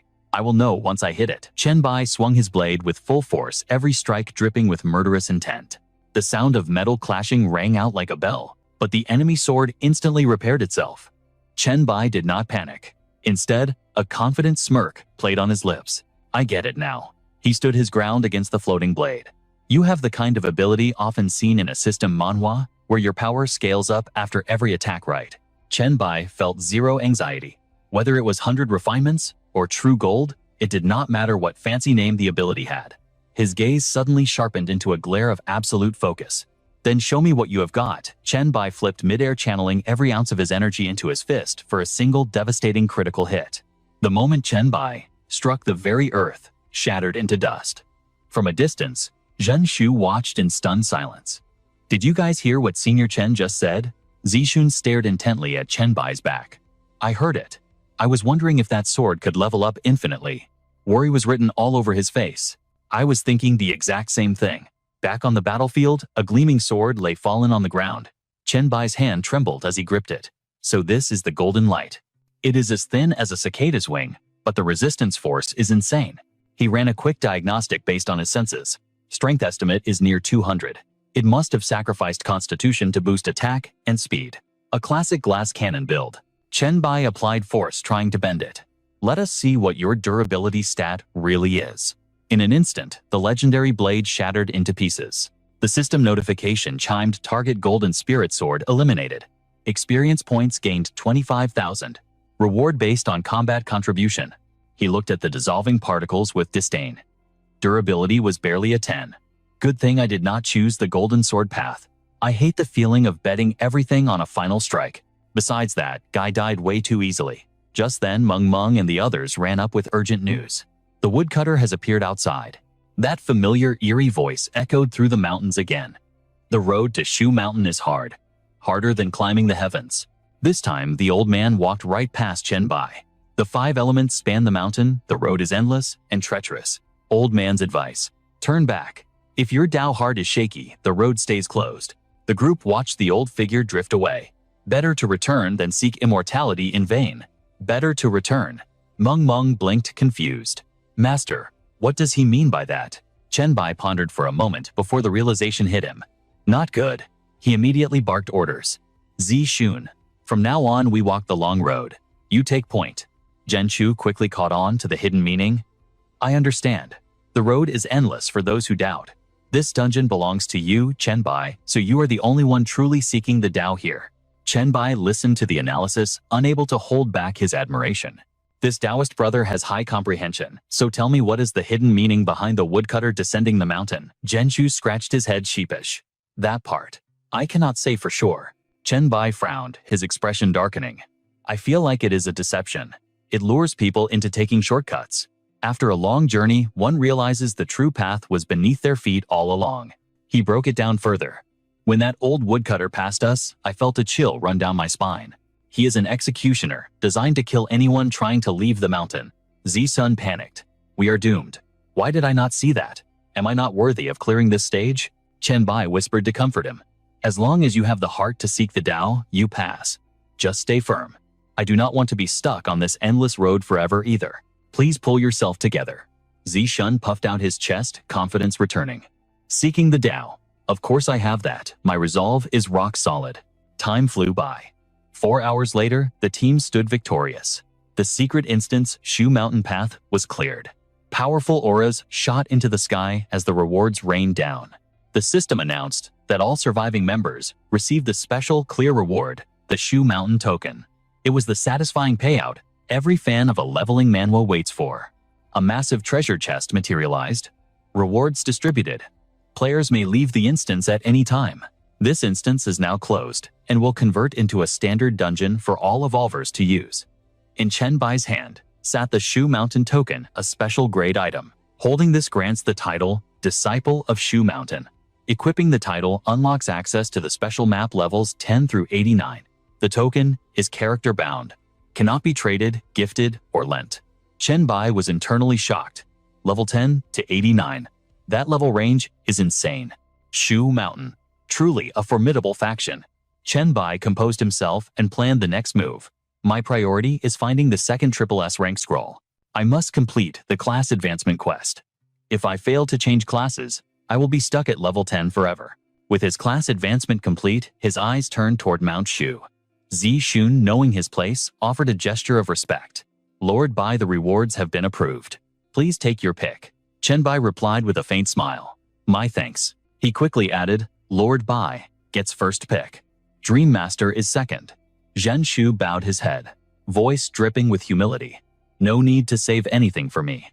Just obtaining this token is already a fortune beyond my wildest dreams. Meanwhile, back at the luxury villa, Chen Bai lay sprawled on the bed, utterly drained. Yan Shui's face lit up the moment his eyes fluttered open. You're finally awake, Yan Shui chirped. But Yan Qi, her vibe was ice cold. Sleeping in broad daylight. Your body must be incredibly weak. Chen Bai wasn't about to let that slide. Me weak. Listen, even if you used your full spiritual power, you couldn't touch a single material object. What makes you think you could defeat me? She didn't back down from the challenge. Oh, you're bragging now. Want to test that theory? I bet I could take you down in 3 seconds flat. Chen Bai recounted the earlier events. I found a skill book in the dungeon that suits you perfectly. He dangled it in front of Yan Qi with a smirk. But first, you have to knock me down. Fine. The skill is yours if you win.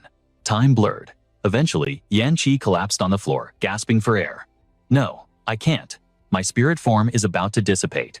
Yan Qi wasn't faring any better. Me too. Chen Bai sat on the bed, the picture of arrogance. Now, do you see the gap between us? And I didn't even fight back. Yan Qi floated closer, eyes narrowing with curiosity. Hey, tell me, is there a girl you like? Do you always treat others with such kid gloves? The coveted book materialized in his hand. I just have high stats and perfect force control. Seeing how hard you two tried, consider this a reward. He tossed the manual toward them.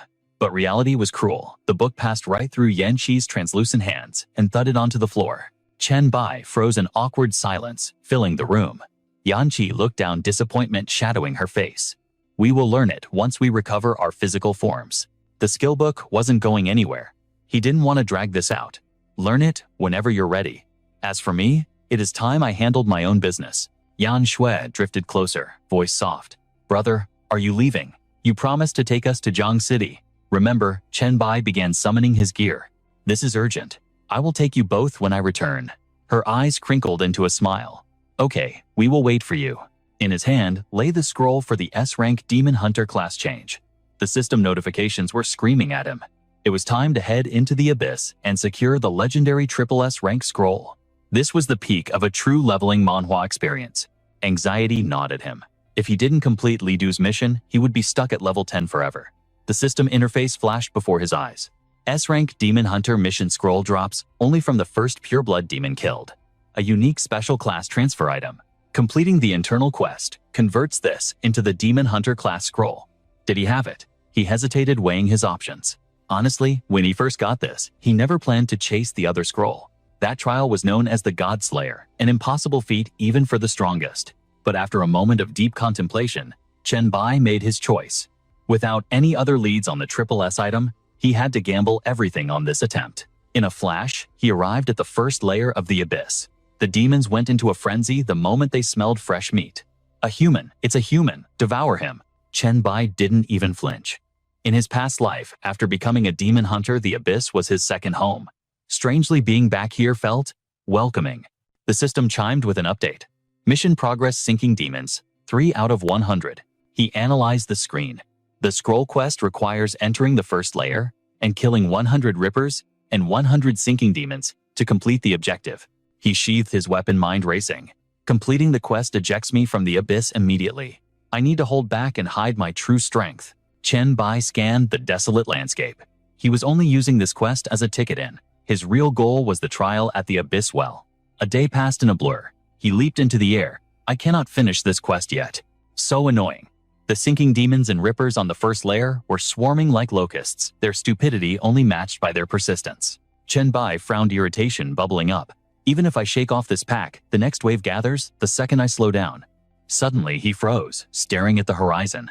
The abyss well. It was erupting. This was the one scenario he desperately wanted to avoid. Just my rotten luck. The eruption didn't stop the trial, but it flooded the abyss with chaotic energy. Every creature with a drop of demon blood was currently getting a massive power boost. This phenomenon brought a new nightmare. Countless demon blood eggs were hatching, birthing an endless army of monsters. There was no time to think. Chen Bai sprinted, pushing his agility to the limit. Thousands of enemies rained from the sky. Stopping now meant certain death by encirclement. Debris crashed around him. If he accidentally killed enough trash mobs to finish the quest while fighting out, he'd be booted out. Suddenly, a blade shrieked through the air, aiming straight for his heart. He sidestepped with supernatural reflexes, the sword burying itself deep into the rock. A heavy foot slammed onto the hilt a split second later. It was a level 16 demon warrior, Fergus. His sneered voice, grating like grinding stones. Look what I found. A premium dinner. Human, you should kneel and thank me. You have the honor of filling Lord Fergus's belly. Chen Bai didn't miss a beat. A pure-blood demon warrior on the first layer. Rare indeed. You must have crawled up from the deeper levels. Fergus grinned. Sharp eyes. For a coward who only knows how to run, you know a lot about our kind. You even speak the demonic tongue. But knowledge means nothing when you are just food on a plate. Chen Bai smirked, realizing the prey had walked right into the trap. Only knows how to run, huh? Do you know why? Only low IQ trash, like rippers, were chasing me? The demon lost patience, ripping his sword from the ground and charging. I don't care, I'll make you scream the answer before you die. I'm feeling merciful, so I'll start eating from your head. Chen Bai's gaze turned icy. Let me tell you right now. In a blur of motion, his blade flashed a strike so fast, Fergus couldn't even comprehend it. No. Impossible. The demon crumbled to the ground, life fading. Chen Bai sheathed his sword, looking down with cold disdain. Because I already killed everything else that had a brain. The screech of demons interrupted his thoughts. Seeing monsters spawning nearby, Chen Bai's urgency grew. We need to move. Fast. Or we will be swarmed. Time marched on. 6 days later, Chen Bai stood at the edge of the deep well abyss, looking up at the distant peaks. Finally here. It looked close, but the trek was brutal. He collapsed on the ground exhausted. In my past life, when I became a hunter, demons used to hide in this area. The demons on the first floor barely dare to approach this spot. It is the perfect safe zone to rest before the challenge. Chen Bai opened his system interface to check his inventory, feeding his mask the demon blood pills he had farmed over the last few days. Backpack and secret storage are completely stuffed. I wonder what grade of bloodline essence these tens of thousands of rank B to D items will synthesize. Suddenly, a shadow loomed over him. A real human here. Interesting. Chen Bai heard the voice and turned around. The newcomer continued speaking. My servants told me a human was walking straight toward the deep well. Standing there was the Kotao fish demon, a boss monster around level 17 or 18. The beast roared ferociously. You nearly wiped out every other demon species except for the inferiors and the sinking demons. The fish demon grinned. It seems the culprit is you. Devil's whispers echoed in the air. Chen Bai froze his eyes, locking onto the monstrosity before him. A crying peach fish demon. Here on the first floor, that shouldn't exist. But hesitation wasn't in his nature. Battle stance taken. What is it with you pests?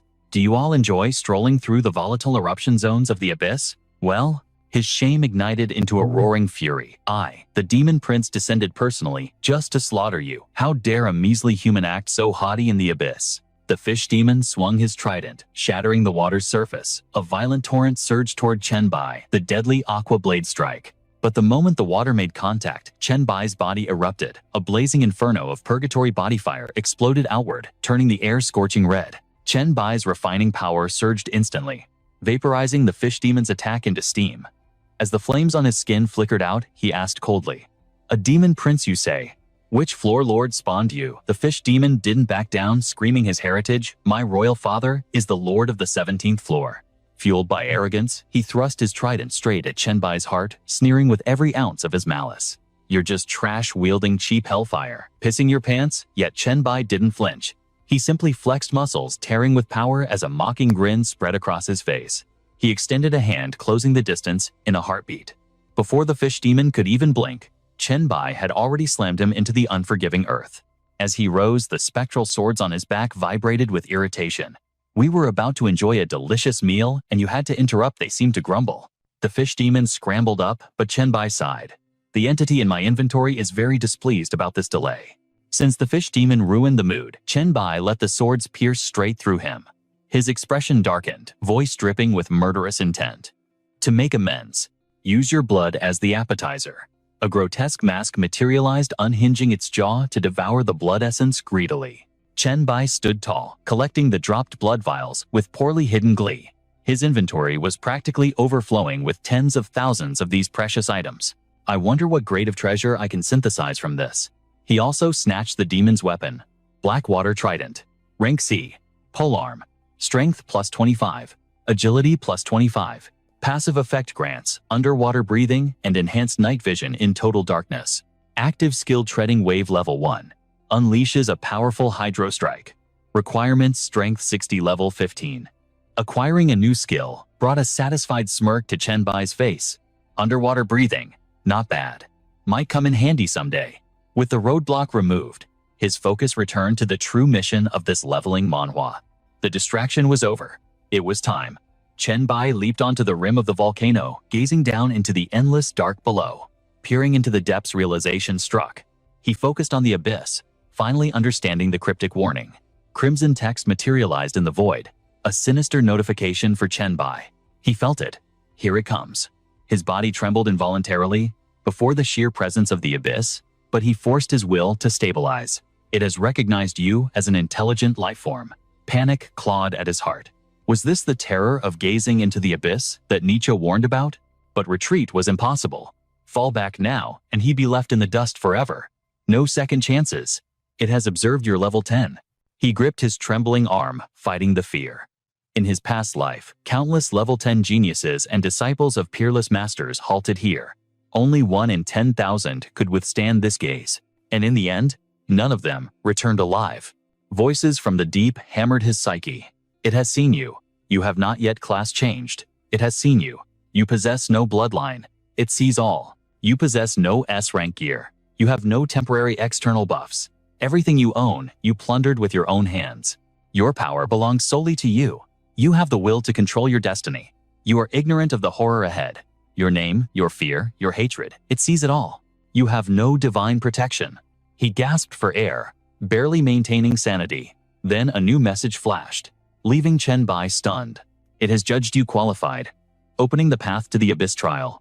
He collapsed to his knees, a satisfied grin breaking through the exhaustion as he read the golden text. It has judged you qualified. The Abyss trial awaits.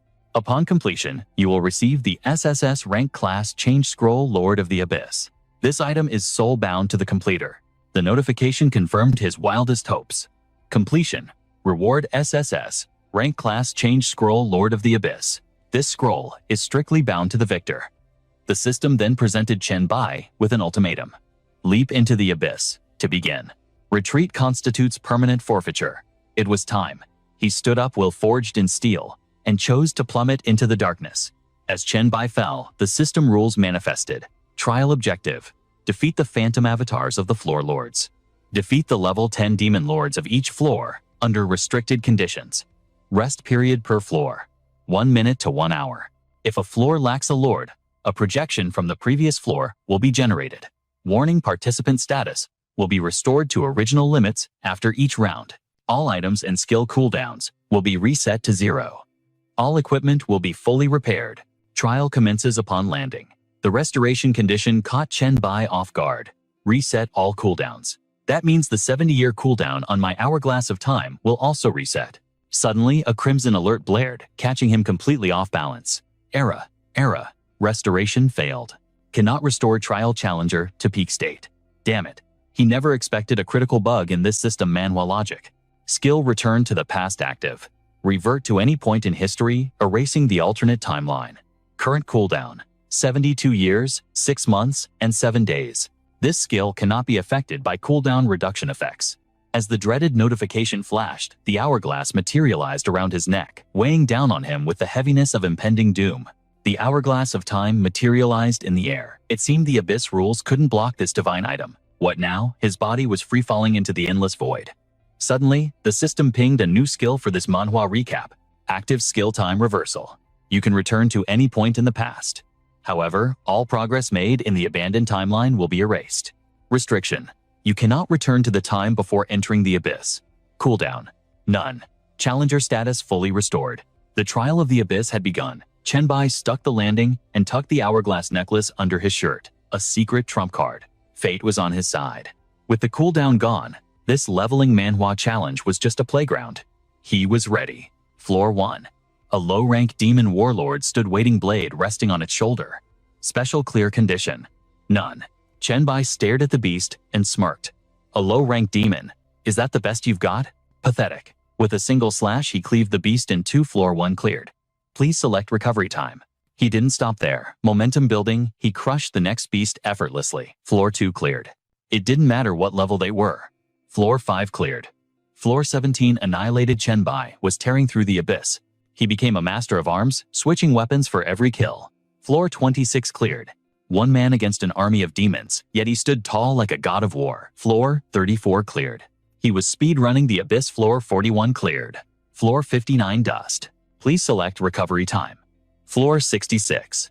Perish human. Your journey ends here, roared the beast in the demon tongue.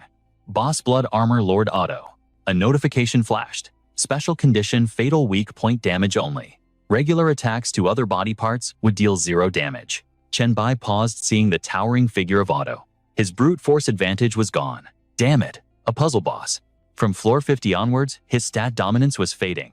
2 lives of combat experience versus a demon born for war. Plus, these handicap rules, steel clashed Otto's blade bit deep into Chen Bai's shoulder. But Chen Bai's sword buried itself in the demon's gut. Pain flared, but Chen Bai remained calm. He calculated every move. Stats alone wouldn't save him here. He had to gamble flesh for information to find the weak point. Both warriors ripped their blades free in a spray of blood. Chen Bai leaped back to reset. Otto tossed his weapon aside, arrogant. Futile struggle. Just die, he bellowed in the demon tongue. Chen Bai's eyes went wide. The blade impaled him. Otto yanked the steel from Chen Bai's chest, laughing at his prey. Human, your regeneration is impressive, the demon sneered. But your brain is empty. The demon turned his back, certain of victory. The abyss empowers me. You never stood a chance. But Chen Bai activated self-recovery. He opened his eyes, a cold light shining within. You celebrated too soon. Otto spun around in shock. Too late. Chen Bai tore into the demon's exposed ribs. Otto howled as his body began to disintegrate. He couldn't understand. How? With the boss dusted, the notification chimed. Floor 66 cleared. The only fool here is you, Chen Bai scoffed. He had taken the hits on purpose to bait the opening. Arrogance is a slow and insidious killer. Thanks for the easy win. Finally, the end was in sight. The 100th floor. Boss the fallen gold demon. Condition none. Chen Bai frowned at the system manhwa interface. The weakest type. The chamber was empty. Chen Bai scanned the shadows. Where are you? Playing hide and seek. Silence hung heavy in the air. Chen Bai analyzed the situation, his mind racing. The abyss is chaotic. Even a weak monster can become a lord under the right circumstances. Never underestimate the unknown.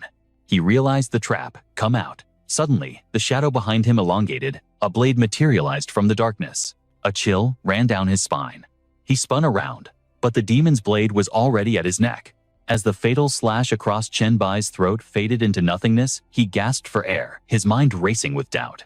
On the first floor of the abyss, he had been instantly slaughtered not once, but twice. Even triggering his poison hand state the moment the blade fell hadn't saved him. Death was instantaneous. The demon gave him no time to think, launching another ferocious assault. This was the Abyss Floor 1 Lord the Rifting Demon, a level 10 warrior class. The condition for this floor was brutal, like an awakening manhwa nightmare. Lowly human, prepare to die, roared the beast. But relying on his maxed-out agility, Chen Bai turned the tables, smashing a critical blow into the creature's neck. If he hadn't used his fading consciousness to trigger the time regression, he would be dead for real. With the demon prostrate on the ground, Chen Bai demanded answers with cold fury. Tell me, what is the deal with the fallen demon on the 100th floor? You know the lord of the 100th floor, the demon sneered. But the beast was obstinate. It refused to spill the secrets. Even if I knew, I would never tell a human like you. Looking at the stubborn creature, Chen Bai realized force was useless. System notification, floor 1 cleared. Please select your recovery period. These demons knew they were mere projections and feared no death. But pain, that was a different story. He needed a new method to extract intel about floor 100 before finishing this trash off. Analyzing the data, he moved forward to the next zone. The Abyss Floor, 72. The Burning Steps. Fallen demons were the lowest trash of the demon race, with base stats lower than a human foot soldier. For one to become the lord of the 72nd floor like a glitch in a leveling manhwa, it must have been sheer dumb luck. Yet even at death's door, the demon remained arrogant. Human, you will pay for your hubris. You are destined to die at the hands of the fallen demon. Chen Bai looked down at the dying wretch with a sneer. Ridiculous. Are you telling me there is a fallen demon lord even deeper in the abyss? The demon finally cracked, revealing the truth. Lord Jubert of the 100th floor, a legendary shadow sword demon who evolved from a lowly fallen demon body. His shadow blade once slaughtered a demon Grand Duke. Before the creature could finish its curse, you will surely die. Chen Bai crushed its skull beneath his boot. Thanks for the intel. System floor 72 cleared. Please select recovery time. In the blink of an eye, he descended to the 100th floor of the abyss. He pieced together the clues he had gathered. Shadow Sword Demon, a class only achievable by a 3rd advancement Dark Assassin, rank S. Beyond their one-hit kill capability, they could manipulate shadows to unleash erratic, unpredictable sword strikes that defied logic. Chen Bai placed a hand over his heart, steeling his resolve. He had no advantage against a Shadow Sword demon, but against the base stats of a fallen demon he had the upper hand. He leaped into the air, his strategy already formed. He had to be hyper-aware of his own shadow at all times. Avoid the shadows. Keep moving. Deploy the virus. As long as the boss chased him, Chen Bai would leave a trail of contagion in his wake, ensuring the enemy was infected. He finally vaulted out of the chasm, landing on solid ground, but his mind was still calculating every possible outcome, like a grandmaster playing chess. It had been too long. Constant vigilance was draining his mental energy. He had to activate the poison hand state to recover his focus, or he would lose his edge. Chen Bai rose slowly, scanning the perimeter. Suddenly, a force weighed him down. A blinding light erupted. Was this a trap? While his guard was momentarily down, a demonic figure materialized in the sky, slowly emerging from the void. No, the monster struck. With godlike agility, Chen Bai dodged and launched 3 swords in a counter-offensive. Lord Jubert had finally revealed himself. Sheath your blade, human. You have won, the entity declared. This was the Abyss Floor 100 Shadow Sword Demon Jubert level 10. Coughing violently, he revealed the truth. The limitations of this system manhwa trial bind my power, and your virus has already ravaged my body. That final strike was all I had left. Yet Chen Bai did not lower his guard. Is that so? As Jubert began to disintegrate into particles of light, he acknowledged the human skill. Be careful, human. If you survive this trial, I welcome you to challenge the true 100th floor of the Abyss again. With your current strength clearing, the tower is impossible. But I hope you prove me wrong. System floor 100 cleared. Please select recovery time. Watching the demon fade, Chen Bai replied calmly, I will succeed, Jubert. He made a silent vow. Next time, I will master your sword arts. In an instant, Chen Bai found himself inside a magnificent, opulent palace, the Abyss Floor 200. Greetings, Lord. Standing before him was the ruler of the 200th floor, the fallen angel Elmia. Chen Bai wasted no time on pleasantries. You summoned me. Shall we begin the combat trial? Identify 6-winged fallen angel Elmia level 10. Special conditions. None. Elmia lounged on her throne, waving him off. Fight? Impossible. Cleaning up the blood in this palace is such a hassle. She smiled, her eyes gleaming with absolute confidence and a hint of amusement. I was tempted to just let you pass, but my curiosity got the better of me. Elmia beckoned with a slender finger. Come sit. A decanter of fine wine and 2 crystal glasses materialized on the table between them. Chen Bai approached without fear. Curious about what Lady Elmia, she feigned innocence before dropping a barb. With your mediocre strength, how did you manage to crawl all the way to the 200th floor, even if you got lucky against that annoying Jubert? That fool who only knows training and cheap sneak attacks. She leaned forward, demanding an answer. What happens next? There are monsters ahead, far more terrifying than him. Leaning back, he kept his cards close to his chest. My trump card for victory is not for Lady Elmia's ears. Elmia propped her chin on her hand, offering a deal. I don't care about your secrets. I'm just bored to death stuck in here. Drink with me, tell me how you survived this manhwa recap-worthy journey, and I'll let you pass. Deal. Chen Bai poured the wine, his demeanor calm. Very well. What does Lady Elmia wish to know? Elmia's eyes narrowed with intensity. I want to know. She paused, disgusted. About that repulsive thing on floor 105. That slime monster. It seemed Elmia enjoyed gossip about her fellow demons. Abyss Floor 105. The Lord of Aberrations, the amalgamation of flesh and blood, Cerubus. Level 10. Scene change. It was a living swamp, Chen Bai explained. A mass of gluttonous flesh covering the floor. One touch and you're consumed. It ate faster than I could regenerate. The moment I stepped in half, my body was gone. Elmia swirled her wineglass, eyes gleaming. So how did you survive that nightmare? Chen Bai shrugged casually. He was hungry, so I fed him, but I'm a little hard to digest. I fed him hundreds of my own arms. Eventually, he got severe food poisoning and melted into sludge. Elmia tapped her nail against the crystal glass. Fascinating. You turned his gluttony into his grave. Chen Bai flexed his arm. It wasn't a walk in the park. Ripping your own limbs off hurts like hell. Elmia leaned in, thirsty for more stories. And the rotten Lord Fingu, the one who cowers beneath the ocean, floor 136. The deep-sea Lord Vingu. That Chen Bai sighed was an underwater brawl. He flashed 3 fingers, mocking the fallen demon with a cold smirk. Don't blame me. Blame your nephew for gifting me this god-tier gear. Elmia giggled, finding his arrogance amusing. You really know how to milk a situation, she teased. But that girl on floor 153, she offered no openings to exploit. The memory of a terrifying savage demon surfaced. Floor 153, the 10-star mutant lord, the Balrog Flame Spirit, a hellscape of magma on the mountainside. Even Chen Bai had to respect that monster's overwhelming power. True, he admitted, his voice serious. She was a nightmare. I died 15 times just trying to scratch her. That demon was a wall he could barely climb. Her hellish heat nullified my virus completely, and that magma body made physical attacks useless. Chen Bai had lost an arm in that brutal clash. He watched her dive back into the lava and cursed, "Damn it, hiding again." Every time she took damage, she retreated into the molten core to regenerate. Chen Bai sighed, recalling the sheer exhaustion. It took 5 whole days just to drain that magma lake and starve her of her enthusiasm. Only then could I kill her. He didn't hide the truth. She was the toughest boss I've faced in 200 floors. Seizing the moment, Elmia brought up another horror from the abyss. If we're talking about nightmares, the master of floor 186 isn't far behind. Chen Bai grimaced. Don't. In this happy moment, don't mention her. A bloated demon wallowing in a swamp of filth. Floor 186, the pile of rotting flesh. The 10-star mutant lord queen of Filthomandus. Chen Bai swirled the wine in his glass, his face twisting. In the entire abyss, nothing is more vile than her. She lives in a pit of rotting corpses and excrement, yet she finds it comfortable. The mere thought of that demon filled his eyes with undisguised disgust. I barely managed to scrub that stench from my memory. Why bring it up? Now, this wine tastes like ash. Elmia curled up on her throne, watching him closely. Her combat power isn't high, yet no demon dares challenge her for territory.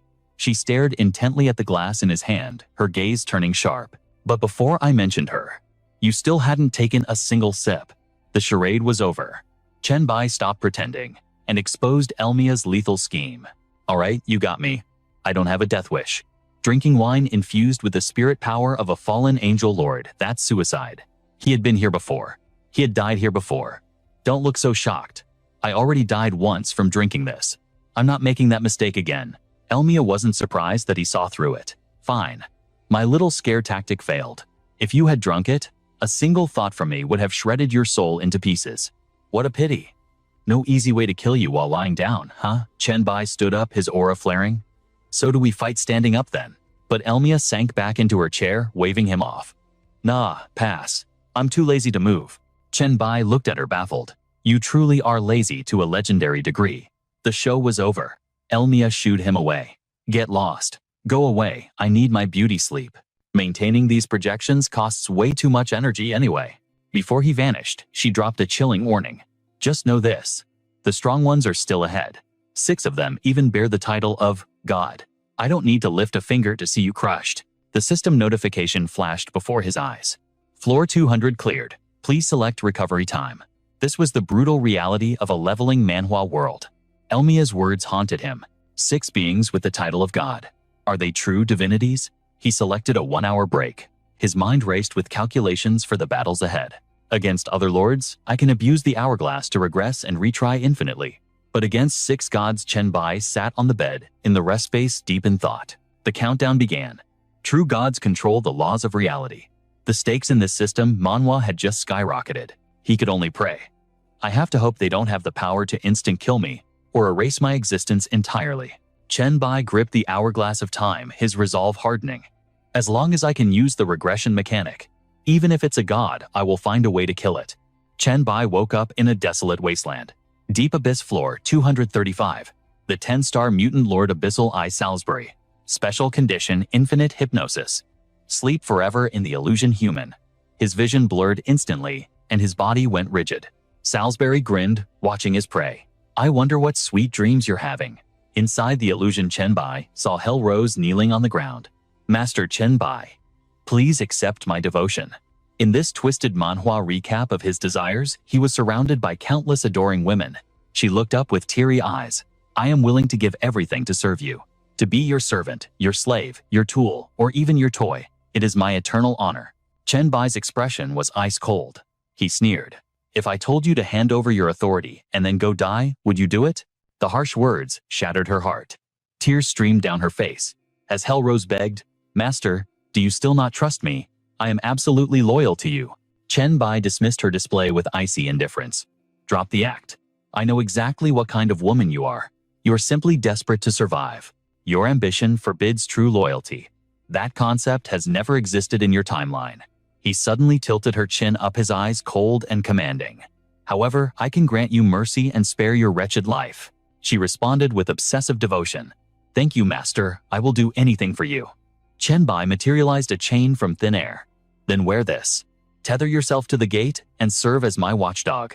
The collar clattered to the floor, right before Hellrose's terrified gaze. Despair washed over her, forcing her head low, in absolute submission. Meanwhile, he returned to his throne, asking nonchalantly, "What is the matter? Do you refuse?" But Hellrose suddenly snatched the collar and fastened it around her own neck. To be a dog for the Divine Lord is my eternal glory. The scene blurred, dissolving back into the savage reality of the abyss floor. 235. Chenbai muttered, "Were you speaking just now?" "That is correct. That is the sound a loyal hound should make." Salisbury clicked his tongue in amusement. This human truly knows how to entertain himself. The demon began to approach his target. "Do not fear. Once I absorb your soul, you will remain in my body forever, enjoying a beautiful eternal dream." But the swords resting on the ground suddenly vibrated, and in the next second they launched a coordinated assault. A system notification flashed, reminding him of the clear condition, see through and escape Salisbury's illusion, a classic trope in this system manhwa. Chenbai spoke calmly. "Although this dream is pleasant, it is not reality. Dreaming forever would be terribly boring."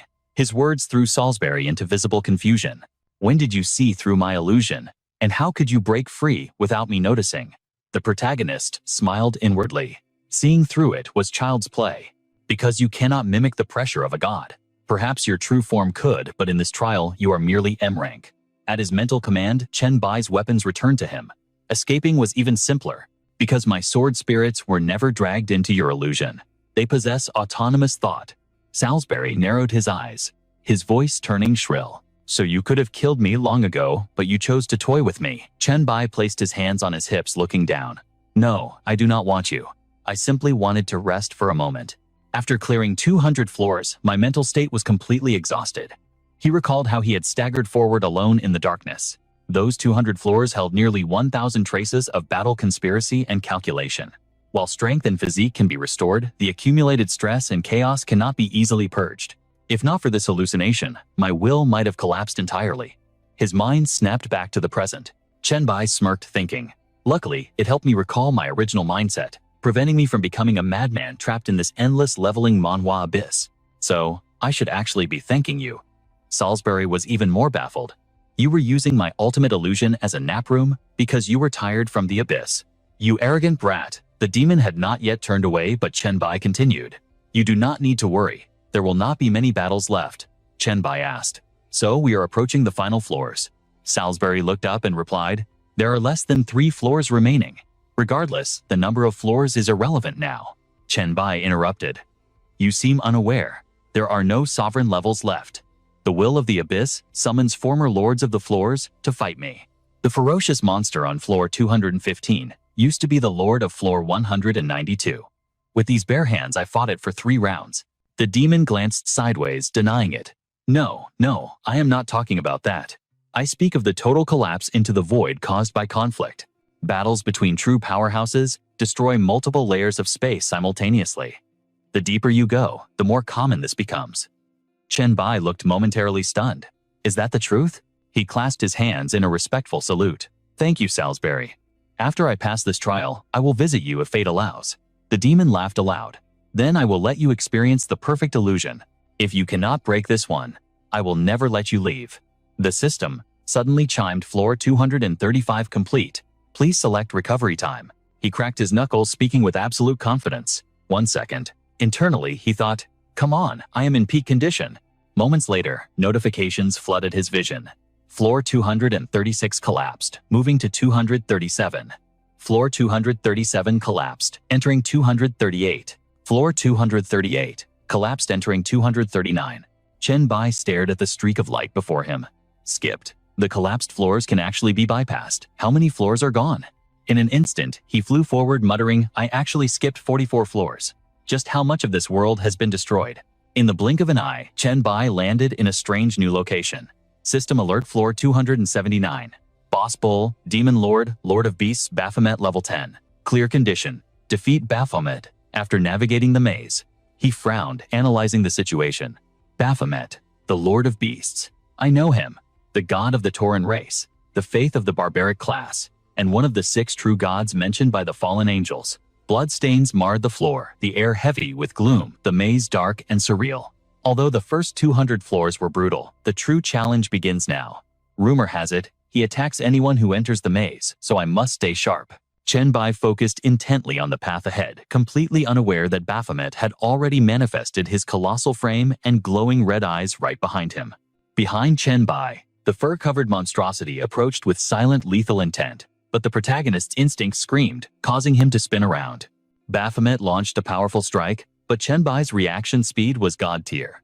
He parried using raw force to knock the beast's massive arm aside first. Immediately following up, he transmuted his hand into a blade, slashing straight through the creature's body in a fatal critical hit. Baphomet collapsed to the ground before it could even mount a defense. With the threat neutralized, Chen Bai checked the body cautiously. Is it dead? Suddenly he flinched. No, something is wrong. The corpse. It is sinking. Chen Bai swung his hand and leaped forward to intercept, but the body vanished faster than he could move. He missed. Chen Bai looked confused. It just dissolved into blood and vanished. Is this a mechanism to prevent blood clones from invading? Everything I know about the Beast Monarch is just rumor. It seems I have to figure this out the hard way. Just like that, 10 minutes passed in eerie silence. As he wandered the labyrinth, the looming shadow of Baphomet materialized once again. Chen Bai cheered internally. Here it comes again. This time, he met the charge head-on with a savage headbutt. Spirit sensing activated to buff his stats, his power surging far beyond the previous exchange. Both sides recoiled, and the enemy's stat block finally appeared. Baphomet level 2, Strength 150, Agility 125, Constitution 175, Spirit 150, Innate Ability Unknown, Skill War God's Hormone. The more you desire battle, the higher your strength and agility climb. The more you enjoy the fight, the more your stats explode. Max increase 6 times. This was the broken power scaling typical of an awakening manhwa. Chen Bai was stunned. Tier 2 already. This passive is a bug. He waited for the beast to lunge, then impaled Baphomet with earth spikes. Chen Bai analyzed calmly. When I entered the maze, that was a level 1 Baphomet. Information gathered. He executed the beast instantly. That was a level 3. The level 4 went down easy too. He realized the pattern. The deeper I go, the higher their level spikes. Chen Bai slaughtered a level 5 Baphomet. Strength 450. Agility 375. Constitution 550. Spirit 450. Exhaustion weighed on him. I have to fight 10 of these. This level 5 already matches my base stats. Still, he dragged his battered body forward. If a level 10 shows up, no focus. Just keep moving. 30 minutes later, Chen Bai ripped a steak from a corpse, panting. Damn it, they get bigger every time they level up. A massive level 7 Baphomet roared, charging like a freight train. In that moment, he remained calm. My spirit stat is too low compared to it. I can't even read its specific attributes anymore. But in the heat of this manhwa recap battle, the truth hit him hard. Its attributes weren't just higher, they were skyrocketing to 1.5, maybe even double his own. A devastating haymaker smashed into the wall, shattering the stone like glass. The relentless assault forced Chen Bai to his knees, his stamina draining fast. With such overwhelming stats, the virus needed time to rot it from the inside, time he didn't have. Lying on the cold floor, his mind raced. He needed a breakthrough to crush this Baphomet. Back at the maze's entrance, he dragged his battered body up. It was time for round 2. He had a theory. What if he spared the low-level beast? Instead of killing it, the level 1 Baphomet lunged, but Chen Bai was already gone, slipping past the attack like a ghost. Chen Bai moved with the silence of an assassin. Ahead lay the spawn point for the level 2 Baphomet. He crossed the line, scanning left and right. Nothing, could it be? He didn't hesitate, sprinting straight into the level 8 zone territory he had never dared to tread before. His brow furrowed. Was the system really this broken? Just spare the first one and walk free? No. His instinct screamed that something was wrong. Distraction is fatal. A shadow lunged from the void behind him. He barely turned his head before bam. A devastating strike sent blood spraying across the corridor. Gasps tore from his throat. That was too close. One more second and his resurrection skill would have been useless. That speed. It completely outclassed his reaction time. Chen Bai forced himself to stop and think. That monster was easily level 8, maybe higher. But why did a boss-tier enemy spawn right on top of him? The low-level mobs had vanished completely. The puzzle pieces started to click. Realization struck like lightning. There weren't multiple enemies. There was only one Baphomet in this entire system Manhwa dungeon, and it was hunting him. He slowly retreated toward the entrance. If he killed it, it would respawn deeper and stronger. But if he spared it, it would stalk him like a relentless shadow.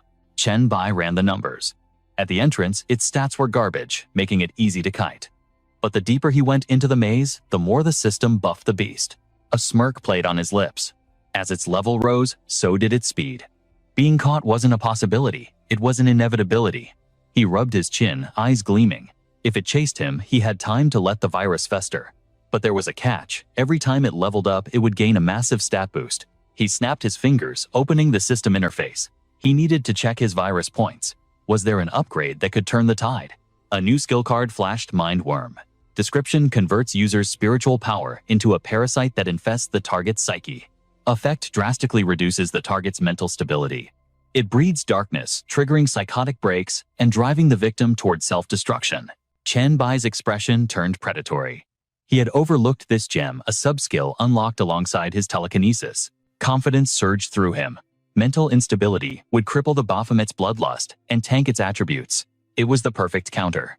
Baphomet, your time is up. Chen Bai faced the beast, his aura calm as a still lake. Come on. At level 1, you're not even worth the effort.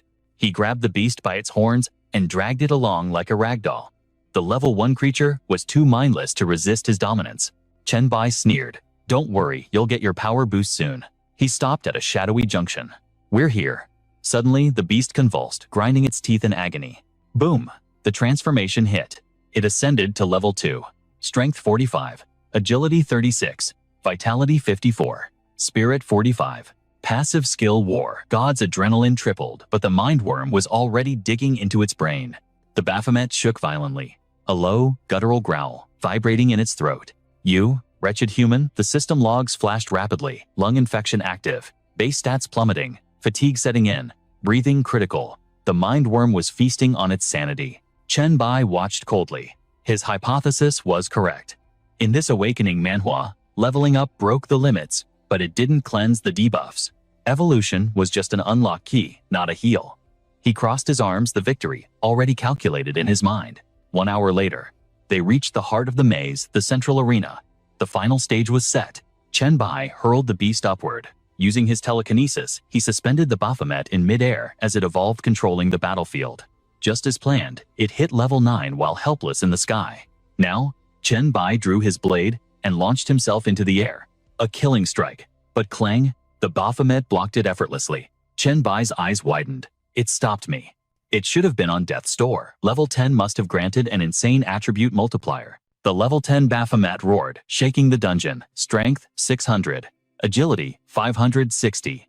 Vitality, 640. Spirit, 600. Even without invincibility, its stats refused to drop below base value, despite the infection tearing its lungs apart. Chen Bai landed, skidding back, his senses dialed up to 11. This was going to be a real boss fight. No wonder his stats dwarf mine, he's a monster. But then Baphomet's voice cut through the tension. Human, tell me, why are we even doing this? Why must we fight? He started negotiating with a heavy heart. Fighting is pointless. It's meaningless.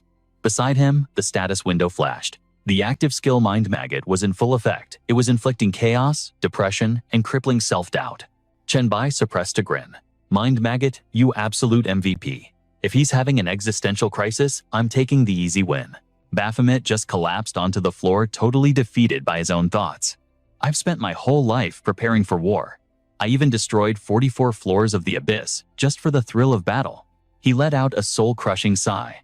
I don't know why I was so obsessed with violence. Life is a void. Existing like this, it's just a waste of oxygen. Chen Bai seized the moment, voice dripping with faux sympathy. So you did all that? Well, thank you. Baphomet, let me help you end this suffering. Let me grant you release. But the demon just waved him off, drowning in apathy. Don't bother. Killing me won't change anything. Chen Bai paused. What do you mean? Baphomet explained the cruel mechanics of this system manhwa world. In this maze arena, once we reach max stats, we respawn infinitely. You and I, we're trapped in an endless loop. I used to think forcing submission was true victory, the demon mused. Do you think I'm losing my mind? Chenbai answered carefully. Well, you are giving off some seriously dangerous vibes. If he respawns now, with his debuffs wiped and HP fully restored, I'll be instant killed. I can't let that happen. Then Baphomet dropped the bombshell. You know what I forfeit. Go on. Leave me here to ponder the meaning of existence. There has to be more to life than violence. A system alert popped up instantly. Congratulations, you have cleared floor 279.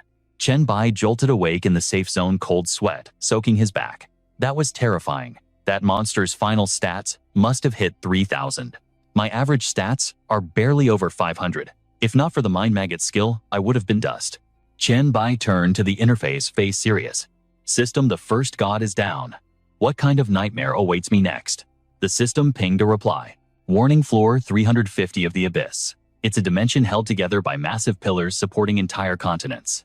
Aside from the first floor, this is the largest territory in the Eye of the Abyss. The Eye of the Abyss usually looks like a floating cone or a volcanic crater on other floors.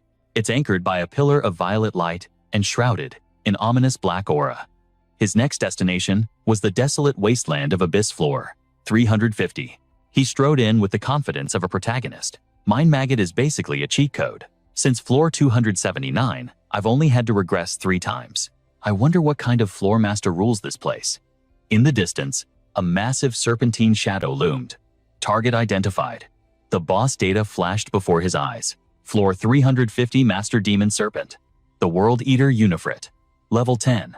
The clear condition. Pass the trial of the 9 heads. Failure, penalty, death. Suddenly a voice boomed. Found you, little human brothers. Step back, I'll play with him first. Chenbai cranked his neck back to look up. It was the second god, the World Eater. A legendary 9-headed serpent wielding the authority of gluttony. I have almost zero intel on this guy. I'm definitely going to die a few times figuring this out. Unifrit, number 9, swooped down. How should I test a tiny thing like you? You're actually quite pleasing to the eye. Are you considered a top-tier visual among humans? Chenbai activated his charisma. Not compared to you. Your scales are exquisite, your eyes shine like gems, and that flower on your head, stunning. You must be the beauty queen of the serpent race, right? The snake's mood meter instantly maxed out. Oh my. You think so? You have excellent taste, human. You pass my trial. He bowed with the grace of a noble. Thank you, my beautiful lady. Her smile practically blinded him. Such manners. You must be a true gentleman back in your world. Number 9 nudged the head next to her. Wake up, Appa. Number 8. It's your turn. The massive head groggily opened its eyes. My turn already. Still half asleep. Number 8 lazily tossed out a question. All right, human, what is 1 plus 1? Chenbai didn't hesitate. 2. Number 8 yawned. Correct. Congratulations, you pass. Chenbai stood there dumbfounded. Is this for real? He's as lazy as the fallen angel on floor 200. Sensing the judgment, number 8 explained. Don't look at me like that. The world is too beautiful for bloodshed. Why fight when we can just vibe? Isn't peace the ultimate test? Suddenly, heads 5 and 6 roared into the frame, aggressive aura flaring. Move, it lazybones. Get out of the way. It's our turn to shine. Number 9 tried to mediate. Calm down, brothers. Number 5 hissed. I am the guardian of the flood. The other head snapped back. And I am the lord of everlasting fire. Chenbai kept his cool. So mighty guardians. What is your trial? Number 5 sneered, glaring at his brother. This flame brain refuses to admit defeat. Tell him. Human.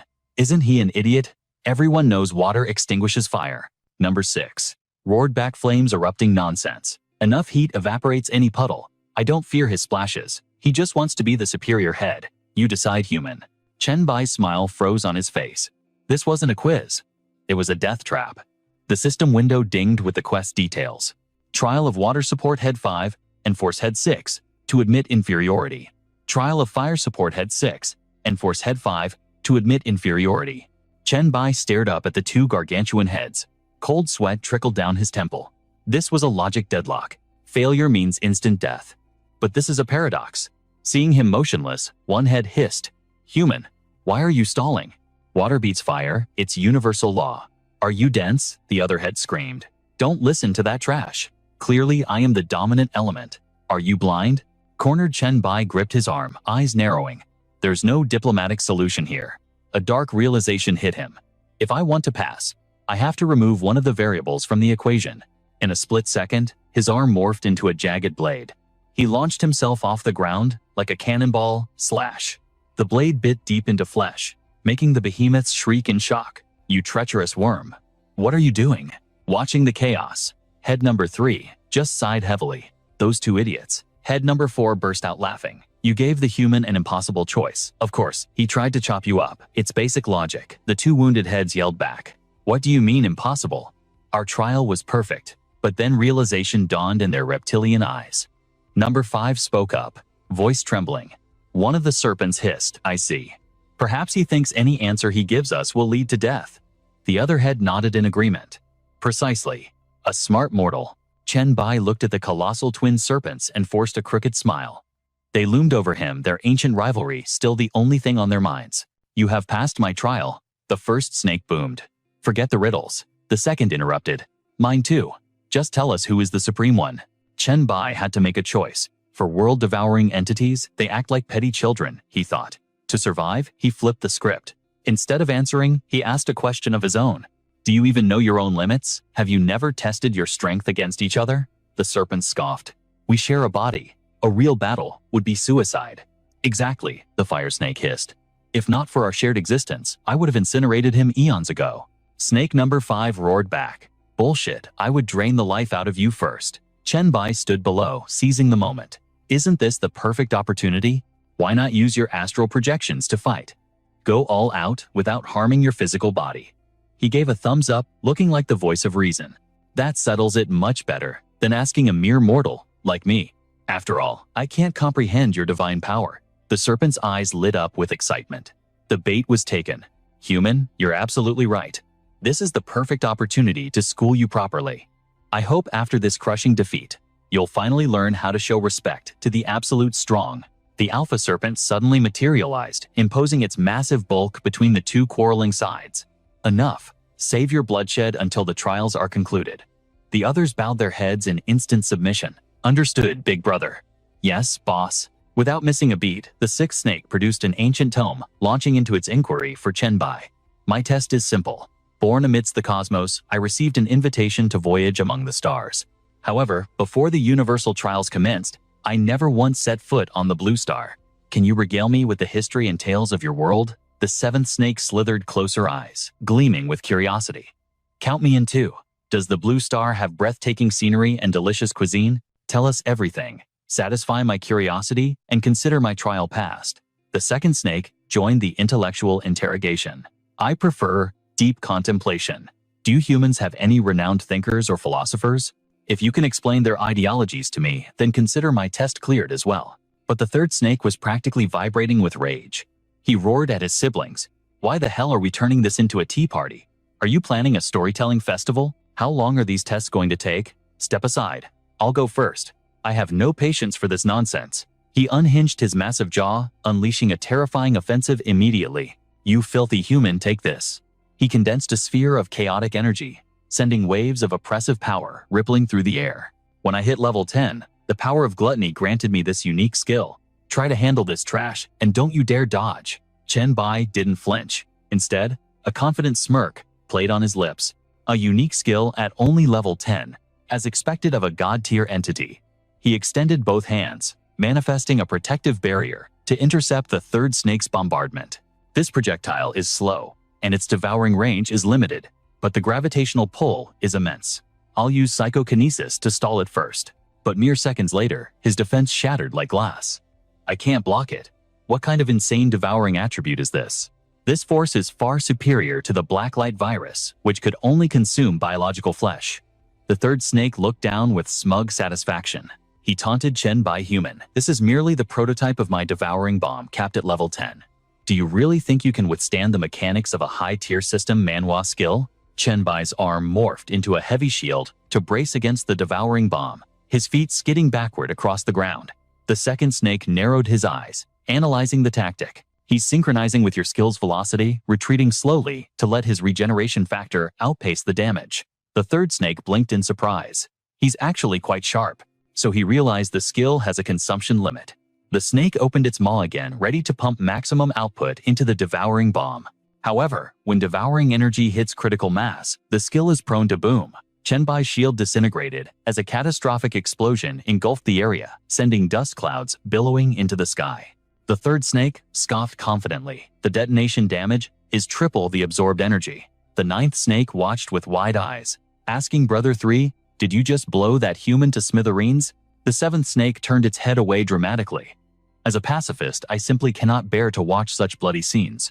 But as the dust settled, the ninth snake spotted a silhouette standing amidst the smoke. It cheered. "Awesome. That human seems to be alive." Chenbai checked his status window. That explosion was intense, but thankfully not enough to one-shot me. He grinned up at the aggressor. "Hey, Brother 3, does this count as a pass?" The snake fumed, refusing to admit a mere human withstood his ultimate attack. "You humans are resilient, I'll give you that." Unscathed. "Fine. Let's try that again, with more power." The second snake slithered forward, his voice ice-cold. "Your trial is over. Stand down and stop making a scene."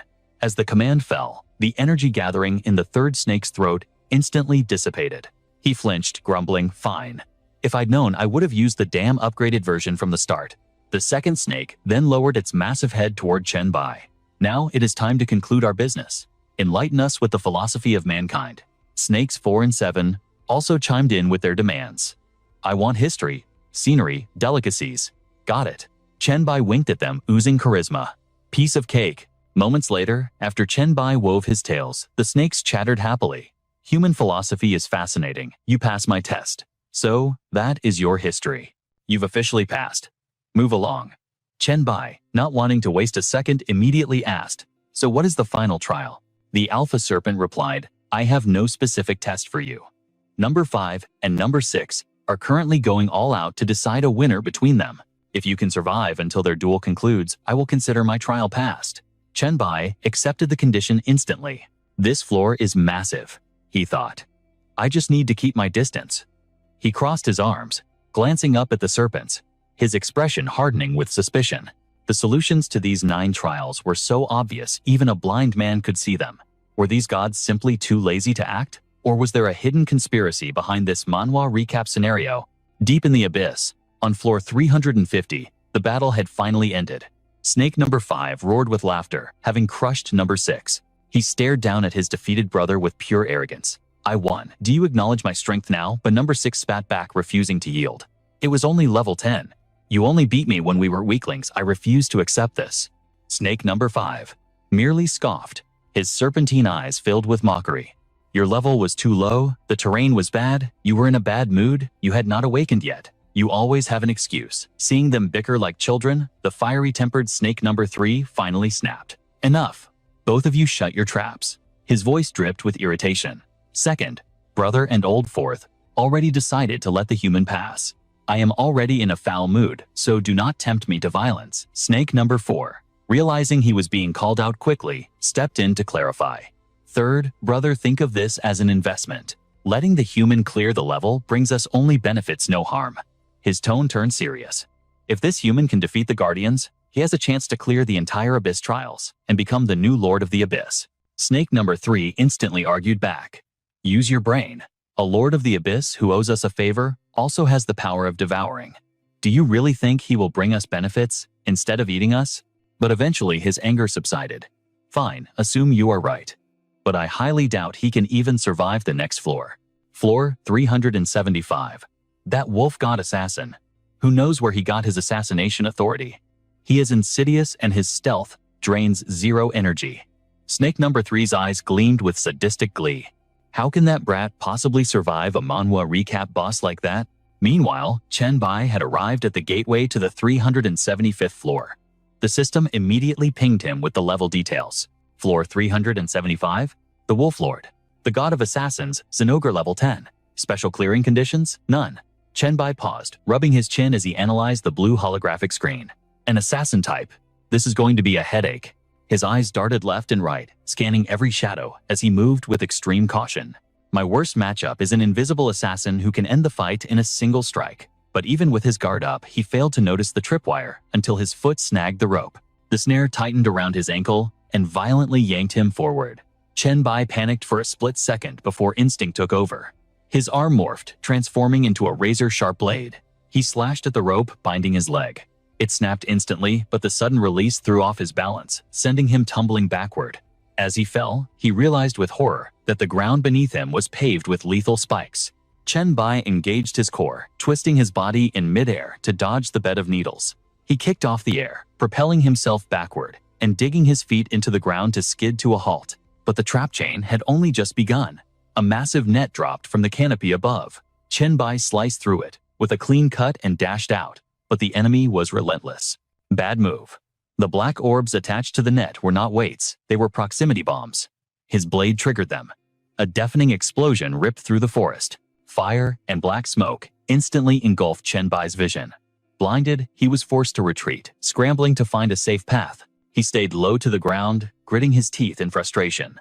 Damn it, I have not even seen the boss yet, and I have already been forced to use my defensive skills. Suddenly, the surrounding vegetation came alive. Vines shot out, wrapping around his limbs. Chen Bai roared in annoyance. Are you kidding me? How many traps are there? To burn them all away, he activated his hellfire body. The demonic flames turned the plants to ash in an instant. The withered vines crumbled to the dirt. Chen Bai stepped out of the inferno, the embers of hellfire still dancing on his skin. God of assassins, more like the god of traps. He furrowed his brow, scanning the forest. What a dirty, underhanded fighting style. Suddenly, a voice whispered directly behind his ear.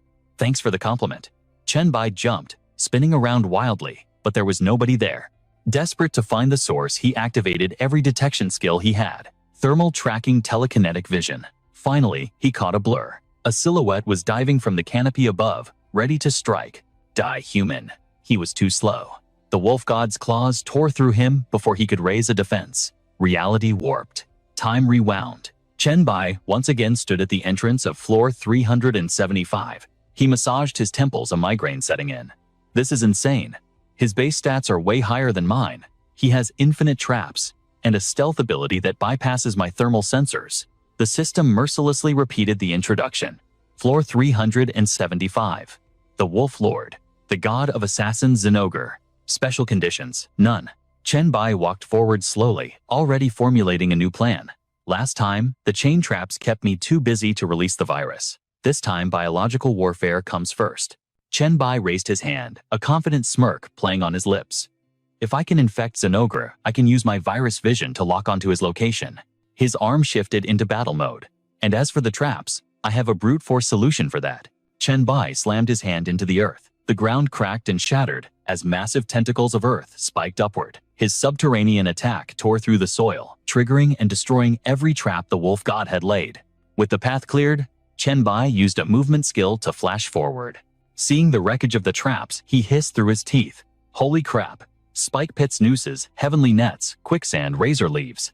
There were nearly 100 traps in a 20-meter radius, and every single one was different. Suddenly, Zinogre flickered into existence right behind him, phasing in and out of reality. Human, I can tolerate your poison, but destroying my forest is unforgivable. Before Chen Bai could react, a claw pierced his heart. Dead again. Time rewound. This time, panic started to set in. He knows everything. He has been watching me from right next to me the entire time. He stared at the faint silhouette, revealed by his thermal vision, agonizing over the strategy. How do I break this deadlock? Abyss floor, 375. Chen Bai was flattened into the dirt by Zinogre. Reset. The 5th attempt. The hourglass artifact on his neck vibrated. Reset. The 8th attempt. An explosion hurled Chen Bai backward. The hourglass activated again. He gasped for air, his lungs burning.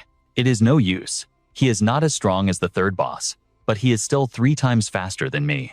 Chen Bai staggered to his feet, swaying dizzily. The forest is a minefield. One wrong step means a critical hit or instant death. He frowned, his mind racing. The only win condition is the virus, but the moment he feels his stats drop from the infection, he goes for the kill instantly. Chen Bai forced himself to move forward. The mental parasites will not stop him. They will just make him lose his temper. He leaped onto a slanted cliff face running along the wall. There is only one way to win this. Chen Bai flipped backward in midair, unleashing a cloud of pathogens. Lung infection virus. Mental parasite worms. I will flood this entire zone with plague. The moment he touched the ground, he sensed the vibration. Zinog Yu was on the move. He's here. Chen Bai slammed his fist into the earth, activating his trap, intending to delay and drain the enemy. Spikes erupted from the ground, impaling the target. He glanced back, seeing Xinag Yu caught in the snare. Success. Chen Bai sprinted forward, setting more traps and calculating the optimal escape route. As long as I can drag his stats down to my level, I'll have the confidence to kill him. But the enemy soared into the air roaring. Human, you dare mock me? Xinag Yu descended like a meteor, his hand piercing straight through Chen Bai's chest. Chen Bai gave a faint bloody smile as the hourglass flipped. In a flash, he was back at the starting point. Time regression. Attempt number M. Chen Bai smiled arrogantly. With every return to the past, I get further. Xinag Yu, you've already lost. Regression number 15. He successfully landed a god-tier punch on the enemy. The hourglass vibrated again. Another loop. Chen Bai glanced back, a smirk on his face. Regression number 23. Utilizing the stone spikes as pillars, he wove a colossal net of chains, a barrier specifically designed to intercept Xinag. Xinag Yu, you've already lost. The sky screamed as heavy explosives detonated, breaking free from the net. Chen Bai roared, with the fury of a man possessed. You filthy human, I will drag you through hell before you die. Victory was already in his grasp. A cold smirk curled his lips. Rush all you want. The faster you move, the deeper you sink into the grave I've dug for you. Chen Bai spun, summoning a shield, his killing intent overflowing. Just like before, the beast couldn't control its bloodlust. But Xinag Yu was a monster. Its razor claws shattered his defense like glass. The impact sent him skidding back. His mind raced, calculating the odds in this leveling manhwa. The beast's raw power attributes were double his own.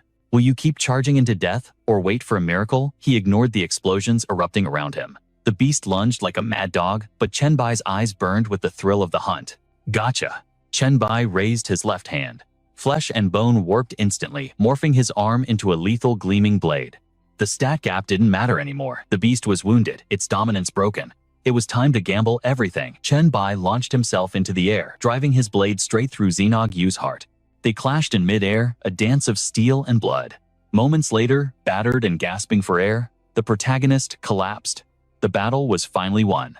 As Xinag Yu's corpse dissolved into the void, the system chime rang out. Level 350 cleared. Please select recovery time. He gritted his teeth against the pain. Until the very end, that monster outclassed him in raw stats. If not for its weak combat style, he would be dead. 1 hour recovery, he commanded. In the safety of the rest zone, Chen Bai stared at his shredded sleeve. His expression darkened. It's completely destroyed. Equipment wasn't invincible. His legendary plague set was dust. Chen Bai muttered to the empty air. Of the 6 gods, only 3 remain. Then a memory sparked. That's right. He rubbed his chin. Heros had warned him about an Abyss Lord, the Queen of Succubi. She should be waiting around floor 400. The monarch of pleasure, the mistress of the whip. Even Heroes, a godlike figure, walked on eggshells around that terrifying woman. He stepped into the forest darkness. Was she next? Welcome to Abyss Floor 400. But instead of a queen, he looked down from a cliff to see a sea of rotting hands clawing out of the earth. Calmly sliding on his gloves, he realized the truth. This wasn't the succubus queen's court. This was an endless ocean of the undead legion. Summoning his flying blades, he smirked. Aside from those light-eating snakes, this might be the easiest grind yet. He activated the passive skill attached to the biochemical calamity material, a mutated muscle power that turned slaughter into sustenance.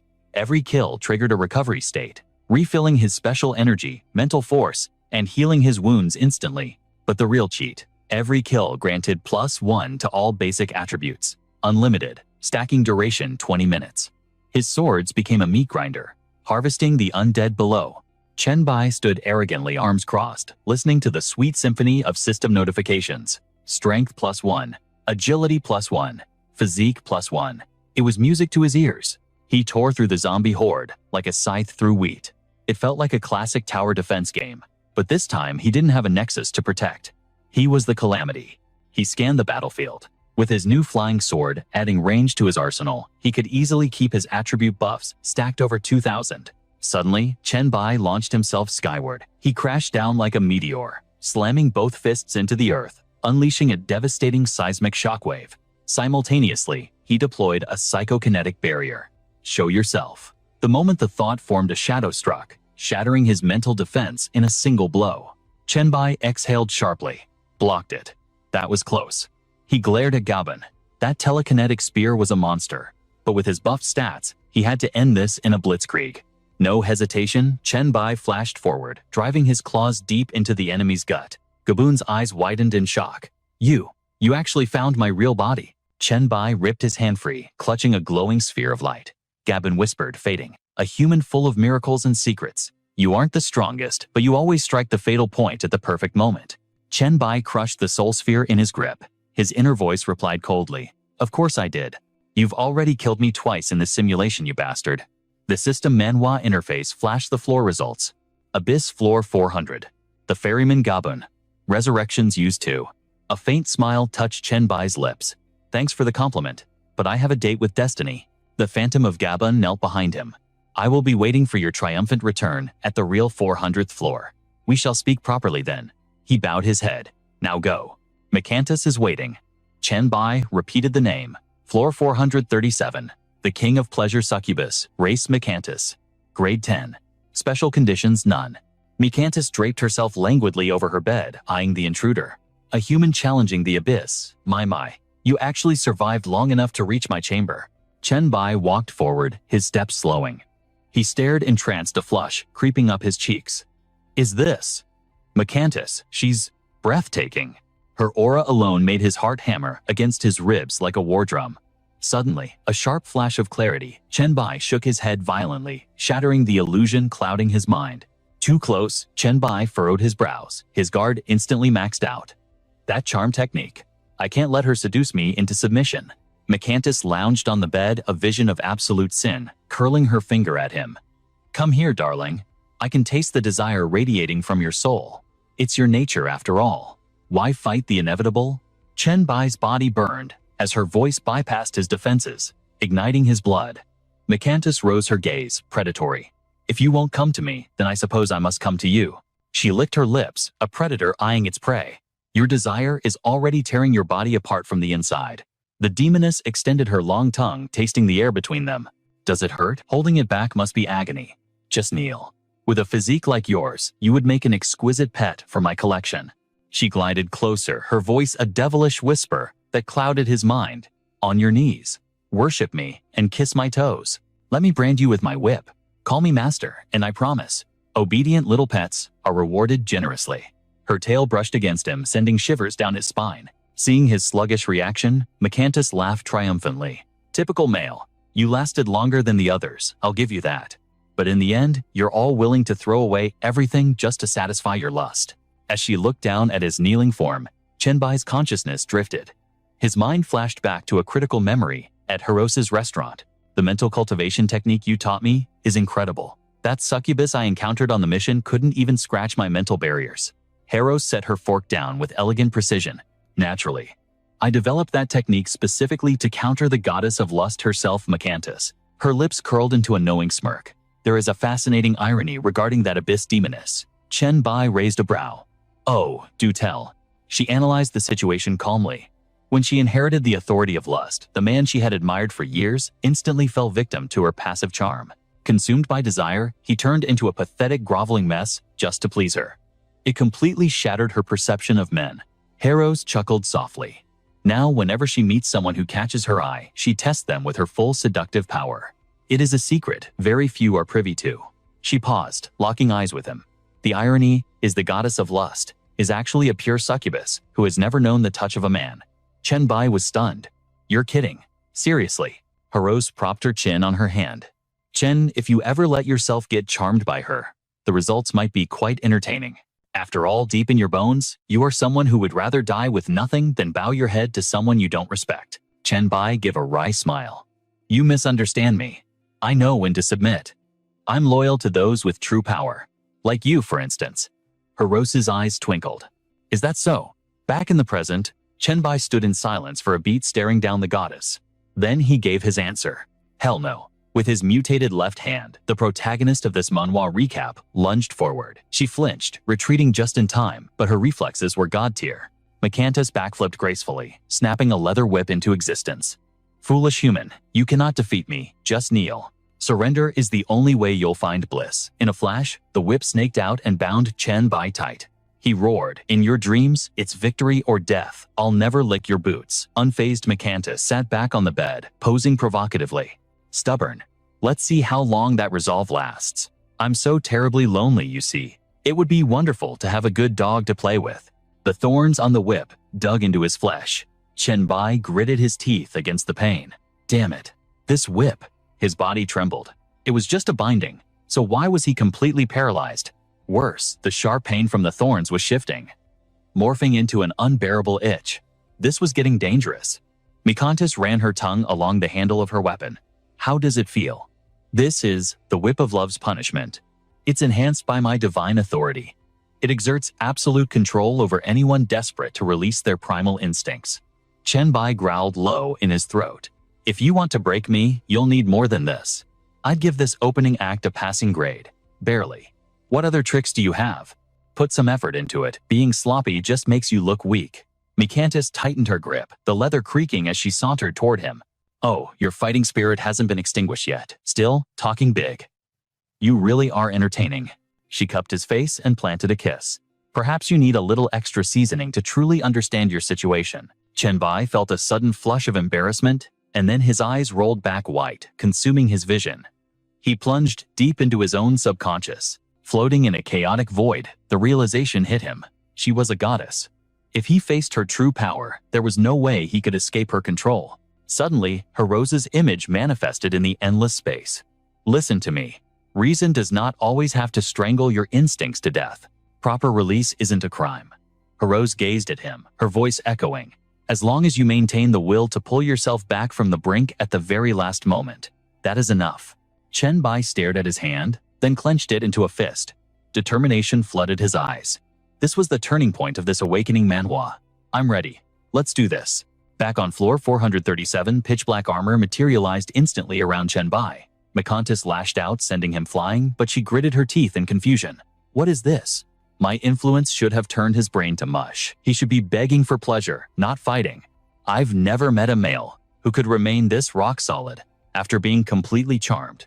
Before she could finish her thought, Chenbai vanished from her sight. He flashed behind her. In an instant, Chenbai locked her in a bear hug, his hand clamping around her throat. Mikantis gasped, "Gah pain." The spikes on his armor dug into her. Giving her no time to react, Chenbai launched them both into the air, driving them straight toward the bed in the corner. Mikantis slammed into the mattress pinned. She strained to look back at him, her eyes flashing cold. I have no choice. I have to kill him. She commanded her razor-sharp tail to impale him from behind. But just inches from his heart, the strike froze. Chenbai had stopped too. Mikantis panted heavily, her mind racing. Can I really bring myself to kill him? He's the first male who hasn't submitted to my charm. Chenbai glanced back at the deadly tail hovering near his spine. You stopped. But if you're offering yourself on a silver platter, don't blame me for being rude. On the bed, Mikantis stopped, resisting a sly smile playing on her lips. Whatever. It's just a projection clone after all. She purred at him. I'm truly curious, little human. If you lose your mind to desire, what will you do to me? Show me your primal nature. Time blurred. 3 whole days passed in a frenzy. Chenbai lay on the bed, gasping for air, sweat dripping from his brow. It had been a battle of legendary proportions, in more ways than one. The system screen flickered. Abyss floor 437 cleared. Resurrection 0. Status extractions 21. Chenbai struggled to sit up, his body drained. Level cleared. Select recovery time. Give me 1 hour, he groaned. Slowly rising, he tallied his victories. Bullhead, 9-headed snake, wolf undead, and now Mikantis. Have I really surpassed 5 gods? Chenbai murmured. The first 5 all had weaknesses I could exploit, mechanics I could game to snatch victory. But what kind of monster is the 6th? Long after Chenbai departed deep in the true abyss at floor 437, a piercing shriek echoed through the succubus palace. A terrified handmaiden rushed in. My noble queen, what is the matter? Do you have orders? But Mikantis lay there, dazed, her body trembling with phantom sensations. I never expected my clone to experience something so intense. Her face flushed a deep crimson. So this is what it feels like to be conquered. Mikantis bolted upright on her bed, gritting her teeth. I should just dive down to the 500th floor of the abyss and kill that bastard right now. Flashbacks of the last 3 days flooded her mind. If he could conquer the trials and storm the divine floor, she might just feel that exhilaration one more time. The thought struck her like lightning, snapping her consciousness back to the harsh reality. Mikantis scolded herself in a whisper. Kill the entity on the 500th floor, don't make me laugh. I'm nowhere near the level of a monarch. She sighed deeply. What a pity. Meanwhile, deep within the abyss on floor 500, a monstrosity perched atop a peak looked down at Chen Bai. A human, making it this far. Now that is a surprise. Agarus, the guardian of the floor, and a 10th-tier demon monarch of the Eternal Night Clan, stood to his full height. If you clear this final trial, your existence will become a legend. However, you will never reach that status. Because your journey ends right here. Chen Bai didn't waste breath on words. He kicked off the ground, launching himself into the air. Shut your mouth. His eyes darted around, scanning the battlefield. He activated his thermal tracking and spiritual vision while unleashing a torrent of plague virus and mind-eater bugs. But the darkness was absolute. Thermal vision was useless, and his telekinesis hit a void. At this rate, I'm going to die quite a few times. Chen Bai analyzed the situation puzzled. It's been a while, so why hasn't he attacked yet? Suddenly, the system chimed. Congratulations, you have cleared floor 500. Please select your recovery period. Chen Bai stared at the blue window, completely bewildered. What is this glitch? This isn't a normal leveling manhwa progression. Agarus' voice cut through. Interesting human. The demon monarch watched him from a distant peak, his body slowly dissolving into particles of light. I truly hope our paths cross again. Chen Bai stood there dumbfounded. What does that mean? Why did he let me pass? Watching Agarus fade away completely, Chen Bai cursed. Damn it, why can't these monsters ever speak plainly? Riddlers like him deserve to be wiped out. The system interrupted with a new update. Recovery time selected, 1 second. It prompted him again. Minimum recovery time is 1 minute. If you select less than 1 minute, you will instantly advance to the next floor. Confirm. Without hesitation, he replied, yes.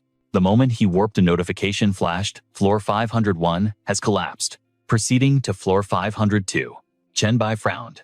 Not this again. How many floors have vanished this time? I've already surpassed the 6 gods. There shouldn't be many floors left. Suddenly gravity took hold, plunging him straight down to floor 600.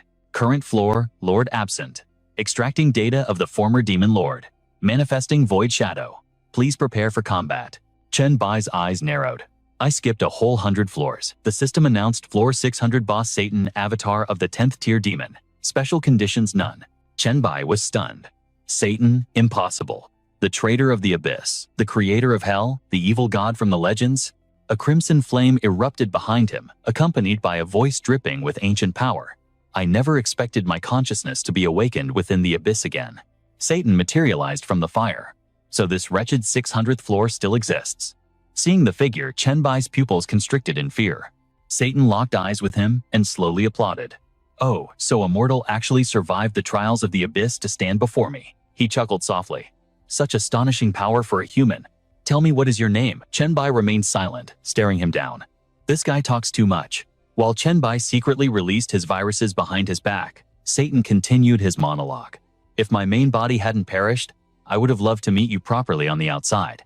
Someday, we should sit down and talk. Believe it or not, I've never been fond of mindless slaughter. Chen Bai was shocked. His main body is dead. Seeing no response, Satan's voice dropped an octave. Not in a talking mood. A chilling smile spread across Satan's face as he raised a hand. Very well. Let's see what gave you the confidence to come this far. In a blur of motion, Satan launched a devastating punch. Chen Bai blocked it, shock registering on his face. You can wield the flames of hell, Satan smirked. Fighting my hellfire with your own? Clever yet incredibly foolish. Did you forget that I am the Lord of Hell? Instantly, Chen Bai's own flames turned against him, locking his body in place. Damn it, I can't move. The hellfire won't obey my command to retract. His body trembled involuntarily. He couldn't burn it away, only dodge. But using his power just gave Satan more ammunition.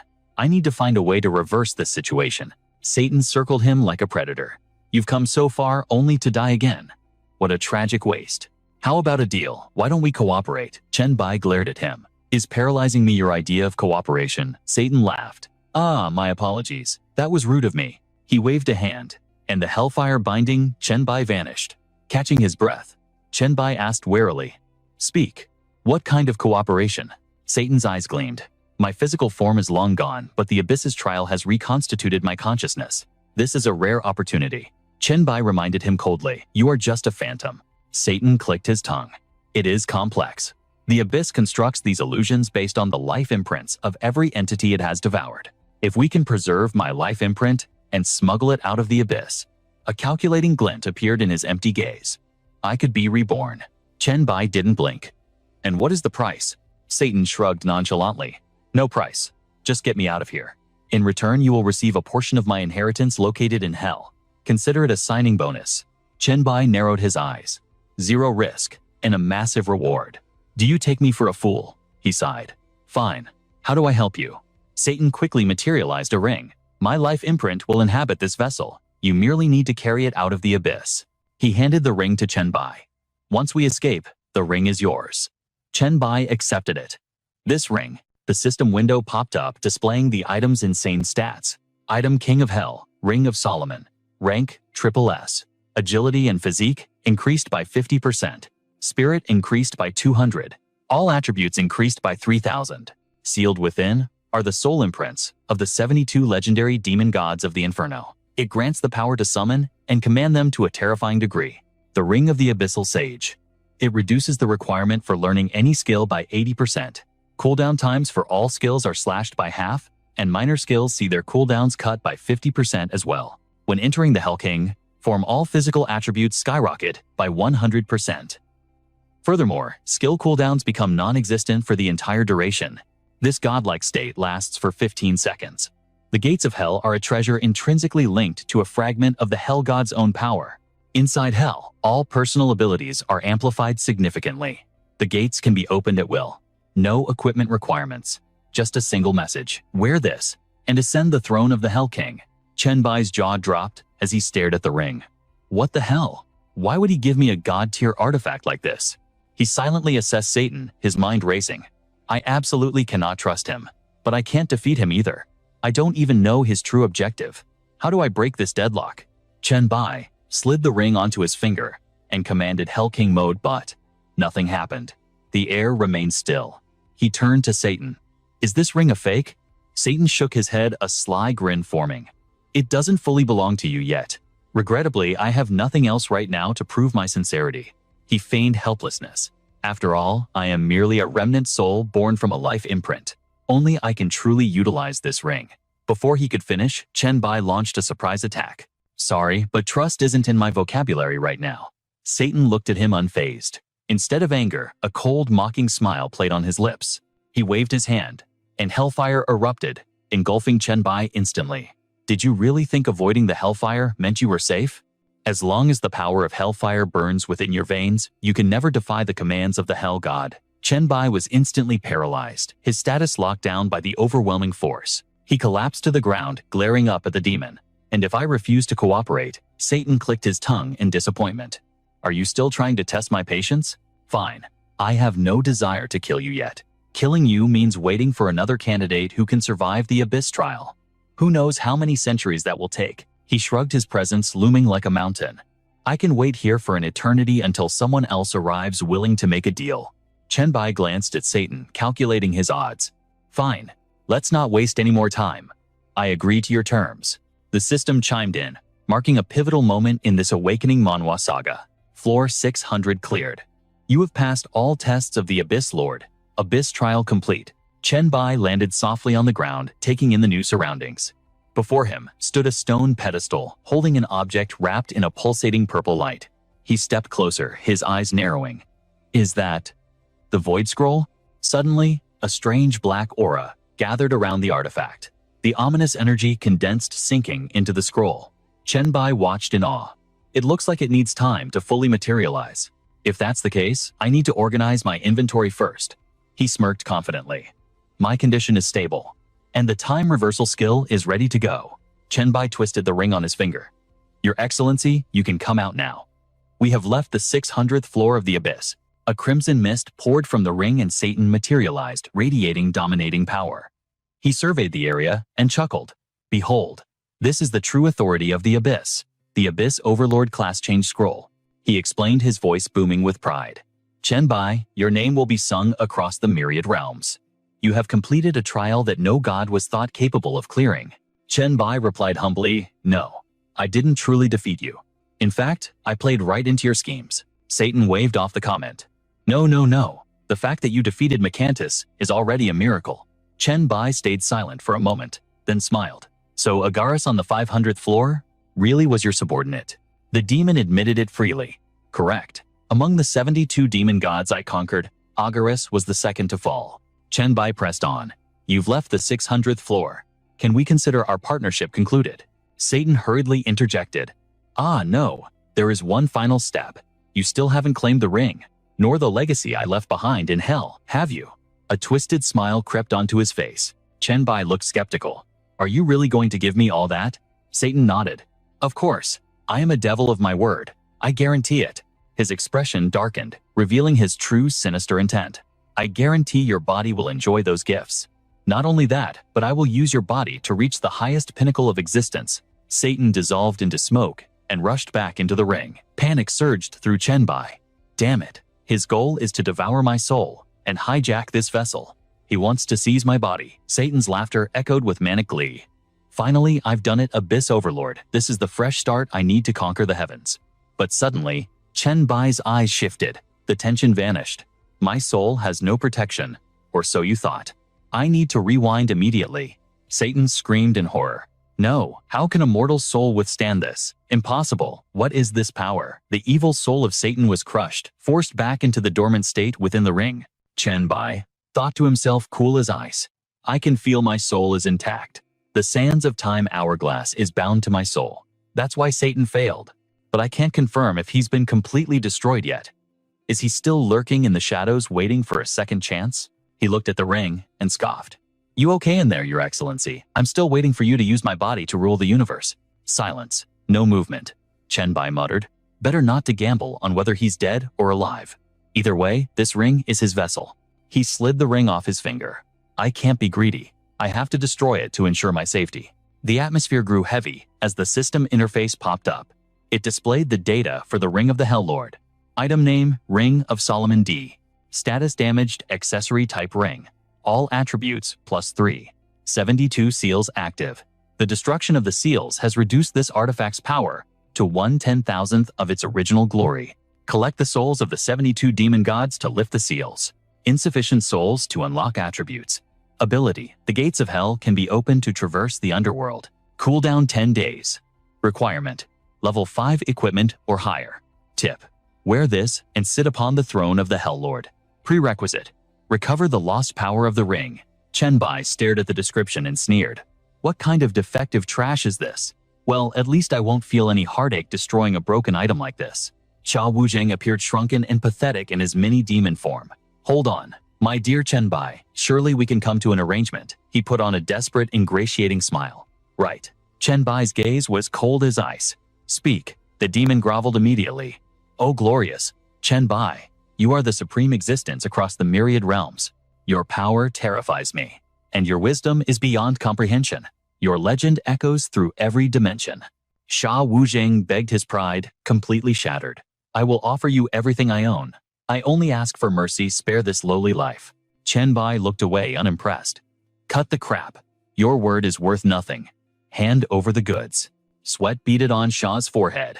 You know, in this form, I carry nothing, but my treasury in hell remains intact. Please trust me. Chenbai frowned, his voice dropping an octave. You expect me to accept a blank check? Panic seized the demon. No, no. You can verify the magical signature. The treasure is yours, I swear it. Fine, Chenbai decided. I'll let you out when I'm ready to collect. Until then, enjoy your stay in my inventory. My dear Chenbai, surely I can walk beside you, Xia wheedled. Chenbai's reply was freezing. Don't push your luck. The system's inventory is the only place you won't cause trouble. It's for your own safety, not that you have a choice. As the demon vanished into storage, Chenbai gripped a scroll. Success. The second SSS rank. Job change scroll.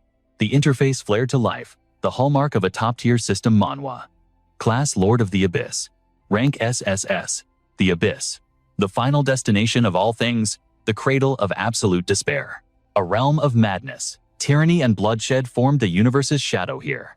A darkness so absolute, it devoured everything. Even the will of the universe couldn't penetrate it. Even gods feared to tread on this unholy ground. Requirement level 10. Clear the Abyss trial. Leaving this in the standard inventory is too risky, Chenbai mused. I'll store it alongside the Scourge of Life item for safekeeping. Now to summon Li Du and complete the quest. Then the dual-class awakening begins. The first layer of the abyss was suffocatingly grim. Chen Bai held a coin aloft. He flicked the coin into the air. I'm not leaving the abyss just yet. Summoning him here is the strategic move. The coin chimed against the ground. Instantly, a dimensional rift tore open, revealing the shimmering silhouette of Li Du. The merchant surveyed the gloom. Kid, why summon me to this godforsaken wasteland? Li Du scoffed. My guild has branches in hell, but here, these brainless abyss demons don't understand the art of the deal. Chen Bai smirked. I take it this isn't your favorite vacation spot. Aside from the demons, it's a void of boredom. Li Du retorted, pointing back. Why am I here, kid? That coin was strictly for closing our investment contract. He grinned slyly. If you're using it to beg for help, the next favor is going to cost you extra. Chen Bai cut to the chase. Tell me, Sir Li Du, do you have the contract and my reward ready? The merchant didn't hesitate. Naturally, plus, the acknowledgement from the universe will. His eyes narrowed playfully. But, did you actually succeed? 2 SSS rank scrolls. Chen Bai didn't waste breath on words. With a wave of his hand, a scroll materialized. Li Du's eyes widened. That energy. Pure abyss power. Fascinating. You actually found a class compatible with your nature. Impressive, he praised. Now, where is the second one? Suddenly, Li Du froze. Wait, we are in the abyss. A realization hit him. He scanned the darkness, paranoid. No, impossible. There are other SSS scrolls here. It can't be that one. No living creature could claim it. Even Sha Wuzheng failed that trial. Chen Bai calmly summoned the second scroll. Sir Li Du, were you referring to this? The merchant's jaw dropped. That? Li Du screamed, losing all composure. Damn it, the Lord of the Abyss greed exploded from him, manifesting as a demonic aura, hungering for the scroll. Chen Bai tensed. Killing intent. Was Li Du planning to steal it? But just as quickly, the merchant shrugged, a mysterious smile returning to his face. Chen Bai remained vigilant. Li Du chuckled smoothly. My dear Chen Bai, you consistently perform miracles that defy my wildest calculations. He tossed a new scroll to Chen Bai. The dual-class item is yours. Chen Bai caught it, mind racing. What was that surge of malice just now? He was ready to kill me a second ago. Why the sudden shift? He unfurled the scroll, the mystical text glowing before him. Investment Agreement Evolver. Chen Bai, number 001, has acquired 2 SSS rank job change scrolls, completing the quest. Investor Li Du hereby grants the dual-class scroll. Clause. In the future, Chen Bai must repay Investor Li Du with resources or items of equal value to the dual-class scroll. Li Du smiled like a cat that got the cream. The investment is concluded, the pact is sealed. We are now eternal partners. He pondered the terms. No strict rules on time or location, only a requirement for value. A blank check like this proved just how much Li Du trusted him and his potential. The merchant made his pitch.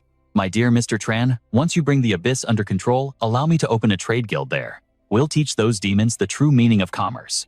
Let's show them that trade is the only path to mutual prosperity. Tran Bok accepted with casual confidence. Of course, consider it done. Internally, however, he analyzed the old goblin scheme. The abyss was vast, with layers the size of planets teeming with rare resources. Just the mining rights alone would generate astronomical profits. Lido was the investor and Tran Bok was the asset.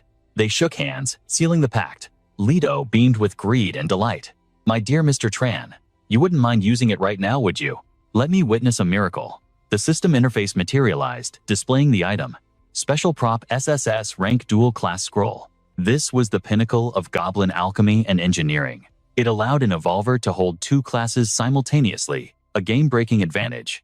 It boosted skill growth and stats in parallel.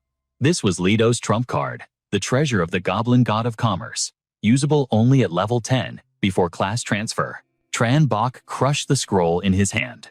Like the protagonist of a top-tier leveling manhwa, he simply replied, "Why would I mind?" The system chimed, special prop used. Class limit increased to 2. He stood there savoring the surge of energy flooding his veins. Class advancement. A pillar of terrifying power erupted from Tran Bok, piercing the sky. Lido shielded his face. This was the power of the virus, the power of the abyss itself. The shockwaves from his awakening rattled the very depths of the abyss. Rupert looked up from the pit. Such a phenomenon. That sensation. Has a human actually cleared the trials? Baphomet muttered from his throne. Is it that despicable brat who broke my will to fight? He actually pulled it off. The demon slammed his fist in frustration. I refuse to accept this. Meanwhile, Winfried questioned, did our bet pay off? Mechanus's voice dripped with anticipation. It is him. Now things are getting interesting. Agaris shouted in pure euphoria. Great monarch, you have finally succeeded. He laughed maniacally. He has returned. Now let our hell become the ruler of the heavens and 10,000 worlds.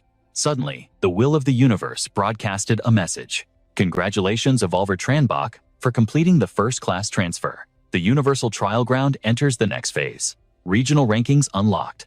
Meanwhile, in the White Eagle Empire, inside the varied playground dungeon, a grotesque clown lunged at a challenger. The man was Anthony Doggett, holder of the SSS-Rank talent, the Variegated. The clown fired 4 orbs from its rotund belly. Suddenly, its stomach spun like a buzzsaw, forcing Anthony to dodge desperately. He instantly morphed into a snake man, sneering internally. Humph, I've already seen through every one of your cheap tricks. While the clown looked around in confusion, missing its target, Anthony had already slithered behind a rock formation. In a flash, the red balloon on the clown's head exploded. Anthony coiled around the monster, his claws slicing through the final balloon. I win. As the clown's head burst open, a shimmering scroll dropped. Anthony snatched it from the air, laughing with arrogant triumph. Success, he muttered as he walked. You always look down on me, but this time is different. The first one to advance is definitely me. Remember my name, Tranbach. With that, Anthony crushed the scroll in his hand. But then the universe's announcement rang out. Congratulations to Evolver Tranbach for being the first to complete class transfer. Regional rankings are now open. Anthony froze. What? He dropped to his knees, screaming at the sky. Damn it, one step behind again? Then his own system notification popped up. Class transfer successful. You have received the S-Rank class Circus Clown. The irony was palpable. Elsewhere, Diep2 was texting furiously. Diep2 Bossbach did it, King Han. It must be that SSS class he mentioned, King Han, obviously. Ahem. Too bad my EXP is still too low. It's way too early for me to advance. Overlord Little Han quit whining. At least you have a scroll. Nobody else even has a clue where to find one. I'm clearly not meant to be a sword immortal. Damn it. Why is the S-Rank disciple quest for Mount Shu so impossible? Heir of the Lightning Whip puffed. Mention that again, and you're blocked. Crow, shut up all of you. Did you guys miss the Lido investment quest? I'm the real victim here. Crow, still no reliable class, not even a hint. Hantu glanced at the messages board. Ding. Guys, after Boss Bach advanced, did you see the new feature King Han checked? Meanwhile, Tran Bach received his final confirmation. Default faction Dragon Nation. You may adjust your faction within 10 minutes. Warning. Once confirmed, changing factions will incur a devastating cost. He didn't hesitate. Confirm. Dragon Nation. Instantly, the global Evolver rankings appeared beneath him. Rank 1 Tran Bach. Current class rank. Hidden faction. Belonging to Dragon Nation. A note read, only those level 10 or higher who have completed class transfer can enter the rankings. Note, the top 10 ranked players generate +1 reputation for all Evolvers in their faction. Then, another reward window popped up. World Leader title. Equipping the #1 title increases item drop rate by 20%. He grinned, calculating the odds. Not bad. An extra surprise drop rate will be massive when tallying up the final settlement. Tran Bach clapped his hands together, hyped. Even if I'm just using this to farm loot, that percentage increase is pure profit. But he knew the true value of the leaderboard remained hidden. The interface faded, but his mind was racing. The later the game went, the more game-changing those rankings would become. Chen Bai filed that away for later. Right now, I need to check my new powers. The system interface materialized, displaying his new status. Class, Scourge of Life, SSS, First Awakening. Level up bonuses Strength and Agility +10, Constitution and Spirit +15, free attribute points 20. He scanned the dense text. Class Authority, Plague Dominion. Ability to control all pathogenic entities and infected life forms. Condition: if the target stats do not exceed the host's absolute control, is established. Synergy: while controlling infected hosts, the Scourge of Life can buffer and enhance the viruses or fungi within them. Passive Plague Immunity: the user is completely immune to all biological hazards, plagues, and lethal toxins. The next entry made Chen Bai's eyes narrow. Class Authority Solar Plague. Ability to manifest a condensed star of pestilence.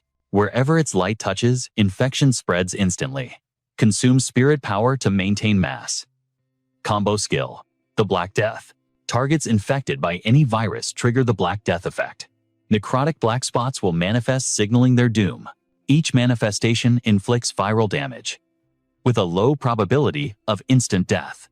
Furthermore, for every infection stack, the damage multiplier escalates fatally. He gazed at his hands, his mind racing with calculations. The stat boost was undeniable, but were there really only 2 skills for a leveling manhwa protagonist? The description was vague. So a practical test was in order. Without hesitation, Chen Bai raised his hand and summoned the Plague Sun. Confusion rippled through the demon horde in the distance. What kind of sorcery was this? A sun that burned with an eerie green light. In the blink of an eye, a chorus of hacking coughs erupted. The plague had begun its spread. Panic seized them as they stuttered in terror. What? What is happening to us? Witnessing the devastating efficacy of the Plague Sunday, Chen Bai smirked, clenching his fist to extinguish the light. Lido approached slowly, clapping his hands. Impressive, truly magnificent. In mere seconds, thousands of demons were reduced to a handful of survivors. Chen Bai accepted the praise with a calm demeanor. You flatter me, Sir Leto. The goblin merchant straightened up, his tone serious. It is no flattery. Look closely. Chen Bai's eyes widened in surprise. Even you were infected. Lido didn't bother to hide the truth. Indeed. However, a being of my stature need not worry about such things. Still, your power is undeniably terrifying. But there is a fatal flaw.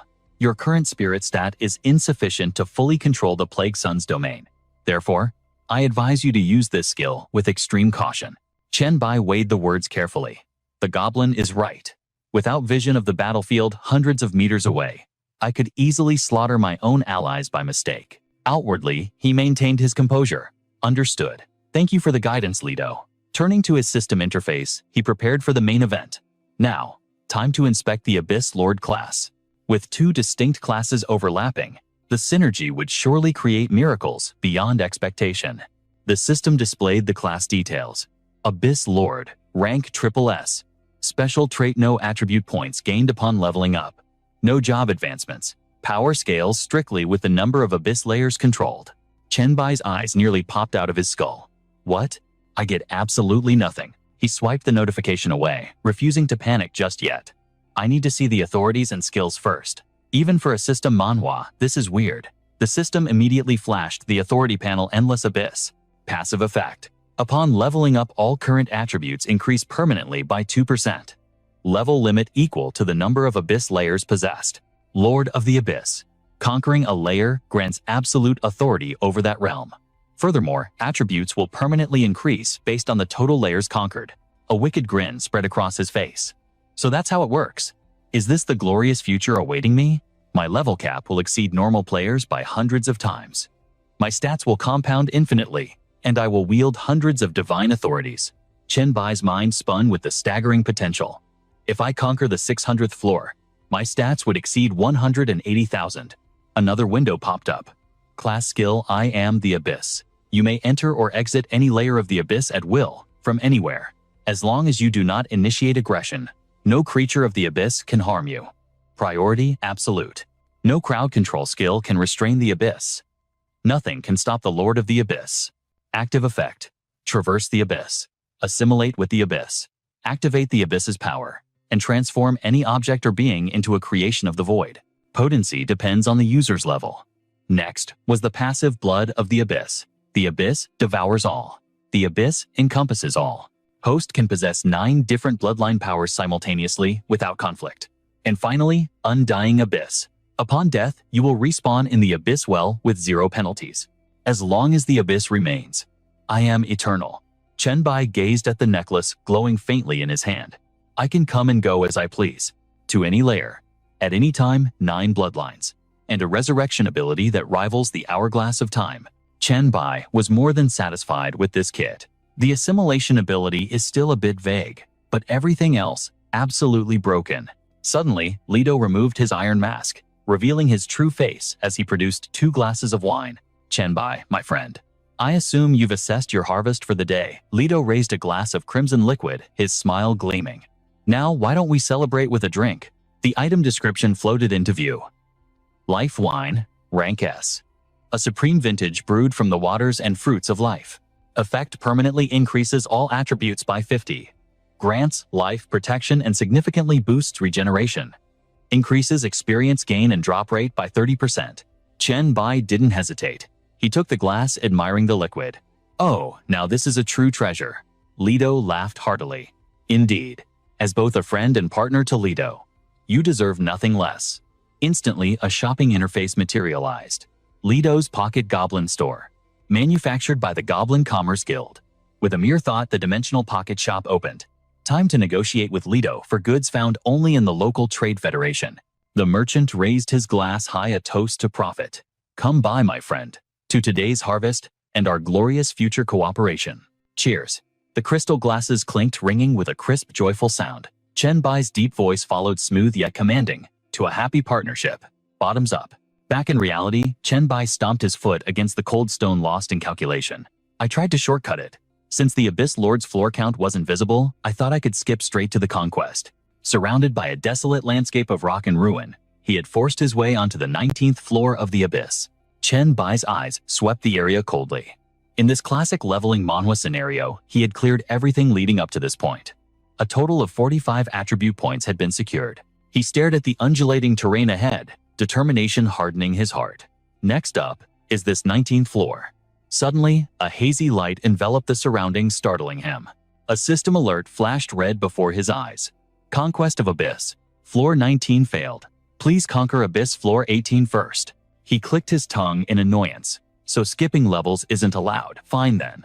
Let's test out the Abyss assimilation skill instead." Chen Bai pulled out a mask. "This is all I have left," he thought. "I cleared my inventory to make space for that demon bloodline potion. The rank E zombie mask. Physical defense +2. Strength +2. He activated his ability. Dark energy swirled as he combined his power with the zombie mask to initiate Abyss assimilation. The system interface instantly pinged with a new status. Rank E Demon Mask. All attributes +3. Skill Demon's Kiss, accompanied by a lifesteal effect. Every time you kill an enemy, you recover stamina, spirit, and heal wounds. Requirement level 1 or higher. Note: using Abyss power to modify low-tier trash seems a bit wasteful. Looking at the mask in his hand, Chen Bai chuckled with amusement. Modification, huh? So that's how it works. I wonder what kind of mutation would happen if I used Abyss assimilation on a human. A sudden inspiration struck him like lightning. Ah, that's right, a spear materialized instantly in Chen Bai's grip. He smiled, whispering to the weapon. "This is E-rank gear. It resists me even burning my hand when I hold it. If I force Abyss assimilation on it, what kind of monster will it become?" Without hesitation, Chen Bai activated the skill again. Two auras clashed violently. He watched the struggle, surprised. It's actually fighting back. Chen Bai observed the spear with admiration. No wonder it's an evolvable weapon. Compared to that trash zombie mask, this is a difference between heaven and earth. But if this consumption of energy continues, I won't have enough power to fully modify it. He slammed the spear into the ground and looked toward the abyss where a deep light pulsed. Let's try a different approach. Moments later, the spear stopped resisting and began drinking in the abyss power. Chen Bai's eyes lit up with excitement. Just as I thought, the raw power inside the abyss well can suppress the weapon's will completely. It allows me to modify it with ease.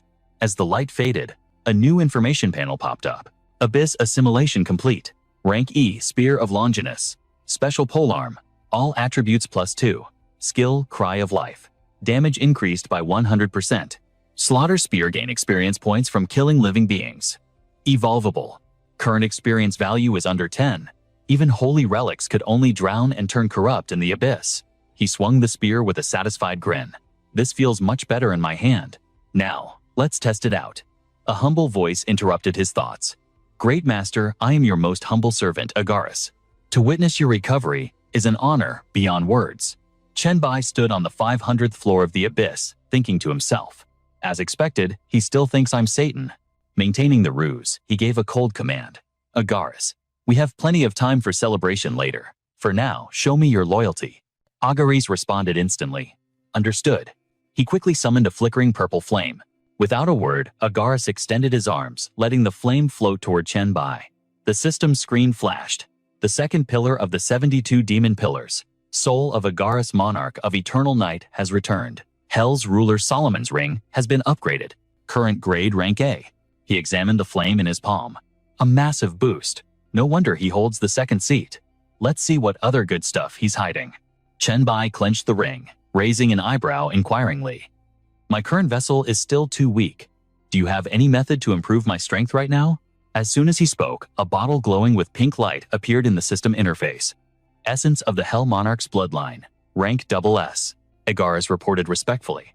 Currently, this is the only item in my possession that you can use, Master. Chen Bai caught the bottle, clicking his tongue. Not bad. A pity it's not rank SS, but it will do.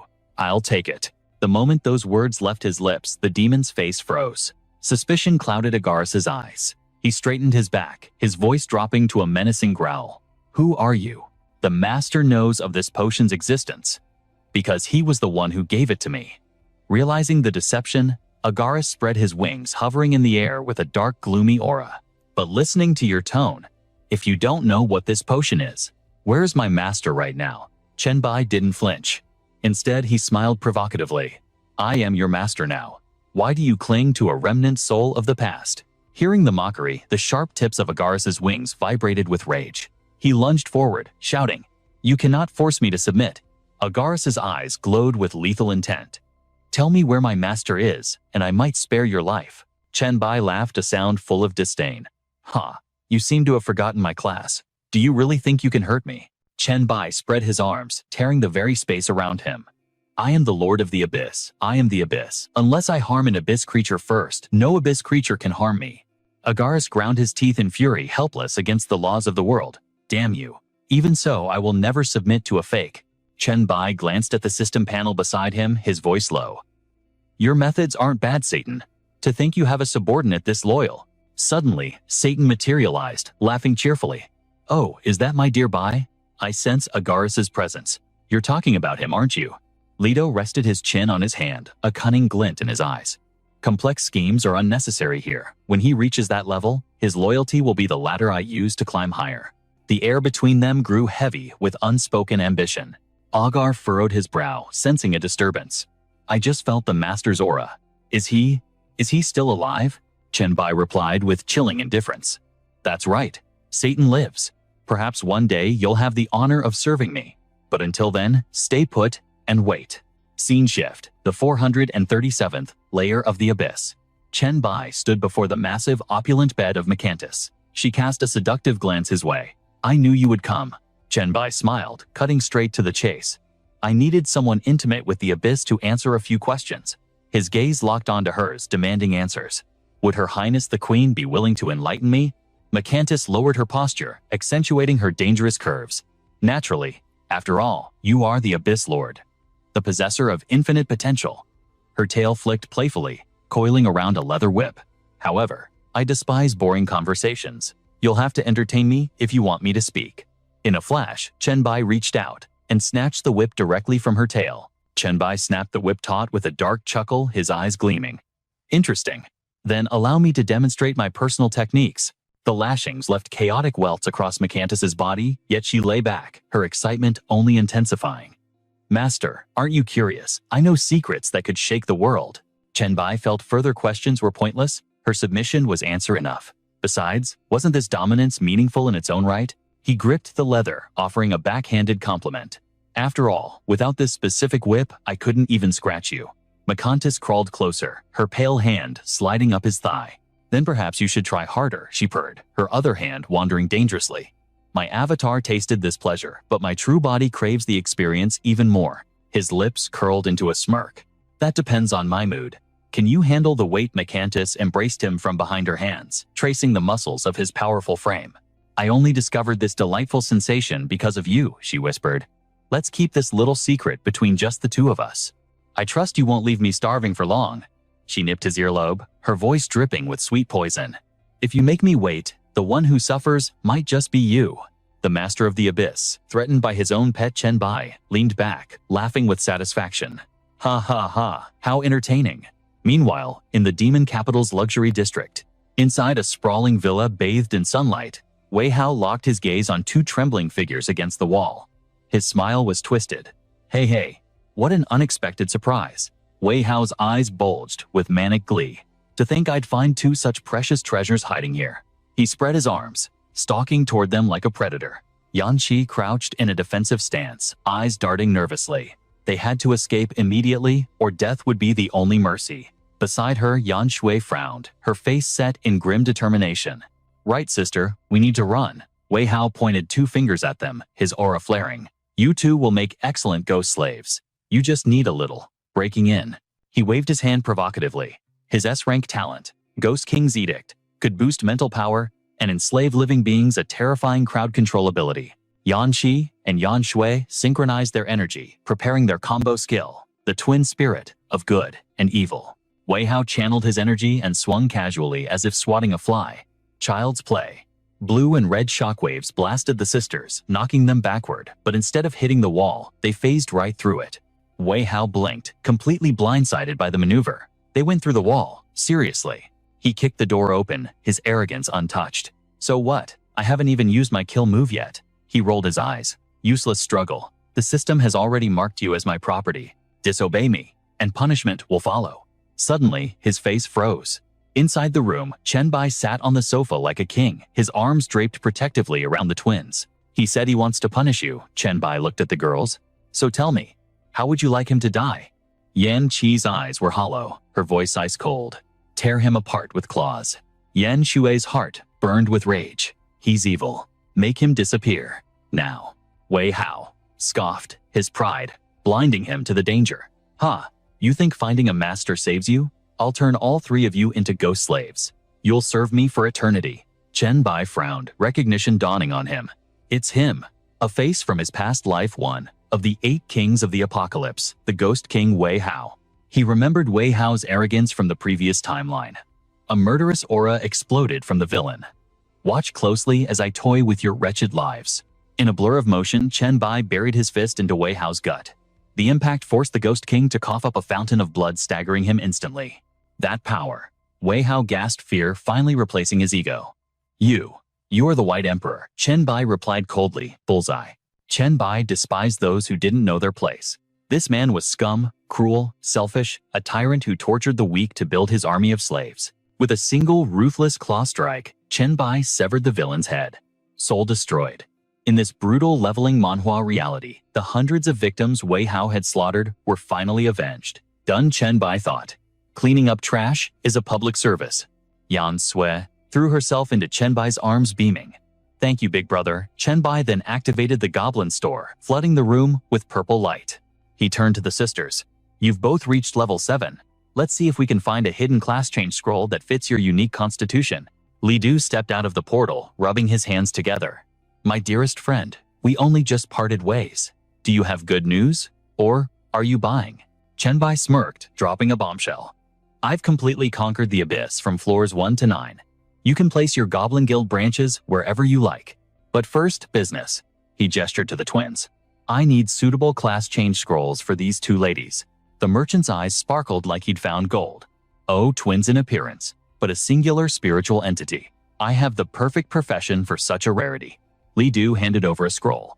Mr. Chen, these are special, evolved humans. They fit my investment criteria perfectly. It was a Class B+ scroll, Earthbound Spirit.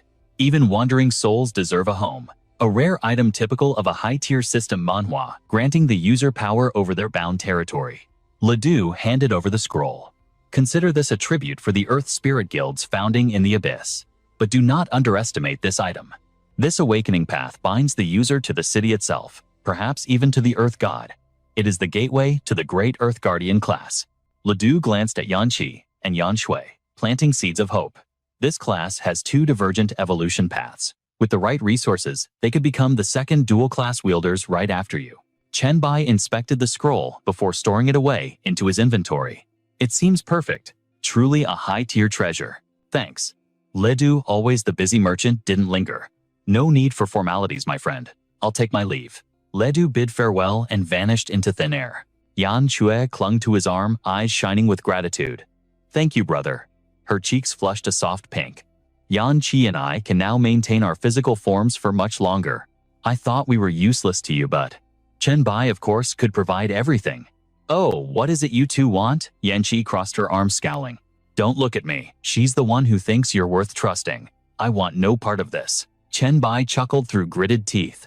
I won't force you if you're unwilling, but surely you share sensory resonance. In a flash, Chen Bai stood right next to Yan Qi. So this doesn't concern you at all, she looked up defiant. You scoundrel, I'll bite you to death you hear, he laughed, enjoying the banter. Go ahead, try it. Yan Qi fumed. Huh, you asked for this. Take this. Yan Shui let out a soft gasp. Meanwhile, Chen Bai calmly sipped his tea, looking unbothered. He couldn't help but praise Yan Shui. Not bad. I didn't know you had such skills. She sat opposite him, responding softly. As long as you like it. Yan Shui spoke up hesitantly. Brother. Chen Bai looked at her with a gentle smile. She bowed her head, looking troubled. Did you refuse just now because of Yan Qi? He set the teacup down. I did say I wouldn't force it, but that wasn't the main point. Yan Shui looked up, eyes wide with curiosity. Then, what is the main point? He smiled faintly. Those by my side must either truly like me, mutual affection, or offer absolute loyalty, giving everything demanded. Chen Bai crossed his arms. I have no interest in bodies offered for debt repayment or transactional benefits. Her eyes lowered, filled with melancholy. I'm sorry. He stood up from his chair. Actually, I'm the one who should apologize. Logically, that act would repay the favor and deepen our bond. But I suspect that transactional mindset belongs only to Yan Qi, the incarnation of malice. She looked up at Chen Bai. It harms no one and helps me. And helping myself is a good deed, isn't it? He pondered for a moment before replying. An interesting perspective. Go cultivate with Yan Qi. It will benefit you and in turn be of great help to me. She beamed at him. We will work hard. Meanwhile, elsewhere, Z-Sun stared helplessly at the chaotic chat interface in front of him. I'm really not a sword immortal boohoo. I thought I could follow in White God's footsteps like the MC of a leveling manhwa, but I realized I'm on my third-class transfer. Oh yeah, everyone, this guy is pretending again. Can someone nearby teach him a lesson, Overlord? I'm too lazy to deal with him. I just want to know what White God's class is. Shui Chuan +1.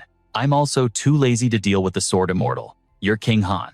Any big shots doing a secret dungeon run, carry me. These kids are just a little EXP away from transfer. Lightning pentameter. Air ha ha ha. Everyone look at me. All eyes on me. This guy is starting to flex. On the screen, a purple object appeared. The lightning air displayed an S-rank Thunderwalker scroll. The chat exploded. Ding ding. What the hell is that? Didn't you say you were broke before? Oh yeah, true. That item is Ledou's most expensive stock. Lightning pentameter air. Indeed, I was still short on funds. But I just finished a summoning quest for Ledou. He asked if I was in the chat group number 001. I said yes. Ledou saw White God's face in the chat log and gave me the scroll on credit, though I still have to do tasks later. Shui Chuan Dam. Overlord what? Oh yeah, lightning air. Didn't you introduce our brother's needs to the merchant god? Like mine, for instance. Oh yeah was shaking with rage as he typed. The chat scrolled endlessly. Lightning air Aya. I forgot you still haven't found a transfer scroll. Next time, definitely, next time. Oh yeah, next time, you're useless to me. What am I supposed to do, Ye-Z? Why the rush? Don't mention the others. As long as we have White God, what is there to worry about Lu Huai True? White God has shattered my imagination once again. Even gods have to give face to White God. Ye-Z. That doesn't matter. When will White God come to help me break through? I've been waiting forever. Lu Huai ouch. You really are. You're King Han, so nobody has a good dungeon to carry me for. EXP Chen Bai watched the chat, smiling slightly. Chen Bai observed the conversation, plotting his next move. Right, the Red Star Mental Hospital. I remember you can summon demons in there. One of the 72 demon god pillars. That should be enough to upgrade the Ring of the Sand Monk. He immediately began typing. White sent a message. You're King Han. Get ready. I'm returning to Red Star Mental Hospital. Han Xiao froze mid-bite while eating a cake. He jumped up in ecstasy and replied instantly. Han Xiao White God. My savior Ye-Z, may I ask White God, how does it feel to get the first-class transfer? Shui Chuan sent a message. White God is your class. An SSS-Rank Lightning Pentameter Air sent a message. Everyone move, I need to grovel. When Ledou gave me the scroll, he mentioned White God. Oh my God. I can only say one word. He paused for dramatic effect before typing. Lightning Pentameter, Air Invincible. Chen Bai rubbed his chin, thinking about the merchant. Ledou isn't stupid. He won't reveal details, but he's helping build my reputation. Chen Bai typed. I'm taking Han Xiao to the asylum. Anyone in the demon capital can join. Oh yeah, White God. Ask Elder Meng to connect us. I want to witness the hero's glory. White, forget it. I still need Meng Meng's abilities. I won't drain her stamina. Next time I find a suitable dungeon, I'll take you. Wow. Thank you, White Emperor. Suddenly, a notification chimed. Ding ding, White Emperor. I'm at the demon capital. I'll wait at the entrance of Red Star Mental Hospital. Chen Bai paused. Ding ding. She was a legendary figure in his past life, known as the Puppet Master. He typed a reply in the group chat. White Emperor has sent a message. We'll meet at the gate. Ding ding replied instantly. No problem. If you can't even handle the dungeon entrance, you have no business here anyway. In the real world, Ding Ding smirked at her screen. Minutes later, at the eerie entrance of Red Star Mental Hospital, Chen Bai and Han Xiao arrived. Chen Bai scanned the crowd. Quite the turnout. Han Xiao nodded. Since the White Emperor cleared the guide, this dungeon has become a hot spot for farming. Chen Bai turned to his companion. Han Xiao, once we're inside, focus on your specific mission objectives within the hospital. Report any anomalies immediately. Han Xiao spread his arms confidently. Don't worry, boss. I got this. Suddenly, a cold hand tapped Han Xiao's shoulder. He whipped around. Who's there? He froze, staring in horror at a paper effigy grinning back at him. Ding Ding popped out from behind the paper doll, giggling mischievously. Hee hee, she smiled, extending a hand. White Emperor King Han. I'm Ding Ding.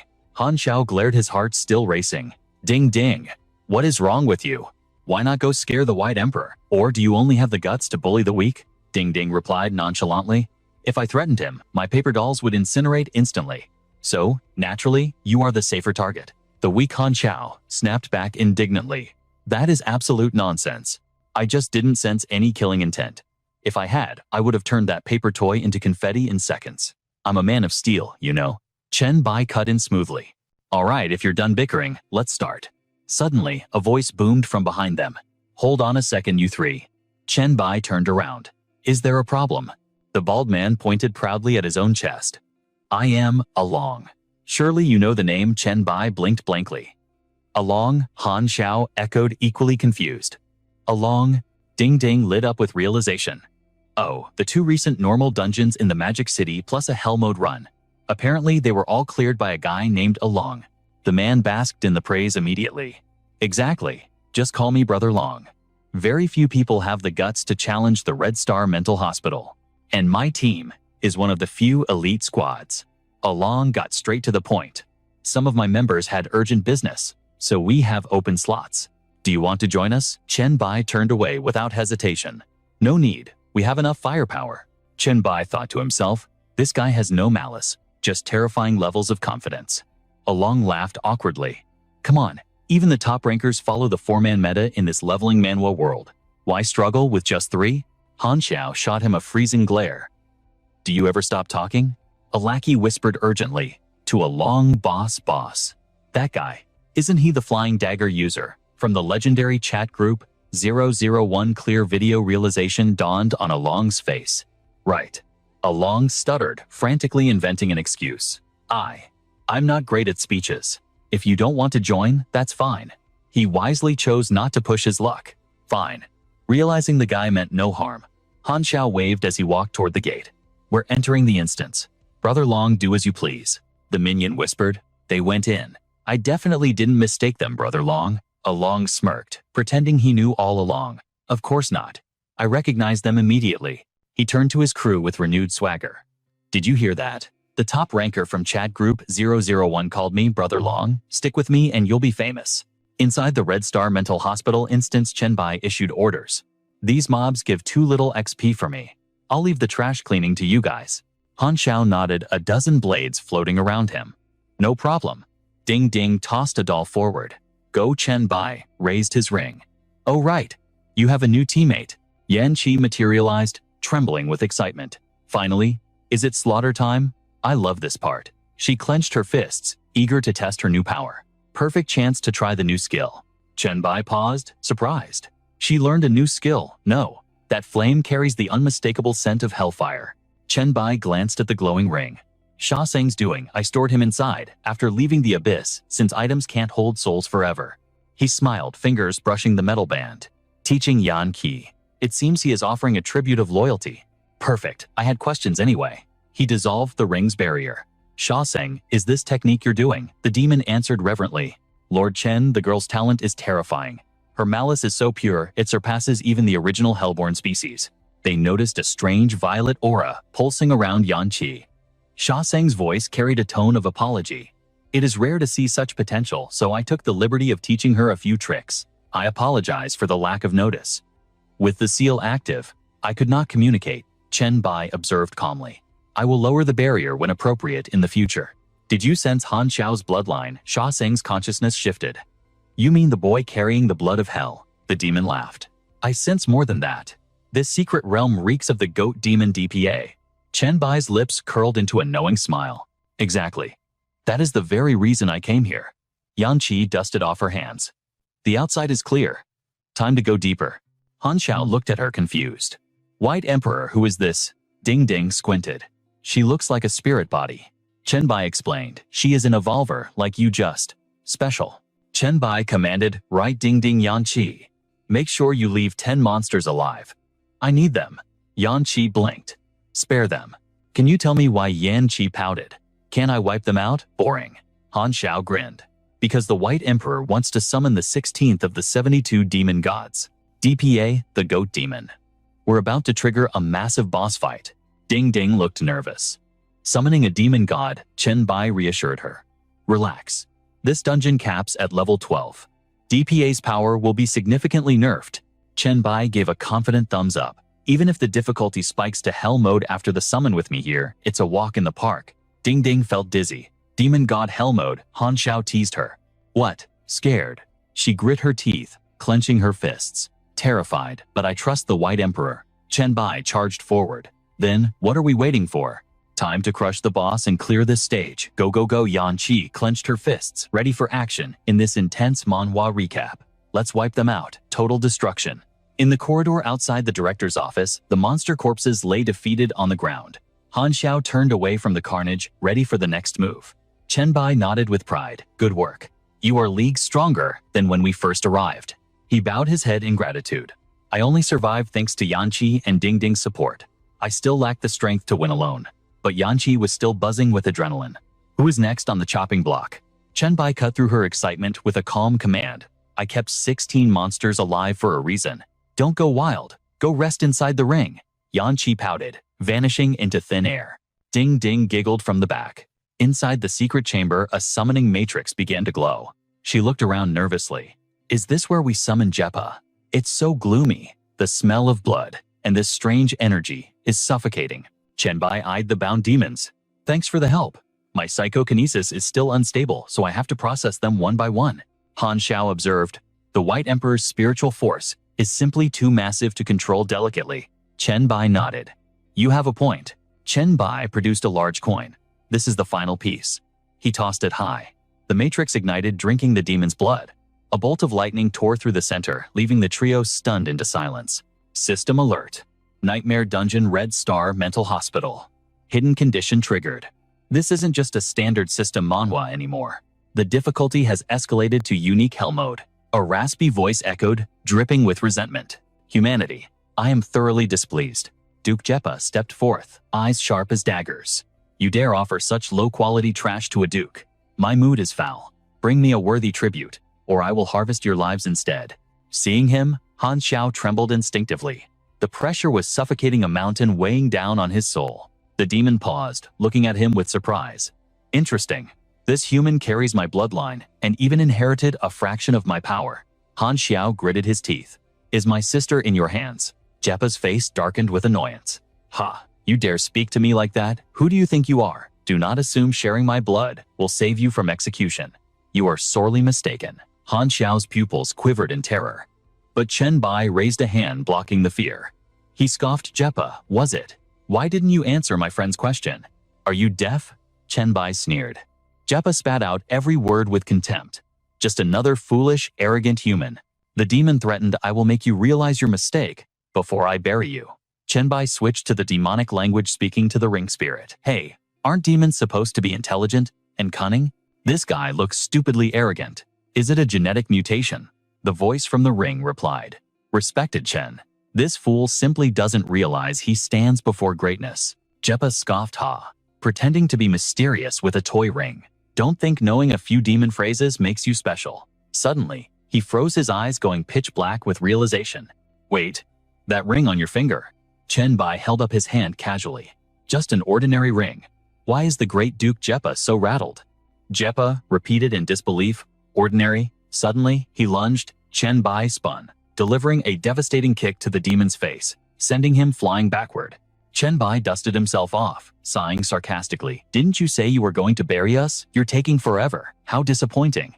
The demon scrambled up. Han Xiao braced himself. The real fight starts now. Ding Ding summoned her puppet. But Jeppa suddenly dropped to his knees, voice trembling. Your Highness, spare me. Jeppa has been disrespectful.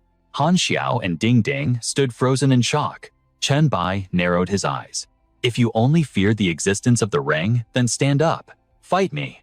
The demon looked up hesitant. Attack. Chen Bai thrust the ring forward. Defeat me, and the ring is yours. Satan's voice echoed. He has already submitted. Is this necessary? Chen Bai replied coldly, I don't want to rely on your authority. Satan sounded amused. You are too modest, my lord. Hearing this, Jeppa slowly rose. This is the High Lord's ring, if you insist. He smirked. I would rather obey than respect. Hell's lust fire. Chen Bai grinned. Now that's what I'm talking about. A small green circle lit up on Chen Bai's fingertip. Palm of pestilence. Han Xiao and Ding Ding watched in confusion. Jeppa gasped. What? What is this? A virus? A virus that can penetrate hellfire. He slammed his knees into the ground, begging. No, your highness, please, I yield, spare my life. Chen Bai sighed, bored. In the end, he's too terrified of you to fight properly. Satan replied. You speak strangely. I am the Lord of Hell after all. Chen Bai approached him. If you dare not fight, then obey. Separate your soul. I have a use for your physical body. Yes. Your highness, Jeppa rasped. As Chen Bai lifted him, the demon's soul drifted from the shell. System notification devoured special species. Reward 5,000 virus points. 2,000 blacklight virus evolution points. Devoured special species. Acquired skill Hellfire of Lust. Merging with personal skill Hellfire clone. Warning, special bloodline detected.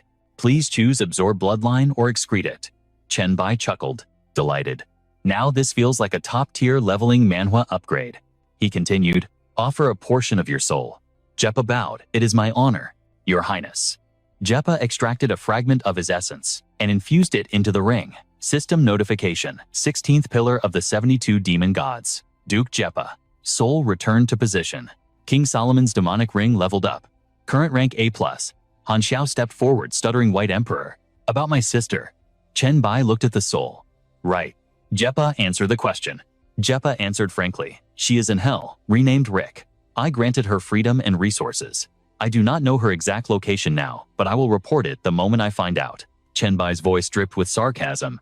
So you actually treat people well? That's a surprise. The demon smiled, hand on his chest. To be honest, I treat every bride well. In hell they call me the affectionate Duke. Satan scoffed by. His real nickname is the delusional inseminator. Chen Bai asked, you have something to say to him, I can let you out. Satan sounded gleeful. That would be wonderful. He roared, Jeppa. The Duke smirked, I knew you were here. But Satan's voice turned sharp as a blade. Jeppa, tell me the current state of hell. The Duke stammered, hell, right now. Satan growled, why are you stuttering? Speak. Jeppa frowned, answering slowly. Lord Beelzebub rules now. He seized your palace and legacy, declaring himself the new master of hell. He continued, he erased all proof of your existence. Newly born demons do not even know your name. Satan gritted his teeth, spiritual fist clenching. Beelzebub, how dare he? His voice dropped to a terrifying whisper. Has hell truly forgotten me? DPA bowed his head respectfully. Because of Beelzebub's propaganda, he is now hailed as the greatest Hell Emperor, the sole leader guiding hell to its golden age. His voice was flat and emotionless. Only the original 72 pillars know the truth, but they had to choose silence or submission. Hearing this, Sha Sang scoffed in anger. Humph. Chen Bai chuckled, King of Hell. The demon sighed. Please do not mock me. Sha Sang looked up and asked DPA, how many deities are currently active in hell? The entity answered honestly.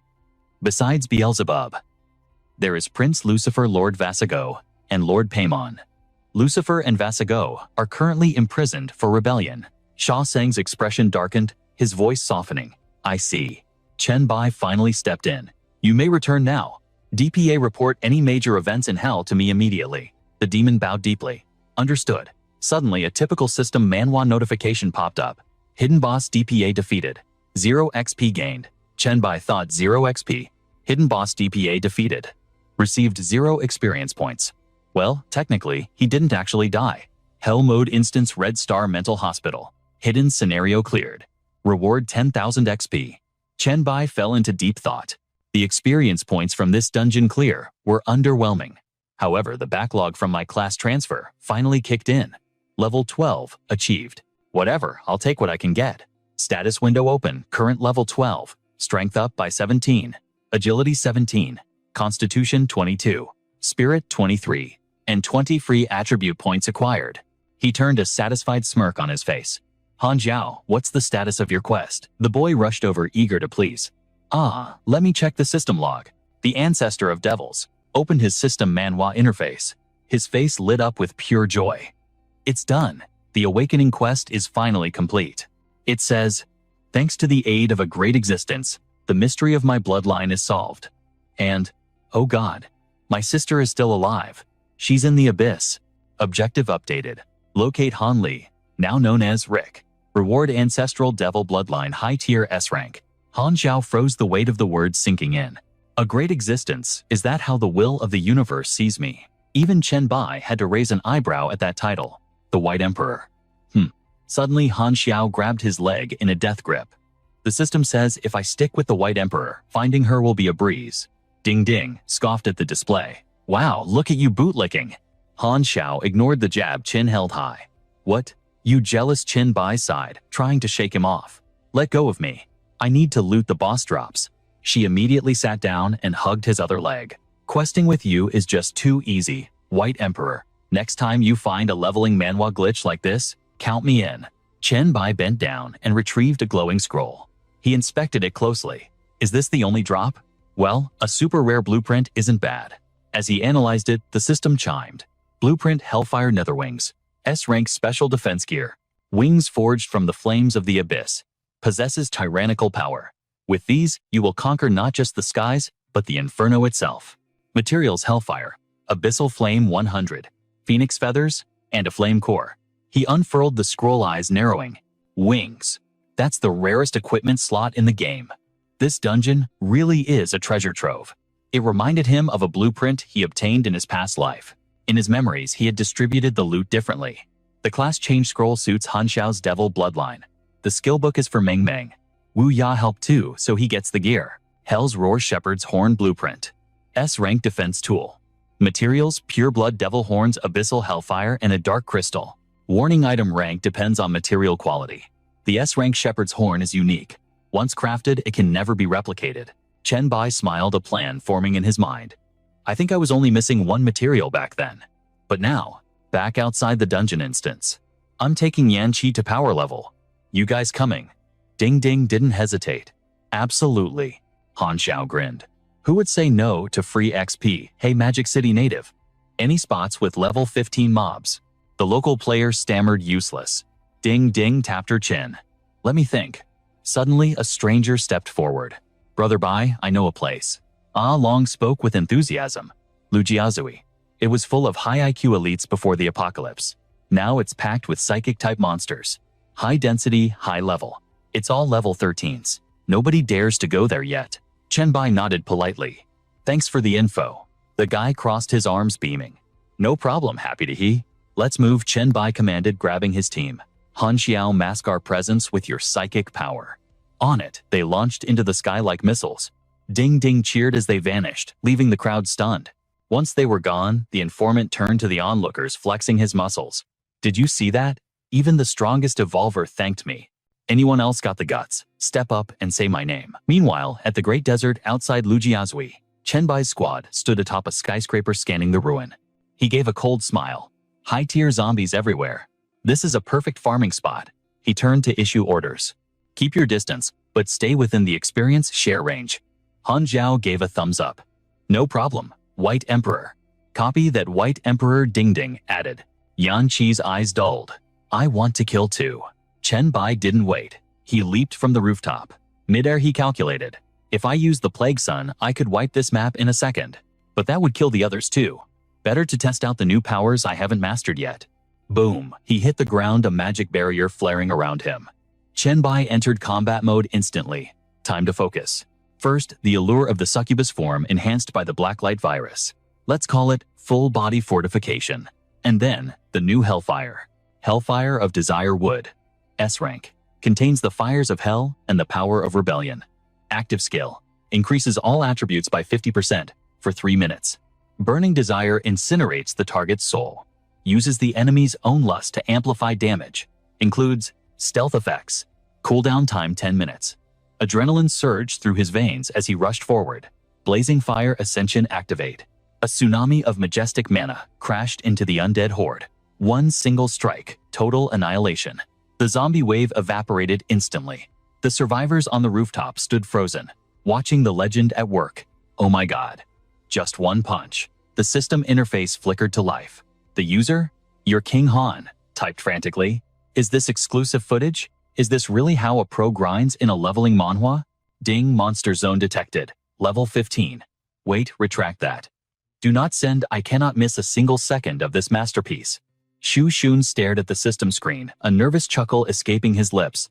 User, I am not a sword immortal, commented. Is that even human? His basic attack deals as much damage as my ultimate skill after my class change? And listen, I am a 3rd evolution awakener. The power gap is defying logic. This has to be a bug, right? Surely this is abnormal. Your King Han replied, calm down. That was an Emperor Bai's basic attack. It qualifies as at least a minor skill. I am not a sword. Immortal typed back. Thanks for the reality check. Meanwhile, at the opulent Yan estate, Chen Bai reclined on the sofa, letting out a sigh. Finally dragged you two to level 10. Now it is time for the awakening ceremony. He tossed a scroll into the air. The duo caught it freezing in shock as blinding light erupted. Chen Bai noticed the furniture beside them shimmering with mystical energy. He mused. Is this part of a unique class change ritual? The very reality of the room was being overwritten by their evolution energy. It seemed the earthbound spirit class required an immediate soul bond with this very mansion. Yan Qi and Yan Shui drifted into a trance, their bodies levitating in the magical field. Sha Sang materialized from the shadows, a knowing smile on his face. Precisely, my exalted master Chen. The earthbound spirit class is the perfect vessel for their potential. Your judgment is truly divine. By devouring the slaughter energy of Zeppa to empower your hellfire and raising subordinates with such foresight, you are destined to stand at the apex of the gods in this system manhwa world. Chen Bai cut through the praise. Enough. You have been buttering me up since we started grinding. Do not think I cannot read your mind. The demon chuckled, his tone dripping with honey. Ah, your perception is as sharp as your blade. Then I can rest easy. With your supreme intellect, surely you would not trade a loyal servant like me to that traitor Bubab, just for some petty benefits. After all, a traitor has no honor. My long-term value to you far exceeds whatever he could offer. Chen Bai replied, nonchalantly, I simply have no desire to see Bubab's face right now. He paused, his gaze piercing through Sha Sang. As for your value, he let the words hang in the air. That remains to be seen. The demon switched to full salesperson mode. Master Bai, it is only because you haven't asked. Most of my treasures are in hell, but wait, Agaris might still hold a few items of interest. Tell me, what do you desire? I shall calculate if he possesses it. Chen Bai listed his demands immediately. Phoenix wings, a flame core, and dark crystals. Sha Sang nodded frantically. Yes, he has dark crystals. Chen Bai made an instant decision. Good. Once these two finish their awakening, we return to the Abyss. Internally, Chen Bai plotted. During the trials, many entities in the Abyss made pacts with me. Establishing diplomatic ties with them is crucial for my plans. Most are unpredictable, but the nine-headed Hydra, I have a way to ensure its loyalty. Suddenly, the ritual concluded. Class change, earthbound spirit. Successful. Location bound. The Yan estate. He approached them. How does the power feel? Any interesting status effects? Yan Shui beamed with excitement. Oh, absolutely. Take a look at this awakening manhwa stat screen. Class immutable earthbound spirit. Passive every level up grants +1 to all stats and 1 free attribute point. Now observe the class authority. Authority twin spirit binding. You can designate 2 locations as your spirit domains. Establishing a link consumes massive mental power and is nearly permanent. Current bond Yan estate. Warning. When outside the spirit domain, all class authority skills may be nullified. However, within the domain skills cost 0 mana. Passive domain ascendancy. Within the linked area, combat power is amplified by 500%. Authority symbiotic resonance. The spirit inherits the properties of the land, including all buffs and debuffs. Conversely, the land inherits the attributes of the spirit. The capacity for these effects is limited only by the user's mental strength. Active skill spirit manifestation. The linked location itself transforms into a spiritual entity, enables structural teleportation, cooldown 30 days. Authority, the host's decree. Allies entering the domain gain triple stats, while enemies suffer a 50% stat reduction. Chenbai analyzed her updated interface. Incredible. A complete arsenal of territorial dominance skills. Everything revolves around the spirit domain. Chenbai looked at her seriously. That symbiotic resonance authority, it is utterly broken. Overpowered is an understatement. She floated closer, eyes wide. Really? He began to lecture. Think about it. Building materials, infrastructure, enchanted decorations, they all count as equipment props. And their innate buffs are massive. If we replace the villa's common bricks with legendary tier materials, you will understand the true definition of a game-breaking ability. In the future, if you two bind an entire metropolis as your domain, the buffs would be catastrophic. You could single-handedly elevate a city to divine status. Her eyes sparkled. Then, I want to bind my second domain to your city. I want to be your fortress. Chenbai nodded approval. Agreed. After our trip to the Abyss, I will take you both home to White Emperor City. Now, Yan Shui, do you know where the library is? She tilted her head. Huh. He stepped into the study where mountains of books lay in disorganized heaps. He announced, I am bringing some souvenirs for our friends down under. Human literature, history, art, geography, culinary encyclopedias, everything I could find. Scene shift. The Abyss floor, 350. Territory of the nine-headed Hydra. Unfrit's voice grated like grinding stones. Its multiple heads spoke in chaotic unison. Magnificent. Thank you, Lord of the Abyss. I claim the history book. We shall remember this kindness, Abyss Lord. I knew your curiosity about the human realm was insatiable, Chenbai said. One head snapped at the others. Second, brother, fourth brother is a simple thank you all you have to offer. Correct. Words are insufficient to express our gratitude. Let me serenade the Abyss Lord with a poem. It cleared its throat. Oh, Abyss. Bottomless deep, but not as deep as our thanks the Lord cares for us. Our love is deeper than the void. Another head snapped. That was cringe. Shut your mouth. The fourth head bowed respectfully to Chenbai. Ninth sister is right. The Lord remembered us, so we must offer a tribute in return. Take this, the Eye of Arcane Secrets. An ultimate appraisal skill. It analyzes all existence and has a probability to uncover hidden truths. Effect scales with mental strength. With this, you won't just see, you will know. Chenbai held a scroll in his hand, slightly surprised. S-rank scouting skill book. He looked up at the massive entity. This return gift is precious. It's exactly what I needed. Thanks. If you need anything in the future, I will fight to help you obtain it. The fourth snakehead hissed. It is not merely a gift. Helping the Lord of the Abyss grow stronger benefits us all. Chenbai smirked. Fair point. System skill book consumed. Learned Eye of Secret Peeping. Meanwhile, on the 500th floor of the Abyss, Satan spoke. As you commanded, I leaked the info about Beelzebub's coup. There is no doubt. Agares is on our side now. We also secured Agares' god-tier Hellfire and the Supreme Dark Crystal. On a distant peak, Agares roared in fury. Beelzebub, you traitor, I will tear you apart, Satan asked politely. Is your loyal subordinate going to be okay? The shadowed figure shrugged. Ignore him. He'll cool down eventually. Back at the villa, Chenbai laid out the three legendary components. Zephyr's Horn, Agares' Fire, the Supreme Dark Crystal. It's time. With these materials, the S-rank Shepherd's Horn is guaranteed. The energy of hell screamed as the forge ignited. Crafting Shepherd's Horn. Progress. 100%. Crafting successful. Hell screams. The Shepherd's Horns. An S-rank defensive artifact. Unique headgear. Spirit increased by 30%. Spirit increased by 65%. Current level multiplier is 5 times. Devil's Sense. Chance speed increased by 80%. Power increased by 30%. While equipped, the wearer is plagued by the Devil's Whispers every single second. For every day equipped, spirit permanently increases by 1. The shepherd can dominate any creature with lower spirit than the user. Effectiveness depends on spirit quality and attribute difference. Equip requirement. Spirit must be greater than or equal to 300. He admired his fresh creation, voice calm. My first time crafting an S-rank gear in this leveling manhwa world. The Devil's Whispers. 1 spirit point for a day of madness. Doesn't seem like much, but it adds up. Let's see just how bad these whispers really are. He froze. It felt like nerves were being shredded. Sweat poured down his face. Just a moment, and my mind is in chaos. Anxious. Irritable. This permanent buff won't come cheap. High amidst the peaks, pink butterfly wings unfurled. Chen Bai touched down gently in White Emperor City. She sighed. Master teleporting you back here. I'm exhausted. Even more than the trip to the demon capital. Chen Bai smiled warmly. Sorry for the trouble, Meng Meng. Go get some rest. Okay, I'm going to sleep. Chen Bai thought. The burden of that teleportation must have been immense. Curiosity took over.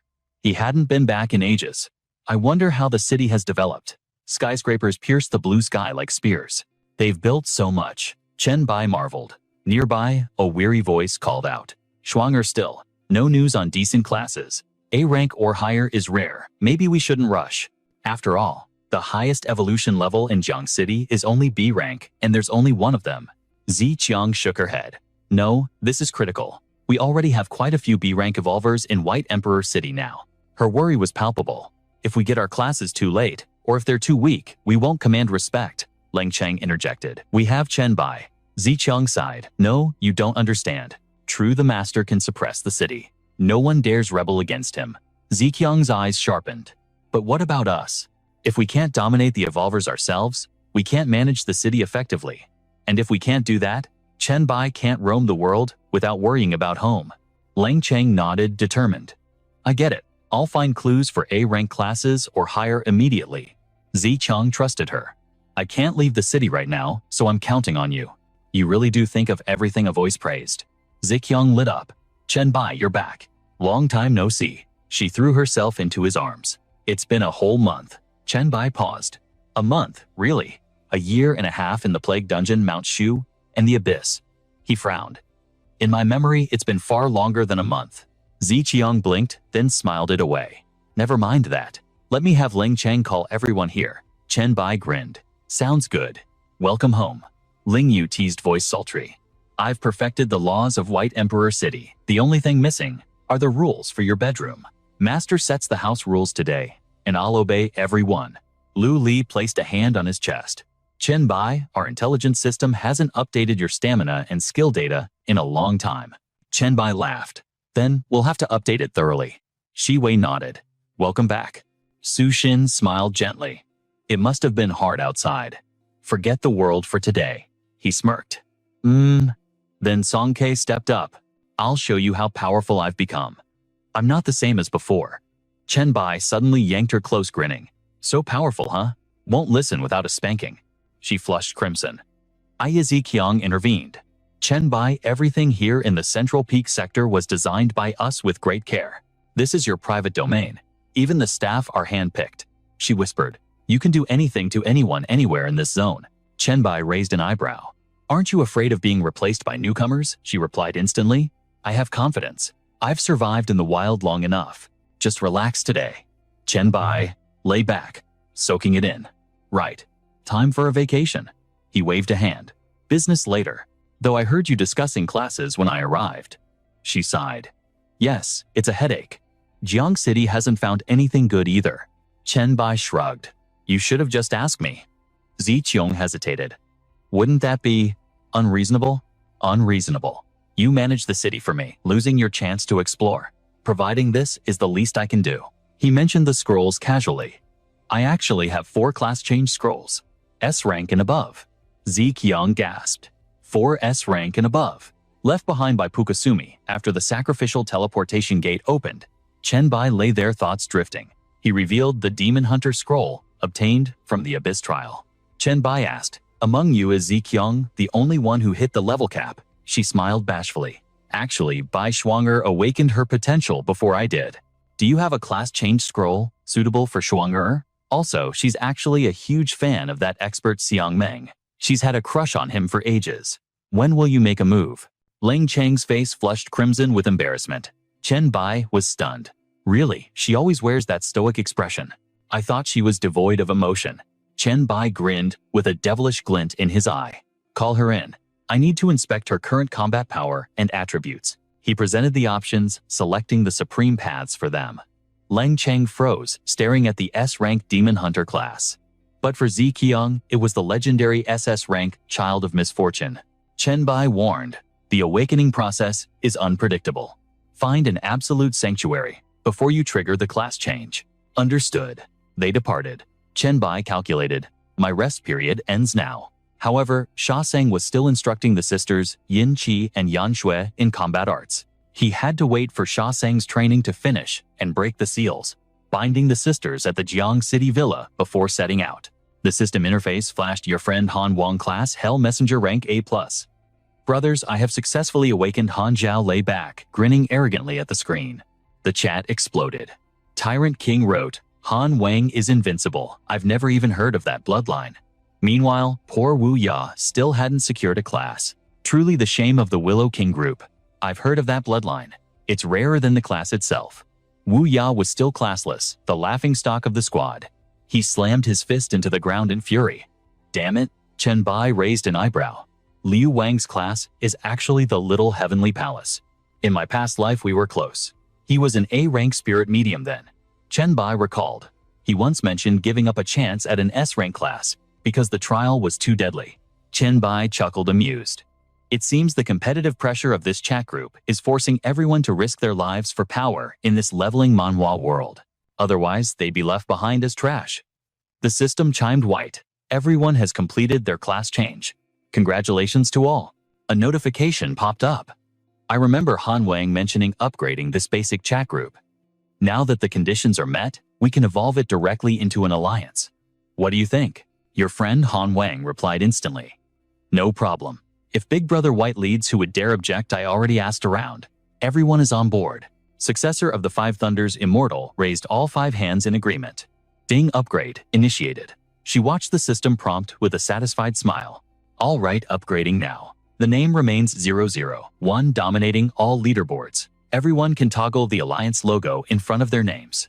Make sure to activate it immediately. The system announcement boomed across the server. Chat Group 001 has evolved into Alliance 001. Alliance ID 001. Chen Bai smirked. It is time to make the entire world tremble. System notification Alliance display activated. The prefix will now appear before the names of all evolved members. The leaderboard refreshed, dominated by the tag 001. Rank 1001 White. Level 13. Hidden class. Dragon Nation. Rank 2 Anthony Douglas. Level 11. S rank Horror Clown. Lighthouse Nation. Rank 3001. I am really not a sword immortal. Level 11. S rank Chief Disciple of Mount Shu. Dragon Nation. Rank 4001. Successor of 5 Thunders. Level 11. S rank Thunderwalker. Dragon Nation.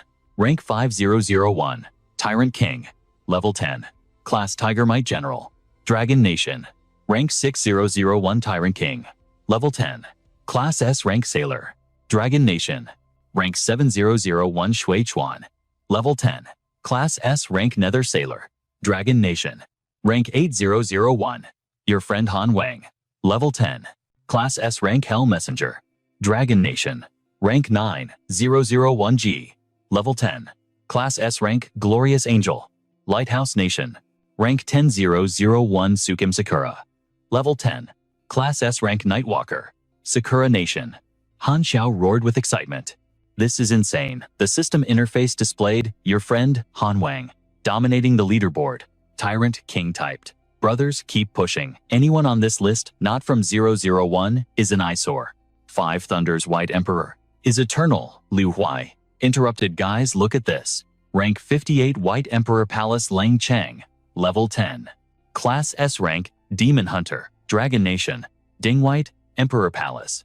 Boss White is someone using your name to build a fake alliance. Liu Huai corrected. I don't think so.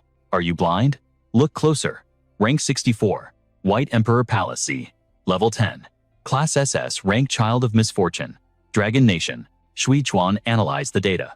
It seems Zi Chang and Leng Chang completed their awakening. He smirked. Meanwhile, she stared at the screen, bewildered. Ding, I figured it out. That's the woman from the livestream about the construction of White Emperor City. Come to think of it, Leng Chang was in that broadcast too. White typed. That's correct. Just a small family circle. Wu Ya immediately begged White Emperor, please let me join the White Emperor Palace. Do you have any spare SS rank scrolls? Save me, boss, he pleaded desperately. Liu Huai interjected. Wu, yeah, I know you're desperate, but control yourself. That is clearly the White Emperor's personal harem. Ding, exactly. Now, go hunt for your own scroll. Ye Zi chimed in. Husband White, are you online dating right in front of me? Can you give me an SS rank scroll and bloodline when we meet in person? Liu Huai laughed. Your friend Han Wang? Can't we just enjoy the chaos on the forum? The discussion about Alliance 001 is spreading like wildfire. Your friend Han Wang added. Besides us, there's a massive thread speculating about the identity of Z, the only SS rank child of misfortune on the leaderboard. And naturally, the hottest topic is the speculation regarding the White Emperor's mysterious hidden class. Your friend Han Wang typed, there are so many talented poets on the forum praising the White Emperor to the heavens. Reading it makes me so happy. I don't even want to grind levels anymore. Han Xiao grinned smugly. The system flashed a reply from White. Why are you getting high off people praising me? Ye Zi retorted. I get high when they praise the White Emperor too. He is my future man after all. Han Xiao replied shamelessly. Of course I'm happy. As your little brother, I'm basically an ornament clinging to Brother White's thigh. A loyal disciple basking in your glory. Chen Bai laughed until his sides hurt. This bunch of clowns. Suddenly Ziqiang sent a private message. Bai Shuanger and I have successfully completed our class change. Chen Bai paused. Where is Ling Chang? She spoke up. Someone in the sewer dungeon was seeking death, so I handled it. Chen Bai looked up. What happened? Remember that hell difficulty dungeon in the sewers? The one that takes a month just to level up. Someone insisted on entering. System alert. Plague sewer dungeon. Hell difficulty. Under construction. System alert. Time remaining 29 days, 23 hours, 58 minutes, 59 seconds. Chen Bai mused. That's where I got the plague seal. I'll check it later. He scoffed. People who overestimate themselves usually die. No need to worry about him. By the way, what are your class abilities? Zi Qiong beamed. Insanely strong. System display class. Child of misfortune. SS rank unique. Per level strength and agility +5. Vitality +8. Spirit +15. Free attributes +15. Hidden luck +1. Class authority controls misfortune and curses but remains immune to them. Hidden luck attribute is significantly increased. Experience and item drop rates increased by 100%. Base vitality and spirit permanently increased by 50%. Health regeneration drastically improved. Class skill misfortune curse. Can curse any target, forcing them to encounter unexpected disasters or special anomalies. The frequency and lethality of critical hits are dictated by spirit and luck stats. The duration, eternal. However, this power can only be unleashed once upon a single target. The Calamity Doppelganger skill manifests a perfect replica of the original body. Both the host and the clone share a single unified consciousness. Its existence is fueled by pure spirit power. For every 100 points of spirit, the clone's lifespan extends by another hour. With misfortune, sharing the agonizing damage inflicted on one cursed victim is transferred to all others, bearing the mark. Chen Bai grinned like a devil. The curse is cast. The Reaper has arrived. Isn't spreading misfortune a bit underhanded? Chen Bai mused. But when these skills are combined, the utility is god tier, and it even boosts his luck stat. In any typical leveling manhwa, just increasing luck by a single point in his past life was enough to trade for a legendary A-rank artifact. Ziqiang's eyes sparkled with praise. Not bad at all. Even I'm envious, but I can't hand that over to you. If you got your hands on a cloning ability, us sisters wouldn't survive your stamina. Chen Bai smirked, teasing her right back. Now that you possess the power of cloning, aren't I the one in danger? He activated Calamity Doppelganger. Ziqiang split into two, her voice sultry. Well then, do you want to test us out? Suddenly, Lang Chang approached. White Emperor, you've returned.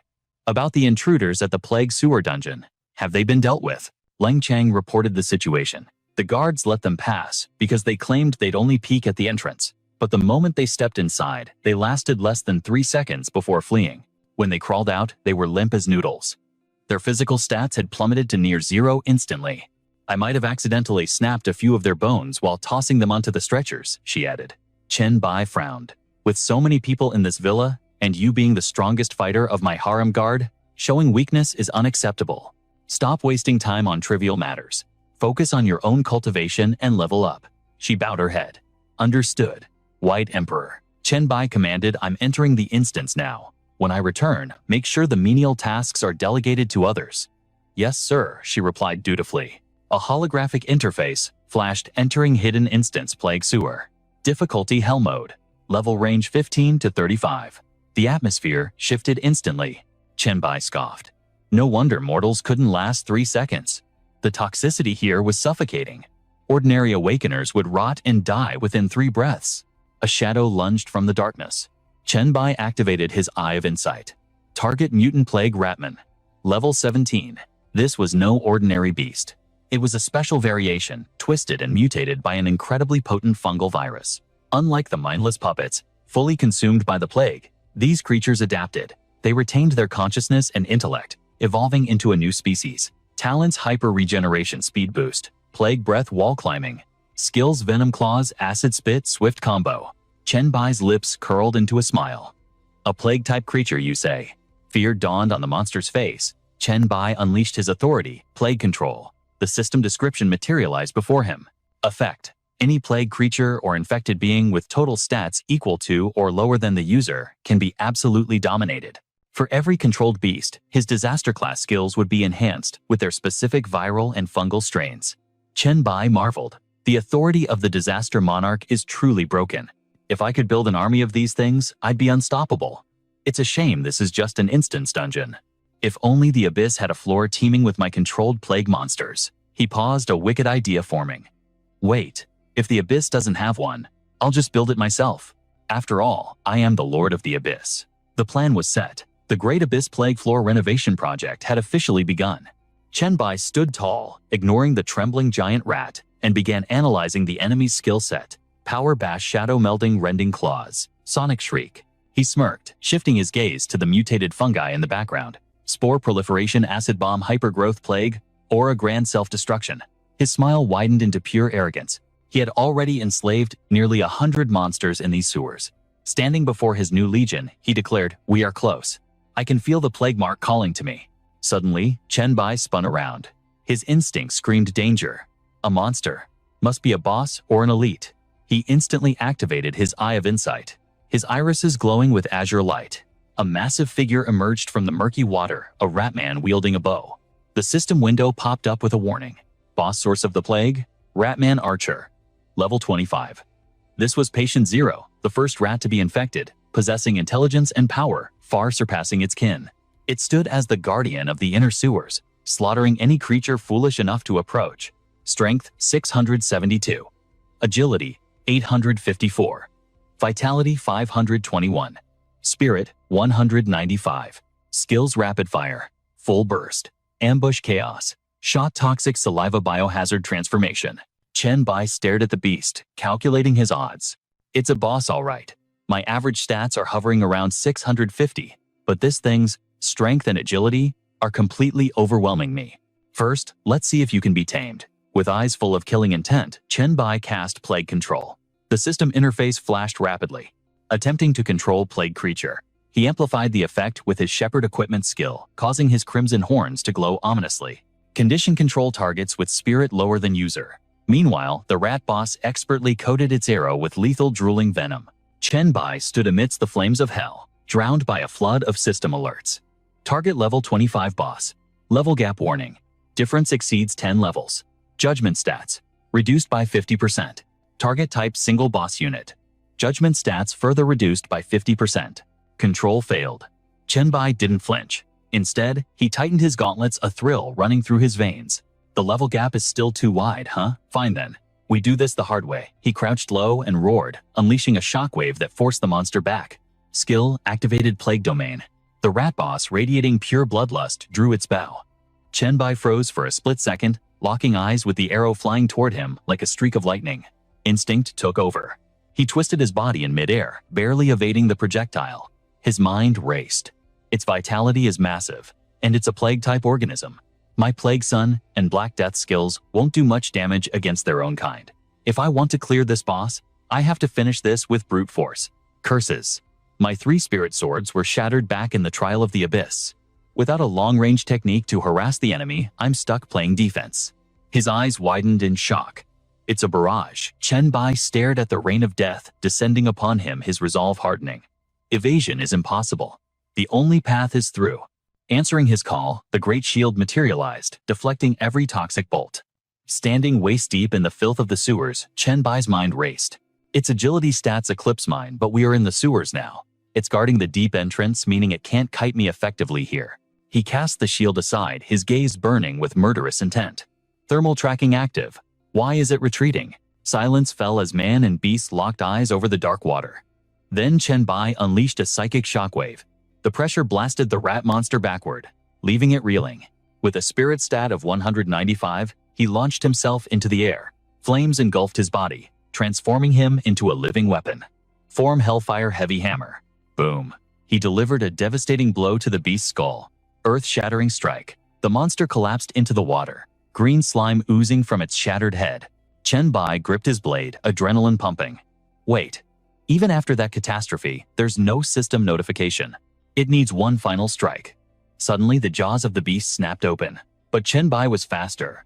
A single clean slash cleaved the monster in two. He gazed down at the severed carcass, drifting in the water. The system pinged biochemical plague skill sacrifice life force activated. To shed the skin scorched by hellfire and corrupted by disease. Its quality has plummeted to near zero. His expression remained cold. It's just a molt. So that's the truth. The biochemical plague is actually an emergency escape mechanism. Silence returned to the dark tunnel as he marched forward. Chen Bai analyzed the situation. The deep zone is guarded by a level 25 boss. That is a threat I cannot ignore. I can resurrect within the abyss, but dying here means the abyss transformation plan is delayed by an entire week. The system chimed, "You have exited the sewer dungeon. Plague Hell difficulty levels 15 to 35.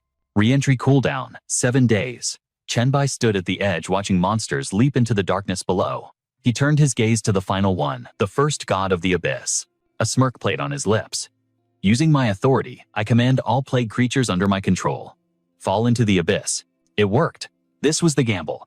Now that this piece is in play, the rest of the plan is destined for victory. He raised his hand to the heavens. Abyss absorption. The void opened its maw, swallowing the creatures whole as the system flooded with alerts. System new flesh-type organism absorbed. System new bloodline-type organism absorbed. System new soul-type organism absorbed. All new organisms assimilated by the abyss. Chen Bai watched in awe as the rat monster levitated, followed by a legion of others plunging into the deep. Explosive blood mushrooms. Blood plague rats. Magnificent. A satisfied grin spread across his face. This will suffice for the moment. Their combined power is enough to claim the entire first floor as their nest. He visualized the hatching grounds. From this day forward, the demonic eggs spewing from the abyss well will spawn these 3 plague variants. They will evolve, spreading like a virus through every layer of the abyss. He watched the horde, his mind already calculating the next phase. But these 3 species are too weak on their own. In the future, I must inject even more lethal plague entities into the ecosystem. He turned toward the horizon. The current laws of this world are too primitive. Slaughter for strength. That is the only absolute rule. Chen Bai analyzed coldly. Endless slaughter creates powerhouses, yes, but it breeds eternal chaos. This stifles the true potential of the abyss. With a wave of his hand, a purple vortex swirled into existence. We need order. New laws. I just need to determine what form they should take. A sultry demoness materialized, watching his arrival with intrigue. Looks like another interrogation with Macanthus is in order. Chen Bai sat upon the obsidian throne, addressing his court. I have decided the path for the abyss's evolution. You have all toiled hard today. Your proposals were excellent. Winfield number 1, along with 4 and 2, bowed in unison. Under your guidance, my liege, the abyss shall reign supreme. We await its glorious future. Abyss floor 600, shattered space. Floor 350, serpent lord, world devourer venom. Number 2 nodded. I also favor the reconstruction plan you proposed, master. I admire the cultures of other worlds, simply because the abyss is void of such things. Macanthus descended to join the conversation. Floor 437, king of pleasure. Macanthus couldn't hide her satisfaction. The expansion of the Dwarven Trade Guild within the abyss was exactly what she wanted. She leaned in from behind her chin, resting on his shoulder with a seductive charm. With this, the spirits under her command would finally have a purpose. Stability meant loyalty after all. Even Gaboon, usually reserved, nodded in slow agreement. Your vision is flawless, my lord. The ferryman of the underworld, a level 400 abyss demon god, practically radiated approval. He vowed to wait in the depths until Chen Bai had the power to reshape the very laws of the abyss. Chen Bai flashed a confident smile, his aura calm yet commanding.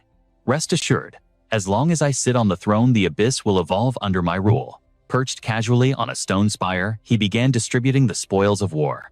Your counsel has been invaluable. When we reach the summit of this world, a seat of honor awaits you both. Reassured by his declaration, Wilfred and the ferryman bowed low. We shall not disturb you further, my lord. With a final pledge of loyalty, they faded into the shadows, awaiting the day of ascension. Macanthus lingered, her laughter like soft velvet. Your plans for the abyss? They truly are intoxicating, master. As the scene shifted, and the gathering grew, she made her move. In a blink, she warped right beside him, her voice dripping with playful reproach. You owe me for this, you know. Make it up to me next time. Chen Bai didn't back down. Just wait until I fully control the abyss. You'll be the one begging for mercy then. His words hit the mark. With a satisfied glance that promised trouble, she vanished into the ether. I'll be waiting in my palace. My lord. Her voice echoed, leaving a lingering tension in the air. Alone at last, he toyed with the ring on his finger. Satan, you've been surprisingly helpful. His gaze drifted toward the horizon as he made an offer the demon couldn't refuse. Once we reclaim hell and merge it with the abyss, I will reinstate you as the Lord of Hell. Inside the ring, the demon's soul trembled with ecstatic ambition. Your divinity will be restored. I am yours to command, my lord, my life for your cause. As the voice faded, Chen Bai's expression sharpened. It was time to focus. The priority remained unchanged, absolute power. In this leveling manhwa world, stagnation meant death. His talents in class were maxed out, but he needed more gear and superior bloodlines. A sudden realization struck him like a bolt of lightning. That's right. The bloodline fusion. His fingers danced across the holographic interface of the system manhwa. He had almost forgotten the mask's hidden ability. Before entering the abyss, he had feted an ocean of high-tier potions. He scrutinized the results. Pureblood Abyss Demon Lord, rank SS. Hell Demon Monarch, rank SS. His brow furrowed. Is that it? Only SS rank. Was it a lack of materials, or had the item hit its limit? There was only one way to find out. He tore open a portal to the 10th floor to harvest more essence. He wouldn't settle for anything less than SS rank. The gate to the 10th floor roared to life. This was the perfect chance to grind some levels. 7 days passed in the blink of an eye. Deep in the underground sewers, Lu Li and Su Xin froze. A familiar voice echoed from the shadows. Su Xin, Lu Li. Chen Bai stepped into the light. What are you two doing down here? Lu Li's expression was grave. Master, we have a situation. Chen Bai rubbed his chin, piecing it together. Let me guess. I was power leveling for 5 days straight, then went silent for 2 without leaving the dungeon. So now, the rats think I'm trapped. Or worse, that I'm dead. Lu Li nodded sharply. Exactly. Sister Song saw this as a golden opportunity. She let the rumors spread to bait the traitors hiding in Jiang City. It's time to flush them out. Her eyes lit up as she explained the strategy. She sent me to intercept you. Using my illusion abilities, I'm to smuggle you back to the villa unseen. We can't let the enemy know the king has returned. She glanced at the woman beside her. As for Su Xin, she just couldn't sit still worrying about your safety. Chen Bai listened, his demeanor unshakable. To think a few days of silence caused such chaos. His mind drifted back to his recent grind in this manhwa recap. The delay was unavoidable. Farming the bloodline elixirs took days. Just feeding the mask took 10 straight hours of absolute concentration. It coincided perfectly with the twins' graduation. He had taken them to the first floor of the abyss to test their new powers. He recalled the sight of them taking flight, their potential finally unlocked. Back in the dank sewer, Chen Bai nodded in approval. Not bad. Song Ziqiang played this well. In this apocalyptic world, ambition is like a weed, it grows everywhere. So who took the bait? Lu Li's report was concise. Several faction leaders thought Sister Song was vulnerable without you. They tried to break away and establish their own dominance. When she refused, they resorted to threats. Result, Xiang slaughtered them all. Chen Bai placed a heavy hand on their shoulders. Handing control to Song Ziqiang was the best investment I ever made. But this management duty is slowing down your own cultivation. Don't worry. I have a solution for that. The two girls leaned in, planting grateful kisses on his cheeks. Thank you, master. Chen Bai shifted gears instantly. By the way, Lu Li, is there space in the central district for another villa? I have a specific need. Absolutely. Sister Song reserved a massive plot behind the central hub for future expansion. Moments later, they stood before a grand estate. Song Ziqiang gestured elegantly. White Emperor, this is the prime location you asked for. Chen Bai stepped forward, flanked by two ethereal figures. Meet Yan Qi and Yan Shui. They are a rare breed of evolvers' earthbound spirits. Their potential is limitless. As they grow, they will bestow massive buffs upon White Emperor City. Their strength is tied directly to the prosperity of our territory. Think of them as the guardian deities of our future empire. Song Ziqiang waved politely. Welcome. I am Song Ziqiang. She paused, looking between them. Are you two twins? Yan Shui, her form shimmering and translucent, smiled warmly. Hello, Sister Song. I'm Yan Shui. Our situation is complicated. Before the end of the world, we were one person, Yan Shui Qi. Yan Qi crossed her arms, feigning indifference, leaving Yan Shui to explain. The evolution split our soul in two. Good and evil were torn apart. And so Yan Qi and Yan Shui were born. Song Ziqiang raised an eyebrow. Good and evil incarnate. Chen Bai stepped in, standing close to the brooding Yan Qi. Don't worry. She may represent the malice, but she has mastered it. The darkness doesn't control her. She just has a bit of a temper. Yan Qi scoffed, turning her head away with a sharp hemph, proving his point perfectly. Song Ziqiang covered her mouth, giggling. He really does resemble you, little brother. Chen Bai stepped forward, his voice commanding. This is Song Ziqiang. She is my woman and the acting ruler of White Emperor City. She holds my absolute trust. When I am absent, her word is law. You will obey her as you obey me. The demonesses bowed respectfully. Understood. Please guide us well, Sister Ziqiang. We shall follow your commands in the Lord's absence. Song Ziqiang placed her hands on his shoulders, her expression shifting. By the way, White Emperor, Mang has been sleeping constantly these past few days. It likely concerns Chat Group 001 and her class awakening. Chen Bai nodded. I'll handle it. He approached her door, knocking, while sending a gentle pulse of energy inside. The sonic wave rippled through the room. Mang lay still upon the bed, deep in slumber. Sensing the energy, she bolted upright. Master, a sudden crash echoed from inside. Chen Bai threw the door open, his senses on high alert. What happened? She rubbed her head sheepishly. Master, my legs gave out from lying down so long. I fell. Then, her eyes lit up. But I have incredible news. I obtained an exclusive hidden class scroll within my dream. It works just like a system manhwa mechanic. If I hunt enough high-quality monsters, I can trigger an evolution. I've been grinding non-stop for days. Rank A is finally mine. Chen Bai sighed, his voice stern but caring. You cannot gamble with your life like this, kid. Even a warrior needs to rest. Haste makes waste, remember. She nodded obediently. I understand, Master. Suddenly, a mystical token materialized in Mung's hand. Master, have you been offline too long? The group chat is exploding because of this item. Everyone is losing their minds over it. The interface flashed. Item Shu Mountain Token. In the system, Manhwa reality holding this grants the prestigious title of Shu Mountain Disciple. Access granted to the special map, Shu Mountain levels 10 to 89. This token is soulbound. It cannot be traded, gifted, or lent. Chen Bai's eyes lit up with recognition. Ah, I remember this now. The clear reward from the Flying Sword Dungeon. But why is everyone making such a fuss? If memory serves, that was a hidden quest, exclusive to the Sword Immortal, wasn't it? Ming's eyes sparkled. Exactly. The hidden dungeon has opened its gates. Thanks to the Sword Immortal, everyone gets one shot. Clear the trial, get the token, and enter the legendary Shu Mountain. The loot inside is supposed to be God tier. A group of men cheered in the background, clutching their new tokens. Chen Bai smirked. Is that so? The girl nodded enthusiastically. Yes, it's the only topic in the chat these days. Master, take a look, Chen Bai shrugged. All right. A holographic chat window popped up instantly. User heir of the 5 lightning whips. Brothers, let's schedule a raid on Shu Mountain. You know my power level. Sign up now, and I'll carry you noobs. Willow King, stop posing. We know you're just showing off.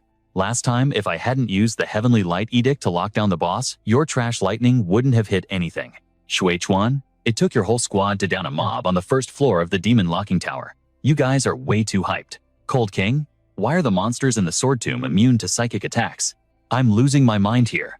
Overlord, instead of yapping, pick a time. Time inside is limited. We need to prep our builds. Chen Bai stepped out of his room and closed the door.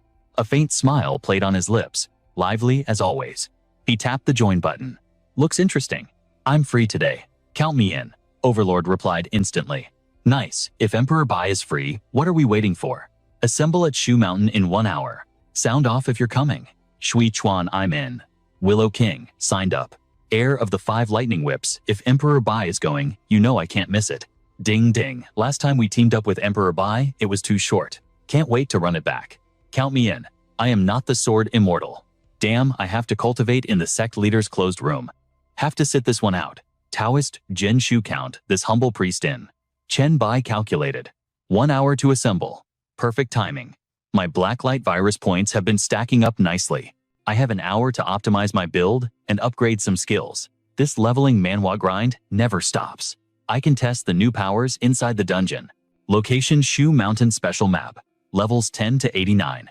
Chen Bai waved. Hello everyone. Looks like the whole squad is here. Jen Shu bowed. Emperor Bai, do you remember this humble priest? Chen Bai nodded. Of course I do, Taoist, Jen Shu. Ding Ding waved with a beaming smile. We meet again. Emperor Bai Chen Bai returned the greeting. Good to see you, Ding Ding. A young man stepped forward introducing himself. Emperor Bai, I'm Willow King. Just call me Ah Lu or Old Lu.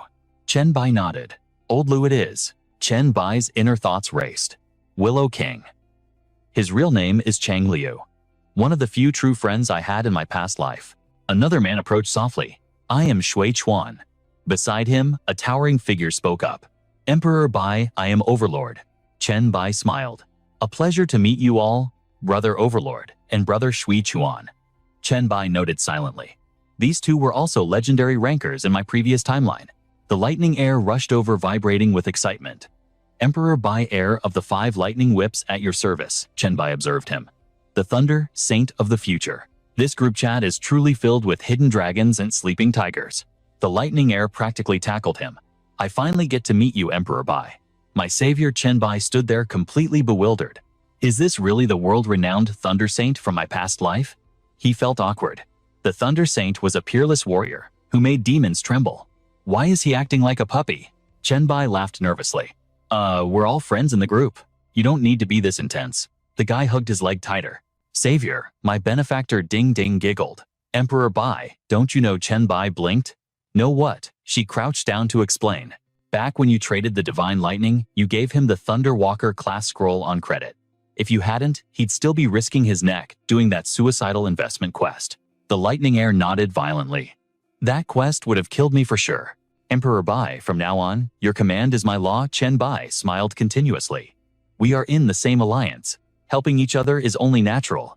Chen Bai clapped his hands. All right, introductions are over.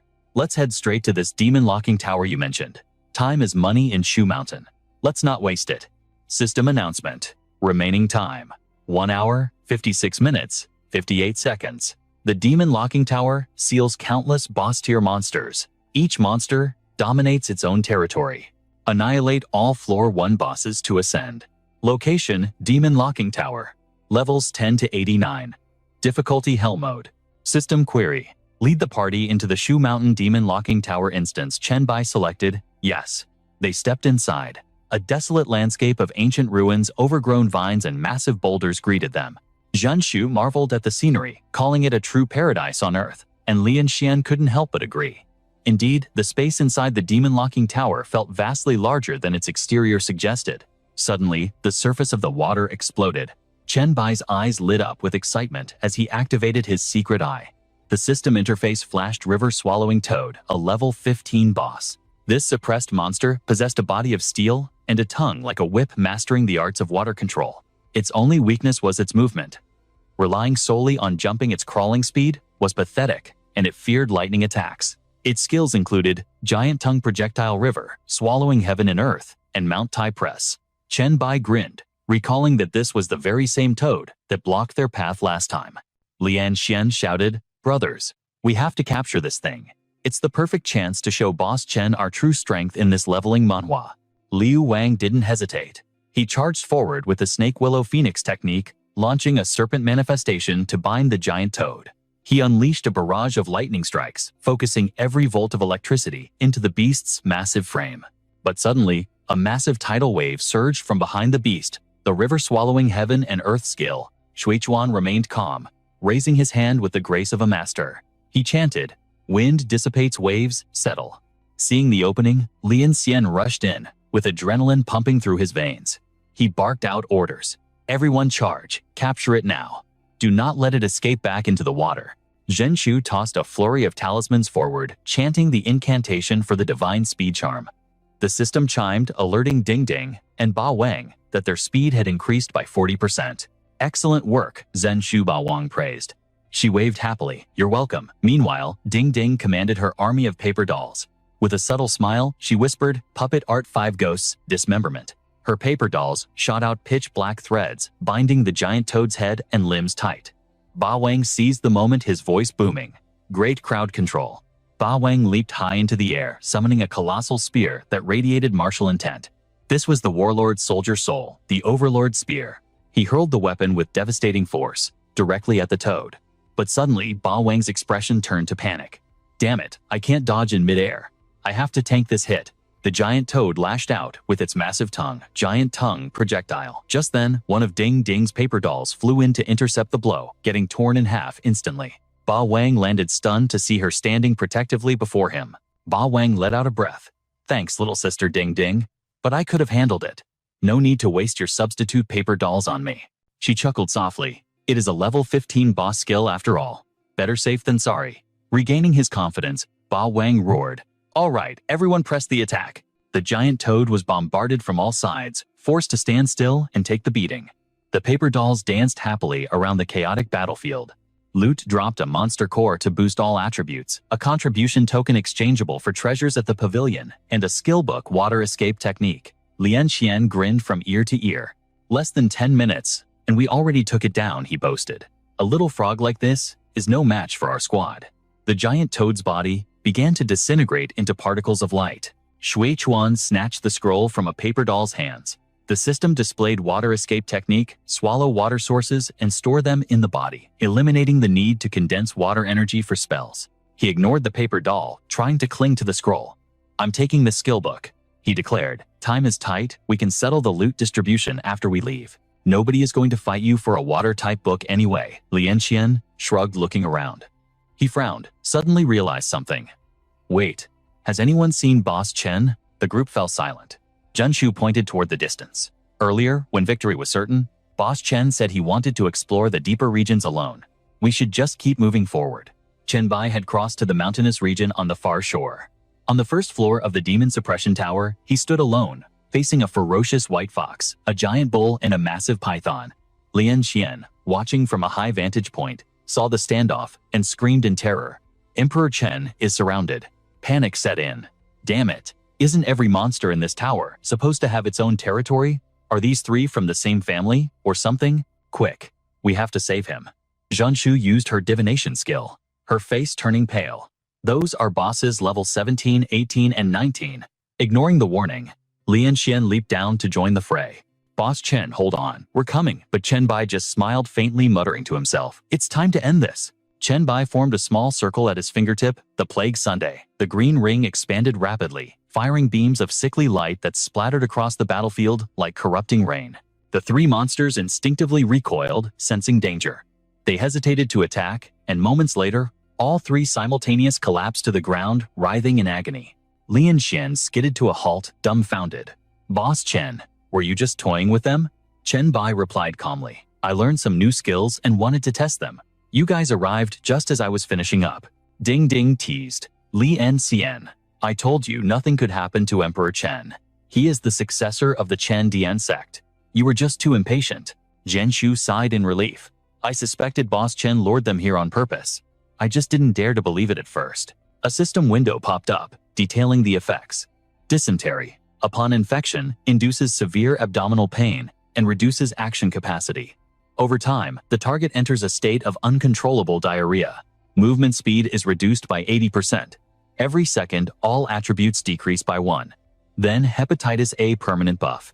Upon infection, growth attributes are slashed by 50%. Each skill usage temporarily reduces attributes by 5%, inducing a state of vomiting that cannot be cured by food. Each vomit permanently reduces all attributes by 1 point. Chen Bai contemplated the results silently. A magnificent crowd control skill, a permanent debuff, and it even boosts the damage of the Plague Sunday. This was the peak of a system manhwa build.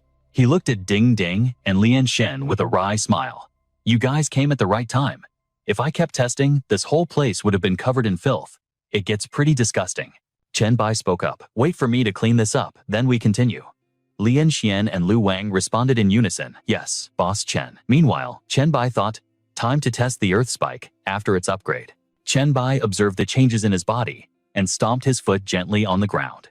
The system announced Skill Sharp Claw Form active. Enhances the Earth Spike tentacle. This variation increases speed and can only be used in Sharp Claw form.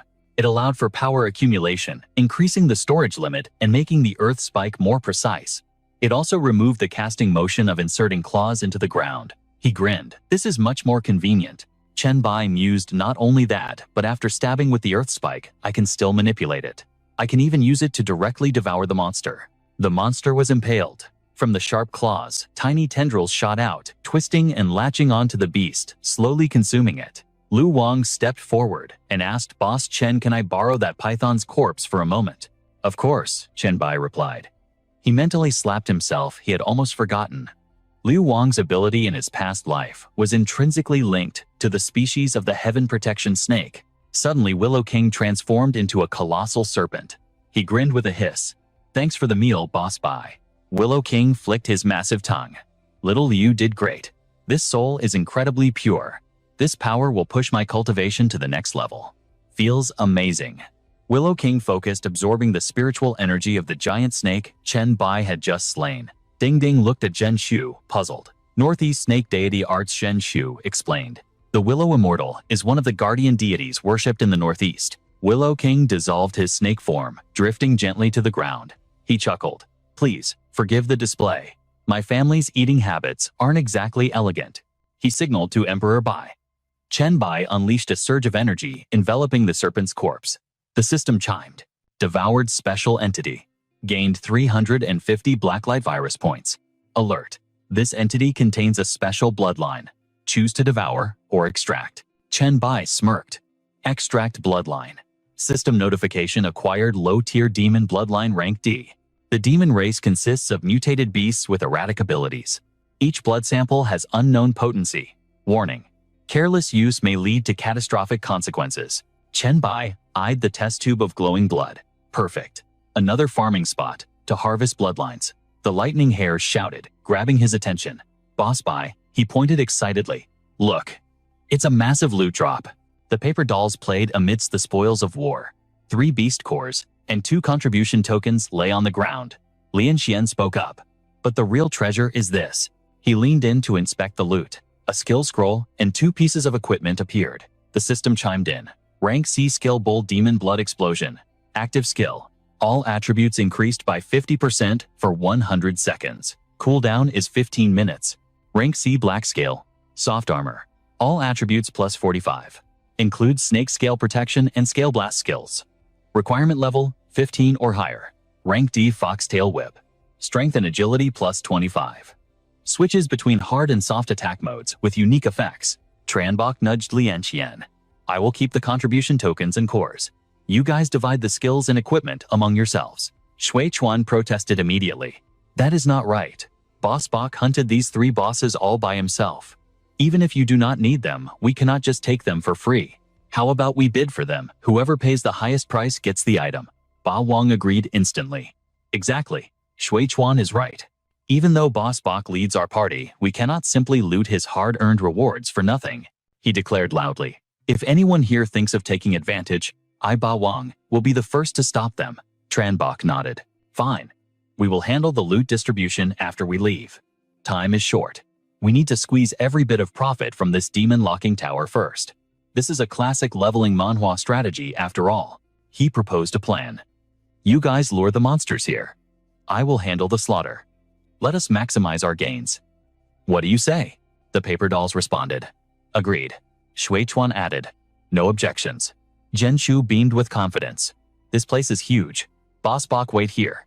We will bring the horde to you. Tran Bok smiled faintly. Good. Ba Wang turned to move. He shouted. Let's roll. Tran Bok quietly tossed a beast core into his mouth. He swallowed the core, looking up at the sky. The system flashed a notification. Beast core consumed. All attributes increased by 10. He was shocked. That much? I might as well eat the other 2. Suddenly, a scream pierced the air. Boss Bok, save me. The system notifications kept scrolling. Notification. Beast core consumed. All attributes plus 10. Notification. Beast core consumed. All attributes plus 10. A massive bird was hunting Lu Wang as he sprinted toward Tran Bok. The bird swooped down on Lu Wang. He dodged in a panic. Tran Bok smirked. His left arm began to transform. Gripping a pitch-black sword, Tran Bok charged. Stay calm. I got this. He leaped into the air, slashing cleanly through the giant bird's neck. A single strike was all it took to end the beast. Lu Wang looked down in shame. Sorry, Boss Bok. I cannot fly. And the old lady is bad at this too. I am useless. Tran Bok reassured him. Luring it here was help enough. Shui Chuan and Lian Xian arrived with 2 more monsters, a treant and a giant turtle. Ding Ding and Ba Wang returned, dragging a white rabbit and a ferocious gecko behind them. Zhen Chu lured a violent python. Everyone shouted in unison, Boss Bok, we are back. Tran Bok smiled pleased. Now that is high efficiency. 2 hours later, in Meng Meng's bedroom, she asked, Master, you are back. How was the harvest? Tran Bok replied, Quite good. I reached level 18. If we had more time, no one would have wanted to leave. He placed a bag of items on her bed. I heard you ate 2 beast cores already. I brought these 8 specifically for you. Each gives 10 attribute points. 10 is the limit. Meng Meng beamed. Thank you, Master. Tran Bok shook his head. Don't just thank me. I only took 2. The rest came from the others. Without you, they never would have gotten the tokens. He stood up slowly. One more thing. The boss dropped a lot of loot. The group wants to hold an auction. Check the group chat later. Bid on what you like. If you lack funds, tell me or Zi Qiang. Meng Meng asked. An auction in the chat group. Why don't you pull everyone into the dream realm for the auction? Reading text is boring. Tran Bok looked concerned. Sure, but are you okay? Don't push yourself. Meng Meng puffed out her chest. Master, don't look down on me. I am Boss Meng Meng, the SSS-Rank talent. He chuckled. All right, Boss Meng Meng. I will wait in my room for your dream totem. Just like in an Awakening manhwa. She sent a notification to the chat. The chat box lit up with Meng Meng's message. Attention everyone. The group auction opens in 30 minutes. Anyone participating should get ready. I will send the dream totem then. Shui Chuan replied. I'm in. Heir to the lightning whip. Me too. I have been eyeing something for a while. The only trash in the group typed. Time for me to shine. Crow asked. How much good stuff did you guys actually get in the tower? Is it enough for a whole auction? Ba Wang retorted. Newbies without a class should stay out. Don't lower the standard. Crow typed. Wait until I kill you. In the auction, Ba Wang. Yazi added. Finally, I get to see Boss Bok. Is he coming? The scene shifted to the Dream Realm auction hall. Meng Meng pushed open the heavy doors and stepped into the VIP auction house. The space was compact, but radiated an air of exclusivity. This location, it will do, she decided, clearing her throat to command the room. 8 million going thrice, her voice boomed with authority. Sold below the platform, the monsters that had occupied the space collapsed in heaps. Meng Meng dusted off her hands casually. Just a little cleanup, and this stage is ready for the main event. She began to chant the Dreamweaver incantation, reshaping the reality of the room. A magnificent red throne with sturdy wooden armrests materialized from thin air. Meng Meng surveyed her handiwork with a satisfied smirk. Perfection! Space distorted, and Chen Bai teleported onto the throne. He sat in silence, his expression unreadable. Is it time? He wondered. One by one, other figures flickered into existence, taking their designated seats in this gathering of elites. Han Xiao's voice shattered the silence. Big sis Meng Meng, I'm here. Meanwhile, Ye Zi timidly took the seat next to Chen Bai. Her voice trembled. Hello, Boss Bai. I'm Ye Zi. A holographic screen popped up, exposing her private chat history for all to see. It was a classic moment in a system manhwa. Ye Zi, I want to join Boss Bai's harem. I want to warm his bed. When is he coming to see me? Ye Zi, I've swept the sheets just for him. I'll literally die if I don't see him. Chen Bai stared at the messages, then at the shivering girl next to him. Nice to meet you. You look quite different from your online persona. Ye Zi buried her face in her hands, dying of shame. Lu Huai stepped forward amused. So she was a keyboard warrior who turned into a shrinking violet in real life. She introduced herself with a warm professional smile. Greetings, Boss Bai. I am Lu Huai. Chen Bai accepted her handshake, his eyes narrowing as he recognized her power. Ah, I remember. The possessor of the yin wood physique. Lu Huai beamed. Thanks to your guidance, my cultivation is soaring. Then Fang Zhang approached, offering a respectful bow. Hello, Boss Bai. My ID is the only trash in the group. Chen Bai chuckled, a rare expression crossing his face. That is certainly a memorable handle. Suddenly, the sharp crack of a gavel echoed through the hall. Order silence, everyone, Meng commanded. She scanned the room with a sharp gaze. Everyone is present. The auction officially begins now. Meng wasted no time laying down the ironclad rules of the exchange. First item, she announced. 4 Demon Beast inner cores sourced directly from the Demon Locking Tower of Mount Shu. Starting price 4 gold coins. Minimum bid increment 4 gold coins. The 4 orbs levitated in the air, pulsing with energy. Effect all stats plus 10 upon consumption. Usage limit 10 cores per person. This was a prime item for any protagonist in a leveling manhwa. Wu Ya raised his hand instantly. 4 gold. I've been too busy unlocking my hidden class to qualify for Mount Shu. You high-level bosses, please have mercy on this humble player. A hand shot up, silencing the room. 40 gold. It was Fang Zhang. He offered an apologetic nod to the stunned group. Sorry about this, brother. Wu Ya gritted his teeth. You'll get into Mount Shu eventually. My team needs this. But the gap was too wide. Look at you, Wu Ya spat, defeated. Even if I didn't want to yield, I can't match 40 gold. You win. Silence fell over the hall. Meng's voice rang out. 40 gold going once, 40 gold twice, 40 gold 3 times. Bang. The gavel struck like a judgment. Sold to the only trash in the group for 40 gold. Fang Zhang winced, rubbing his neck. I'm really starting to regret choosing that ID. From his throne, Chen Bai watched the young man, his eyes sharp and calculating. A scroll materialized, glowing with ominous red light. The interface flashed Skill Bull Demon Bloodburst. Rank C active. Increases all stats by 50%, but drains 5% health every 5 seconds. Duration 100 seconds. Cooldown 15 minutes. Meng presented the scroll. A C rank active skill. The backlash is severe, but the buff is undeniable. Starting price 10 gold. Minimum bid 1 gold. 15, Wu Ya shouted. 20, roared the overlord. Zhen Shu chimed in. 25. Then Han Xiao slammed his hand down. Time to go big or go home. 50 gold coins. 100, Fang Zhang said calmly. The room gasped. Han Xiao glared. This rich kid again, fine. 110. Fang Zhang tilted his head innocently. Brother Han, is this skill essential for your build? Must you have it? Han Xiao hesitated. I mean, I lack a survival trump card, but it's not life or death. Fang Zhang flashed a blindingly friendly smile. Then pardon my offense, Brother Han. He raised his hand high. 250 no, make it 260 gold. The gavel came down. Sold the only trash in the group. Wins the Bull Demon Bloodburst for 260 gold. The auction turned into a one-man show. Sold the only trash takes the Black Scale Soft Armor for 145 gold. Sold. The Rock Feather Boots go to the only trash for 160 gold. Sold. The Rabbit Cloud Kick Skill Book 234 gold. The Snake Tooth Necklace 122 gold. All to the only trash. And the Black Turtle Heart Guard sold for a staggering 392 gold to the only trash. The Overlord watched, his face twisting in annoyance. Oi brat, Overlord growled. Do you actually have that kind of coin? If you're bidding empty numbers just to troll, you're going to regret it. Fang Zhang didn't flinch. Rest assured, Brother Overlord. I will transfer the full amount to Boss Bai the moment we disconnect. He turned to address the group. Listen everyone, if there is an item you desperately need for your build, just say the word, and I will back down. If I've already bought something you need, I'm willing to gift it to my guildmates. He bowed slightly. Please forgive me. I have my reasons for this hoarding. I truly have no choice.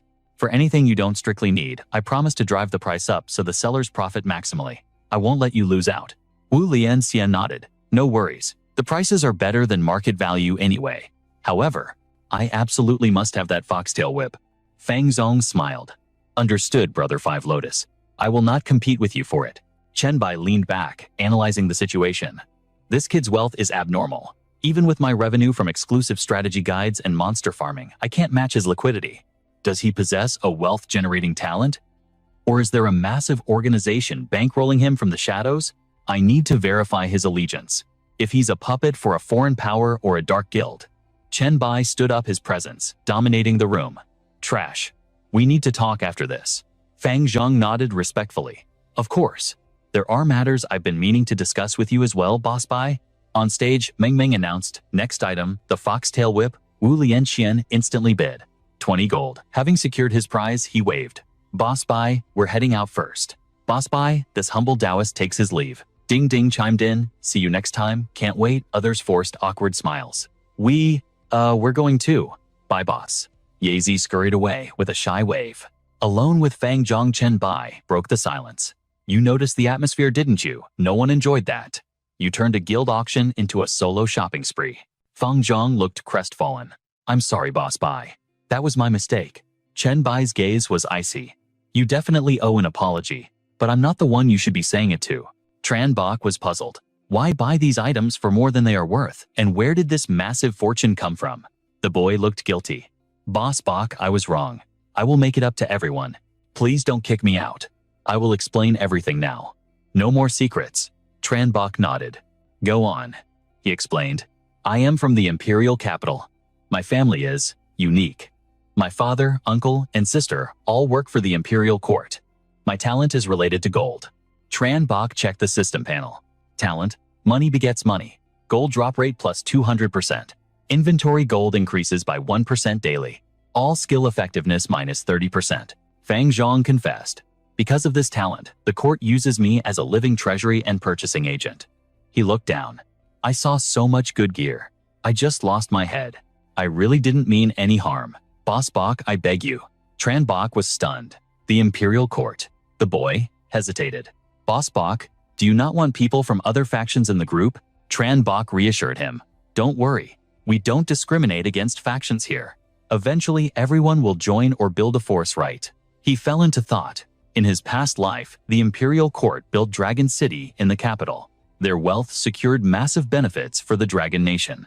This sounds like a typical manhwa recap plot twist. It seems it was all thanks to this kid's ability. Even at 1% a day, with a large enough base that growth would be absolutely terrifying. Chen Bai's interest was piqued. Fine. I have no quarrel with your faction's power. But let's set some ground rules first. The man replied eagerly. Speak your mind, please go ahead. After the auction concluded, inside a lavish villa in the Dragon capital, Fang Zhong pleaded for his life. Sis, I was wrong. Have mercy, not the face. Mercy, she scoffed. She was a Special Forces Lieutenant Colonel. A top 30 ranker. You represent our family, yet in-game, you're known as the only trash Fang Zhong. I'm just a useless A-rank rich kid with zero combat power. If you don't hold back, your own brother is gonna expire. She frowned, annoyed. Maybe a broken bone or two will teach you a lesson. Fang Ning? Wait, I didn't cause a disaster. Even after the White Emperor found out who I was, he didn't care. Fang Ning warned him sharply, it doesn't matter what the White Emperor thinks. If you keep acting like a spoiled brat, you'll meet a tragic end. You only survived this time because he couldn't be bothered with an insect like you. What happens when you offend someone else? Suddenly, an elderly man walked in from the study. Xiao Ning, why are you lecturing Xiao Zhang again? Father. After the auction, the White Emperor actually asked me to stay behind, Fang Zhong confessed. He gave me 2 conditions. The patriarch frowned, his aura flaring. Stop cowering like a frightened rabbit. Stand up straight and speak clearly, Fang Zhong stammered. Right. First, I cannot reveal the innate talents, opportunities, or private dungeons of any group member to the imperial court. Second, I can't use my wealth to disrupt the group's market prices. The old man's voice turned stern. And you agreed? Fang Zhong nodded rapidly. Yes, I told him the imperial court holds the White Emperor in high esteem. I made it clear that the government never asked me to spy on him. My only job is to build good relations and not step on anyone's toes. The patriarch sighed. You say the right things, yet your actions were foolish. We told you not to offend anyone, yet you bought out the entire auction and annoyed everyone present. Fang Zhong hung his head. I know I messed up. The father calculated his next move. Fine. I've devised a plan for you to operate within Group 001 from now on. We don't know how the White Emperor truly sees us yet. You must perform well. Fang Zhong grinned confidently. Dad, don't worry. He really doesn't hold a grudge. He even showed goodwill, otherwise he wouldn't have sold me this treasure for a measly 10,000 gold. The father froze. 10,000 gold. Fang Ning cursed. You idiot, the government gave you funds to secure resources not to throw away. Fang Zhong laughed arrogantly. Trust me, we didn't lose money. Look at this. Even if I gave away all the gear for free, this one item makes a profit. The system interface flashed S-rank pureblood demon bloodline. Fang Ning's jaw dropped. An S-rank bloodline. The father stood there stunned into silence. S-rank. The system notified the only trash in the group. Everyone, I offended many of you today. I'm a newbie, so I got carried away with the shopping. I bought a guild warehouse. I'm dumping all today's gear in there. Take what you need. It's all free. Also, if you have high-tier gear you don't need, sell it to me. I pay top dollar. Fangzong sighed. Hope this works. System notification. Basic warehouse opened. The group leader and manager can set withdrawal and storage rules. Chen Bai grinned. This kid is interesting. He typed, I'm making you the warehouse manager. Don't let us down. The only trash replied immediately. Mission accepted, boss. The overlord chimed in. Not bad. The kid has potential. True Void added, a generous Taoist indeed. Crow spoke up. Then I won't be polite. The overlord scoffed. Why are you grabbing stuff? These are from Mount Shu. You haven't even changed classes yet. You can't use them. Crow replied. Ouch. When did I offend the overlord? The Frost King laughed. Old overlord is just looking out for you, bro. That's just how he talks. Chen Bai analyzed the situation. The bloodline I got from the 10th floor combined into 2 double S ranks and 1 S rank. I have 3 double S ranks now, yet this thing still refuses to fuse. Back in his bedroom, in the central villa of White Emperor City. Hey, 3 double S ranks aren't enough for you. Is it a quantity issue? Or have you reached your limit? The energy seemed to look at him with disdain. I get it. Not enough juice. Looks like another trip to the abyss is in order. My stats skyrocketed after the Mount Shu trip, and I have new skills. It's time to conquer the 10th floor of this leveling manhwa world. Who is the boss of the 10th floor again? Honestly, the bosses of the first 66 floors were forgettable. I hope this one is smart enough to submit. Abyss Floor 10. Usa sneered. Human, you've returned. I didn't expect you to become an Abyss Lord. But I don't care about titles. My trial has level restrictions. Right now you are no match for me. Standing opposite him was the Lord of the 10th floor Demon Captain Usa, a level 30 boss. Chen Bai scoffed. Another fool who chooses death over submission. Usa looked down from his high ground and chuckled. Stat reduction skills. A cute trick but insufficient. My stats still dwarf yours. Witness my power. Demon War Soul. The system displayed the skill Demon War Soul. Melee Combat Avatar. Effect. When enemies are within 5 meters, all stats increase by 20%. Strength now defends against mental attacks. Chen Bai unleashed the Hellfire of Desire technique. As the flames of passion surged to the heavens, the system chimed. All attributes increased by 50% for 3 minutes. Equipment skill activated Bio-Disaster and the Bones of the Pursuer. Alert agility and strength increased by 30%. Attack speed boosted by 50% for the next 50 minutes. Blade mode engaged. Yusha stood frozen, unable to comprehend the sudden shift. Chen Bai launched an uppercut, sending the demon flying, before slamming him ruthlessly into the earth. Chen Bai stood over him, radiating arrogance. How about now? Do your attributes still surpass mine? Yusha's eyes burned with humiliation and rage. You bastard! The demon captain's passive skill, Bloodthirsty Berserk, roared to life. As expected of a high-stakes system manhwa battle, the interface revealed that his attributes spiked in proportion to his injuries. Yusha let out a deafening roar. System analysis. Strength 1125. Agility 1036. Constitution 1304. Spirit 1059. Alert strength. Surge to 1235. Agility to 1392. Constitution to 1441. Spirit to 1569. Chen Bai smirked his eyes, gleaming with cold amusement. Just as I planned. With a single casual swing of his hand, Chen Bai struck before the demon could even raise a defense.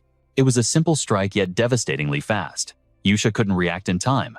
Blood sprayed into the air as the demon captain collapsed, coughing up thick clots of crimson life force. Cough, cough, cough. Pure hatred twisted Yusha's face. Cough.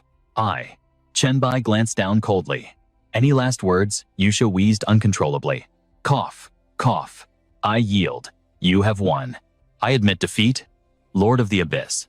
I beg you, let me die like a warrior. Do not let me perish like a diseased dog. Chen Bai's smile turned sinister.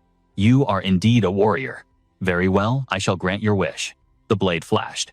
Yusha's head separated cleanly from his shoulders. Suddenly, a magnificent purple light erupted behind Chen Bai.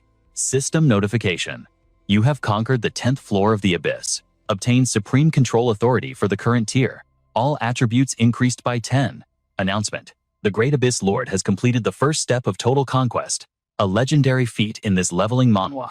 The ancient power of the abyss converged into his body. New class ability unlocked. The Lord's Decree. The surrounding demons chanted in unison. My lord, my lord. Specks of violet light danced around Chenbai like fireflies. System explanation. The Lord's Decree, a class skill granted by the conquered abyss floor. Effect. You can command demons with unconditional obedience. You may lead abyss creatures to any location via the abyss gate. Note, this skill has significantly reduced efficiency against true god-tier demons. Chenbai thought to himself, excellent. Before, Lord was just an empty title. But now, I truly control the abyss. I hold the lives of these creatures in the palm of my hand. The plan to reform the abyss starts now. In the name of the Lord, I hereby name the first 10 floors, the abyss fields. In the name of the Lord, all demons on the 10th floor, heed my command. From this moment forth, infighting and unauthorized slaughter are strictly forbidden. All demons are to mine the mountains and clear the foundations. I intend to build a fortress. We will establish a true civilization here on the 10th floor. The demons looked at each other, completely dumbfounded. Wait, does this mean we aren't allowed to fight anymore? Then how are we supposed to increase our strength? And what is this about building a city and civilization? What use are those things to us? Mysterious purple streaks of energy began to snake across the ground. Chenbai calculated the coordinates. The fortress will be situated on the southeast plane of the abyss well. He channeled the abyss power to outline the massive city walls directly onto the earth. Listen well, during the construction, whoever performs with excellence shall be rewarded. The prize is an S-rank pure-blood demon bloodline. The demons froze in shock. Did he say? A reward, an S-rank pure-blood bloodline S-rank. Upon hearing this one, Demon immediately hoisted a massive rock to begin working. The others instantly panicked. This is bad, we're falling behind. With a reward like that, who cares about fighting? Lord, my lord, let me build the city. I love construction, building walls is my passion. Move out of the way, that bloodline is mine. Another demon scoffed at him. You brainless brute. Only intelligent little demons like us can construct a sturdy wall. The others retorted. Our fallen demon tribe has the numbers. The reward will definitely belong to the fallen demons. Chenbai blinked in surprise. Oh, they started faster than I expected. A large demon roared in frustration. What are you doing? Why did you move the wall? I already finished stacking that. A smaller demon shouted back. You moron, you have to dig the foundation first. Another voice piped up. You call that pile of rubble a wall? Chenbai sighed heavily. I was too careless. These demons aren't stupid, but they've known nothing but war since birth. I need to teach them how to build, and more importantly, how to cooperate. Wait, I have an idea. Li Du walked over slowly, a smooth smile on his face. My dear Chen, meeting you again is simply delightful. Do you require assistance? I recently imported a fresh batch of goods from the dwarven craftsman and the god of steam. He gestured grandly. You see, the first city of the abyss has begun construction, but these demons, they lack the expertise. I wonder if you have anything that could help them build a better fortress. After all, this is where your Goblin Merchant Guild will be located in the future. In the distance, demons were throwing rocks into a crusher, while others loaded bags of gravel onto carts. A perfect industrial assembly line began to take shape. Ledu stood beside Chenbai, explaining eagerly. What a coincidence, these two machines are from the new shipment. One crushes stone, and the other processes the binding agent. He turned to look at the site, his face lighting up with excitement. By the way, the binding agent produced from abyss materials is incredibly durable, a truly top-tier product. Behind him, Chenbai smiled knowingly. But this kind of business is too small for someone of your stature, isn't it? I doubt you came here personally, just to sell cement. Ledu jumped slightly, then turned back with a grin. True, but also not true. Mosquito meat is still meat, as they say. However, you are right. I didn't come here just to trade construction materials. Ledu opened a series of holographic system panels, displaying products. I also have a comprehensive city design plan suitable for all races of the heavens. Why don't you pick a design you like? Consider it a free gift. Chenbai raised a hand to stop him. No need. I only intend to build the outer walls. When the time comes, whoever claims the land can build whatever they want on it. Li Du closed the system interface, looking skeptical. Won't that result in a chaotic mess? Chenbai's expression was filled with absolute confidence. This is the first city of the abyss. It should have the chaotic nature of the abyss. Besides, if it really becomes a mess, wouldn't your Goblin Merchant Guild stand out even more as a beacon of order? Ledu's eyes widened, and he nodded in excitement. You make a compelling point. I am now looking forward to seeing what this city will look like upon completion. The two of them moved quickly down the path. Chenbai extended his hand, acting as a guide. Sir Ledu, the main entrance is near the abyss, well over here. My mansion will be in the deepest sector. And this is the prime location for your merchant guild. You can make your selection now, sir. Once chosen, just leave your mark. The merchant turned to look at him. Then I won't stand on ceremony. On the ground, an invisible stake was driven into the earth. A magical formation lit up before Chenbai's eyes. Ledu stood outside, confirming, I'll choose this spot. I'll begin gathering materials immediately. Chenbai smiled. Farewell, Lord Ledu. The goblin bowed. Until next time, Chenbai pondered his alliances with Ledu and Mikantis. This city can't just have a goblin merchant association building. Mikantis wants to build a succubus lounge. I wonder if the other 5 lords want to establish a foothold here too. Chenbai remained calm, thinking of the other 2 monsters. I should ask them. Baphomet and Jinwook have volatile tempers. But it's time to improve diplomatic relations, isn't it? With a wave of his hand, he tore open a dimensional gate. Only with their support can I truly control the abyss. He stepped through. Suddenly, a massive monster lunged, slashing down with terrifying force. Human, you finally came. This was the 279th floor of the abyss. Dust exploded from the impact.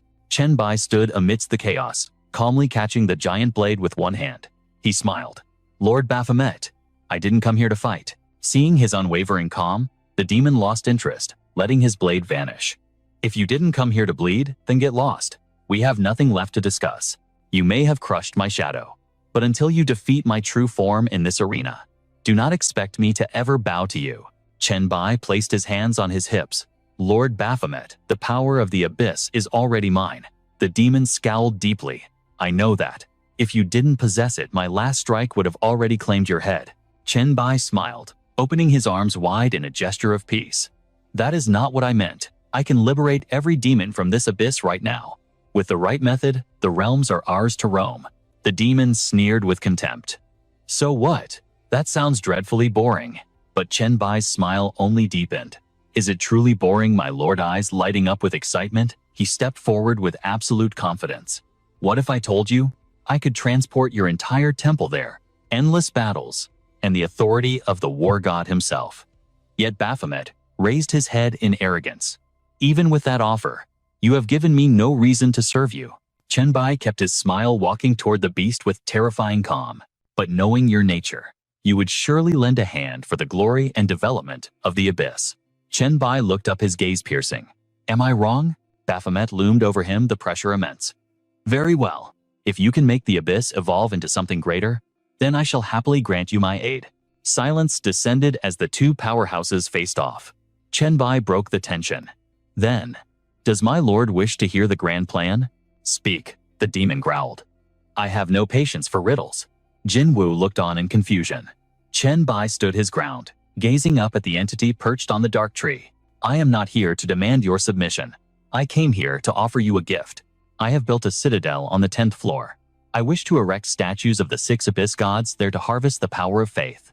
This was the 375th floor. Baphomet scoffed. You think such a petty tribute is enough to buy my loyalty? Chenbai pointed a finger at the god, his other hand resting confidently on his hip. I can also grant you freedom from the abyss, and a chance for revenge. I heard your original weapon was not the slaughter dagger Lacroix. Is that correct? The demon grasped the item, his eyes blazing with sudden interest. Deep in the 400th floor of the abyss, Chenbai looked at the figures on the cliff. Lord Gabo, do you not wish to hunt down Thanatos or Morpheus and restore the lost glory of Hades? Gabo looked down, his voice grim. Absolutely. Next, on the 350th floor, he stood face to face with Ifrit. Bye. No matter the crisis, whether inside or outside the abyss, you may call upon us. On the 500th floor, Agares gave his word. Since you promised to help Master Satan regain his glory, I am willing to cooperate. Finally, Mikantis smiled, realizing the truth. No wonder you are the Lord. You actually united all 6 gods. So, when do I get to choose the location for my succubus chamber? She lounged on the white carpet, while Chenbai sat nearby completely at ease. Patience. Since I promised the others, your turn will surely come. I know of your war with Hellrose.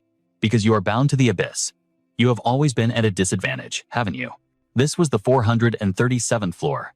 At the mention of the name, Mikantis's face twisted in fury.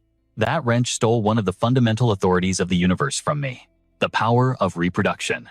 We are sworn enemies, destined to destroy each other. Chenbai stood up, eyes narrowing. Is that so? If you ever need to leave the abyss, just signal me. His eyes shone with a dangerous confidence. You say you were always the weaker one. I will help you crush Hellrose. She fell into thought. Well, I wasn't always on the losing side.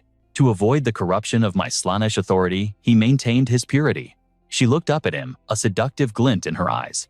But as long as he remains a virgin, he can never fully master the authority of reproduction.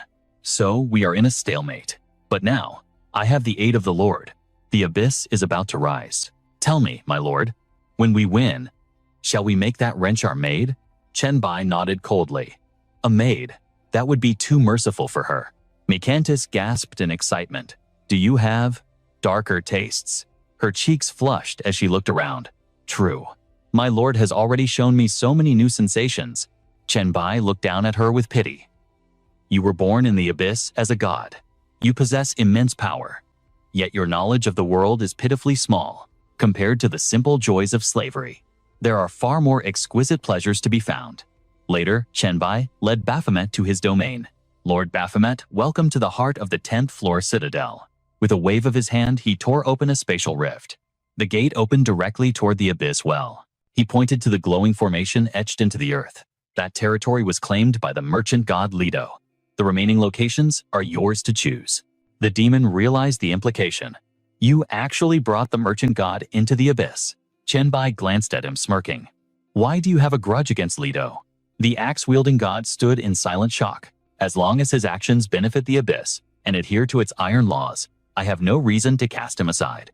Hearing this, Chenbai glanced away, lost in deep thought. This Minotaur god. His nature was as blunt as a hammer strike.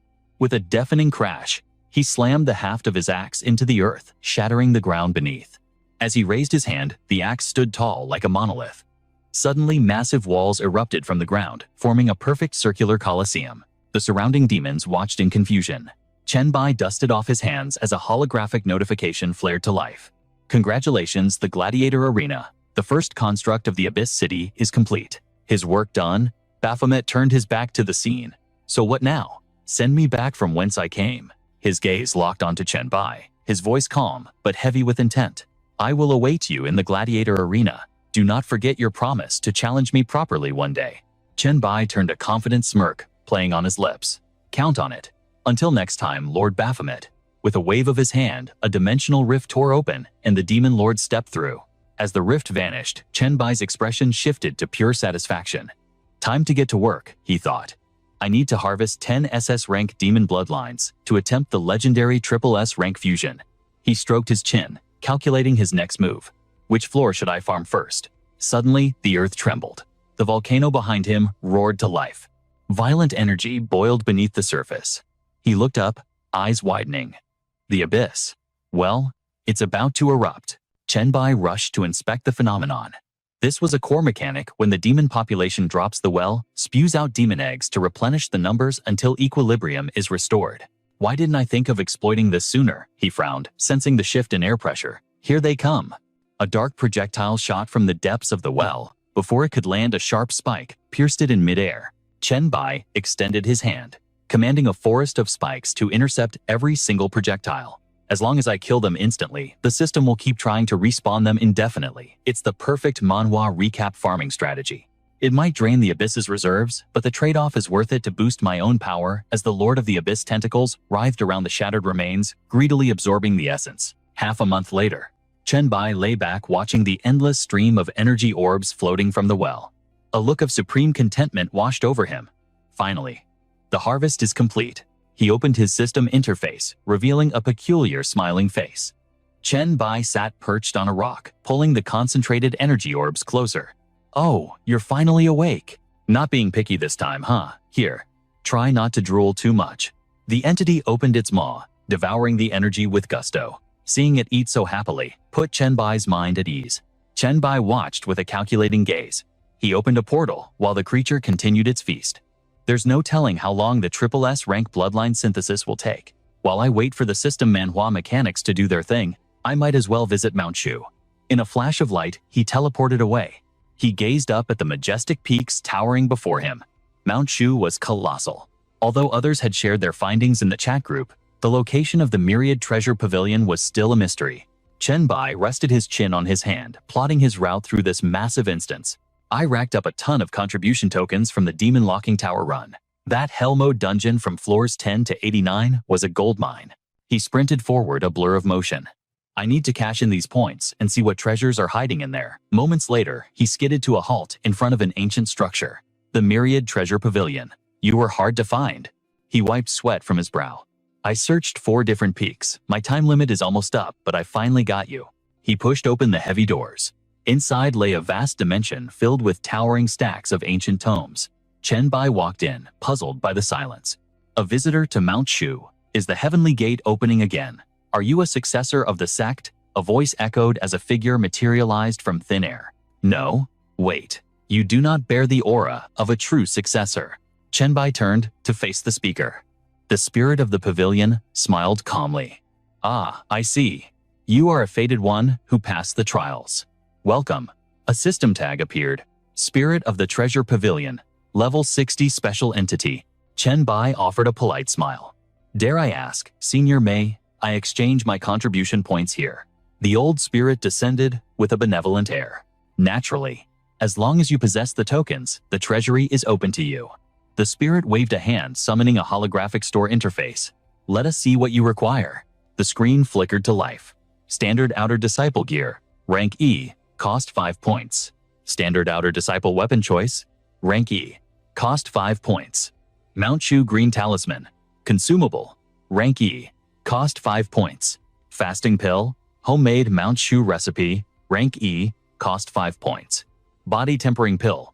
Rank E. Cost 8 points. Chen Bai stared at the junk items in silence. His fingers danced across the screen, changing the filter settings. Sort by cost. High to low. Show me rank A, S, and SS only. His eyes widened as the list refreshed. A smirk of absolute confidence returned to his face, typical of a protagonist in a leveling manhwa. Blue Sky Sword. Rank S weapon. Exchange price 1 million points. Position Elder. Below it lay the 8-turn Flying Immortal Pill. Rank S consumable. Price 200,000 points. Elder position. Clear Element Sword. Rank SS weapon. Price 5 million points. Chen Bai whistled in appreciation. Mount Shu really is hoarding the good stuff. With a sly expression, Chen Bai took a screenshot and uploaded it to the system chat group. Group owner White has updated the Mount Shu secret realm map. Click to view. Group owner White has posted Treasure Pavilion Exchange List. Click to view. Elsewhere, Zishun stared at his screen in disbelief.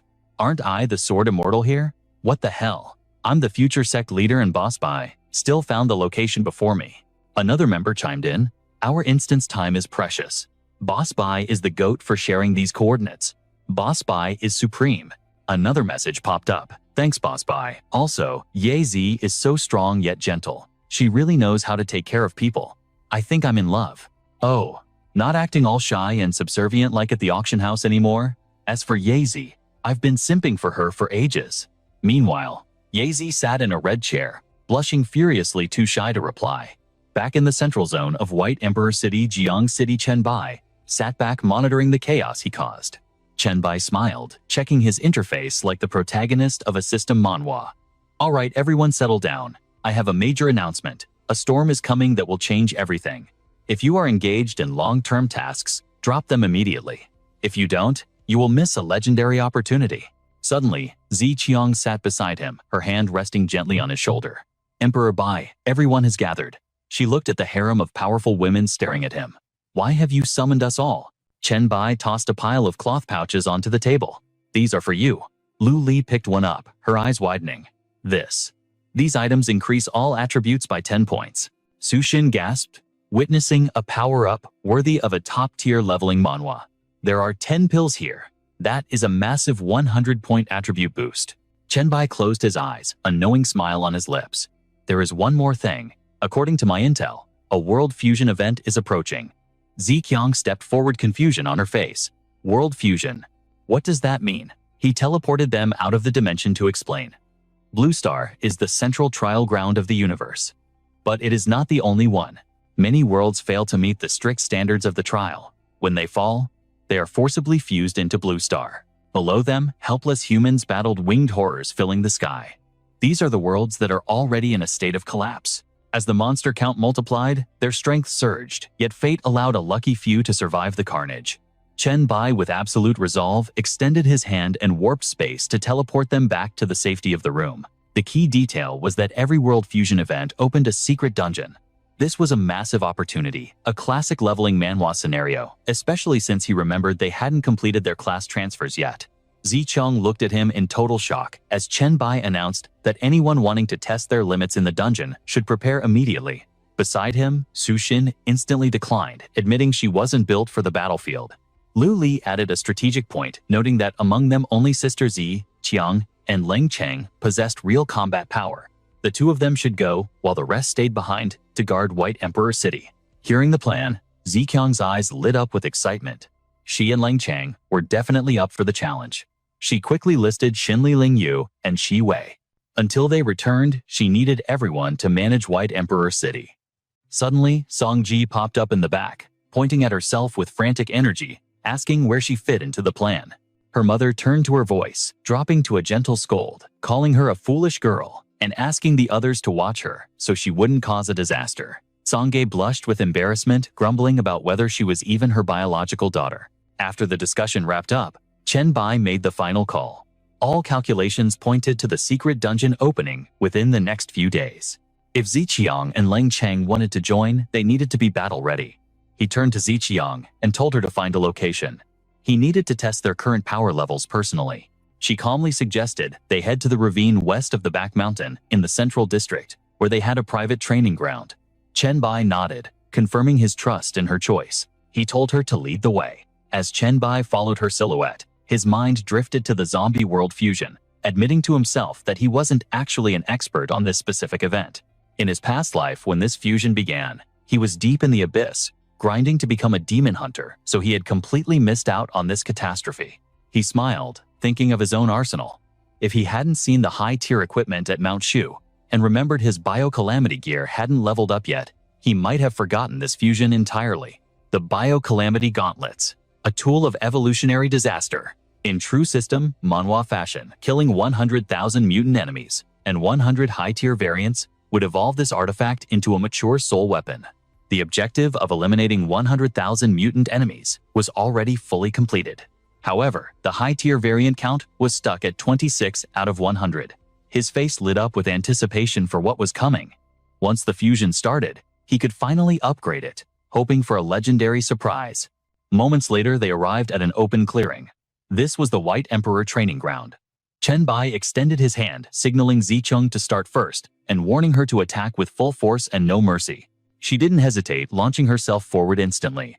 Zicheng cast a binding spell, and in a flash, Chen Bai's body was locked down tight. Razor-sharp projectiles flew toward him as she spun around to close the distance. Chen Bai remained calm, smiling despite the chains, before unleashing a blast of mental force. His gaze turned icy, cold, striking fear into her soul, and forcing her to crash to the ground, unable to attack. He walked over calmly, announcing that the sparring session was over. Ziqiang clutched her head, sitting on the ground with a wave of dizziness. It ended too fast. She lamented that she still had so many skills and combo variations she hadn't even unleashed yet. He immediately reached down to help her up. He explained that problems needed to be solved one by one. She shouldn't keep her mental connection active on projectiles when it wasn't necessary. Chen Bai's eyes were filled with determination as he lectured that while power and flexibility might drop, safety increased drastically, preventing backlash damage if her weapons were destroyed. He asked if she understood. Ziqiang, now resting in his arms, looked up with a smile and confirmed she got it. It was the difference between a dart being caught and a whip being grabbed. He didn't hesitate to praise her intelligence. Turning his attention behind him, he called for Leng Cheng next. Suddenly, she lunged from his blind spot with a punch that actually caught Chen Bai off guard, but his reflexes were god tier, and he effortlessly arched his body to dodge the strike. She swung her hand to summon a weapon, but Chen Bai instantly clamped down on her wrist, while her foot pressed against his knee in a stalemate. He praised her moves before setting her down with a warning. Her combat skills were technically on par with his, but having lived in a peaceful era, she severely lacked the life-or-death slaughter experience needed for real war. He demanded to see her talent tree. Leng Cheng obeyed. He analyzed the stats hand on his chin as he broke down her build. A Class A profession path of the assassin with 2 talent trees, stealth, enhancement, and explosive power. He asked why she was pumping points into hiding rather than maximizing her burst damage. She replied that the demon hunter profession already had plenty of burst skills. Hearing this, he was satisfied, reminding her to immediately boost her stealth capabilities once she secured the class. It was a solid choice. With a wave of his hand, he tore open a dimensional gate and told her to follow him. They stepped through to the first floor of the Abyss Canyon. She immediately sensed the heavy demonic aura. Looking down into the dungeon, Chen Bai confirmed they were indeed on the first layer of the Abyss. He glanced at her, explaining that demon hunters had numerous buffs and special skills that could only be unlocked by slaughtering demons. She would train here, and her results would depend entirely on her own effort. He wouldn't be there to babysit. Hands on his hips, he added that he'd return in a few days, hoping he wouldn't be coming back to collect a corpse. Standing behind him, she radiated determination, vowing not to let him down. Inside, the cave monsters began to crawl out, excited by the scent of human prey. The cacophony of demons filled the air. This cave was a dead end, a cage where beasts tore at each other's throats. Chen Bai looked down from the cliffs, his gaze cold as ice. Scram! That prey is mine. First come, first served. A smirk played on his lips. He was the hunter, analyzing the terrain, calculating every variable before snapping the trap shut. Lang Chang. She was performing perfectly. With a calm that betrayed her lethality, Lang Chang stepped out of the shadows. Looking at her, pride swelled within him. In his past life, she wasn't a celebrity hero like Song Ziqiang, but she was definitely Song's hidden ace. In this life, she would be Chen Bai's sharpest blade. He turned to leave. The rest was up to her now. As he smiled, a holographic window popped up. The system inventory was open. Inside the dimensional storage, Chen Bai stared at the mask. It seemed to smile back at him, 2 twisted horns now sprouting from its surface. He touched it, intrigued. You've never reacted like this before. Interesting. Suddenly, the mask's maw opened, unleashing a surge of raw power. Chen Bai's eyes widened in delight at the item it spat out. Success. It was the SSS-Rank bloodline. Just the pulsing aura alone was suffocating. He frowned, impressed by the sheer pressure. A weaker evolver wouldn't even survive standing near this thing, let alone using it. The interface flashed with details. This was the holy grail of any system manhwa. He reached out and grabbed it. You belong to me now. The SSS-Rank Demon Monarch bloodline. This was the exclusive power of the Abyss. To be born a demon royal was to be a king chosen by the Abyss itself. The Abyss mocks the cowardly, but shows no mercy to the weak. Succeed or die. Do you have what it takes to conquer it? Suddenly, a specific function caught Chen Bai off guard. His hand clenched, siphoning the energy. Of course I do, but then he gritted his teeth as vertigo hit him. Arg, it feels like millions of needles piercing every cell. His hands and body trembled violently, yet the energy orb floated calmly in the air. No, wait, this private warehouse is just a projection. My physical body is still exposed on the first floor of the Abyss. I can't fuse with the bloodline here. If some brainless demon attacks me now, I'm done for. He instantly snapped back to reality. Chen Bai opened his eyes, determination burning within. He walked toward the rocky outcrop, his mind racing with a new plan. To ensure 0 errors, I need to seal the sand demon in Solomon's ring first. Then, to the Abyss well. He transported the artifact and himself to the sanctuary. This is the safest place. Inside the Abyss well, Chen Bai waved his hand, forcing the chaotic energy into his body. The power of the demon bloodline was tyrannical. His body began to collapse. Energy surged into his arm, swelling it to the bursting point. Chen Bai stared at his mutating limb in shock. Even the blacklight virus is being suppressed and forcefully merged. My regeneration is offline. Poison resistance is useless. He ground his teeth together as his flesh started to crack. I can't fix this with skills. I just have to grit my teeth and endure the pain. His body convulsed as energy leaked out, but then a miracle happened. The ambient energy of the Abyss began stitching his wounds back together. The Abyss. It's healing my disintegrating body. Coming to the Abyss well was the perfect gamble. 2 days later, he crawled out of the well utterly drained.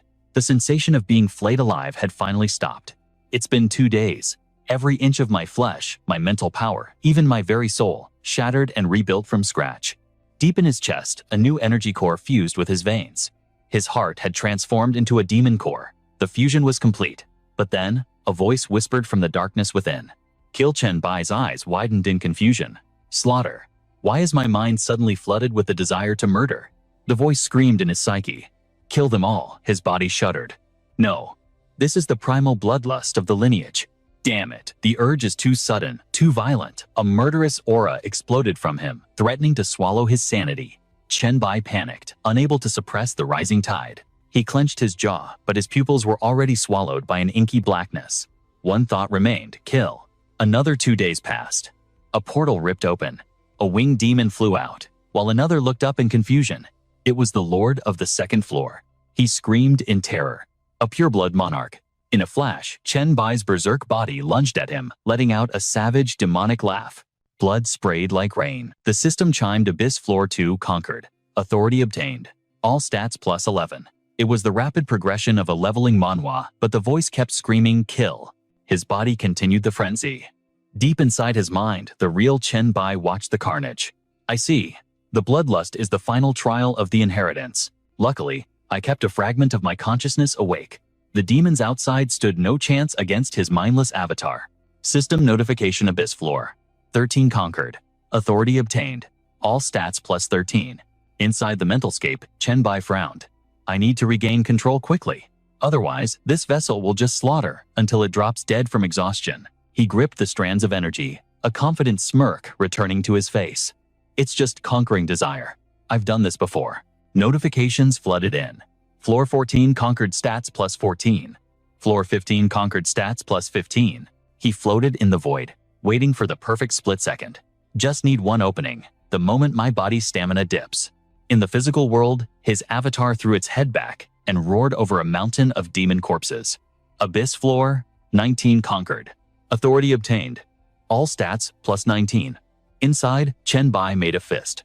Now, suddenly, his physical body panicked, staring at its mutated arm. Slaughter. Chenbai grabbed the leash of his sanity and roared back. Slaughter what the instinct screamed again. Kill. Chenbai seized control of half his body and barked a command that shook his very soul. You bratty instinct. Kneel and obey your master. Moments later, the system announced the bloodline fusion was a success. He had obtained the pure blood of the demon monarch. Exhausted eyes closing, as he floated in the void, he celebrated his victory. He knew he could conquer this power. The system screen flashed SSS-Rank Pure Demon Monarch Bloodline. Bloodline effect, perfect body. He was now immune to critical hits, could not be crippled, and possessed immunity to any weak point focus damage. His recovery rate was boosted by 1000%, granting immunity to most attacks, toxins, curses, and elemental magic. All stats received a permanent 30% increase. Chenbai lay on the ground, staring at the system panels. Bloodline ability demon transformation. He could shift into a demon form with infinite duration, consuming only mental power to maintain it. After transforming his base, stats would double bloodline, effects would skyrocket, and exclusive demon abilities would unlock with a 12-hour cooldown. Sitting up, he marveled at how simple yet overwhelmingly powerful this bloodline was. A massive system window appeared, Abyss Blood. Passive ability. The Abyss swallows all and accepts all. It allowed him to possess 9 different bloodlines simultaneously, completely removing any bloodline conflict. He currently possessed 1 out of 9 the SSS-Rank Demon Monarch bloodline. Standing up, he clenched his fist, determined to hunt down the remaining 8. The SS-Rank Elven bloodline. From my past life. Let's see if it can ascend to the legendary SSS rank. Only 7 remains. I crave the moment I finally unite all 9 SSS rank bloodlines. Deep within the abyss, on the 437th floor, inside Macantus's palace, she purred. My lord, you promised excitement, and I have certainly tasted it. Your demon form fused with that black light armor. It's enough to make anyone lose their mind with desire. I speak with nothing but pure adoration. The surge of power you display. Simply breathtaking. Your vast knowledge has deepened my understanding of the authority of lust. Chenbai offered a faint, confident smirk. Just wait. The day you beg for mercy is coming sooner than you think. But I have a question. You were born with the authority of lust, yet you seem inexperienced. Macantus nodded in agreement. True. While I possess the authority by birthright, some things are merely instinct, but not everything. There are still countless mysteries waiting to be uncovered. Practical experience. Well, the abyss has been sealed for eons. The realization hit Chenbai. So that's how it is. Can you explain the concept of authority more clearly? She held nothing back. Authority is both a rule and the manifestation of the universe's fundamental logic. Suddenly, Chenbai cut her off. Hold that thought. A critical notification from this system manhwa flashed before his eyes. The first world fusion trial will commence in 7 days. Chenbai's eyes lit up with fierce determination. World fusion. It's finally starting. Target biohazard zombie world. Estimated fusion area 44 million square kilometers. The fusion zone will center on human settlements. In 30 minutes, a secret realm will open ahead of schedule. All evolved ones, level 10 and above with a class, can enter before the fusion begins. Objective: explore the biohazard zombie world. Meanwhile, Raven also received the ping. He typed rapidly. Is this the big event Boss White predicted? You guys seeing this? Overlord replied instantly. Must be. Hey Raven, haven't you finished your class advancement yet? Raven sighed. I was hoping to find a hidden class through this event. When will my perfect match appear? Leaf chimed in. Boss White, so mysterious yet so domineering. The heir of the Five Lightning Immortal sect joined the chat. Does Boss White have any more insider intel? Chenbai's reply was curt. I don't know much more, but tread carefully. Global entry means facing evolved ones from other nations. In this new world, they aren't just foreigners. They are rival factions. Exactly. Chenbai fell silent, watching the chat scroll by like a lurking predator. Anthony mused. A world secret realm. Surely, the #1 of the Dragon Nation will participate. Lock.ca added a dark thought. That world must be full of lost souls needing the masters. Guidance. The shameless maiden remained silent. Scene shift: Jiang City training grounds. Lu Li approached Ziqiang urgently. The fusion the master predicted. It's about to begin. Sister Ziqiang, please take a break. She turned and nodded gravely. The notification targeted human settlements. White Emperor City must be on high alert. I don't know the specifics of the fusion yet, but if a chunk of the zombie world manifests inside our city walls, it will be a massacre. You need a defense strategy. Now. Lu Li bowed. Understood. Suddenly footsteps approached. Ziqiang spun around. White Emperor. You've returned. Chenbai emerged from the portal supporting a weakened Ling Chang. Ali, get Sushin here to heal them. Immediately, Ali scrambled. Yes, sir. Ziqiang rushed to support Ling Chang. Let's get you to the recovery room. Schwanger. Are you all right? Ling Chang whispered weakly. No critical wounds. Don't worry. Chenbai checked the time. Less than 10 minutes until the secret realm opens. You and Ling Chang are in no condition to fight. Do not enter yet. Recover first, then form a duo team. Ziqiang sensed his intent immediately. It seemed the White Emperor planned to conquer this manhwa recap dungeon alone. She smiled softly. Then I wish the White Emperor a bountiful harvest. He waved a casual goodbye. Count on it. System alert. You have entered the world secret realm biohazard zombie world. Current location Sandworm City. Pay 1 gold coin to reset spawn point, access secret realm points, and shop at any time. Exit available at will. Re-entry fee 1 silver coin. The interface faded. Chenbai analyzed his surroundings. Sandworm City. His eyes flashed with cold intensity. Skill activated Eye of Revelation. A figure lunged from the shadows. Oh, that speed isn't half bad. But for a leveling manhwa protagonist like Chenbai, child's play. He caught the beast with a single hand. The virus within the creature was instantly drained. Level 16 zombie. Skill Flesh Thirst negligible. Skill Blood Tracking. Eye of Revelation active. The system chimed instantly. Target eliminated intermediate common zombie. Received 10 contribution points. Absorbed high concentration variant virus. Danger level high. Virus points plus 200 black light virus points. Plus 100. Chenbai cracked his neck, adrenaline surging. Excellent. This secret realm was made for me. In seconds, the horde arrived. They swarmed like ants, sensing sugar. Chenbai scanned the crowd with a disappointed sigh. Is that it? Too few. He pulled out a bucket, radiating a thick, vile aura. Good thing I came prepared. You things have a nose for prey, don't you? Then come get a whiff of this demon blood. You're going to love it. The alluring scent drifted through the air, permeating every shadow where the undead lurked. Like moths to a flame, the rotting horde was drawn in.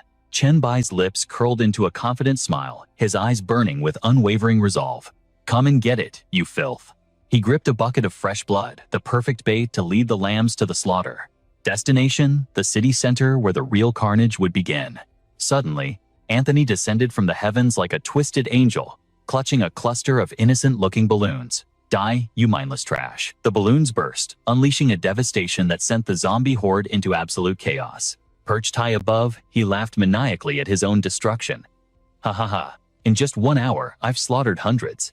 The top spot on the leaderboard is mine, leaving those losers in the dust. But then reality hit him like a freight train. What is this rank 1 Chen Bai? Faction Dragon Kingdom. Points: 156,392. Rank 2 Luoga of the Western Europe faction trailing miles behind with barely 9,000 points. Rank 3 Anthony Douglas Eagle Nation faction. A pathetic 6,800. Rank 4 I Am Not a Sword, Immortal of the Dragon Kingdom. Anthony felt his blood boil. His name wasn't even close to the summit. How could this be possible? Over 150,000. That Dragon Kingdom monkey must be hacking. Meanwhile, in the ruins of Shachong City, the subject of his envy was busy mowing down legions of the undead in this brutal leveling manhwa. The zombie density here wasn't extreme, but the quality was terrifying. 5 high-tier mutated variants were lurking in the shadows, waiting to be harvested. Chen Bai smirked. Time to feast. By utilizing his Devour evolution skill, he could absorb not just their power, but fragments of their memories. Intel was the key. Before moving to the next city, the dead minds were shattered, yielding only glimpses of the past. But one pattern emerged amidst the mental static. Company X. Was this apocalypse their doing? The memories pointed to a local branch right here in Shachong City. Without hesitation, Chen Bai decided to pay a visit to the source of this biological nightmare. Chen Bai swirled a vial of cell activation serum unimpressed. The upper floors of Company X were barren of anything truly valuable. Just generic healing potions in the warehouse. No evidence of the outbreak's origin. Was this subsidiary just a shell? Or was the real treasure buried deeper? Since the world merged with the zombie apocalypse, hidden instances and safe houses had appeared everywhere. I've raided enough underground labs to know the drill, he mused. A hidden door creaked open. Bingo. The abyss below was pitch black, swallowing all light. Looks like I'll need to use my spiritual perception to navigate this hellhole. He plunged into the darkness, landing in the subterranean research facility. Surprisingly, the viral load was low here. Judging by the corpses, the breach came from the outside. To find the virus's origin, he'd need the main headquarters. Suddenly, Chen Bai's eyes glowed with an ethereal light. The Eye of Secrets activated. Standing before him was a hulking monstrosity. It was a new breed of evolution. A beast form gene warrior. A level 20 special infected. The system interface flashed, revealing the tragic truth hidden within the monster. To protect vital research and his superior during the outbreak, this man injected himself with an experimental gene serum. He died in agony during the transformation, becoming a half-finished beast warrior. Even in death, his mutated claw clutched a silver briefcase. A flicker of human consciousness remained a dying wish to protect that case. Taking it by force would trigger a catastrophic berserk mode. Chen Bai's expression softened into one of solemn respect. Still holding on after death, you were a true warrior of honor. Rest in peace. In a flash of steel, Chen Bai delivered a mercy strike, severing the creature's head before it could even roar. He caught the falling briefcase with practiced ease. Upon inspection, his eyes lit up. Not bad. It was a Class B item, but it unlocked a hidden class. The Beast Form Gene Serum. It fused human DNA with primal beasts. Combined with the control manual, it allowed a user to ascend to the Class B Special Job Gene Warrior. Chen Bai pondered the find. This must be the data the man died protecting. But his surprise deepened as he pulled out another item, a class change scroll. The Gene Control Method, a priceless scientific manual on taming the chaotic power of genetic modification. With this one, could stabilize the mutation and successfully awaken as a gene warrior. It wasn't just an item, it was a blueprint for power. Chen Bai realized the terrifying potential. This manual wasn't a consumable, it was reusable data. With enough serum, he could build an army of Class B warriors. He sighed, turning his attention to the second scroll. Class A, Job Change, Scroll Energy Gunner. High-tech augmentation, supreme firearm mastery, and the ability to unleash the full potential of sci-fi weaponry. A confident smile played on Chen Bai's lips. This is tailor-made for Wei Siwei. Her natural talent for long-range recon was already god-tier. If she took this class and equipped a high-grade sniper rifle from Li Du, she would become a battlefield nightmare. But the loot wasn't the only objective. The Beast Warrior had sacrificed his humanity to protect two things, the data and a high-ranking executive. Chen Bai scanned the room. The tragic guardian had failed his second mission. In the corner, a figure lay motionless in the dust. This had to be him. Chen Bai approached the corpse and retrieved an ID card. Lin Yuan, General Manager of Company X Sha Chong Branch. This card was the key to unlocking the truth. A system chime echoed in his mind. Special item acquired, high-level executive ID card. Hidden quest, complete Discover Company X branch. Special event triggered, the secret of Company X. A special dungeon will open in 4 days. Entry requirement, executive ID card. Just as I thought, Chen Bai mused. Since it requires an ID card, I'm likely not the only one who can enter. This was a global mechanic. Every major city likely harbored a Company X branch waiting to be plundered. He immediately opened the faction chat. Listen up. If you find a Company X building, raid it. Look for underground labs and secure an executive ID card. You have 4 days. We need those cards to enter a special instance. The replies flooded in instantly. Ba Wang understood. Thanks Emperor Bai. Sword Fairy, copy that boss. The Soul Reader Roger Emperor Bai. The loyalty of his team was absolute. Then the heir of the Lightning Whip chimed in. Got it, Emperor. By the way, have you guys checked the point shop? There's a gene breakthrough potion that grants a chance to awaken zombie abilities. The Lightning Whip heir grinned at his screen, buzzing with excitement. Chen Bai paused, blinking in surprise. The point shop. Come to think of it, I haven't even looked at what's for sale yet. In this awakening, manhwa shopping was half the battle. Meanwhile, the 5 Lightning Heir watched the stream with a grin. Chen Bai paused, struck by a thought. The points shop. Come to think of it, I haven't even checked what goodies are for sale yet. Item shop listing XC Mutation Serum Class D Cell Activator C Rank. Nano Combat Suit. B Rank Vibration. Dagger B Rank. Gauss Rifle B Rank. Genetic Modification Agent. And the devastating A Rank Gauss Sniper. System Analysis. C Rank, Genetic Improvement. Drug versus the XC Mutation Serum. The serum grants a permanent boost of 15 points to all attributes, complete immunity to the low-level zombie virus, and a small probability of awakening a unique zombie ability. The exchange cost was steep, 1,000 accumulation points per dose. Would he proceed, yes or no? Without hesitation, he lifted the crimson vial to his lips. System alert: XC Mutation Serum consumed. All attributes increased by 15. Permanent immunity acquired. Chen Bai inspected his hands, perplexed by the lack of a legendary transformation. Was that really it? A heavy sigh escaped him. Just his luck, he failed to awaken the hidden zombie ability. Overlord chimed in on the chat. Me neither, brother. How about the rest of you? I am not a sword. Immortal replied. No luck here. The probability is microscopically low anyway. It's just the norm, nothing to regret. Shuichuan added, yeah, I came up empty too. But hey brothers, feast your eyes on this. Skill card revealed: Thunderbolt Flash Rank S. Description: transforms the user's body into living lightning, boosting agility by 300%. Inflicts shock damage and paralysis on all enemies within a 3-meter radius. Duration 5 seconds. Cooldown 6 hours. Chen Bai's eyes narrowed in analysis. A 300% buff. Even if it was just agility, that was god-tier stats. Transforming into pure energy was far superior to a simple speed boost. Talk about incredible luck, someone typed. Overlord's rage flared in the chat. Wait a minute, you definitely awakened that power before asking about the potion, didn't you? You just came here to flex on us. I ought to boot you from the server right now, Shuichuan sighed. Man, he's really asking for a beating. Yezi typed in agreement. Someone teach him a lesson. I am not a sword. Immortal just laughed. Suddenly, a private message popped up. Brother 5 Lotus, I have business with you. Wait, another notification. Crow Boss Bai, I need a favor. Chen Bai replied immediately. Speak. Do you need me to hunt down a class change scroll? In the biohazard world? Chen Bai wondered silently. Crow had been patiently biding his time for a legendary class. It wasn't like him to beg for help unless he was desperate. Had he finally reached his breaking point, or was he in serious trouble? Crow sent a gloomy emoji. Don't tease me, boss. I actually found the class change opportunity, but the difficulty spike is insane. I know you're at a critical juncture conquering the biohazard world, and I didn't want to disturb your grind. But honestly, I don't have the confidence to clear this dungeon alone. Chen Bai asked. Which dungeon is it? Crow replied. The Black Tower Secret Realm. Hell mode floors 10 to 20. Chen Bai's expression darkened instantly. The Black Tower. To think Crow's destiny was tied to that accursed place. It was the kind of legendary death trap you'd see in a hardcore leveling manhwa.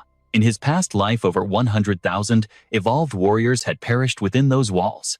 The entrance manifests randomly across the globe, and the internal structure is a chaotic, roguelike maze. Every entry leads to different floors and trials. Guides and walkthroughs are useless here. The denizens of the tower are eldritch horrors, and rumors speak of floors where death is an absolute certainty. He had missed this challenge in his previous life, but fate had given him a second chance. Chen Bai typed rapidly, "Did you locate the entrance? I'm on my way." Crow replied, "No need to rush. Boss, I triggered a quest and received an invitation letter. The invitation is valid for 3 days. You can coordinate with Boss Meng for a time that works." Chen Bai nodded. "Understood. Meng should complete her class change within the next 48 hours. We move out once she succeeds." Crow replied, "Sounds like a plan. I'll let you get back to dominating the biohazard apocalypse." Chen Bai steeled himself. The Black Tower and the X-Corporation headquarters he couldn't afford to miss either. Time was a luxury he didn't have. He had to finish leveling up the biohazard catastrophe before Meng returned.